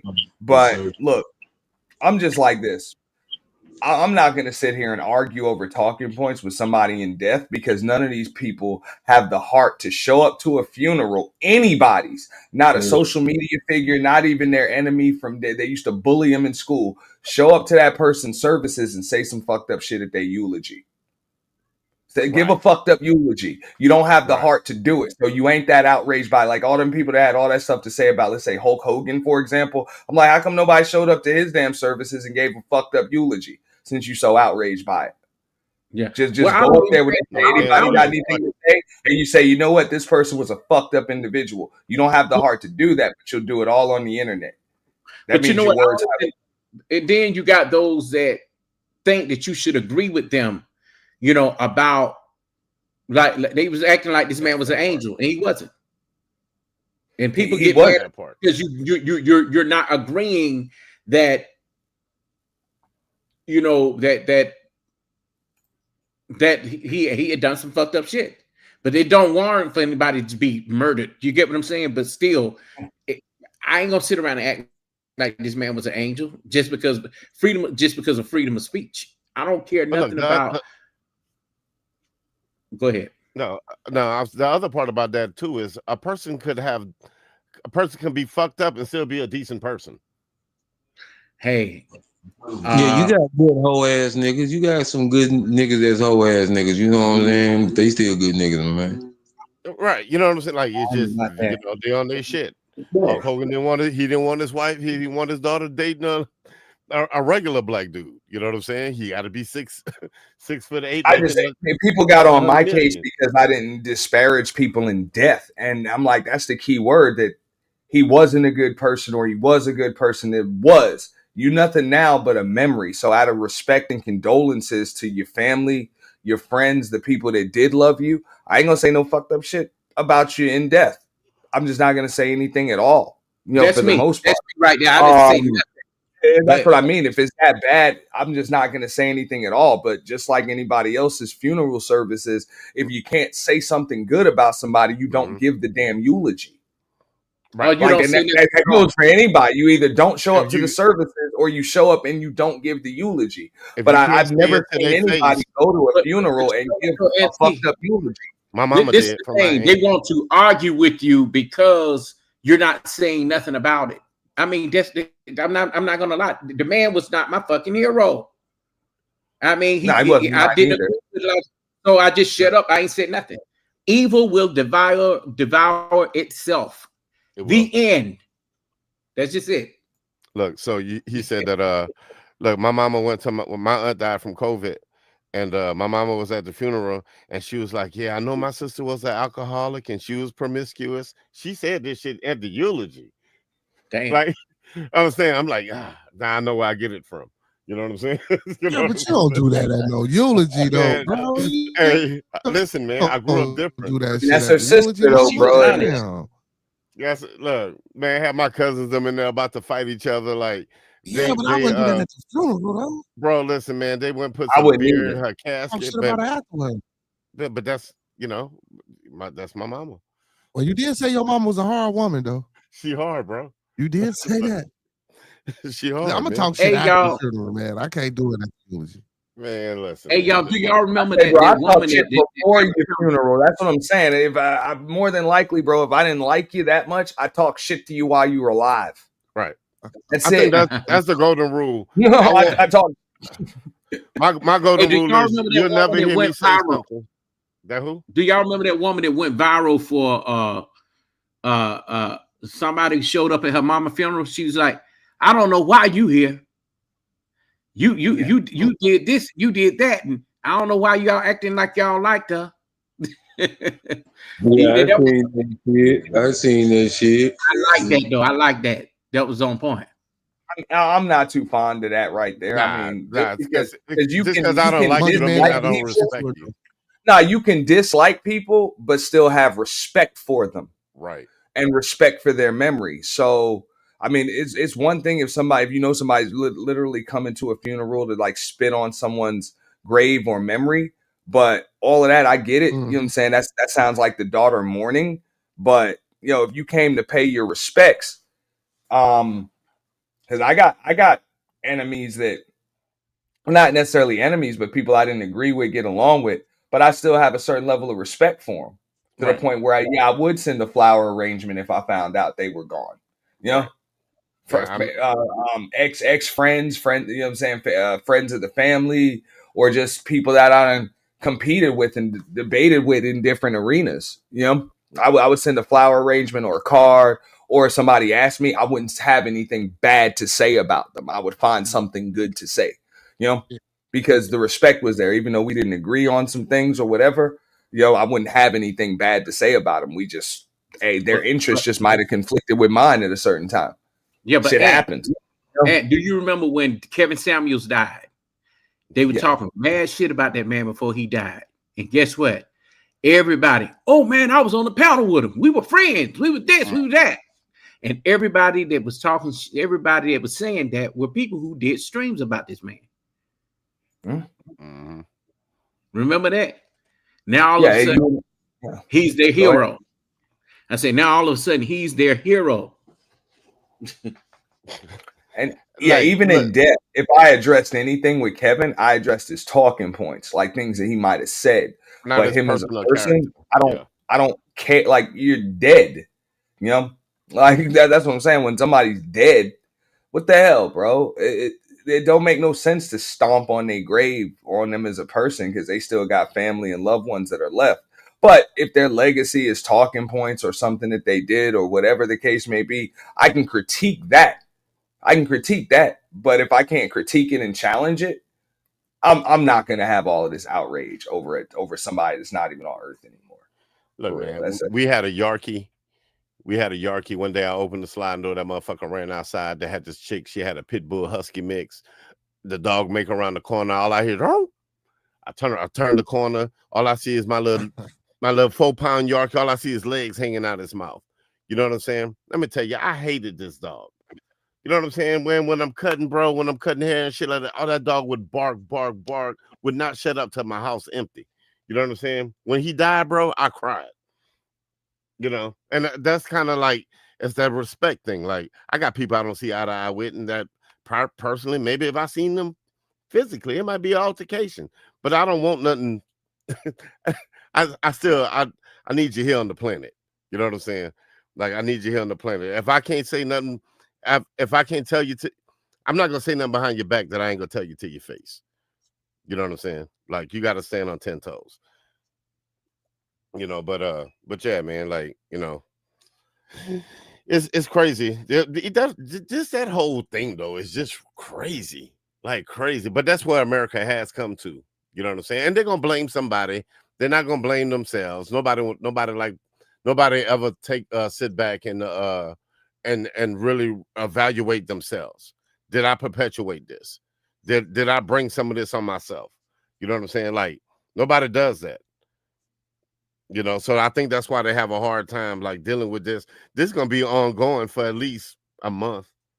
But bro, I know a dead man's not gonna be able to do it. So I'm like, what's the purpose? I'm like, if you're not the one that pulled the damn trigger or paid somebody to pull it, the hell you up here gloating for? Or dancing on somebody's grave. I mean, because I'm still trying to figure out how I'm like, how they what? I said I'm still trying to figure out how they blaming the black folk. Man, I mean, that's what they always do, man. That's insane. Somebody always get blamed for something, bro. That's the game. I mean, you want to blame black folks. Is there any black folks in Utah though? Is there any black folks? Well, I know it is. Not on that level. But just like white folks, just like Hispanic folks, we as black folks don't agree on shit. So how the hell could you blame black folks for all of anything? Like, we motherfuckers arguing about this stuff now. Like, everybody, like, we individuals, bro, for the most part. It's a group of people that hated the dude, or a percentage of black folks that hated the dude in his talking points. Another percentage that might have been like, look, I agree when he said this. I disagree when he said this. They kind of like half and half, 60, 40, 70, 30 on what his points were. And other people that just went full MAGA and they agreed with everything he said because he wore a MAGA hat every damn day. Like that's what it is. So to lump all black folks in that same category is crazy. That's crazy. First of all, I ain't never met a black person who agreed with him. But no, I've agreed with some of the things that he said. I've agreed with some of the things that he said. A broken clock is right twice a day. I agree with a bunch of things that a lot of people say. But I always say if you agree with anybody all of the time, you're either lying some of the time or you're lying all of the time. Right. Because now, what happens when them people's brain, like this dude was 30 something years old, he was 31 years old. I'm pretty sure his way of thinking is going to evolve at some point in time in his life. He's going to change his stance on, he would have changed his stance on things, as you should as a human being. How much of us still think the same way that we did 10, 15, 20 years ago? We can't say that. I don't know. I feel like we can't say that because that would be like Joe Biden old ass. You know what I'm saying? Like, it's not to say like he didn't evolve as a person. I mean, somebody like Joe Biden, we still hold him. We still hold everything he's done from before against him today. Actually, with Joe Biden, I mean, he's just old and senile.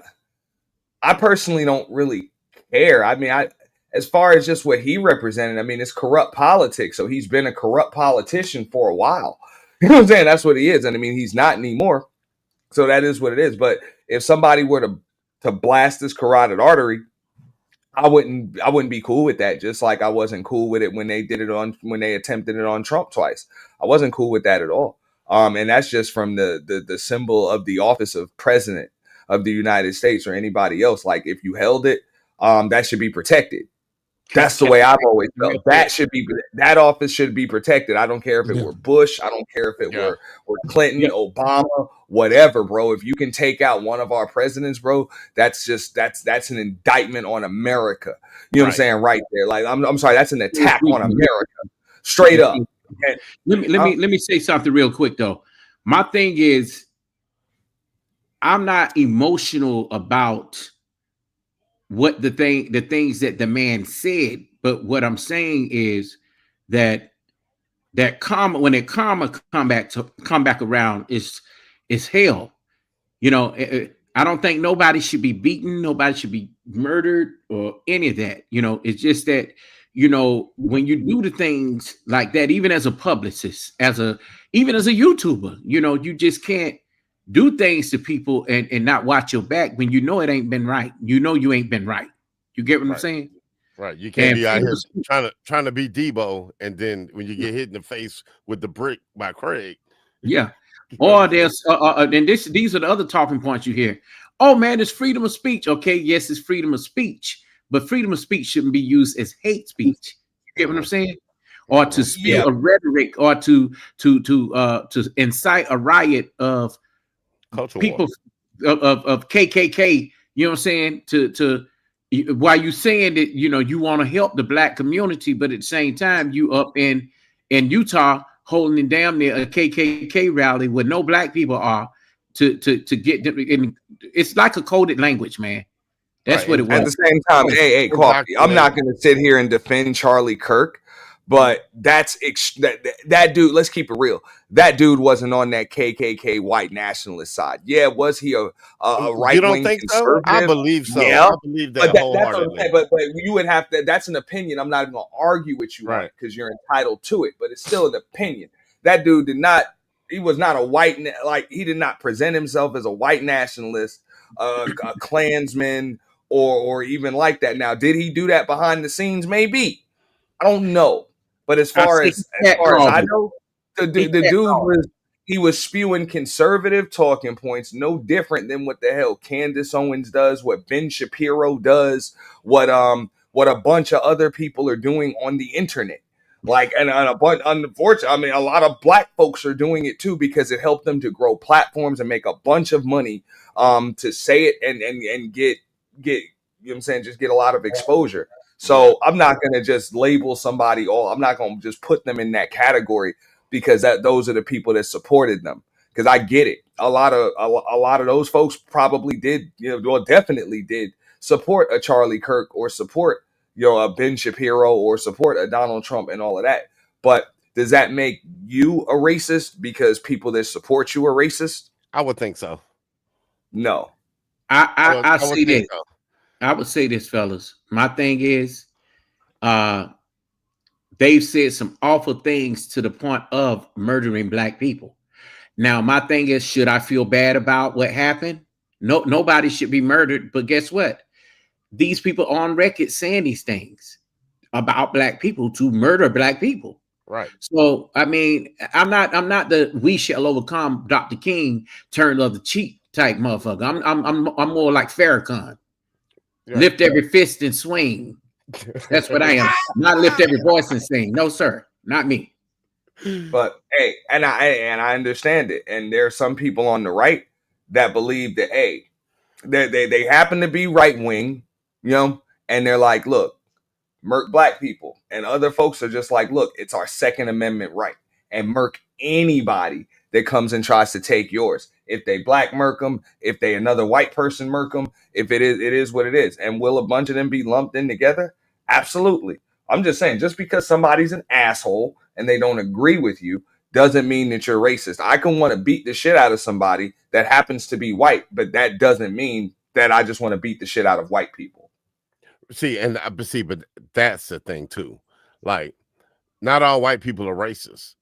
Oh, no, not at all. But I believe if you follow this man, white nationalists, you know what I'm saying, white Christian nationalists that believe that whites are the superior race, this country wouldn't function. We didn't build this country according to him. Like, if you follow that and you listen to that constantly, I would have to assume that you have those same ideas. Yeah. And but then you're lumping Charlie Kirk in with Richard Spencer or Nick Fuentes. You know what I'm saying? Like, they are the same, bro. They're not the same. That's what I mean. They're you might want to do. But they have some of the same views, though, Auntie. They have some of the same views, but they don't have all of the same talking points and views. Well, maybe what their views and talking points were publicly are different. Yeah, that's what I'm saying. They had different talking points and they aligned with different groups. Now, do some of those align? Like, are some of them the same? Yeah, that's why I said I can agree with some of the shit the dude said, but a lot of the shit I didn't agree with. You know what I'm saying? I didn't agree. But like, it's certain things that you know, like he would say freedom of speech for him, but he wants to police everything that you have to say. Mm-hmm. That is an issue for me. You get what I'm saying? It's rules for thee, rules for me and none for thee. I have a problem with that. And then they want to go into this, because you're proud to be black, that you're woke, that you're that you want to bring back, you want to bring back slavery talking points in history. My thing is, I'm not here to make someone else pay for what somebody else has done to my folk. But I have an issue with the fact that you want to sit and try to act like it did not happen. That it did not happen. Go ahead. Can y'all hear me? Can y'all hear me? Yeah, we can hear you. Let me say this. I'm nerd. You want to sit around and call? Oh shit! I don't know what happened. But nah, what I'm saying is this right here. As far as Charlie Kirk was concerned, I don't remember anything. I didn't hear him say anything that promoted censorship. You know, even when he had a talking point and people that claim to have counter talking points, the dude was on college campuses willing to debate anything. He was under a tent that said, prove your point. Like, that's what it was. He would debate you. So I get it. You put discourse. I'm just saying he put discourse. Oh yeah, so you back. Go ahead, bro. He would cut you off so that you couldn't talk. Yeah, real quick. All right, now what I'm saying is, this ain't no disrespect nobody on the panel. I'm just saying as a general, we got some nerve. Yeah, the man might have been, might not agree with his views. You might think he's racist. Okay, that's cool. But we more racist against each other than anybody else. So how the fuck we kill each other all the damn time? Ain't no problem with that. But soon as somebody that the opposite color say something we don't like, it's cool. Yeah, but we done heard that time and time again too. We done heard that. Listen what I'm saying. Listen what I'm saying, man. how is we gonna expect somebody to respect us when we not respecting each other? You can't have a dirty ass house and have people walk in and say, take your shoes off. So well, like, let's say this. Let me just say, let me answer him. My thing is with that, brother, I hang around the better class of blacks. See, because a person like that will make you think that everybody who's black is the lower of the lowest. Right. See, Everybody I don't black deal killing each other. I don't deal in that kind of. Don't try to do. I'm just saying in general. And I'm not saying I don't hang with people like that. But what I'm saying is, the general. When you look at black people, when you look at Chicago, for example, you look at Chicago. The first thing you think is how many people get. Right. Because that's the narrative they put. Even though when you go downtown, beautiful. It's a nice city. But when the first thing it comes up, you thinking of what happens there, the bad stuff. That's what happens when you think of black people. Logically, I'm not saying none of us is on that, but I'm saying generally speaking, us as whole don't respect each other. So if we don't respect each other, how do we respect others? We are grown men. We own that, but there's so many other people that don't do that, and that's the part that get highlighted. The good stuff never get noticed, but the bad stuff always get highlighted. That's why when you get the news, all bad stuff on there, and the good stuff just go get a little portion of the time.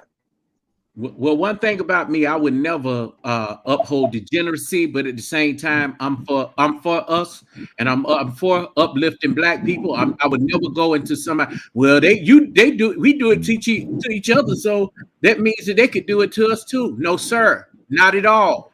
No. I'm not saying none of it is right, my guy. What I'm saying is the respect level. What I'm saying, I would agree with you to this extent, right? Where it's like it's not saying that they can do it too. It means before we want to check somebody else, here's what I'm saying. Let's get our own house in order. Because once we get our own house in order, their doing won't matter. All right. So look, get our own house in order. I am not trying to check some white dude and what he's saying on some college campus in Utah that me or anybody that I know or related to will never even attend, more than I'm focused on what's going on in my own household, in my own neighborhood, and my own damn community. I ain't worried about all of that. So look, you know what I'm saying? So when you say like a better class of blacks that you hang with, and this dude will make you think, I hang with a class of people in general, they can't be made to think anything. They're free and forward thinkers. You know what I'm saying? They analyze data and they come up with their own independent conclusion. You know what I'm saying? They can't be made to think a damn thing. They're going to listen to both sides of every single argument, likely see some good and some bad from each side, and come to some common ground and draw their own damn conclusion. If you are that weak-minded and two-dimensional, one-dimensional in your damn thinking, that some dude on the internet can make you think a certain way, you shouldn't even be in the same room with me. That's the way I see it. Right, but that's you. I don't care what you got to say. I'm just saying I wouldn't care what you think. Not anybody on this panel, but I'm just saying if you're that one-dimensional that you literally worship a false idol and everything that they say, you ain't even on my level, man. All right. My thing is, Auntie, I believe in working on us first, and I'm that nigga that's just like I'll be the male Harriet Tubman. I'm gonna keep that shotgun on your back. If you turn around and you talk your mouth all kind of ways about black folks, when I'm trying to uplift them, I have a problem with you. All right. So no. Okay, listen. So to the point of God damn it, I don't know his name with the pink vest on. Show TV. Oh, for sure. All right. So imagine this. Imagine you got 5 kids and 2 of them is some asses.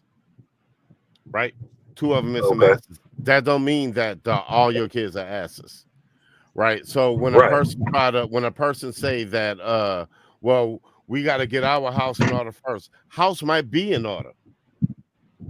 You know what I'm saying? House might be in order, but just because them 2 are some asses, that we're gonna label all of them asses. And that's the situation with this Charlie Kirk thing.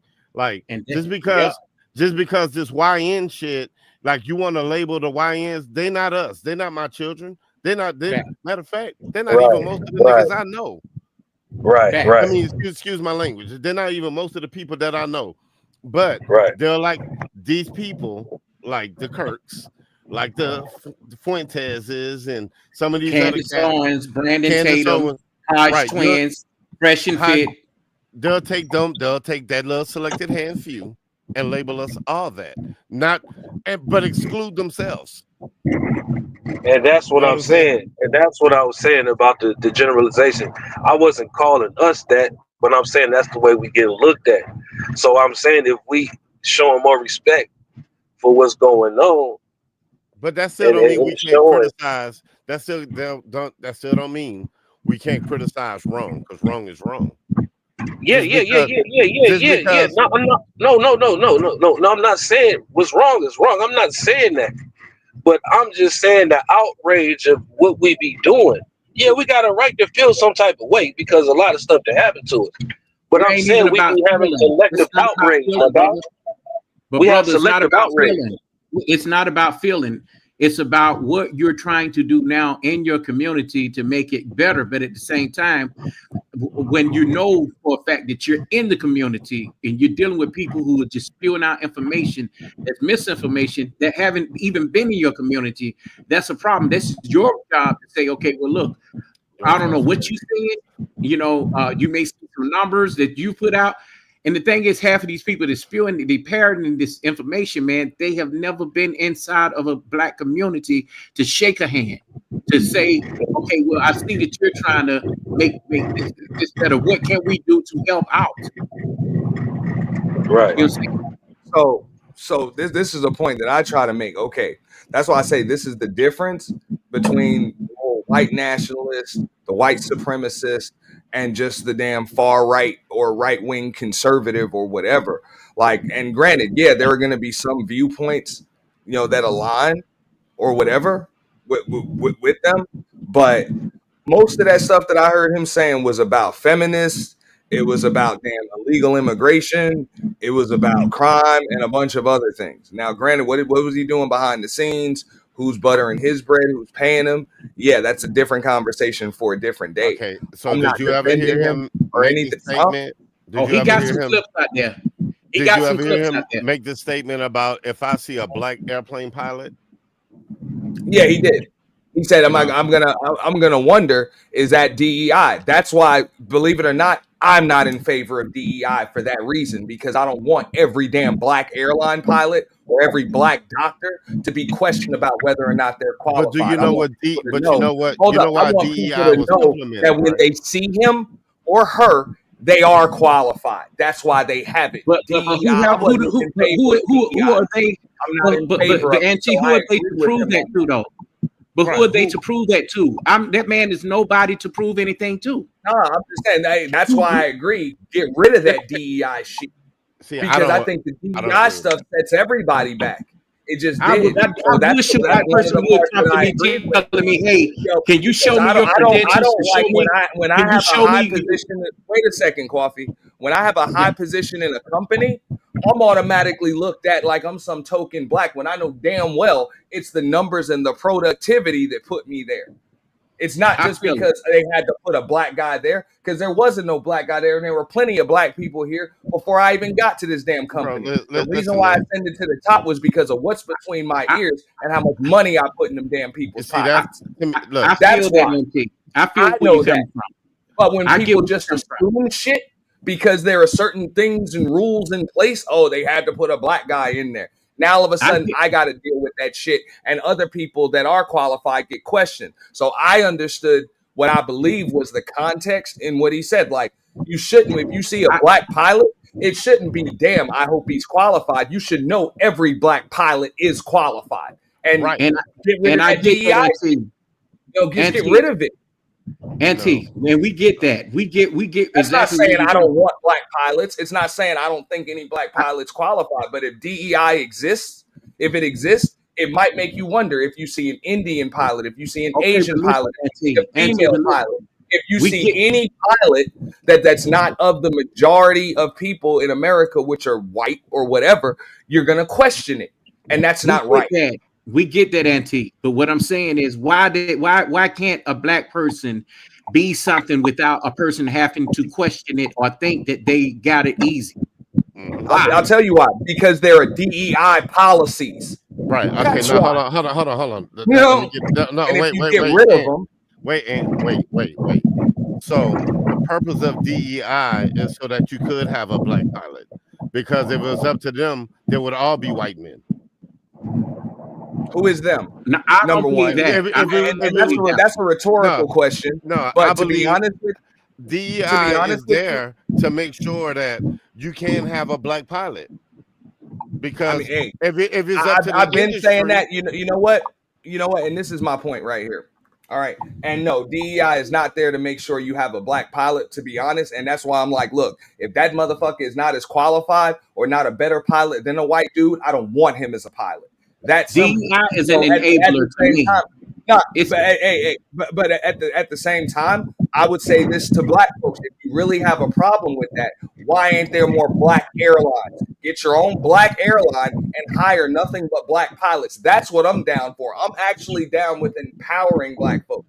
Instead of trying to get that seat at the front of the bus, own the damn bus line. Get your own damn bus line. If you got a problem with how the police are teaching you, why not advocate to have your own police force? Nobody wants to do that. Nobody wants their own. They just want to be included. That's why DEI is diversity, equity, inclusion. I don't want to be included. I want my own shit.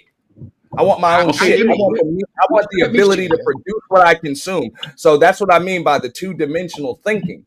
You know, okay, just well, like you said, the reason why you need to go to those people to get it, like black people got to go to them people to get a job, is because they don't own the damn company. So unless you're going to advocate to own the whole fucking company, you're not advocating for shit. But Auntie, take it from a independent contractor's perspective. I don't need somebody who got it easy. Like white people get it easy. I've seen some of them. Half of the white boys I work with who were in law enforcement did not even go to college to get to take the position that I have, but I ended up training them to be my boss. You get what I'm saying? So my thing is, just because you can have a background check doesn't mean that you're qualified for the job. And that's been the problem for a very long time. That's been the problem too. You know, if I decided to go to aviation school, if I were able to get into Embry-Riddle or one of those other serious aviation schools out in Huntsville or whatever, right? And there's nothing anybody could do to stop me from being an airline pilot, or if I decided to go to one of those and go through medical school and everything else. Yeah, I would be able to get a damn job. You're going to be hired somewhere. And if you're not going, like, come on, how many motherfuckers are actually trained airline pilots that graduated at the top of their fucking class? And I don't care what your skin tone is. You graduate at the top of your class, or even doctors, whatever, and they're jobless for jobs that are actually like needed. Jobs that are actually needed. So that's what I mean. That's what they mean by the based on merit shit. Like, you don't need if you're actually qualified, if you're the best of the best. Look, these companies are in business to make money. Now, granted, will you be the CEO or the CFO of that company? Let's keep it real. Probably not. That's why I'm in favor of owning the company. But as far as that top skilled position, if you are the most qualified to get it, an owner of the company is going to put you in position to do that damn job. That's not guaranteed, bro. Hey, you'll never, come on.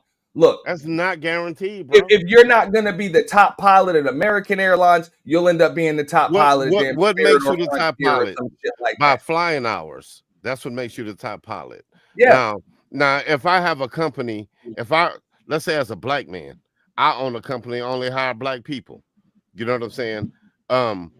At some point, somebody's going to say, well, why isn't he hiring white folks or any other people? Right? Well, that's because he can. Well, look, some places I mean, right to I work. wouldn't do that. Yeah, I wouldn't do that. Yeah. I mean, look, it depends. I've always worked places where, I work on commission. That's what it is. I get a percentage of what I make. So that is what it is. So I for the most part, I got a deal in an arena full of white folks, and I'm always at the top of the damn board, for a reason. Maybe not always at the top, but I'm always there. So if I'm able to ascend in positions or negotiate everything as an independent contract, I got to negotiate my own contract and the percentages that I get. That's kind of the way it is. So when it comes to business, you are as good as the money you make. And these greedy ass white folks are not going to throw money in the trash because you're black. So if you're not worth it to them, for the most part, I'm just being real. If you can make them money, they will pay you to do it.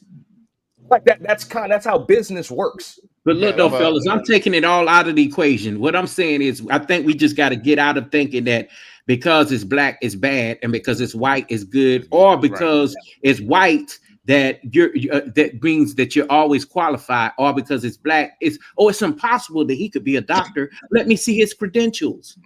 And this is from the most white person who feels entitled, who doesn't even have half the education you have. It's just like the white woman that when you walk into the neighborhood, she says, "Can I see your ID? Because I need to know if you live here." We got to get out of that, bro.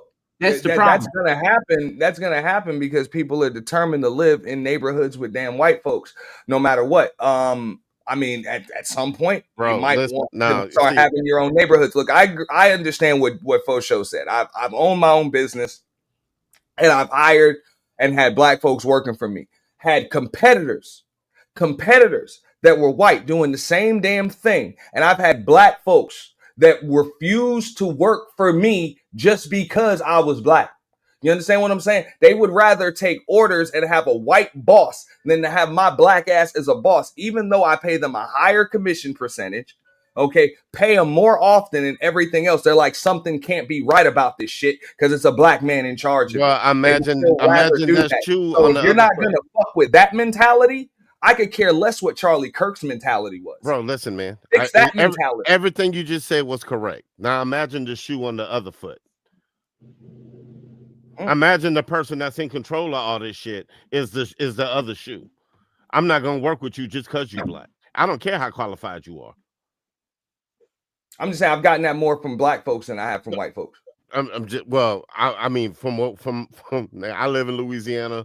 I grew up in Mobile, Alabama. I live in Indiana, my guy. I'm just saying, I'm a marketing and business consultant by trade, bro. Right. And I'm in San Francisco, and I don't even have those problems. I don't have none. I understand what you're saying, bro. I understand what you're saying, man. But your life experience, I understand what you're saying, might not match up to the average. I understand what y'all saying, but at the end of the day, man, it's still, no matter what we say, it's still a stigmatism on us. Yeah. Absolutely. And that's all I'm saying, man. Until we come together to lift that stigmatism, we're not going to get the proper respect that we deserve. Everybody know we the smartest people and all that. We take shit and make sugar out of it. But look, though, until you have not hold up. But for us to get the respect that we properly deserve, we're going to have to show that we can do things together. And like you said, yeah, what if it look like we build an airline? That'd be crazy. That'd be crazy great. But we got to get enough people that got the like-minded to get that done. There you go. There's so many people with hidden agendas, man. That's what I'm saying. You're not saying nothing wrong, but I'm just saying the overall generalization, when you look at us as a whole, is not good. You have to have knowledge of self. Knowledge of self first. That's number one. You have to believe in yourself. Me, I would never go somewhere where I feel like I need to prove something to a white person. Ever. Right. I have 4 degrees and I ain't get no money from no white folks to get them. Hey, that's why I don't care what their opinions are, Coffee. I could care less what the fuck they think. It doesn't make me a difference. No, bro. I'm not saying about no opinion, bro. That's the money they can make me. You know what I'm saying? In my world, when it comes to business and everything else, and I know as far as they're concerned with me, I'm only as good to them as the money I can make them. So I'm going to do business like that. But until we put ourselves in position to produce both what we consume and what others consume, just like you said, not only is the respect not going to be there, you're not even going to be, as a community, you ain't self-sufficient. You don't import nothing. You don't export nothing. You're just consumers. That's what I'm saying, bro. We saying the same thing, but I think we said it in 2 different ways. You don't control manufacturing. You don't control distribution. You know what I'm saying? You don't control any pipelines on a global economic or geodynamic level. That's what I'm Hey, saying. well, let me say this to this then. Well, how about I understand what you're saying, and I'm not I've been disagreeing with trying nothing to you said. tell people, Hold on. Let me cook real quick. I'm not disagreeing with nothing you said, but I heard you say something about the DEI, and I agree we should own our own things. But why not we take advantage of the DEI to get in the positions to learn the higher positions so we can start our own stuff? Hey, I'm gonna tell you why. Because I don't think you need DEI to do it. Learn it. DEI does not benefit you. That's what I'm saying. This is all smokescreen shit. I'm just saying to get in the job. That's all I'm saying. To get in them higher positions. You can't take advantage of it because it's not in place for you. And I'm gonna explain to you why. You're not even that shit is to favor like minimal minorities, bro. So it's more so going to favor triple minorities and immigrants, like White more so women, than triple minorities and immigrants, i.e., you know what I'm saying, lesbian women, black women, gay men, all right, also say less. I got you. Say less. I got you. Heterosexual black man. Yeah. It doesn't do anything. See, I didn't know. You just informed me. My bad. Okay. That doesn't help you. Yeah. That's what's up. But that's just. But look. But let me tell you something, Auntie. Look, DEI only. Anything black is last when it comes to DEI. It's gonna be white women, white gay men, then black women, lesbian women, and then black gay. No, hold up. Black gay men. That's trans women, whatever you call them. Yeah. Not even gay black men, just trans women. Exactly, bro. That shit it's a smoke screen. So it really doesn't. If you and as far as I'm concerned, they are totally separate demographic, bro. Their shit don't align with those of us on this panel at all. Like it doesn't. Like they're literally your opposition. You go into a voting booth. I want to say my bad because I didn't know what. I just knew it was supposed to be some adversity, but now that y'all say that, hell no, get that out of there. My bad, y'all. No, that's my what bad. I'm saying. I'm like, bro, people don't even know that they're voting and working with the enemy. When you're talking about politically, their views are literally the opposite of yours. They really want to destroy your nuclear family structure, your household, and literally effeminize you as men. Right, but I think some men, of that we were which talking is about bad for your earlier. women and your children, which does nothing for the black community. So why would you even support that shit? Hold on, Ant. Take a breath, pimp. You know what I'm saying? He be passionate. But look, listen. So even when it comes to trans and all of that shit, if a person is trans, don't mean they shouldn't have the same opportunity even as a black person. Bro, I'm gonna tell you like this. But before you do, because he addressed me, I'm gonna give it right to you, Coffee. Look, to be honest, if they fight for their rights and everything like they have, just like we as black folks do, because I don't even consider them that.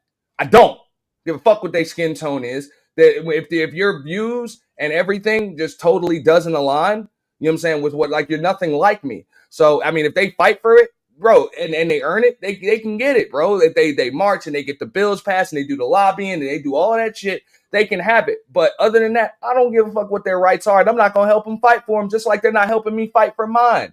Like this is politics here. If you're not on my side, why the hell am I helping you fight that fight? It doesn't make sense. Okay, let me say you're not helping me fight the damn thing. Okay, let me say something about that. Equality that doesn't exist. That doesn't exist. Exceptions are made for the exceptional. I believe in equality. Look, this mindset, that mindset. But look, fellas, let me say this. Me being out here in San Francisco. Now, what we don't see is the fact that if you're a black man, period, it doesn't matter what your lifestyle is, you do not reach the highest fucking score. That's just it. And black men, they need black men to be in that community so that they can get their rights. Without the black men, they can't get their rights. But as soon as they get them in there, they throw the black man out. You see what I'm saying? Thing is, you black first, regardless to what you are. And that's been the problem out here a whole bunch. You know what I'm saying? So that shit don't even work with them as black men in that community. It's not that community. That community does not represent them. Even in that flag, they had to struggle to put a goddamn brown and black stripe in it. They had to fight to get that. So, but the thing is, just the rich white gay men, they got a community of themselves. They the ones who fight for all that shit. So they ain't taking money from the government. They got their own shit. Trust me. And I think black people in general need to get their own shit too. Group economics. That's what it is. Oh, hey, if I can address a comment in your chat, because I don't see him in your main chat, the Black Money Corp. I don't see him in your main chat, but I see him in the StreamYard chat. So I don't know how to comment to him. Oh, you'd have to go to YouTube chat. Which comment you talking about? I'm looking in the YouTube chat. I don't see him. Oh, he might have dipped. I see him. He said he wants you on his channel. I see him in the StreamYard. I don't see him in the Bearded Conversation chat. So I don't know if he's on a separate channel or what. Yeah, he might be. Yeah, because Monkey Man streaming too, so he might be in Monkey Man chat. Okay, then I need that channel real quick. Just put it in the private chat and I'll sub over there real quick. I got you. What did he talk about? No, he just said hit me up. No, he told me to hit me up. Money Corp. That I have no idea. Because he the one that want Auntie to come to his channel. Do you? No, I'm saying whatever other chat he's in, I'm not on that channel. So you said you simulcasting on 2 separate channels right now, right? Yeah, my homeboy, he came up. He actually broadcasting off of his channel as well. So I need the link to it. Pulling it up, I'm getting it for you now. No, okay. Yeah, man. Y'all fellas free to pull up on For Show TV, man. We have all type of good topics over there, man. We talk about everything. Appreciate that. Well, we got channels too, you know. Auntie, he got The Purge, and mine is Narratives and Dialogues. I'm a documentary channel. Okay, you said Narratives and Dialogues, and what's the other one? Auntie, he got two. Auntie, you speak for yourself. I got the home of the official YT Purge and Auntie's the Boiler Room. Put the other link that you're simulcast. Okay, there we go. Boom. Appreciate that. Hold on, I'm about to pull up to the crib. Hold up. That's not getting off work, huh? Hey, you better make sure you don't let the stream go over Bearded, because you know. As long as it don't go over 12, he's good. Yeah, as long as it don't go over 12, we'll be out of here by 5:30. We got about 12 And then, minutes. hey, even if it does go over 12, I leave out at about 7:30 to go to work. But hey, I'm loving this shit. I'm wide awake, man. You ain't had no rest. Who, me? I mean, I do this all the time, man. I'm finna hit me a Scooby snack. You feel me? You know what I'm talking about? I'll be all good. Power up. I'll be all good, man. I do this all the time, man. Look, you see my queen moderator, she says it's 11 a.m. when she in England. Oh, shoot. No, but I'm like, when I say I agree with some things and don't agree with others, I'm like, I'm not in favor of shit like DEI and shit like that. Because I'm like, number one, I know who it benefits and who it doesn't. And it doesn't benefit them black folks. And that's been a problem since the 50s. 1 second. That's been a problem since the 50s, 60s, 70s. People been marching and doing a lot of shit for the opposition and don't even know it. You know what I'm saying? Went and fought their asses off to open doors for their ops. And I'm not sitting here advocating for the ops when the ops ain't advocating for me. That don't make no damn sense. I hear you. Now listen. But you know what though, Auntie? Let me say this. Now, another situation that's contradictory. The Republicans want the immigrants out, and I'm okay with that. You know, when they're illegal, but half of the rich Republicans, they harbor the fugitive. I ain't gonna say fugitive. They harbor the immigrants in their cornfields, their farms, and everything to do the work. I'm telling you, you see it out here in California because there are some hardcore Republicans. Believe it or not, don't let everybody make you think that California is just Democrat. It's run by Democrat, but you got some hardcore Republicans, and they own farms. They own all kind of big businesses and everything. They don't like California, but they come out here because the money is out here. California can be its own country. Rich motherfuckers is out here. Just like Florida. I mean, it's the 5th largest economy in the world. Yeah. You know? So California make more money than 95% of Yeah, all yeah, and they do all that talking about how they don't like this, that in California, but they out here making money just like everybody else. But what they do get ran out of here when they try to come here with that Texas politics. See that now, The racist Texas politics. Now look, now that's my area. See, when it comes to immigration, like no, that Texas politics. No, when I say that's my area, I mean literally my local area between Texas, Louisiana, like that. It's a little different. But the truth is, if I know that if I lived over there and a cartel came and tried to murder my family, rape my wife, my daughters, kidnap my son, yeah, I'm trying to get the fuck. I'm trying to get all the way to the United States. I don't care how I get in. I think none of that matters. I just need a shot at something else better.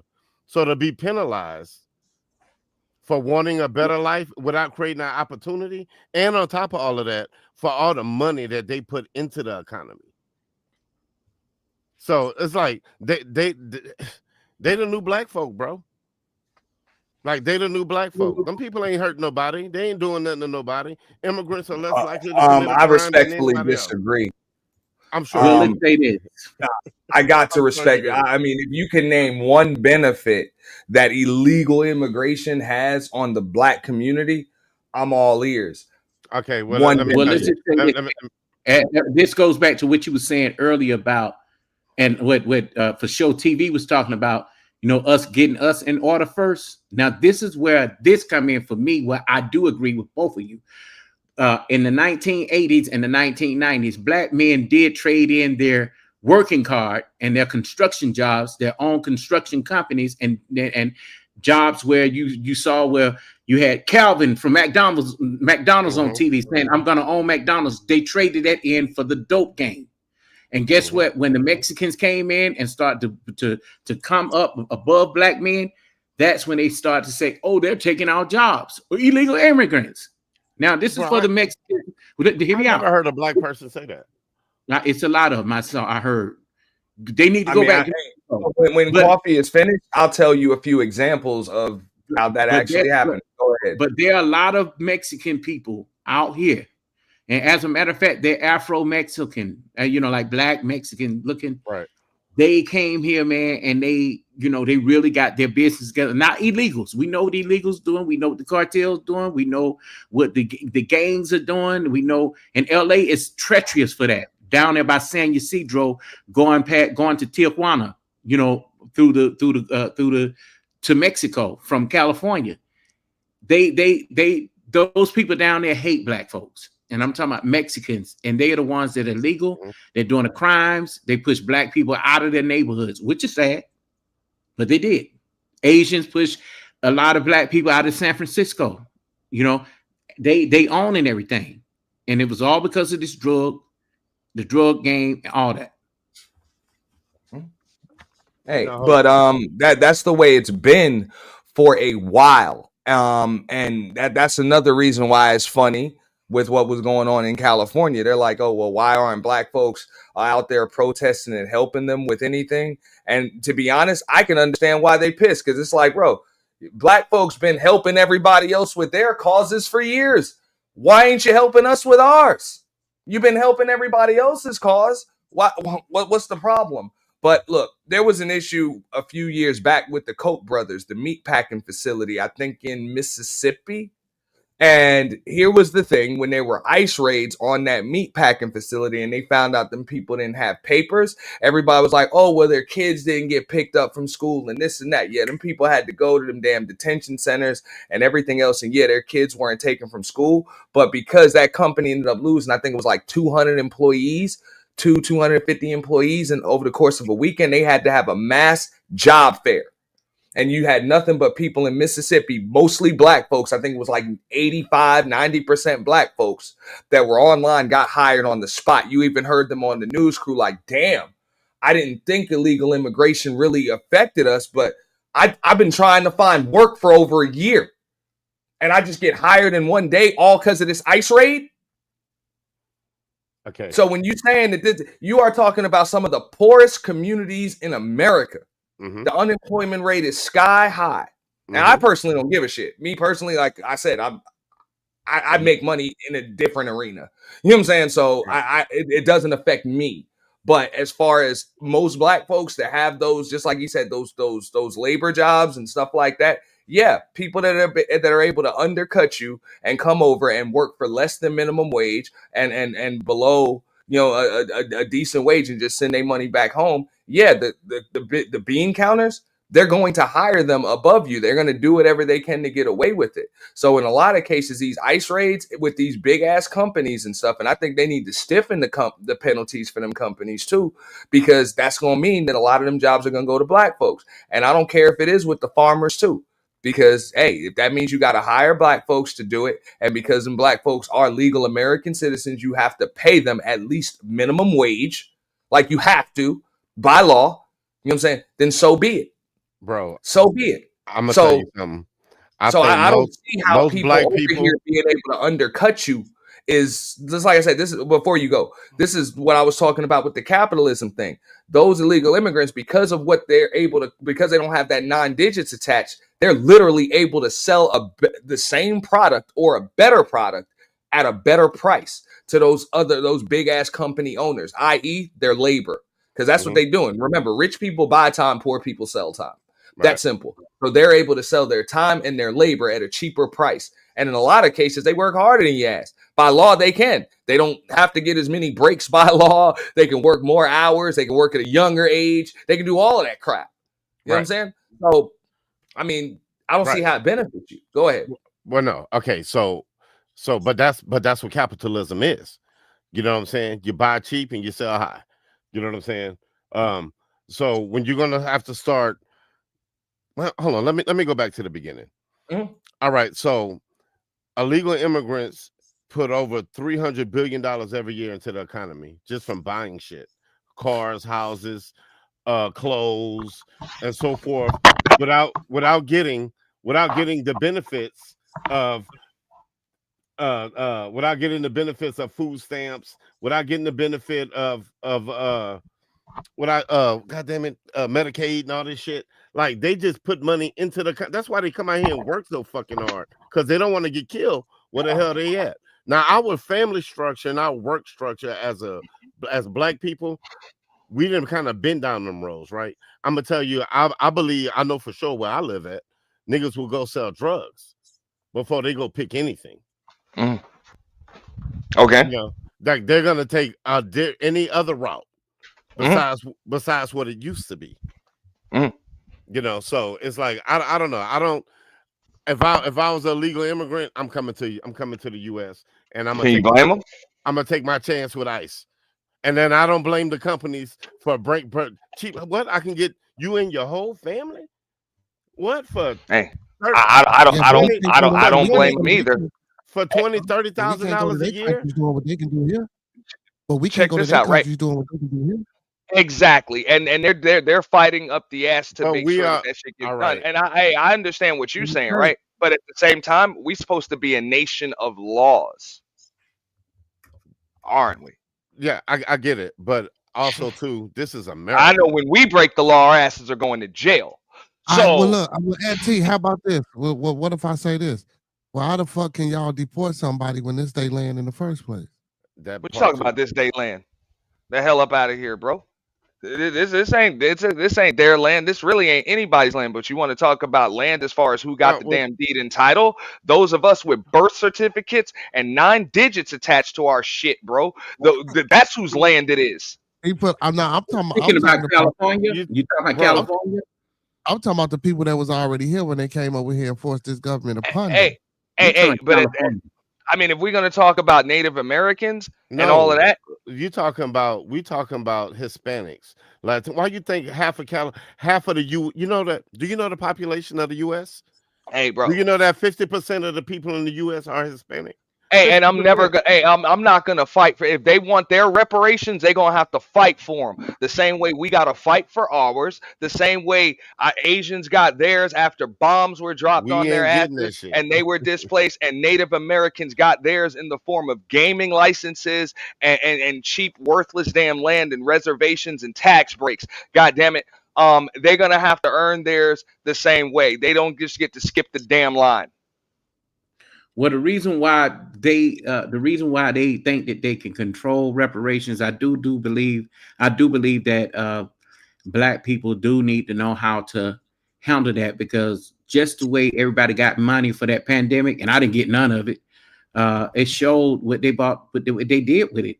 Plenty of Black people could have had homes, everything.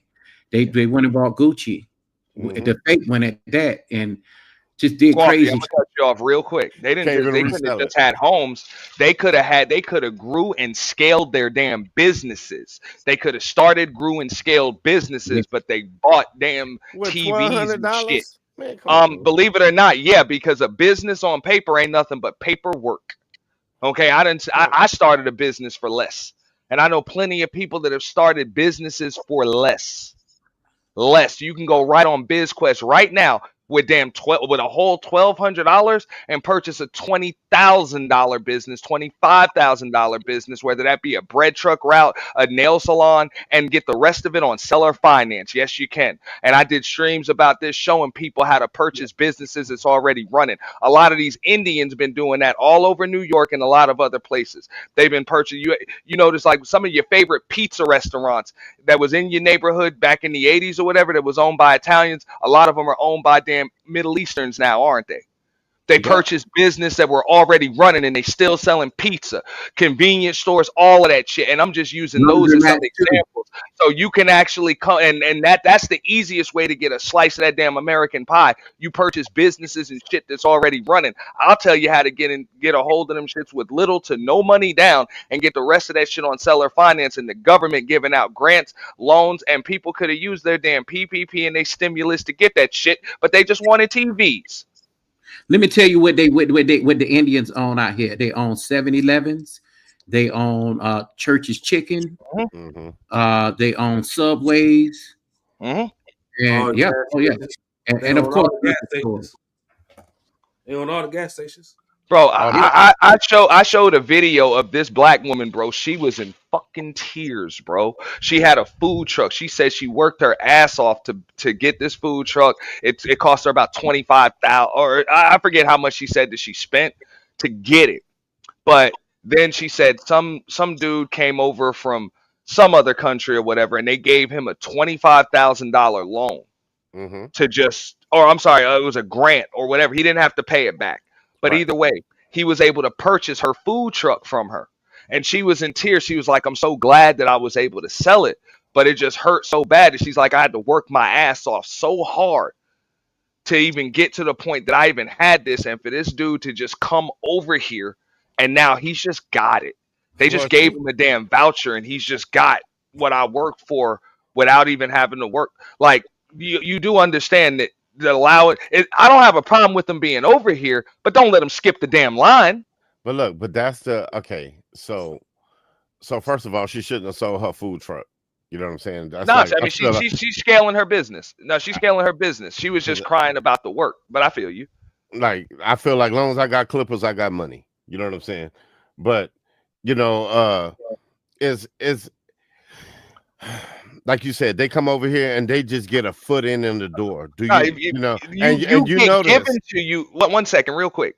She's crying because he had given to him what she had to work for. Right, and that's the point I'm about to make. So when we talk about DEI and when we talk about a lot of these other things that help regulate shit like that, is to make sure that one day, some kind of way, you can have access to it too. Instead of them giving it all to them, you got a little access. You got some hope. Like you got a chance. You got a chance. So it's like, but when you're talking about the people that DEI, look, I'm in favor of, even when it comes to shit like affirmative action and a lot of the civil rights things and DEI, I'm in favor of.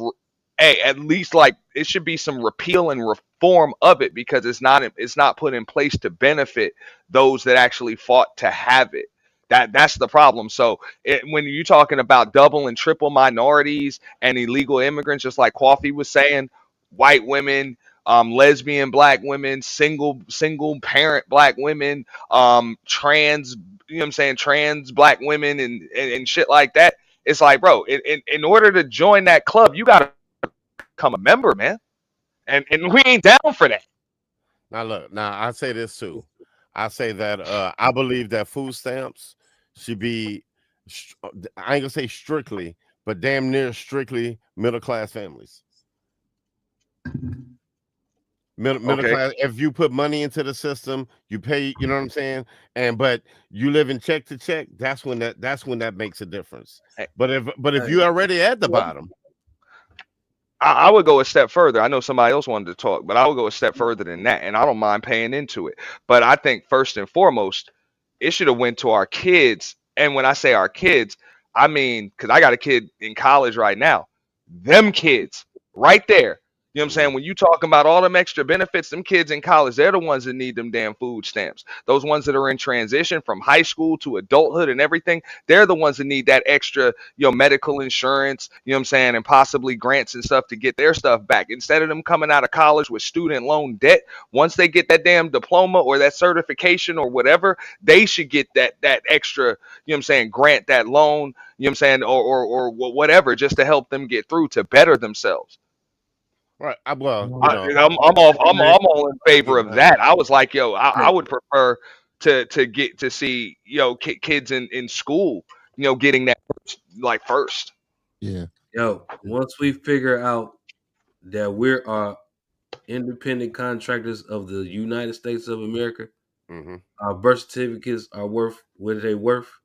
I think 77,000 or some shit like that. But what I'm saying is, until we figure out how to get control of them back, we just statistics, man. So much stuff that people don't know, and I ain't gonna get into it. But I'm just gonna tell y'all, man, y'all might want to check on your birth certificates, man. That's not even gonna happen. I'm working on some stuff with mine right now. But that's not gonna happen because we were all sold to the Federal Reserve back in the 30s, bro. Slavery never ended. You know what I'm saying? They got greedy, just like Big Pharma getting greedy. You know what I'm saying? Where they selling the dope to everybody. Now, like I just said, my boy, I'm in the process of doing this shit right now. I'm not finna get into it because I don't want to get Bearded Channel in trouble. But just know, I'm not up here lying. Bearded know me. Outside of this motherfucker, you know I don't be capping, I don't be lying, I don't do nothing for attention. I'm telling y'all, figure out how to get control of y'all birth certificate, dog. That's all I'm gonna tell y'all. And once y'all figure that out, y'all can get y'all. I know what he's talking about. I know what he's talking about. You deserve, brother. That's all. Because the point is that's what I said. Slavery never ended. It just merely changed form. I mean, not changed form, but it's just those that were enslaved. They're like, why enslave just black people when you can enslave every damn body? So you're all debt slaves. You know, even the damn feminism and act and all of that other stuff, that was to get them in the damn workforce so they can be damn debt slaves too. You know what I'm saying? Like all of that stuff, man. So people don't be knowing what everybody fighting against each other, all working for the same person. Just like you said, man. Left side of the plane, right side of the plane, don't matter. The shit crashing. When it crashes, don't crash. Hey man, listen, man. This was a real powerful discussion and conversation. I enjoyed all you brothers tonight. You didn't get no sleep, boy. No, I gotta get this. Actually, I'm finna get off. I gotta get in the shower because I gotta be out of here by 7. You know, I be shit. I be on. That's what I'm saying, bro. You ain't even sleep. Nah, I'll be on the bus with him when he go live in the morning on my way to work. But before I get up out of here, man, I like to let everybody close out my panel. What's the words of inspiration, or if you just want to tell the people, fuck you, man. I usually like to let the people close us out. So I'm gonna let Waffy, you still there? Yeah, I'm here, brother. All right, I'm gonna let you go first, brother. Go ahead and close us out. Yeah, I appreciate y'all having me up, man. I think that this was a very good conversation. I usually don't even get into politics, anything based on religion or anything, you know. Hold on, before I let you finish, why you always say that when you come over here? You wind up doing it. I don't. I usually don't do that. That's the truth. Coffee, let me know if you want to come through too. I think I'm about to fire one up because I'm gonna have to work in a little bit too, so I don't even want to go to sleep. Oh, okay, cool. Yeah. So I work from home, so I gotta Hey man, put y'all channels in the chat, man, so I can follow you. Oh yeah, everybody. Yeah. Everybody. Yeah, man, okay. Yeah, that's cool. Yeah. So I do not have a rank anywhere, bro. Hold on. No, you do. You supposed to have. You've been over here. You do got a rent. I think I have one on my main channel. I didn't come on the Purge channel. I'm gonna come check it out. You do got a rent. Because you might have wrenched up one, but not the other, which happens. Yeah. It depends on which one. Yeah. Well, just put a comment in there so I can go ahead and throw it to you. Nah, I don't have a wrench with either of them. Oh, okay. I could have sworn you did, brother. It happens, man. Sometimes you purge them wrenches. It happens, bro. I don't trip about it, bro. You still got my support either way, though. I ain't gonna hold it against you. I sworn you did, but go ahead and throw it. I just put them both. I put them both in there. Yeah. Yeah, for sure. Put yours in there. Narratives and dialogues. Throw yours in there. Yeah, y'all put yours in there, man. And Smoke, go ahead. Yeah. Throw it in there, man. Throw it in there. Make sure we following each other. Well, I follow everybody. Yeah, I ain't got nothing on my YouTube, man. He said, I ain't got nothing on my YouTube. No, you know. What's up, man? How you doing, man? Well, let me say this. I prefer to be a guest. I'm good. Who the other channel? What's the other channel? Yeah, I'm putting mine up there now. Hold on a second. Okay, it's narratives and dialogues, but I have 3 channels. Oh, okay. Hold on, let me see. Damn. Yeah, but I'm looking to collab with some good brothers. You know, so I want to get a lot of men opinions. You know, men that are talking about something, that have something to say. So yeah. Well, look, man. Like I said, I like being a guest. So if I'm invited anywhere, y'all let me know. I will show up. I mean, you know. Yeah, I know. I'm about to fire up now. I'm just putting the thumb. Pull up on Show TV. Y'all subscribe, man. Pull up. Yeah, I'm a simulcast on both of them. So either one. I'm about to fire up in a couple of minutes. All right. Go ahead, close us out. Sir Smoke, tell the people something good, man. Tell them about that DEI. Nah, man. But look, but what I will say is, regardless of whatever the fuck life bring your way, you know what I'm saying? You be great. You know what I'm saying? So you just fuck everybody else and be great. You know what I'm saying? Make your presence felt. Anywhere you go, you should leave a footprint. For Show TV, the best TV. Go ahead and close us out, Brody.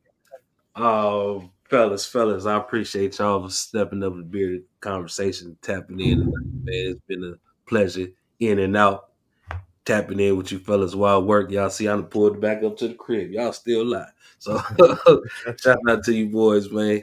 I had a good time, and hopefully we'll do it again. And one more thing I like to tell my people before I get up out of here, bearded, don't drink and drive. You might spill your drink on your new outfit. We out of here, man. Yes, sir. You can't spill your drink on your new outfit. Auntie, close us out, buddy. Nah, bro, this was a pleasure, bro. Cool chop up amongst men, dog. I appreciate that. You know, thanks for having me through, bro. I'm gonna try to come through a little bit more often. I might even tag you in a couple, dog. So, you know what I'm saying, appreciate that. You know what I'm saying? Pleasure meeting this brother, bro. What was your name again? The one right next to me. Haven, bro. Haven, pleasure, yeah. bro. Look, I'm gonna put my phone number in the StreamYard chat, bro. Because like I said, I'm not. And just hit me up, bro. If you know what I'm saying. No doubt. I'm gonna hit you up in a minute, and you can save mine. It ain't nothing. You know what I'm saying? No, I appreciate that, bro. It's rare that I get to speak with intelligent brothers on here because it's a lot of trolls, dog. You know what I'm saying? It's a lot of trolls. And I'm with the shit too. I control sometimes too, but I like to be multifaceted with it, dog. So I appreciate that. You know what I'm saying? You get a text from me in a little bit. Yes, sir. Appreciate you, dog. I guess Coffee, I don't have to fuss this morning. I'm up for when they get on the bus now. Look. Yeah, the kids. Look, yeah, now you can see the kids. Yeah, it's been a hell of a week, fellas, and this was Rick. And for sure, man, appreciate you, dog. Absolutely. And hey, Coffee, man, take my number down, bro. I might have something you might be interested in. You know what I'm saying? I got a few other little things you might can flip, do something with. He tried to breathe. He tried to make him sing again. All right, I'm gonna put mine in the back too. So just hit me up. I'm putting mine in the back right now. Yeah, make sure y'all get everybody information in the back chat, man. Make sure y'all, hey, listen, man. It's for anybody that want it. It's here. Yes, sir. You know, I don't know how to contact. I was just talking about the panel. Not. I don't want nobody else go back. Anybody go back there with us anyway. Yeah, they can't see it. Yeah, they can't see it, man. But yeah, man. Big ups to everybody, man. That was on the panel tonight, man. Big ups to my homie, man, and T for coming through, man, for the home of the official YT Purge, man. You know what I'm saying? He pop in and out like a ghost, man, like a spirit, like a thief of the night. You feel me? But show you know you my brother. You always here. I'm always there. You feel me? Hey, Smoke. Yes, And pleasure, man. You know, listen, bro. You know, you can always pop up, man. That's what we do over here, man. I know a lot of people don't know what I be doing, or they had the wrong misconception, from my beginnings. But this, for the most part, this is what we do over here, man. We try to bring everybody together, network, communicate effectively, and try to get some shit done, man, without just talking and not nobody listening to each other and understanding where we coming from. Even if we don't agree, I get it. At least we can say I get it. I like to have a conversation where I get it. I don't I agree see where with you're coming from. I see where Yeah. you're coming from. Yeah, that's all. Yeah, facts, man. So make sure y'all go subscribe to my Brody for Show TV. Also, man, don't forget to go subscribe to my brother, TMB with Monkey Man. Make sure y'all tune in and tap in with him. Also, Y'all man, can run don't that forget. interview up I just dropped tonight. So I just dropped an interview tonight with OG Percy. So y'all can run that up. Yeah. That's fire. I got interviews with I got about 5 with Big Homie CC, a couple with Dugard. I got about 10 with OG Percy. I got one with 607 up. I got some shit going on over there, man. So y'all tap in. We all connected. So right. Hold on. Speaking of Dugard, I ain't got them on, but I got my gloves right here. That's the inside thing. Yes, sir. Yes, sir. Pretty guys. But Yeah, bro, I know you gotta go to work, man. So I'm gonna holler at you, my boy. Hey man, peace and blessings. Damn it. I just put coffee name with bearded number. I'm out here being great right now. Yeah, man. I think we'd have had you up. You was recording all nighter. Shit.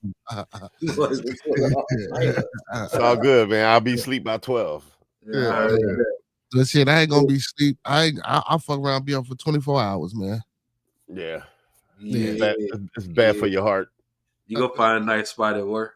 Yeah, you already know what I do. You know what I'm saying? It's good being me, man. It's good being me, man. I You know can what I'm Hell yeah, man. But listen, man, make sure y'all go tap in for Show TV, TLB with Monkey Man. Make sure y'all tap in with Narrative and the Dialogues. Make sure y'all go tap in with my boy Auntie at the Boiler Room and the home of the official YT Purge. Tap in with my brodies, Derek DeMoore and DJ Designs on Spinning, the Block Media, Unwrap the Podcast, man, Hurricane JW, Joy Necro Frequency, man. And make sure y'all go tap in with my Queen Goddess moderator, Miss CC Craven Carefully channel, Blazed and Unfiltered. Man, with that being said, man, y'all know what it is. I ain't gonna repeat it 100 times. I ain't gonna do the Umar tonight. You know what I'm saying? I'm gonna leave y'all like how I came to you. Man, let's keep everybody in our thoughts, our prayers, our views, and meditations. Hold up, man. I gotta do this. Hold up, man. Right. Before we get out of here, we're gonna tell everybody the 5 P's of life. Proper planning prevents poor performance. I said proper planning prevents poor performance. Proper planning prevents poor performance. Now let's get up out of here. Play that song. I wasn't gonna repeat it, man. I was just gonna do that, man. Let's keep everyone in our thoughts, our prayers, our views, and meditations, and don't forget these 5 key components of life that we all should be mastering. That's love, peace, respect, motivation, and inspiration. And don't forget to sprinkle a little support on top, because a little support go a long way. With that being said, man, all superheroes don't wear capes, but they still need their theme music. So to all my superheroes, all my beautiful people, and all my Beardonians, we out, y'all. Yes, Lord.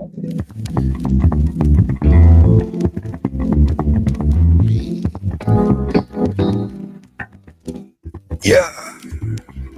I'm trying to get a job. He won't even pay. Hard work and dedication. Ain't no time. We just have a conversation. Ain't no need for fun. You ain't no Cito did that for me. And then you do what you want. But we gon' listen. Tell you what you need, not what you want. It's different on the side. Tuck your kick, get karate. Come and get high, cause everybody here is invited to the party. Y'all niggas smoke, cause I know about Marley. Real OGs sitting on the panel while waiting in the lobby. We go together, grow together. Fuck good nigga be better. From the body to preach. But I'm someone to teach. See, I've been there and I done it. This is motivation. Hard work and dedication. What you gotta put in, you gotta go, big man. Need prayer. It is simple mathematics. Whatever you give is what you get back. Champagne and bubble bear. That is all fantasy. Niggas rather hear where the fuck you been or what it is you gon' be. See, real, no real. And this is not for the motherfucking fake. It ain't a radio station. And no one here hates. See, we give an opinion on what the fuck we heard. I can get it annoying. Probably can on your nerves. But you're gonna be okay. We here to brighten up your day. From the first day of June to the last day of May. Shit, I'm a nigga bearded. Now we have a conversation. Real niggas do real things. This is celebration. Trying to get a job. They don't even pay. Y'all know what it is, man. Make sure y'all checking out Bearded Conversation every Monday through Sunday, man. We got something going on for all the beautiful people out there, man.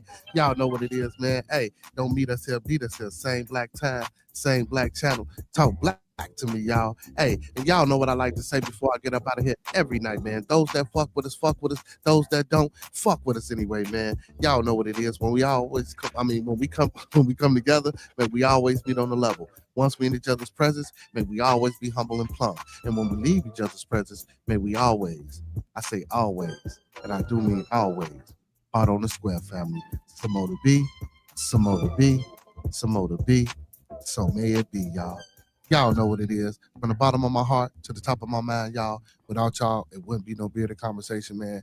Hey, keep tuning in, man. Don't forget, tomorrow is Bearded Studios, so make sure y'all tune in. Hey, man, and you, make sure you bring some more of that music through, man. Tomorrow, Bearded Studios, man. We're going to be playing, I'm supposed to have an interview, but I don't know if the brother going to pop in. But if not, y'all know what I like to do, man. I play the music. So make sure you tuning in, man, and bring some more of your wife's music, man. She got a beautiful. I got you. Yeah, man. And with that being said, y'all, man, peace, and we out. We out. Yes, sir.